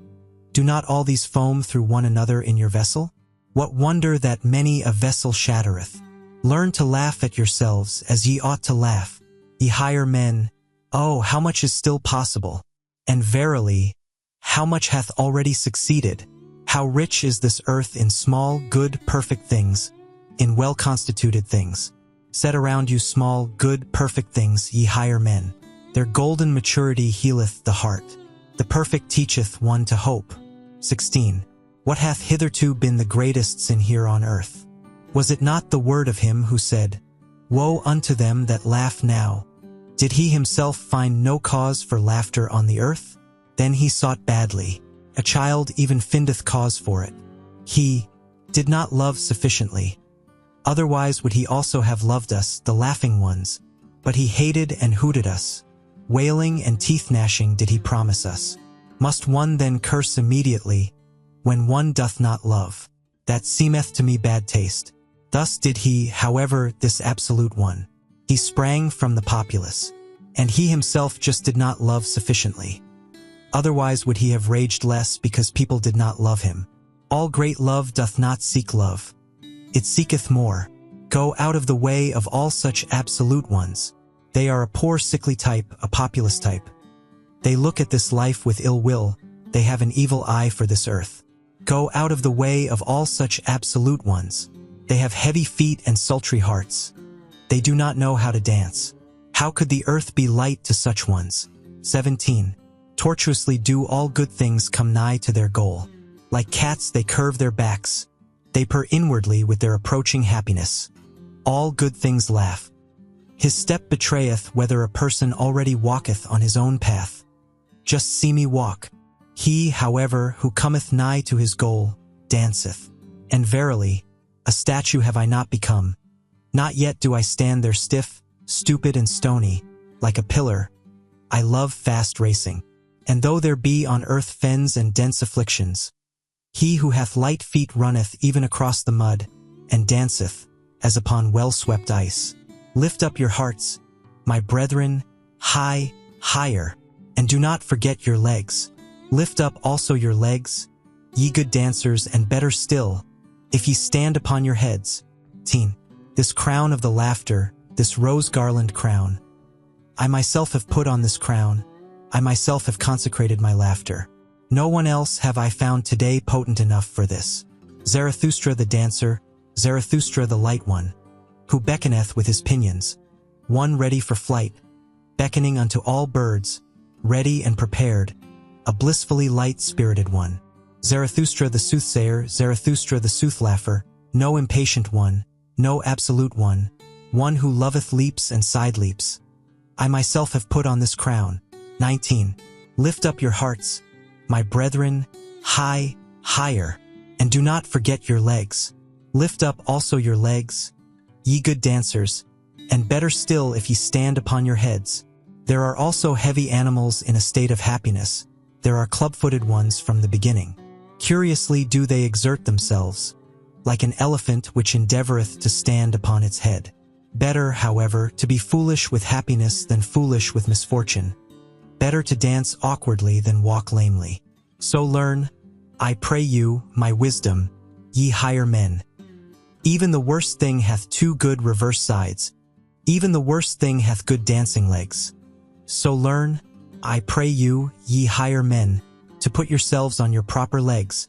So unlearn, I pray you, the sorrow sighing, and all the populace sadness.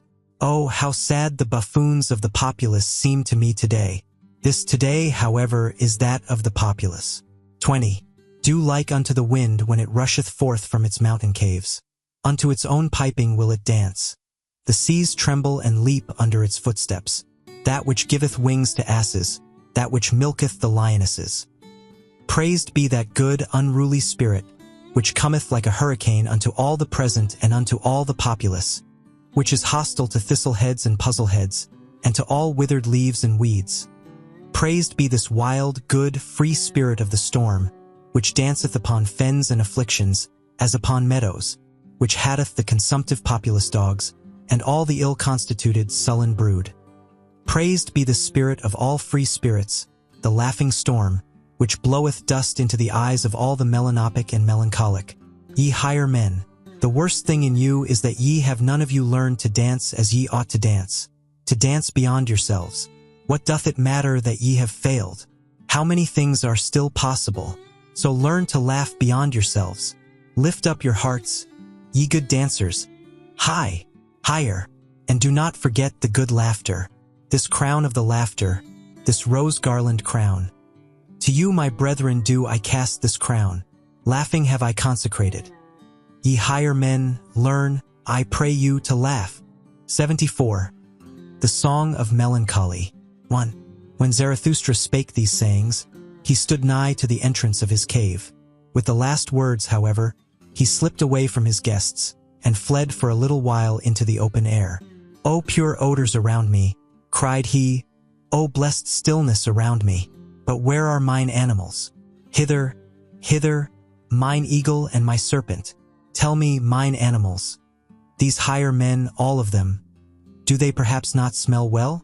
O pure odors around me, now only do I know and feel how I love you, mine animals.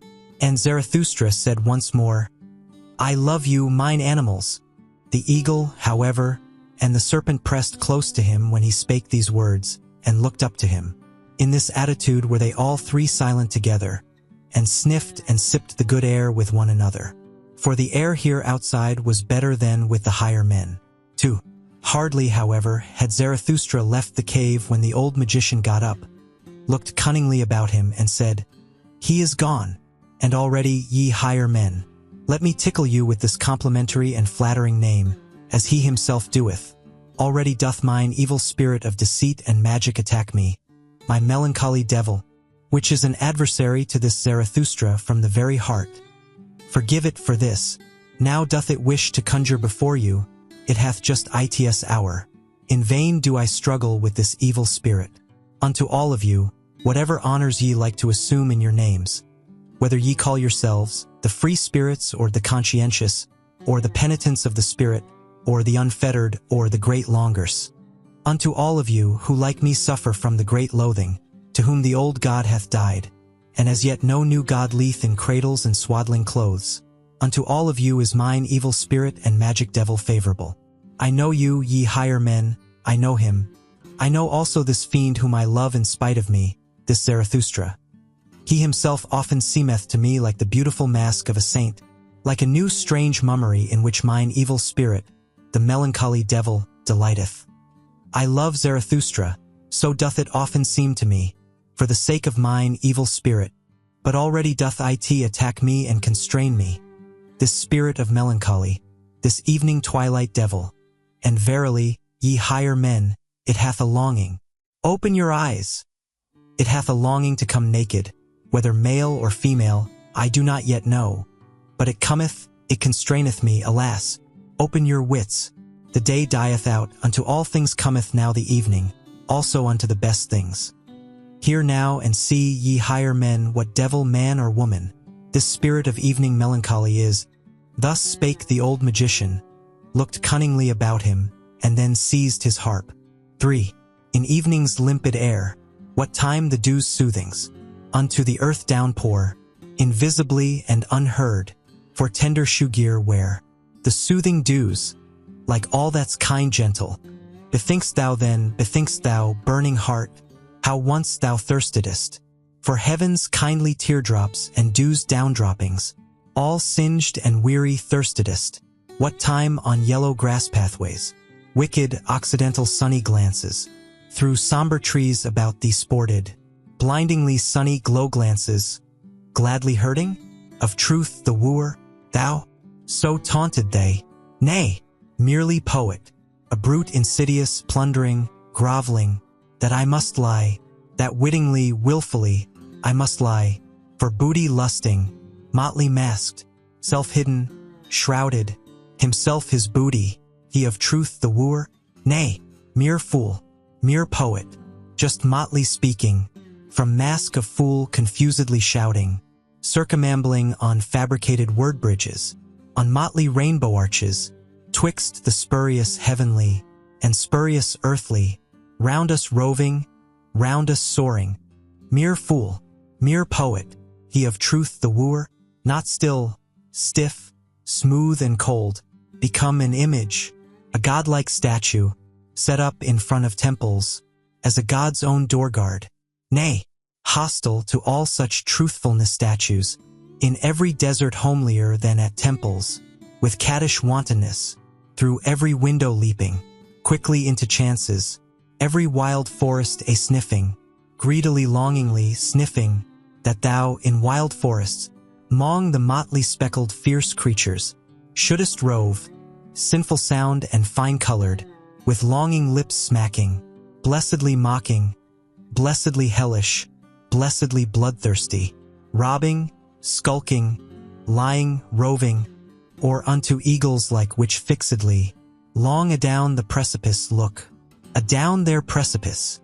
Oh, how they whirl down now, thereunder, therein, to ever deeper profoundness whirling, then, sudden, with aim aright, with quivering flight, on lambkins pouncing, headlong down, sore hungry, for lambkins longing, fierce, gainst all lamb spirits, furious fierce gainst all that look, sheep-like or lambeed or crisp-woolly, gray, with lamb-sheep kindliness, even thus, eagle-like, panther-like, are the poet's desires, are thine own desires, neath 1,000 guises, thou fool, thou poet, thou who all mankind viewedst, so God, as sheep, the God to rend within mankind, as the sheep in mankind, and in rending laughing, that is thine own blessedness, of a panther and eagle blessedness, of a poet and fool, the blessedness, in evening's limpid air, what time the moon sickle,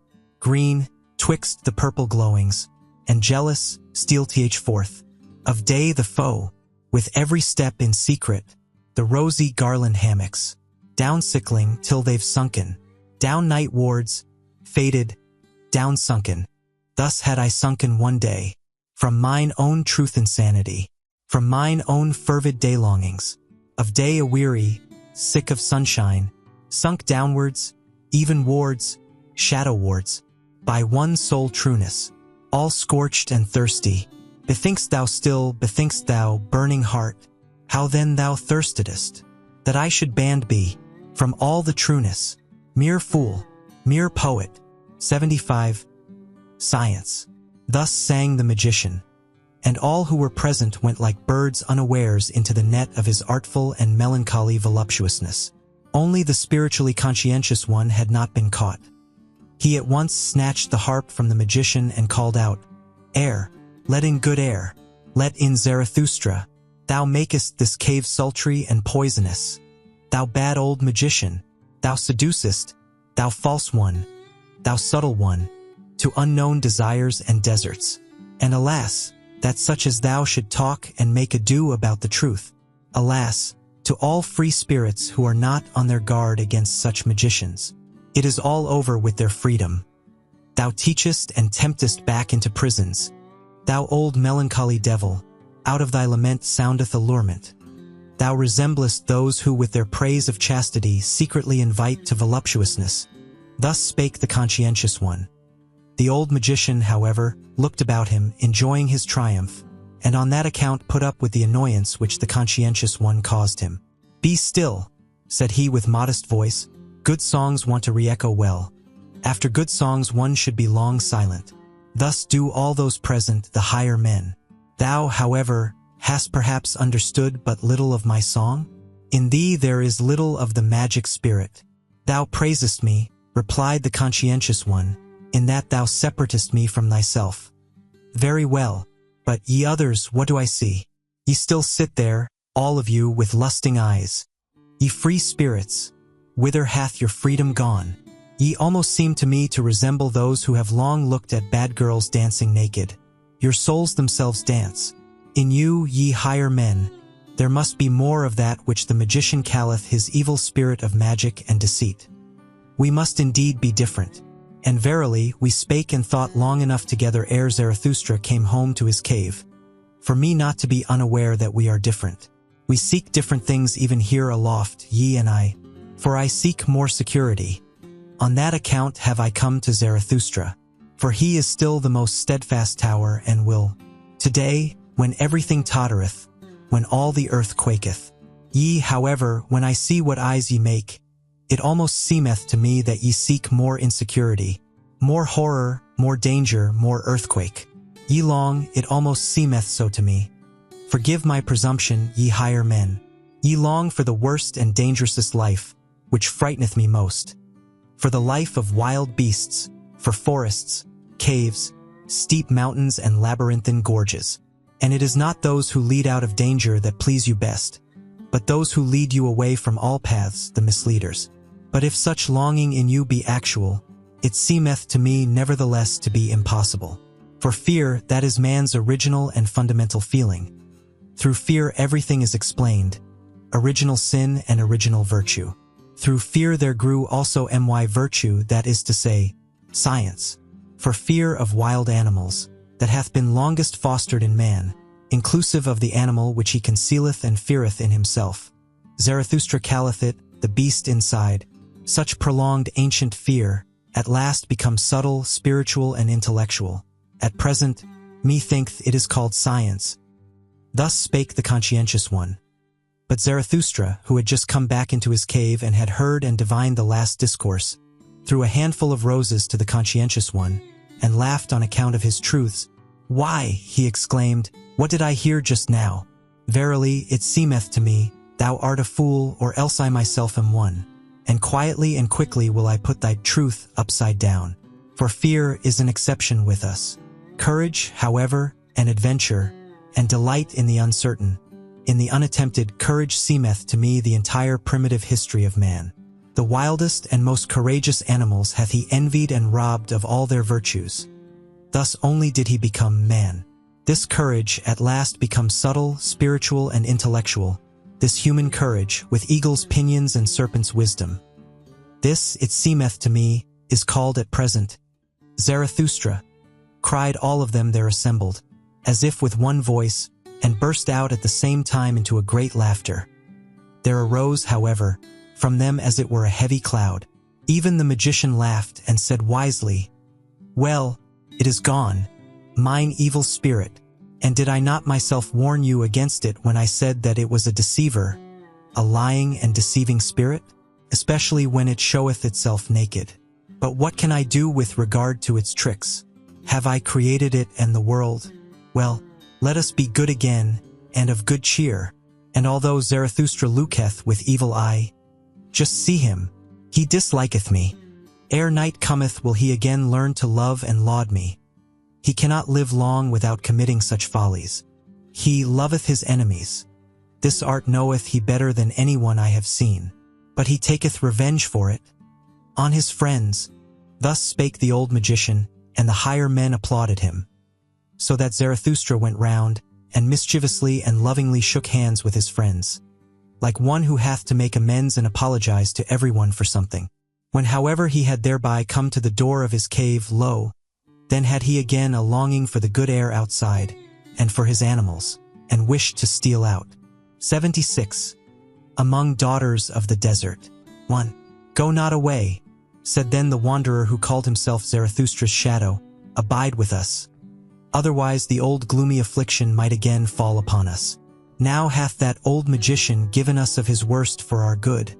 And lo, the good, pious Pope there hath tears in his eyes, and hath quite embarked again upon the sea of melancholy. Those kings may well put on a good air before us still, for that have they learned best of us all at present. Had they however no one to see them, I wager that with them also the bad game would again commence. The bad game of drifting clouds, of damp melancholy, of curtained heavens, of stolen suns, of howling autumn winds, the bad game of our howling and crying for help. Abide with us, O Zarathustra. Here there is much concealed misery that wisheth to speak, much evening, much cloud, much damp air. Thou hast nourished us with strong food for men and powerful proverbs. Do not let the weakly, womanly spirits attack us anew at desert. Thou alone makest the air around thee strong and clear. Did I ever find anywhere on earth such good air as with thee in thy cave? Many lands have I seen. My nose hath learned to test and estimate many kinds of air. But with thee do my nostrils taste their greatest delight. Unless it be, do forgive an old recollection. Forgive me an old after-dinner song, which I once composed amongst daughters of the desert. For with them was there equally good, clear, oriental air. There was I furthest from cloudy, damp, melancholy old Europe. Then did I love such oriental maidens and other blue kingdoms of heaven, over which hang no clouds and no thoughts. Ye would not believe how charmingly they sat there, when they did not dance, profound, but without thoughts, like little secrets, like beribboned riddles, like dessert nuts, many-hued and foreign, forsooth, but without clouds, riddles which can be guessed. To please such maidens I then composed an after-dinner psalm. Thus spake the wanderer who called himself Zarathustra's shadow, and before anyone answered him, he had seized the harp of the old magician, crossed his legs, and looked calmly and sagely around him. With his nostrils, however, he inhaled the air slowly and questioningly, like one who in new countries tasteth new foreign air. Afterward he began to sing with a kind of roaring. 2. The deserts grow, woe him who doth them hide. Ha! Solemnly, in effect solemnly, a worthy beginning, Afric manner solemnly, of a lion worthy, or perhaps of a virtuous howl monkey. But it's naught to you, ye friendly damsels dearly loved, at whose own feet to me, the first occasion, to a European under palm trees, a seat is now granted. Selah, wonderful truly, here do I sit now, the desert nigh, and yet I am so far still from the desert, even in not yet deserted, that is, I'm swallowed down by this, the smallest oasis. It opened up just yawning, its loveliest mouth agape, most sweet-odored of all mouthlets. Then fell I right down, right through, in mong you, ye friendly damsels dearly loved. Selah, hail, hail, to that whale, fish-like, if it thus for its guests' convenience made things nice. Ye well know, surely, my learned illusion, hail to its belly, if it had air, a such loveliest oasis belly, as this is, though however I doubt about it. With this come I out of old Europe, that doubteth more eagerly than doth any elderly married woman. May the Lord improve it. Amen. Here do I sit now, in this the smallest oasis, like a date indeed, brown, quite sweet, gold suppurating, for rounded mouth of maiden longing, but yet still more for youthful maid-like, ice-cold and snow-white and incisory, front teeth, and for such assuredly, pine the hearts all of ardent date fruits. Selah, to the there named south fruits now, similar, all too similar, do I lie here, by little, flying insects, round-sniffled and round-played, and also by yet littler, foolisher and peccabler, wishes and fantasies, environed by you, ye silent persentientist, maiden kittens, Dudu and Suleika, round sphinxed that into one word, I may crowd much feeling. Forgive me, O God, all such speech sinning. Sit I here the best of air sniffling, paradisal air truly, bright and buoyant air, golden mottled, as goodly air as ever, from lunar orb down fell, be it by hazard, or supervened it by arrogancy, as the ancient poets relate it. But doubter I'm now calling it, in question, with this do I come indeed, out of Europe, that doubteth more eagerly than doth any elderly married woman. May the Lord improve it, amen. This the finest air drinking, with nostrils outswelled like goblets, lacking future, lacking remembrances. Thus do I sit here, ye friendly damsels dearly loved, and look at the palm tree there, how it to a dance girl like doth bow and bend and on its haunches bob.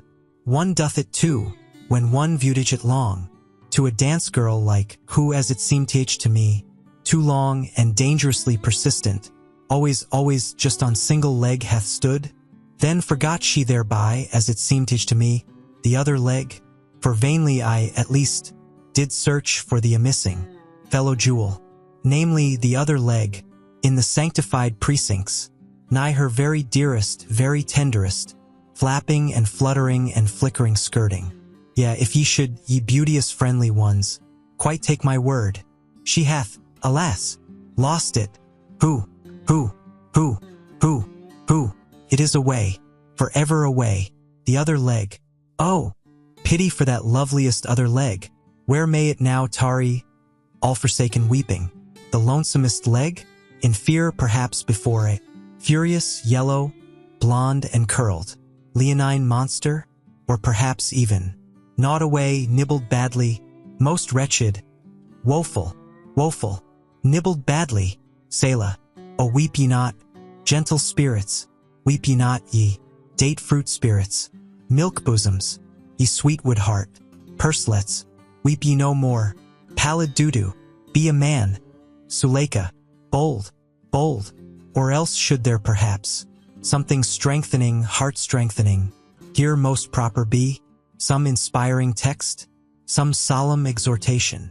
Ha, up now, honor, moral honor, European honor, blow again, continue, bellows box of virtue. Ha, once more thy roaring, thy moral roaring, as a virtuous lion, nigh the daughters of deserts roaring, for virtue's outhowl, ye very dearest maidens, is more than every European fervor, European hot hunger. And now do I stand here, as European, I can't be different, God's help to me, amen. The deserts grow, woe him who doth them hide. 77. The Awakening. 1. After the song of the wanderer and shadow, the cave became all at once full of noise and laughter. And since the assembled guests all spake simultaneously, and even the ass, encouraged thereby, no longer remained silent, a little aversion and scorn for his visitors came over Zarathustra, although he rejoiced at their gladness, for it seemed to him a sign of convalescence. So he slipped out into the open air and spake to his animals. Whither hath their distress now gone? Said he, and already did he himself feel relieved of his petty disgust. With me, it seemeth that they have unlearned their cries of distress, though, alas, not yet their crying. And Zarathustra stopped his ears, for just then did the why of the ass mix strangely with the noisy jubilation of those higher men. They are merry, he began again, and who knoweth? Perhaps at their host's expense. And if they have learned of me to laugh, still it is not my laughter they have learned. But what matter about that? They are old people. They recover in their own way, they laugh in their own way. Mine ears have already endured worse and have not become peevish. This day is a victory. He already yieldeth, he fleeth, the spirit of gravity, mine old archenemy. How well this day is about to end, which began so badly and gloomily, and it is about to end. Already cometh the evening. Over the sea rideth it hither, the good rider. How it bobbeth, the blessed one, the home-returning one, in its purple saddles. The sky gazeth brightly thereon, the world leeth deep. Oh, all ye strange ones who have come to me, it is already worth while to have lived with me. Thus spake Zarathustra. And again came the cries and laughter of the higher men out of the cave. Then began he anew. They bite at it, my bait taketh. There departeth also from them their enemy, the spirit of gravity. Now do they learn to laugh at themselves. Do I hear rightly? My virile food taketh effect, my strong and savory sayings. And verily, I did not nourish them with flatulent vegetables, but with warrior food, with conqueror food. New desires did I awaken. New hopes are in their arms and legs. Their hearts expand. They find new words. Soon will their spirits breathe wantonness. Such food may sure enough not be proper for children, nor even for longing girls old and young. One persuadeth their bowels otherwise. I am not their physician and teacher. The disgust departeth from these higher men. Well, that is my victory. In my domain they become assured. All stupid shame fleeth away. They empty themselves. They empty their hearts. Good times return unto them. They keep holiday and ruminate. They become thankful. That do I take as the best sign. They become thankful. Not long will it be ere they devise festivals, and put up memorials to their old joys. They are so envious. Thus spake Zarathustra joyfully to his heart and gazed outward. His animals, however, pressed up to him, and honored his happiness and his silence. 2. All on a sudden, however, Zarathustra's ear was frightened. For the cave, which had hitherto been full of noise and laughter, became all at once still as death.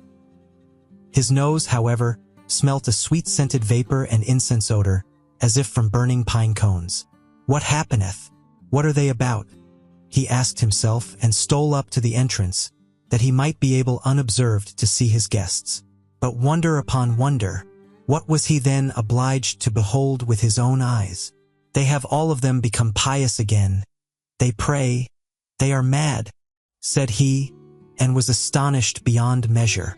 And forsooth, all these higher men, the 2 kings, the Pope out of service, the evil magician, the voluntary beggar, the wanderer in shadow, the old soothsayer, the spiritually conscientious one, and the ugliest man, they all lay on their knees like children and credulous old women, and worshipped the ass.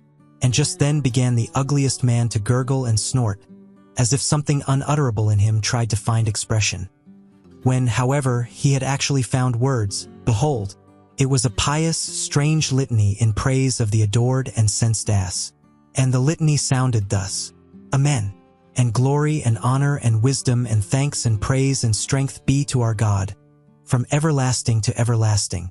The ass, however, here brayed why. He carrieth our burdens. He hath taken upon him the form of a servant. He is patient of heart and never saith nay, and he who loveth his God chastiseth him. The ass, however, here brayed why. He speaketh not, except that he ever saith yea to the world which he created. Thus doth he extol his world. It is his artfulness that speaketh not. Thus is he rarely found wrong. The ass, however, here brayed why. Uncomely goeth he through the world. Grey is the favorite color in which he wrappeth his virtue. Hath he spirit, then doth he conceal it. Every one, however, believeth in his long ears. The ass, however, here brayed why. What hidden wisdom it is to wear long ears, and only to say yea and never nay. Hath he not created the world in his own image, namely, as stupid as possible? The ass, however, here brayed why. Thou goest straight and crooked ways. It concerneth thee little what seemeth straight or crooked unto us men. Beyond good and evil is thy domain. It is thine innocence not to know what innocence is. The ass, however, here brayed why. Lo, how thou spurnest none from thee, neither beggars nor kings. Thou sufferest little children to come unto thee, and when the bad boys decoy thee, then sayest thou simply, wait. The ass, however, here brayed why. Thou lovest she-asses and fresh figs. Thou art no food despiser. A thistle tickleth thy heart when thou chancest to be hungry. There is the wisdom of a god therein. The ass, however, here brayed why. 78. The ASS Festival. 1. At this place in the litany, however, Zarathustra could no longer control himself. He himself cried out way louder even than the ass, and sprang into the midst of his maddened guests. Whatever are you about, ye grown-up children? He exclaimed, pulling up the praying ones from the ground. Alas, if anyone else, except Zarathustra, had seen you, every one would think you the worst blasphemers, or the very foolishest old women, with your new belief. And thou thyself, thou old pope, how is it in accordance with thee, to adore an ass in such a manner as God? "O Zarathustra," answered the Pope, "forgive me, but in divine matters I am more enlightened even than thou, and it is right that it should be so. Better to adore God so, in this form, than in no form at all. Think over this saying, mine exalted friend. Thou wilt readily divine that in such a saying there is wisdom. He who said, God is a spirit, made the greatest stride and slide hitherto made on earth towards unbelief. Such a dictum is not easily amended again on earth. Mine old heart leapeth and boundeth because there is still something to adore on earth. Forgive it, O Zarathustra, to an old, pious pontiff heart. And thou, said Zarathustra to the wanderer and shadow, thou cayest and thinkest thyself a free spirit? And thou here practisest such idolatry and hierolatry? Worse verily, doest thou here than with thy bad brown girls. Thou bad, new believer, it is sad enough, answered the wanderer and shadow, thou art right. But how can I help it? The old god liveth again. O Zarathustra, thou mayst say what thou wilt. The ugliest man is to blame for it all. He hath reawakened him. And if he say that he once killed him, with God's death is always just a prejudice. And thou, said Zarathustra, thou bad old magician, what didst thou do? Who ought to believe any longer in thee in this free age, when thou believest in such divine donkeyism?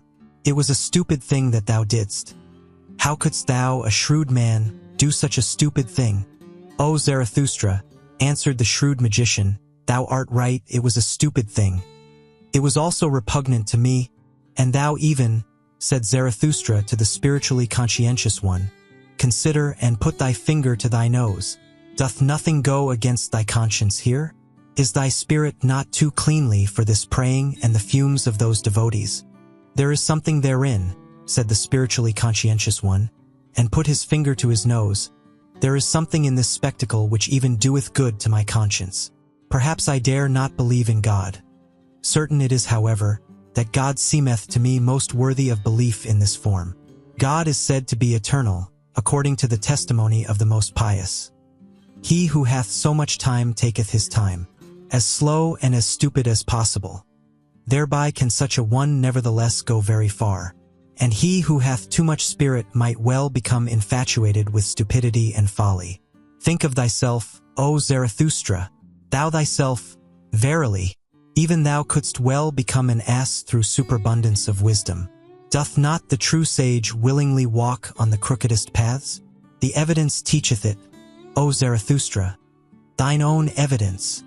And thou thyself, finally, said Zarathustra, and turned towards the ugliest man, who still lay on the ground stretching up his arm to the ass, for he gave it wine to drink.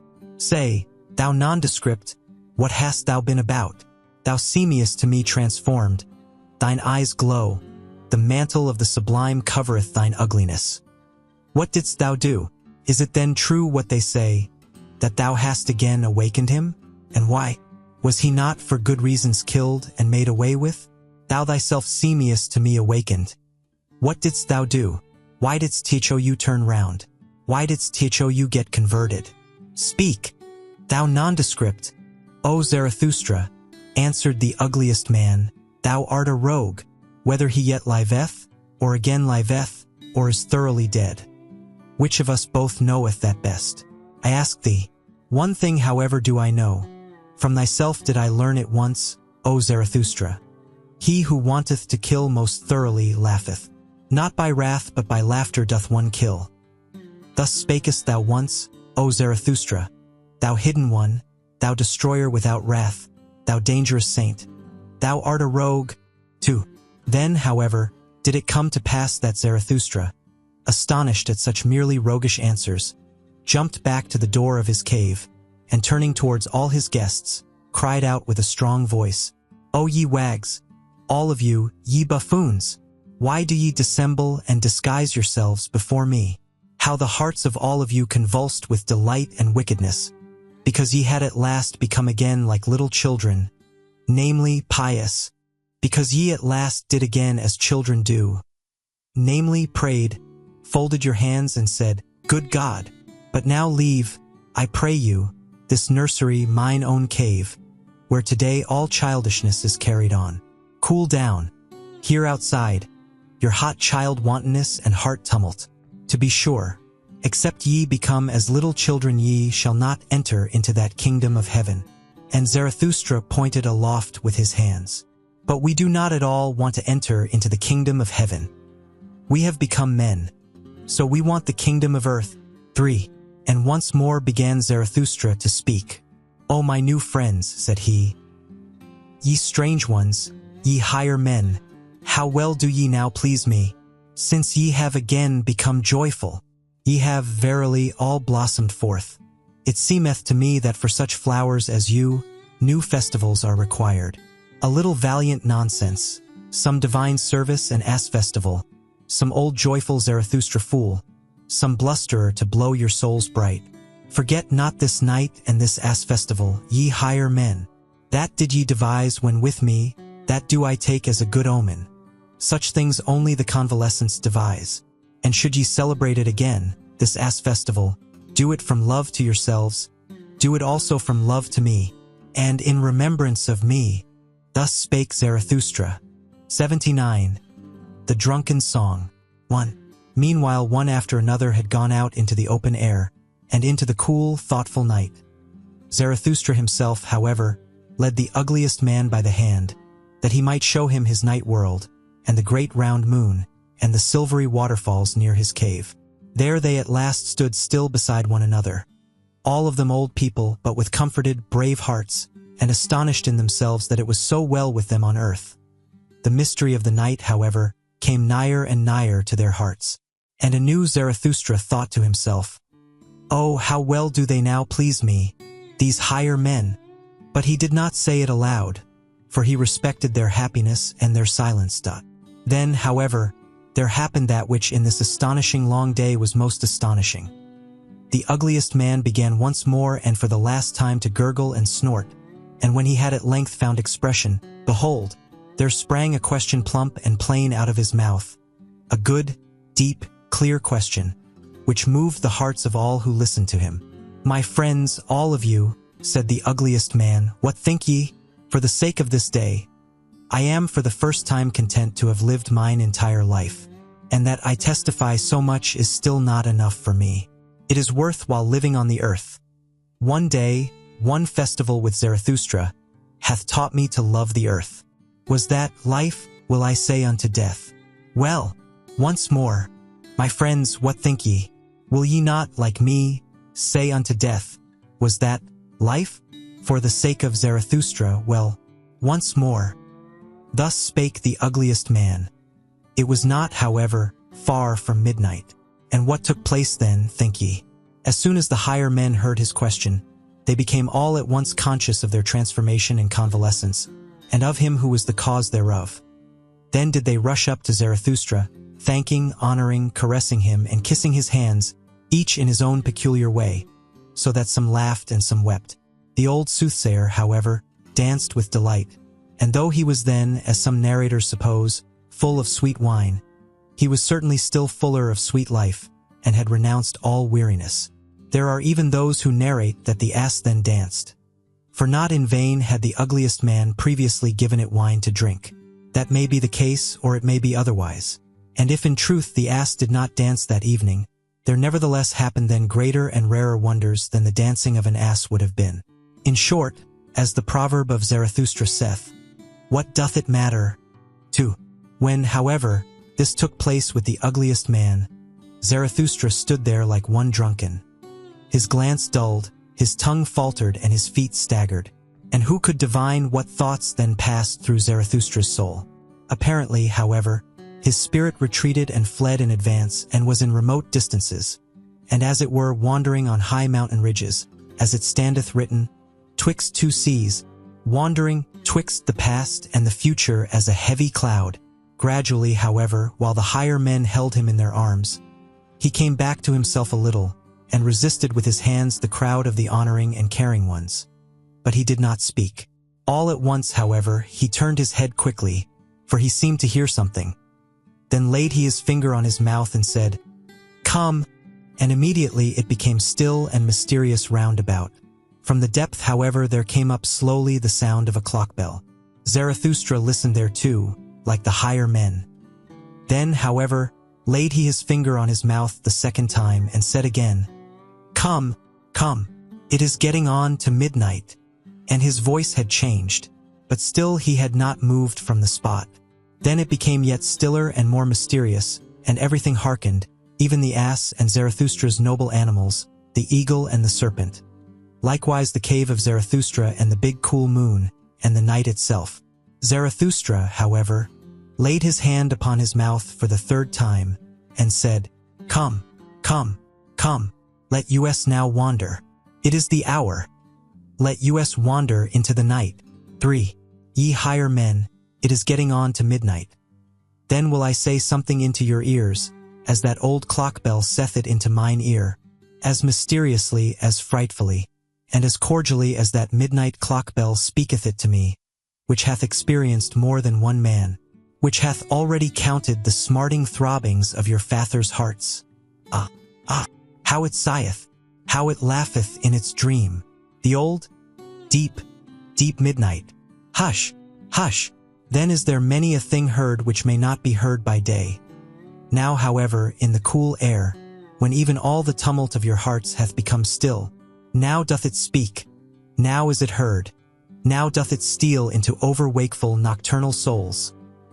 Ah, how the midnight sigheth, how it laugheth in its dream. Hearest thou not how it mysteriously, frightfully, and cordially speaketh unto thee? The old deep, deep midnight? O man, take heed, for, woe to me, whither hath time gone? Have I not sunk into deep wells? The world sleepeth. Ah, ah, the dog howleth, the moon shineth. Rather will I die, than say unto you what my midnight heart now thinketh. Already have I died. It is all over. Spider, why spinnest thou around me? Wilt thou have blood? Ah, ah, the dew falleth, the hour cometh, the hour in which I frost and freeze, which asketh and asketh and asketh, who hath sufficient courage for it? Who is to be master of the world? Who is going to say, "Thus shall ye flow, ye great and small streams, the hour approacheth"? O man, thou higher man, take heed, this talk is for fine ears, for thine ears. What saith deep midnight's voice indeed? 5. It carrieth me away, my soul danceth. Day's work, who is to be master of the world? The moon is cool, the wind is still. Ah, ah, have ye already flown high enough? Ye have danced. A leg, nevertheless, is not a wing. Ye good dancers, now is all delight over. Wine hath become lees, every cup hath become brittle, the sepulchres mutter. Ye have not flown high enough. Now do the sepulchres mutter, "Free the dead, why is it so long night? Doth not the moon make us drunken? Ye higher men, free the sepulchres, awaken the corpses. Ah, why doth the worm still burrow? There approacheth, the hour. There boometh the clock bell, there thrilleth still the heart, there burroweth still the woodworm, the heartworm. Ah, ah, the world is deep. 6. Sweet lyre, I love thy tone, thy drunken ranunculin tone. How long, how far hath come unto me thy tone, from the distance, from the ponds of love, thou old clock bell, thou sweet lyre. Every pain hath torn thy heart, father pain, father's pain, forefather's pain. Thy speech hath become ripe, ripe like the golden autumn and the afternoon, like mine anchorite heart. Now sayest thou, the world itself hath become ripe, the grape turneth brown. Now doth it wish to die of happiness. Ye higher men, do ye not feel it? There welleth up mysteriously an odor, a perfume and odor of eternity, a rosy blessed, brown, gold wine odor of old happiness, of drunken midnight death happiness, which singeth. The world is deep, and deeper than the day could read. 7. Leave me alone, I am too pure for thee. Touch me not. Hath not my world just now become perfect? My skin is too pure for thy hands. Leave me alone, thou dull, doltish, stupid day. Is not the midnight brighter? The purest are to be masters of the world. The least known, the strongest, the midnight souls, who are brighter and deeper than any day. O day, thou gropest for me? Thou feelest for my happiness? For thee am I rich, lonesome, a treasure pit, a gold chamber? O world, thou wantest me? Am I worldly for thee? Am I spiritual for thee? Am I divine for thee? But day and world, ye are too coarse. Have cleverer hands, grasp after deeper happiness, after deeper unhappiness, grasp after some God. Grasp not after me. Mine unhappiness, my happiness is deep, thou strange day, but yet am I no God, no God's hell. Deep is itswo. God's woe is deeper, thou strange world. Grasp at God's woe, not at me. What am I? A drunken sweet liar, a midnight liar, a bell frog, which no one understandeth, but which must speak before deaf ones, ye higher men. For ye do not understand me. Gone, gone. O youth, O noontide, O afternoon, now have come evening and night and midnight. The dog howleth, the wind. Is the wind not a dog? It whineth, it barketh, it howleth. Ah, ah, how she sigheth, how she laugheth, how she wheezeth and panteth. The midnight, how she just now speaketh soberly. This drunken poetess, hath she perhaps overdrunk her drunkenness? Hath she become overawake? Doth she ruminate? Her woe doth she ruminate over, in a dream, the old deep midnight, and still more her joy. For joy, although woe be deep, joy is deeper still than grief can be. 9. Thou grapevine, why dost thou praise me? Have I not cut thee? I am cruel, thou bleedest. What meaneth thy praise of my drunken cruelty? Whatever hath become perfect, everything mature, wanteth to die, so sayest thou. Blessed, blessed be the vintner's knife, but everything immature wanteth to live. Alas, woe saith, hence, go, away thou woe, but everything that suffereth wanteth to live, that it may become mature and lively and longing, longing for the further, the higher, the brighter. I want heirs, so saith everything that suffereth. I want children, I do not want myself. Joy, however, doth not want heirs, it doth not want children. Joy wanteth itself, it wanteth eternity, it wanteth recurrence, it wanteth everything eternally like itself. Woe saith, break, bleed, thou heart, wander thou leg, thou wing, fly, onward, upward, thou pain. Well, cheer up, O mine old heart. W.E. saith, hence, go. 10. Ye higher men, what think ye? Am I a soothsayer? Or a dreamer? Or a drunkard? Or a dream reader? Or a midnight bell? Or a drop of dew? Or a fume and fragrance of eternity? Hear ye it not? Smell ye it not? Just now hath my world become perfect. Midnight is also midday. Pain is also a joy. Curse is also a blessing. Night is also a sun. Go away, or ye will learn that a sage is also a fool. Said ye ever yea to one joy? O my friends, then said ye yea also unto all woe. All things are enlinked, enlaced, and enamored. Wanted ye ever once to come twice? Said ye ever, thou pleasest me, happiness, instant, moment, then wanted ye all to come back again, all anew, all eternal, all enlinked, enlaced and enamored. Oh, then did ye love the world, ye eternal ones, ye love it eternally and for all time, and also unto woe do ye say, hence, go, but come back, for joys all want, eternity. 11. All joy wanteth the eternity of all things, it wanteth honey, it wanteth lees, it wanteth drunken midnight, it wanteth graves, it wanteth grave tears consolation, it wanteth gilded evening writ. What doth not joy want? It is thirstier, heartier, hungrier, more frightful, more mysterious, than all woe. It wanteth itself, it biteth into itself, the rings will writheth in it. It wanteth love, it wanteth hate, it is over-rich, it bestoweth, it throweth away, it beggeth for someone to take from it. It thanketh the taker, it would fain be hated. So rich is joy that it thirsteth for woe, for hell, for hate, for shame, for the lame, for the world. For this world, Oh, ye know it indeed, ye higher men, for you doth it long, this joy, this irrepressible, blessed joy, for your woe, ye failures, for failures, longeth all eternal joy. For joys all want themselves, therefore do they also want grief. O happiness, O pain, O break, thou heart, ye higher men do learn it that joys want eternity. Joys want the eternity of all things. They want deep, profound eternity. 12. Have ye now learned my song? Have ye divined what it would say? Well, cheer up, ye higher men, sing now my roundelay. Sing now yourselves the song, the name of which is, once more, the signification of which is, unto all eternity.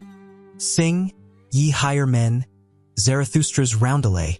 O man, take heed, what saith deep midnight's voice indeed?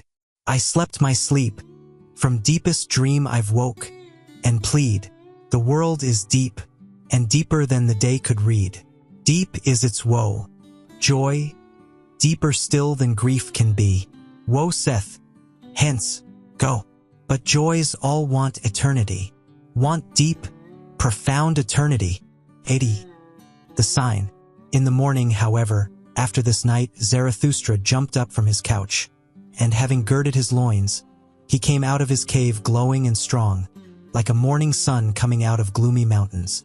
Thou great star, spake he, as he had spoken once before, thou deep eye of happiness, what would be all thy happiness if thou hadst not those for whom thou shinest, and if they remained in their chambers whilst thou art already awake, and combest and bestowest and distributest?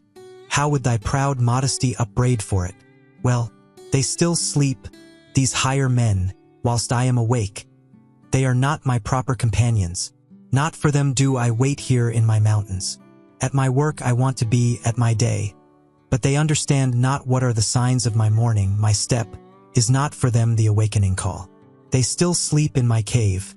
Their dream still drinketh at my drunken songs.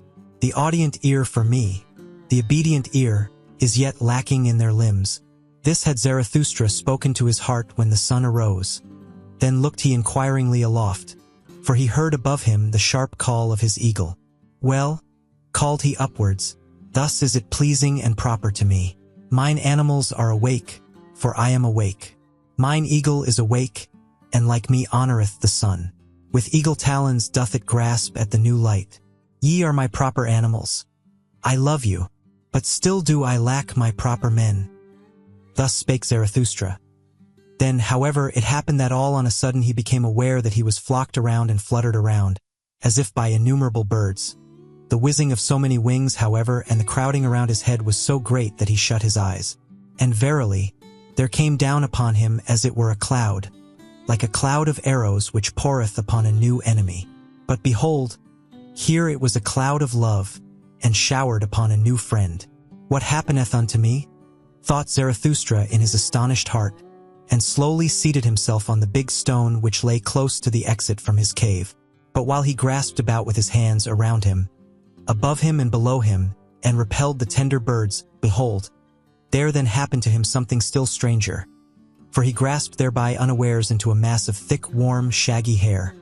At the same time, however, there sounded before him a roar, a long, soft lion roar. The sign cometh, said Zarathustra, and a change came over his heart. And in truth, when it turned clear before him, there lay a yellow, powerful animal at his feet, resting its head on his knee, unwilling to leave him out of love, and doing like a dog which again findeth its old master. The doves, however, were no less eager with their love than the lion. And whenever a dove whisked over its nose, the lion shook its head and wondered and laughed. When all this went on, Zarathustra spake only a word, "My children are nigh, my children." Then he became quite mute. His heart, however, was loosed, and from his eyes there dropped down tears and fell upon his hands. And he took no further notice of anything, but sat there motionless, without repelling the animals further. Then flew the doves to and fro, and perched on his shoulder, and caressed his white hair, and did not tire of their tenderness and joyousness. The strong lion, however, licked always the tears that fell on Zarathustra's hands, and roared and growled shyly. Thus did these animals do. All this went on for a long time or a short time. For properly speaking, there is no time on earth for such things. Meanwhile, however, the higher men had awakened in Zarathustra's cave, and marshaled themselves for a procession to go to meet Zarathustra, and give him their morning greeting, for they had found when they awakened that he no longer tarried with them. When, however, they reached the door of the cave and the noise of their steps had preceded them, the lion started violently. It turned away all at once from Zarathustra, and roaring wildly, sprang towards the cave. The higher men, however, when they heard the lion roaring, cried all aloud as with one voice, fled back and vanished in an instant. Zarathustra himself, however, stunned and strange, rose from his seat, looked around him, stood there astonished, inquired of his heart, bethought himself, and remained alone. "What did I hear?" said he at last, slowly. "What happened unto me just now?" But soon there came to him his recollection, and he took in at a glance all that had taken place between yesterday and today. "Here is indeed the stone," said he, and stroked his beard. "On it sat I yestermorn. And here came the soothsayer unto me, and here heard I first the cry which I heard just now, the great cry of distress. O ye higher men, your distress was it that the old soothsayer foretold to me yestermorn. Unto your distress did he want to seduce and tempt me. O Zarathustra, said he to me, I come to seduce thee to thy last sin." "To my last sin?" cried Zarathustra, and laughed angrily at his own words. "What hath been reserved for me as my last sin?" And once more Zarathustra became absorbed in himself, and sat down again on the big stone and meditated. Suddenly he sprang up. Fellow suffering with the higher men," he cried out, and his countenance changed into brass. "Well, that hath had its time. My suffering and my fellow suffering. What matter about them? Do I then strive after happiness? I strive after my work. Well, the lion hath come. My children are nigh. Zarathustra hath grown ripe. Mine hour hath come. This is my morning. My day beginneth. Arise now, arise, thou great noontide." Thus spake Zarathustra and left his cave, glowing and strong, like a morning sun coming out of gloomy mountains. Appendix. Notes on Thus Spake Zarathustra by Anthony M. Ludovici. I have had some opportunities of studying the conditions under which Nietzsche is read in Germany, France, and England, and I have found that, in each of these countries, students of his philosophy, as if actuated by precisely similar motives and desires, and misled by the same mistaken tactics on the part of most publishers, all proceed in the same happy-go-lucky style when taking him up. They have had it said to them that he wrote without any system, and they very naturally conclude that it does not matter in the least whether they begin with his first, third, or last book, provided they can obtain a few vague ideas as to what his leading and most sensational principles were. Now, it is clear that the book with the most mysterious, startling, or suggestive title will always stand the best chance of being purchased by those who have no other criteria to guide them in their choice than the aspect of a title page. And this explains why Thus Spake Zarathustra is almost always the first and often the only one of Nietzsche's books that falls into the hands of the uninitiated. The title suggests all kinds of mysteries. A glance at the chapter headings quickly confirms the suspicions already aroused, and the subtitle, A Book for All and None, generally succeeds in dissipating the last doubts the prospective purchaser may entertain concerning his fitness for the book or its fitness for him. And what happens? Thus Spake Zarathustra is taken home. The reader, who perchance may know no more concerning Nietzsche than a magazine article has told him, tries to read it and, understanding less than half he reads, probably never gets further than the second or third part, and then only to feel convinced that Nietzsche himself was rather hazy as to what he was talking about. Such chapters as The Child with the Mirror, In the Happy Isles, The Grave Song, Immaculate Perception, The Stillest Hour, The Seven Seals, and many others are almost utterly devoid of meaning to all those who do not know something of Nietzsche's life, his aims, and his friendships. As a matter of fact, Thus Spake Zarathustra, though it is unquestionably Nietzsche's opus magnum, is by no means the first of Nietzsche's works that the beginner ought to undertake to read. The author himself refers to it as the deepest work ever offered to the German public, and elsewhere speaks of his other writings as being necessary for the understanding of it. But when it is remembered that in Zarathustra we not only have the history of his most intimate experiences, friendships, feuds, disappointments, triumphs, and the like, but that the very form in which they are narrated is one which tends rather to obscure than to throw light upon them. The difficulties which meet the reader who starts quite unprepared will be seen to be really formidable. Zarathustra, then, this shadowy, allegorical personality, speaking in allegories and parables, and at times not even refraining from relating his own dreams, is a figure we can understand but very imperfectly if we have no knowledge of his creator and counterpart, Friedrich Nietzsche. And it were therefore well, previous to our study of the more abstruse parts of this book, if we were to turn to some authoritative book on Nietzsche's life and works and to read all that is there said on the subject. Those who can read German will find an excellent guide in this respect in Frau Forster Nietzsche's exhaustive and highly interesting biography of her brother, Das Leben Friedrich Nietzsches, published by Naumann, while the works of Deussen, Raoul Richter, and Baroness Isabel von Unger-Sternberg will be found to throw useful and necessary light upon many questions which it would be difficult for a sister to touch upon. In regard to the actual philosophical views expounded in this work, there is an excellent way of clearing up any difficulties they may present, and that is by an appeal to Nietzsche's other works. Again and again, of course, he will be found to express himself so clearly that all reference to his other writings may be dispensed with. But where this is not the case, the advice he himself gives is after all the best to be followed here, viz. To regard such works as Joyful Science, Beyond Good and Evil, The Genealogy of Morals, The Twilight of the Idols, The Antichrist, The Will to Power, etc., etc., as the necessary preparation for, thus spake Zarathustra. These directions, though they are by no means simple to carry out, seem at least to possess the quality of definiteness and straightforwardness. Follow them and all will be clear, I seem to imply, but I regret to say that this is not really the case.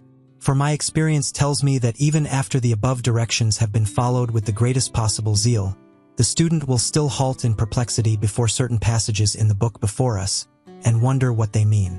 Now, it is with the view of giving a little additional help to all those who find themselves in this position that I proceed to put forth my own personal interpretation of the more abstruse passages in this work. In offering this little commentary to the Nietzsche student, I should like it to be understood that I make no claim as to its infallibility or indispensability. It represents but an attempt on my part, a very feeble one perhaps, to give the reader what little help I can in surmounting difficulties which a long study of Nietzsche's life and works has enabled me, partially I hope, to overcome. Perhaps it would be as well to start out with a broad and rapid sketch of Nietzsche as a writer on morals, evolution, and sociology, so that the reader may be prepared to pick out for himself, so to speak, all passages in this work bearing in any way upon Nietzsche's views in those three important branches of knowledge. A. Nietzsche and morality. In morality, Nietzsche starts out by adopting the position of the relativist. He says there are no absolute values good and evil. These are mere means adopted by all in order to acquire power to maintain their place in the world, or to become supreme. It is the lion's good to devour an antelope. It is the dead-leaf butterfly's good to tell a foe a falsehood. For when the dead-leaf butterfly is in danger, it clings to the side of a twig, and what it says to its foe is practically this: I am not a butterfly, I am a dead leaf and can be of no use to thee. This is a lie which is good to the butterfly, for it preserves it. In nature, every species of organic being instinctively adopts and practices those acts which most conduce to the prevalence or supremacy of its kind. Once the most favorable order of conduct is found, proved efficient and established, it becomes the ruling morality of the species that adopts it and bears them along to victory. All species must not and cannot value alike. For what is the lion's good is the antelope's evil and vice versa. Concepts of good and evil are therefore, in their origin, merely a means to an end. They are expedients for acquiring power. Applying this principle to mankind, Nietzsche attacked Christian moral values. He declared them to be, like all other morals, merely an expedient for protecting a certain type of man. In the case of Christianity, this type was, according to Nietzsche, a low one. Conflicting moral codes have been no more than the conflicting weapons of different classes of men. For in mankind there is a continual war between the powerful, the noble, the strong, and the well-constituted on the one side, and the impotent, the mean, the weak, and the ill-constituted on the other. The war is a war of moral principles. The morality of the powerful class, Nietzsche calls noble or master morality. That of the weak and subordinate class he calls slave morality. In the first morality, it is the eagle which, looking down upon a browsing lamb, contends that eating lamb is good. In the second, the slave morality, it is the lamb which, looking up from the sward, bleats dissentingly. Eating lamb is evil. B. The master and slave morality compared. The first morality is active, creative, Dionysian. The second is passive, defensive. To it belongs the struggle for existence. Where attempts have not been made to reconcile the two moralities, they may be described as follows. All is good in the noble morality which proceeds from strength, power, health, well-constitutedness, happiness, and awfulness. For the motive force behind the people practicing it is the struggle for power. The antithesis good and bad to this first class means the same as noble and despicable. Bad in the master morality must be applied to the coward, to all acts that spring from weakness, to the man with an eye to the main chance, who would forsake everything in order to live. With the second, the slave morality, the case is different. There, inasmuch as the community is an oppressed, suffering, unemancipated, and weary one, all that will be held to be good which alleviates the state of suffering. Pity, the obliging hand, the warm heart, patience, industry, and humility. These are unquestionably the qualities we shall here find flooded with the light of approval and admiration, because they are the most useful qualities. They make life endurable, they are of assistance in the struggle for existence, which is the motive force behind the people practicing this morality. To this class, all that is awful is bad. In fact, it is the evil par excellence. Strength, health, superabundance of animal spirits and power are regarded with hate, suspicion, and fear by the subordinate class. Now Nietzsche believed that the first or the noble morality conduced to an ascent in the line of life, because it was creative and active. On the other hand, he believed that the second or slave morality, where it became paramount, led to degeneration, because it was passive and defensive, wanting merely to keep those who practiced it alive. Hence his earnest advocacy of noble morality. C. Nietzsche and evolution. Nietzsche as an evolutionist I shall have occasion to define and discuss in the course of these notes. See notes on chapter 56, Point 10, and on chapter 57. For the present let it suffice for us to know that he accepted the development hypothesis as an explanation of the origin of species, but he did not halt where most naturalists have halted. He by no means regarded man as the highest possible being which evolution could arrive at, for though his physical development may have reached its limit, this is not the case with his mental or spiritual attributes. If the process be a fact, if things have become what they are, then, he contends, we may describe no limit to man's aspirations. If he struggled up from barbarism and still more remotely from the lower primates, his ideal should be to surpass man himself and reach Superman, see especially the prologue. D. Nietzsche and sociology. Nietzsche as a sociologist aims at an aristocratic arrangement of society. He would have us rear an ideal race. Honest and truthful in intellectual matters, he could not even think that men are equal. With these preachers of equality will I not be mixed up and confounded. For thus speaketh justice unto me, men are not equal. He sees precisely in this inequality a purpose to be served, a condition to be exploited. Every elevation of the type man, he writes in Beyond Good and Evil, has hitherto been the work of an aristocratic society, and so will it always be, a society believing in a long scale of gradations of rank and differences of worth among human beings. Those who are sufficiently interested to desire to read his own detailed account of the society he would fain establish will find an excellent passage in Aphorism 57 of The Antichrist. Part 1. The Prologue. In Part 1, including the prologue, no very great difficulties will appear. Zarathustra's habit of designating a whole class of men or a whole school of thought by a single fitting nickname may perhaps lead to a little confusion at first. But, as a rule, when the general drift of his arguments is grasped, it requires but a slight effort of the imagination to discover whom he is referring to. In the 9th paragraph of the prologue, for instance, it is quite obvious that herdsman in the verse herdsman, I say, etc., stands for all those today who are the advocates of gregariousness, of the anthill. And when our author says, a robber shall Zarathustra be called by the herdsman, it is clear that these words may be taken almost literally from one whose ideal was the rearing of a higher aristocracy. Again, the good and just, throughout the book, is the expression used in referring to the self-righteous of modern times. Those who are quite sure that they know all that is to be known concerning good and evil, and are satisfied that the values their little world of tradition has handed down to them are destined to rule mankind as long as it lasts. In the last paragraph of the prologue, verse 7, Zarathustra gives us a foretaste of his teaching concerning the big and the little sagacities, expounded subsequently. He says he were as wise as his serpent. This desire will be found explained in the discourse entitled The Despisers of the Body, which I shall have occasion to refer to later. The Discourses, Chapter 1. The Three Metamorphoses. This opening discourse is a parable in which Zarathustra discloses the mental development of all creators of new values. It is the story of a life which reaches its consummation in attaining to a second ingenuousness or in returning to childhood. Nietzsche, the supposed anarchist, here plainly disclaims all relationship whatever to anarchy, for he shows us that only by bearing the burdens of the existing law and submitting to it patiently, as the camel submits to being laden, does the free spirit acquire that ascendancy over tradition which enables him to meet and master the dragon, thou shalt. The dragon with the values of 1,000 years glittering on its scales. There are two lessons in this discourse. First, that in order to create one must be as a little child. Secondly, that it is only through existing law and order that one attains to that height from which new law and new order may be promulgated. Chapter 2. The Academic Chairs of Virtue. Almost the whole of this is quite comprehensible. It is a discourse against all those who confound virtue with tameness and smug ease, and who regard as virtuous only that which promotes security and tends to deepen sleep. Chapter 4. The Despisers of the Body. Here Zarathustra gives names to the intellect and the instincts.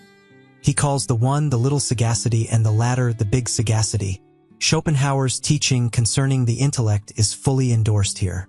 An instrument of thy body is also thy little sagacity, my brother, which thou callest spirit, says Zarathustra. From beginning to end it is a warning to those who would think too lightly of the instincts and unduly exalt the intellect and its derivatives. Reason and understanding. Chapter 9. The Preachers of Death. This is an analysis of the psychology of all those who have the evil eye and are pessimists by virtue of their constitutions. Chapter 15. The 1001 Goals. In this discourse Zarathustra opens his exposition of the doctrine of relativity in morality, and declares all morality to be a mere means to power. Needless to say that verses 9, 10, 11, and 12 refer to the Greeks, the Persians, the Jews, and the Germans respectively. In the penultimate verse he makes known his discovery concerning the root of modern nihilism and indifference, i.e. that modern man has no goal, no aim, no ideals, see Note A. Chapter 18. Old and Young Women. Nietzsche's views on women have either to be loved at first sight or they become perhaps the greatest obstacle in the way of those who otherwise would be inclined to accept his philosophy. Women especially, of course, have been taught to dislike them, because it has been rumored that his views are unfriendly to themselves. Now, to my mind, all this is pure misunderstanding and error. German philosophers, thanks to Schopenhauer, have earned rather a bad name for their views on women. It is almost impossible for one of them to write a line on the subject, however kindly he may do so, without being suspected of wishing to open a crusade against the fair sex. Despite the fact, therefore, that all Nietzsche's views in this respect were dictated to him by the profoundest love, despite Zarathustra's reservation in this discourse, that with women nothing that can be said is impossible, and in the face of other overwhelming evidence to the contrary, Nietzsche is universally reported to have mis sun pi don le plat, where the female sex is concerned. And what is the fundamental doctrine which has given rise to so much bitterness and aversion? Merely this, that the sexes are at bottom antagonistic, that is to say, as different as blue is from yellow, and that the best possible means of rearing anything approaching a desirable race is to preserve and to foster this profound hostility. What Nietzsche strives to combat and to overthrow is the modern democratic tendency which is slowly laboring to level all things, even the sexes. His quarrel is not with women, what indeed could be more undignified? It is with those who would destroy the natural relationship between the sexes by modifying either the one or the other with a view to making them more alike. The human world is just as dependent upon women's powers as upon men's. It is women's strongest and most valuable instincts which help to determine who are to be the fathers of the next generation. By destroying these particular instincts, that is to say by attempting to masculinize woman and to feminize men, we jeopardize the future of our people. The general democratic movement of modern times, in its frantic struggle to mitigate all differences, is now invading even the world of sex. It is against this movement that Nietzsche raises his voice. He would have woman become ever more woman and man become ever more man. Only thus, and he is undoubtedly right, can their combined instincts lead to the excellence of humanity. Regarded in this light, all his views on woman appear not only necessary but just see note on chapter 56. Par. 21. It is interesting to observe that the last line of the discourse, which has so frequently been used by women as a weapon against Nietzsche's views concerning them, was suggested to Nietzsche by a woman, see Das Leben F. Nietzsches. Chapter 21. Voluntary Death. In regard to this discourse, I should only like to point out that Nietzsche had a particular aversion to the word suicide, self-murder. He disliked the evil it suggested, and in rechristening the act voluntary death, i.e., the death that comes from no other hand than one's own, he was desirous of elevating it to the position it held in classical antiquity. See aphorism 36 in The Twilight of the Idols. Chapter 22. The bestowing virtue. An important aspect of Nietzsche's philosophy is brought to light in this discourse. His teaching, as is well known, places the Aristotelian man of spirit above all others in the natural divisions of man. The man with overflowing strength, both of mind and body, who must discharge the strength or perish, is the Nietzschean ideal. To such a man, giving from his overflow becomes a necessity. Bestowing develops into a means of existence, and this is the only giving, the only charity that Nietzsche recognizes. In paragraph 3 of the discourse, we read Zarathustra's healthy exhortation to his disciples to become independent thinkers and to find themselves before they learn any more from him. See notes on chapters 56. Par. 5 and LXXII. Pars. 10. 11. Part 2. Chapter 23. The Child with the Mirror. Nietzsche tells us here, in a poetical form, how deeply grieved he was by the manifold misinterpretations and misunderstandings which were becoming rife concerning his publications. He does not recognize himself in the mirror of public opinion, and recoils terrified from the distorted reflection of his features. In verse 20 he gives us a hint which it were well not to pass over too lightly, for, in the introduction to the Genealogy of Morals, written in 1887, he finds it necessary to refer to the matter again and with greater precision. The point is this, that a creator of new values meets with his surest and strongest obstacles in the very spirit of the language which is at his disposal. Words, like all other manifestations of an evolving race, are stamped with the values that have long been paramount in that race. Now, the original thinker who finds himself compelled to use the current speech of his country in order to impart new and hitherto untried views to his fellows, imposes a task upon the natural means of communication which it is totally unfitted to perform. Hence the obscurities and prolixities which are so frequently met with in the writings of original thinkers. In The Dawn of Day, Nietzsche actually cautions young writers against the danger of allowing their thoughts to be molded by the words at their disposal. Chapter 24. In the Happy Isles. While writing this, Nietzsche is supposed to have been thinking of the island of Ischia, which was ultimately destroyed by an earthquake. His teaching here is quite clear. He was among the first thinkers of Europe to overcome the pessimism which godlessness generally brings in its wake. He points to creating as the surest salvation from the suffering which is a concomitant of all higher life. What would there be to create, he asks, if there were gods? His ideal, the Superman, lends him the cheerfulness necessary to the overcoming of that despair usually attendant upon godlessness and upon the apparent aimlessness of a world without a god. Chapter 29. The Tarantulas. The tarantulas are the socialists and Democrats. This discourse offers us an analysis of their mental attitude. Nietzsche refuses to be confounded with those resentful and revengeful ones who condemn society from below, and whose criticism is only suppressed envy. There are those who preach my doctrine of life, he says of the Nietzschean socialists, and are at the same time preachers of equality and tarantulas. See notes on chapter 40. And chapter 51. Chapter 30. The famous wise ones.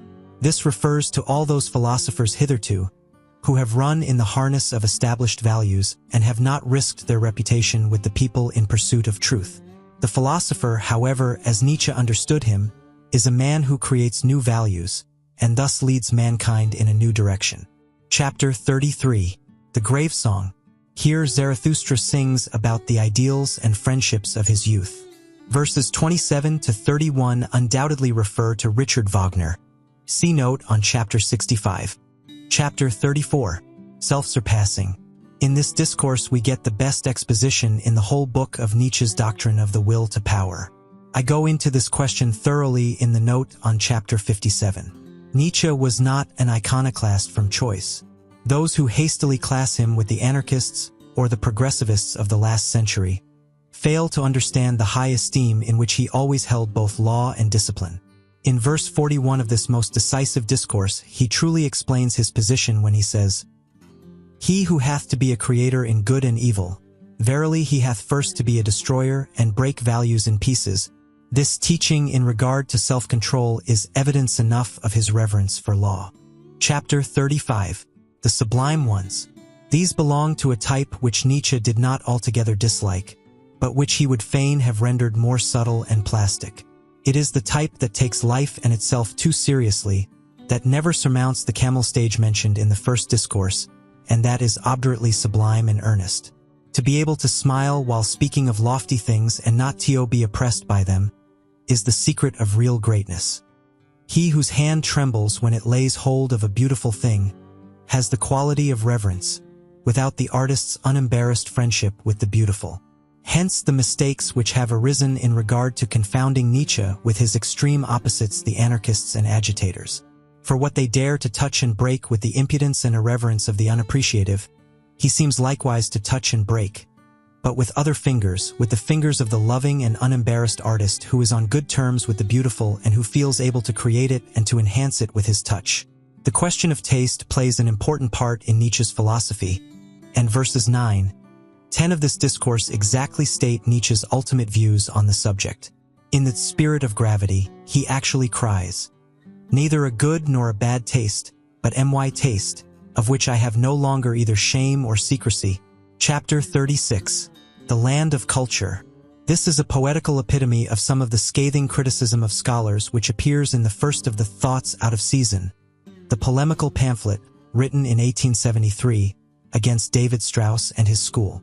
He reproaches his former colleagues with being sterile and shows them that their sterility is the result of their not believing in anything. He who had to create had always his presaging dreams and astral premonitions, and believed in believing. See note on Chapter 77. In the last two verses he reveals the nature of his altruism. How far it differs from that of Christianity we have already read in the discourse Neighbor Love, but here he tells us definitely the nature of his love to mankind. He explains why he was compelled to assail the Christian values of pity and excessive love of the neighbor, not only because they are slave values and therefore tend to promote degeneration, see note B, but because he could only love his children's land, the undiscovered land in a remote sea, because he would fain retrieve the errors of his fathers in his children. Chapter 37. Immaculate Perception. An important feature of Nietzsche's interpretation of life is disclosed in this discourse. As Buckle suggests in his Influence of Women on the Progress of Knowledge, the scientific spirit of the investigator is both helped and supplemented by the latter's emotions and personality, and the divorce of all emotionalism and individual temperament from science is a fatal step towards sterility. Zarathustra abjures all those who would fain turn an impersonal eye upon nature and contemplate her phenomena with that pure objectivity to which the scientific idealists of today would so much like to attain. He accuses such idealists of hypocrisy and guile. He says they lack innocence in their desires and therefore slander all desiring. Chapter 38. Scholars. This is a record of Nietzsche's final breach with his former colleagues, the scholars of Germany. Already after the publication of The Birth of Tragedy, numbers of German philologists and professional philosophers had denounced him as one who had strayed too far from their flock, and his lectures at the University of Bâle were deserted in consequence. But it was not until 1879, when he finally severed all connection with university work, that he may be said to have attained to the freedom and independence which stamp this discourse. Chapter 39. Poets. People have sometimes said that Nietzsche had no sense of humor. I have no intention of defending him here against such foolish critics. I should only like to point out to the reader that we have him here at his best, poking fun at himself and at his fellow poets. See note on Chapter 63. Pars. 16. 17, 18, 19, 20. Chapter 40. Great Events. Here we seem to have a puzzle. Zarathustra himself, while relating his experience with the fire dog to his disciples, fails to get them interested in his narrative, and we also may be only too ready to turn over these pages under the impression that they are little more than a mere fantasy or poetical flight. Zarathustra's interview with the fire dog is, however, of great importance. In it we find Nietzsche face to face with the creature he most sincerely loathes, the spirit of revolution, and we obtain fresh hints concerning his hatred of the anarchist and rebel.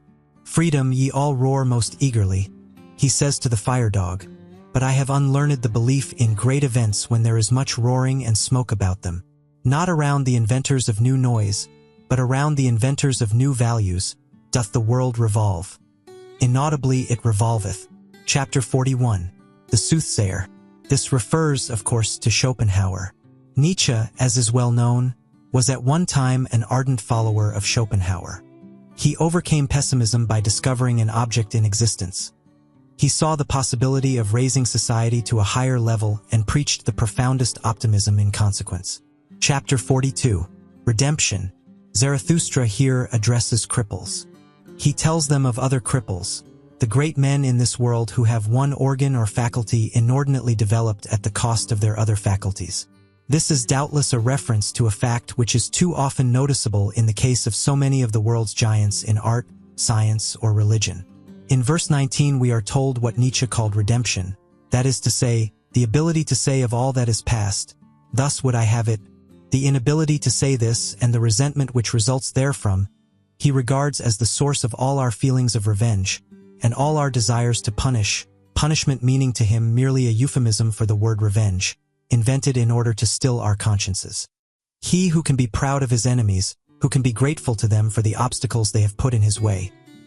He who can regard his worst calamity as but the extra strain on the bow of his life, which is to send the arrow of his longing even further than he could have hoped. This man knows no revenge, neither does he know despair. He truly has found redemption and can turn on the worst in his life and even in himself, and call it his best. See notes on chapter 57. Chapter 43. Manly Prudence. This discourse is very important. In Beyond Good and Evil, we hear often enough that the select and superior man must wear a mask, and here we find this injunction explained. "And he who would not languish amongst men must learn to drink out of all glasses, and he who would keep clean amongst men must know how to wash himself even with dirty water." This, I venture to suggest, requires some explanation. At a time when individuality is supposed to be shown most tellingly by putting boots on one's hands and gloves on one's feet, it is somewhat refreshing to come across a true individualist who feels the chasm between himself and others so deeply that he must perforce adapt himself to them outwardly, at least in all respects, so that the inner difference should be overlooked. Nietzsche practically tells us here that it is not he who intentionally wears eccentric clothes or does eccentric things who is truly the individualist. The profound man, who is by nature differentiated from his fellows, feels this difference too keenly to call attention to it by any outward show. He is shamefast and bashful with those who surround him and wishes not to be discovered by them, just as one instinctively avoids all lavish display of comfort or wealth in the presence of a poor friend. Chapter 44. The Stillest Hour.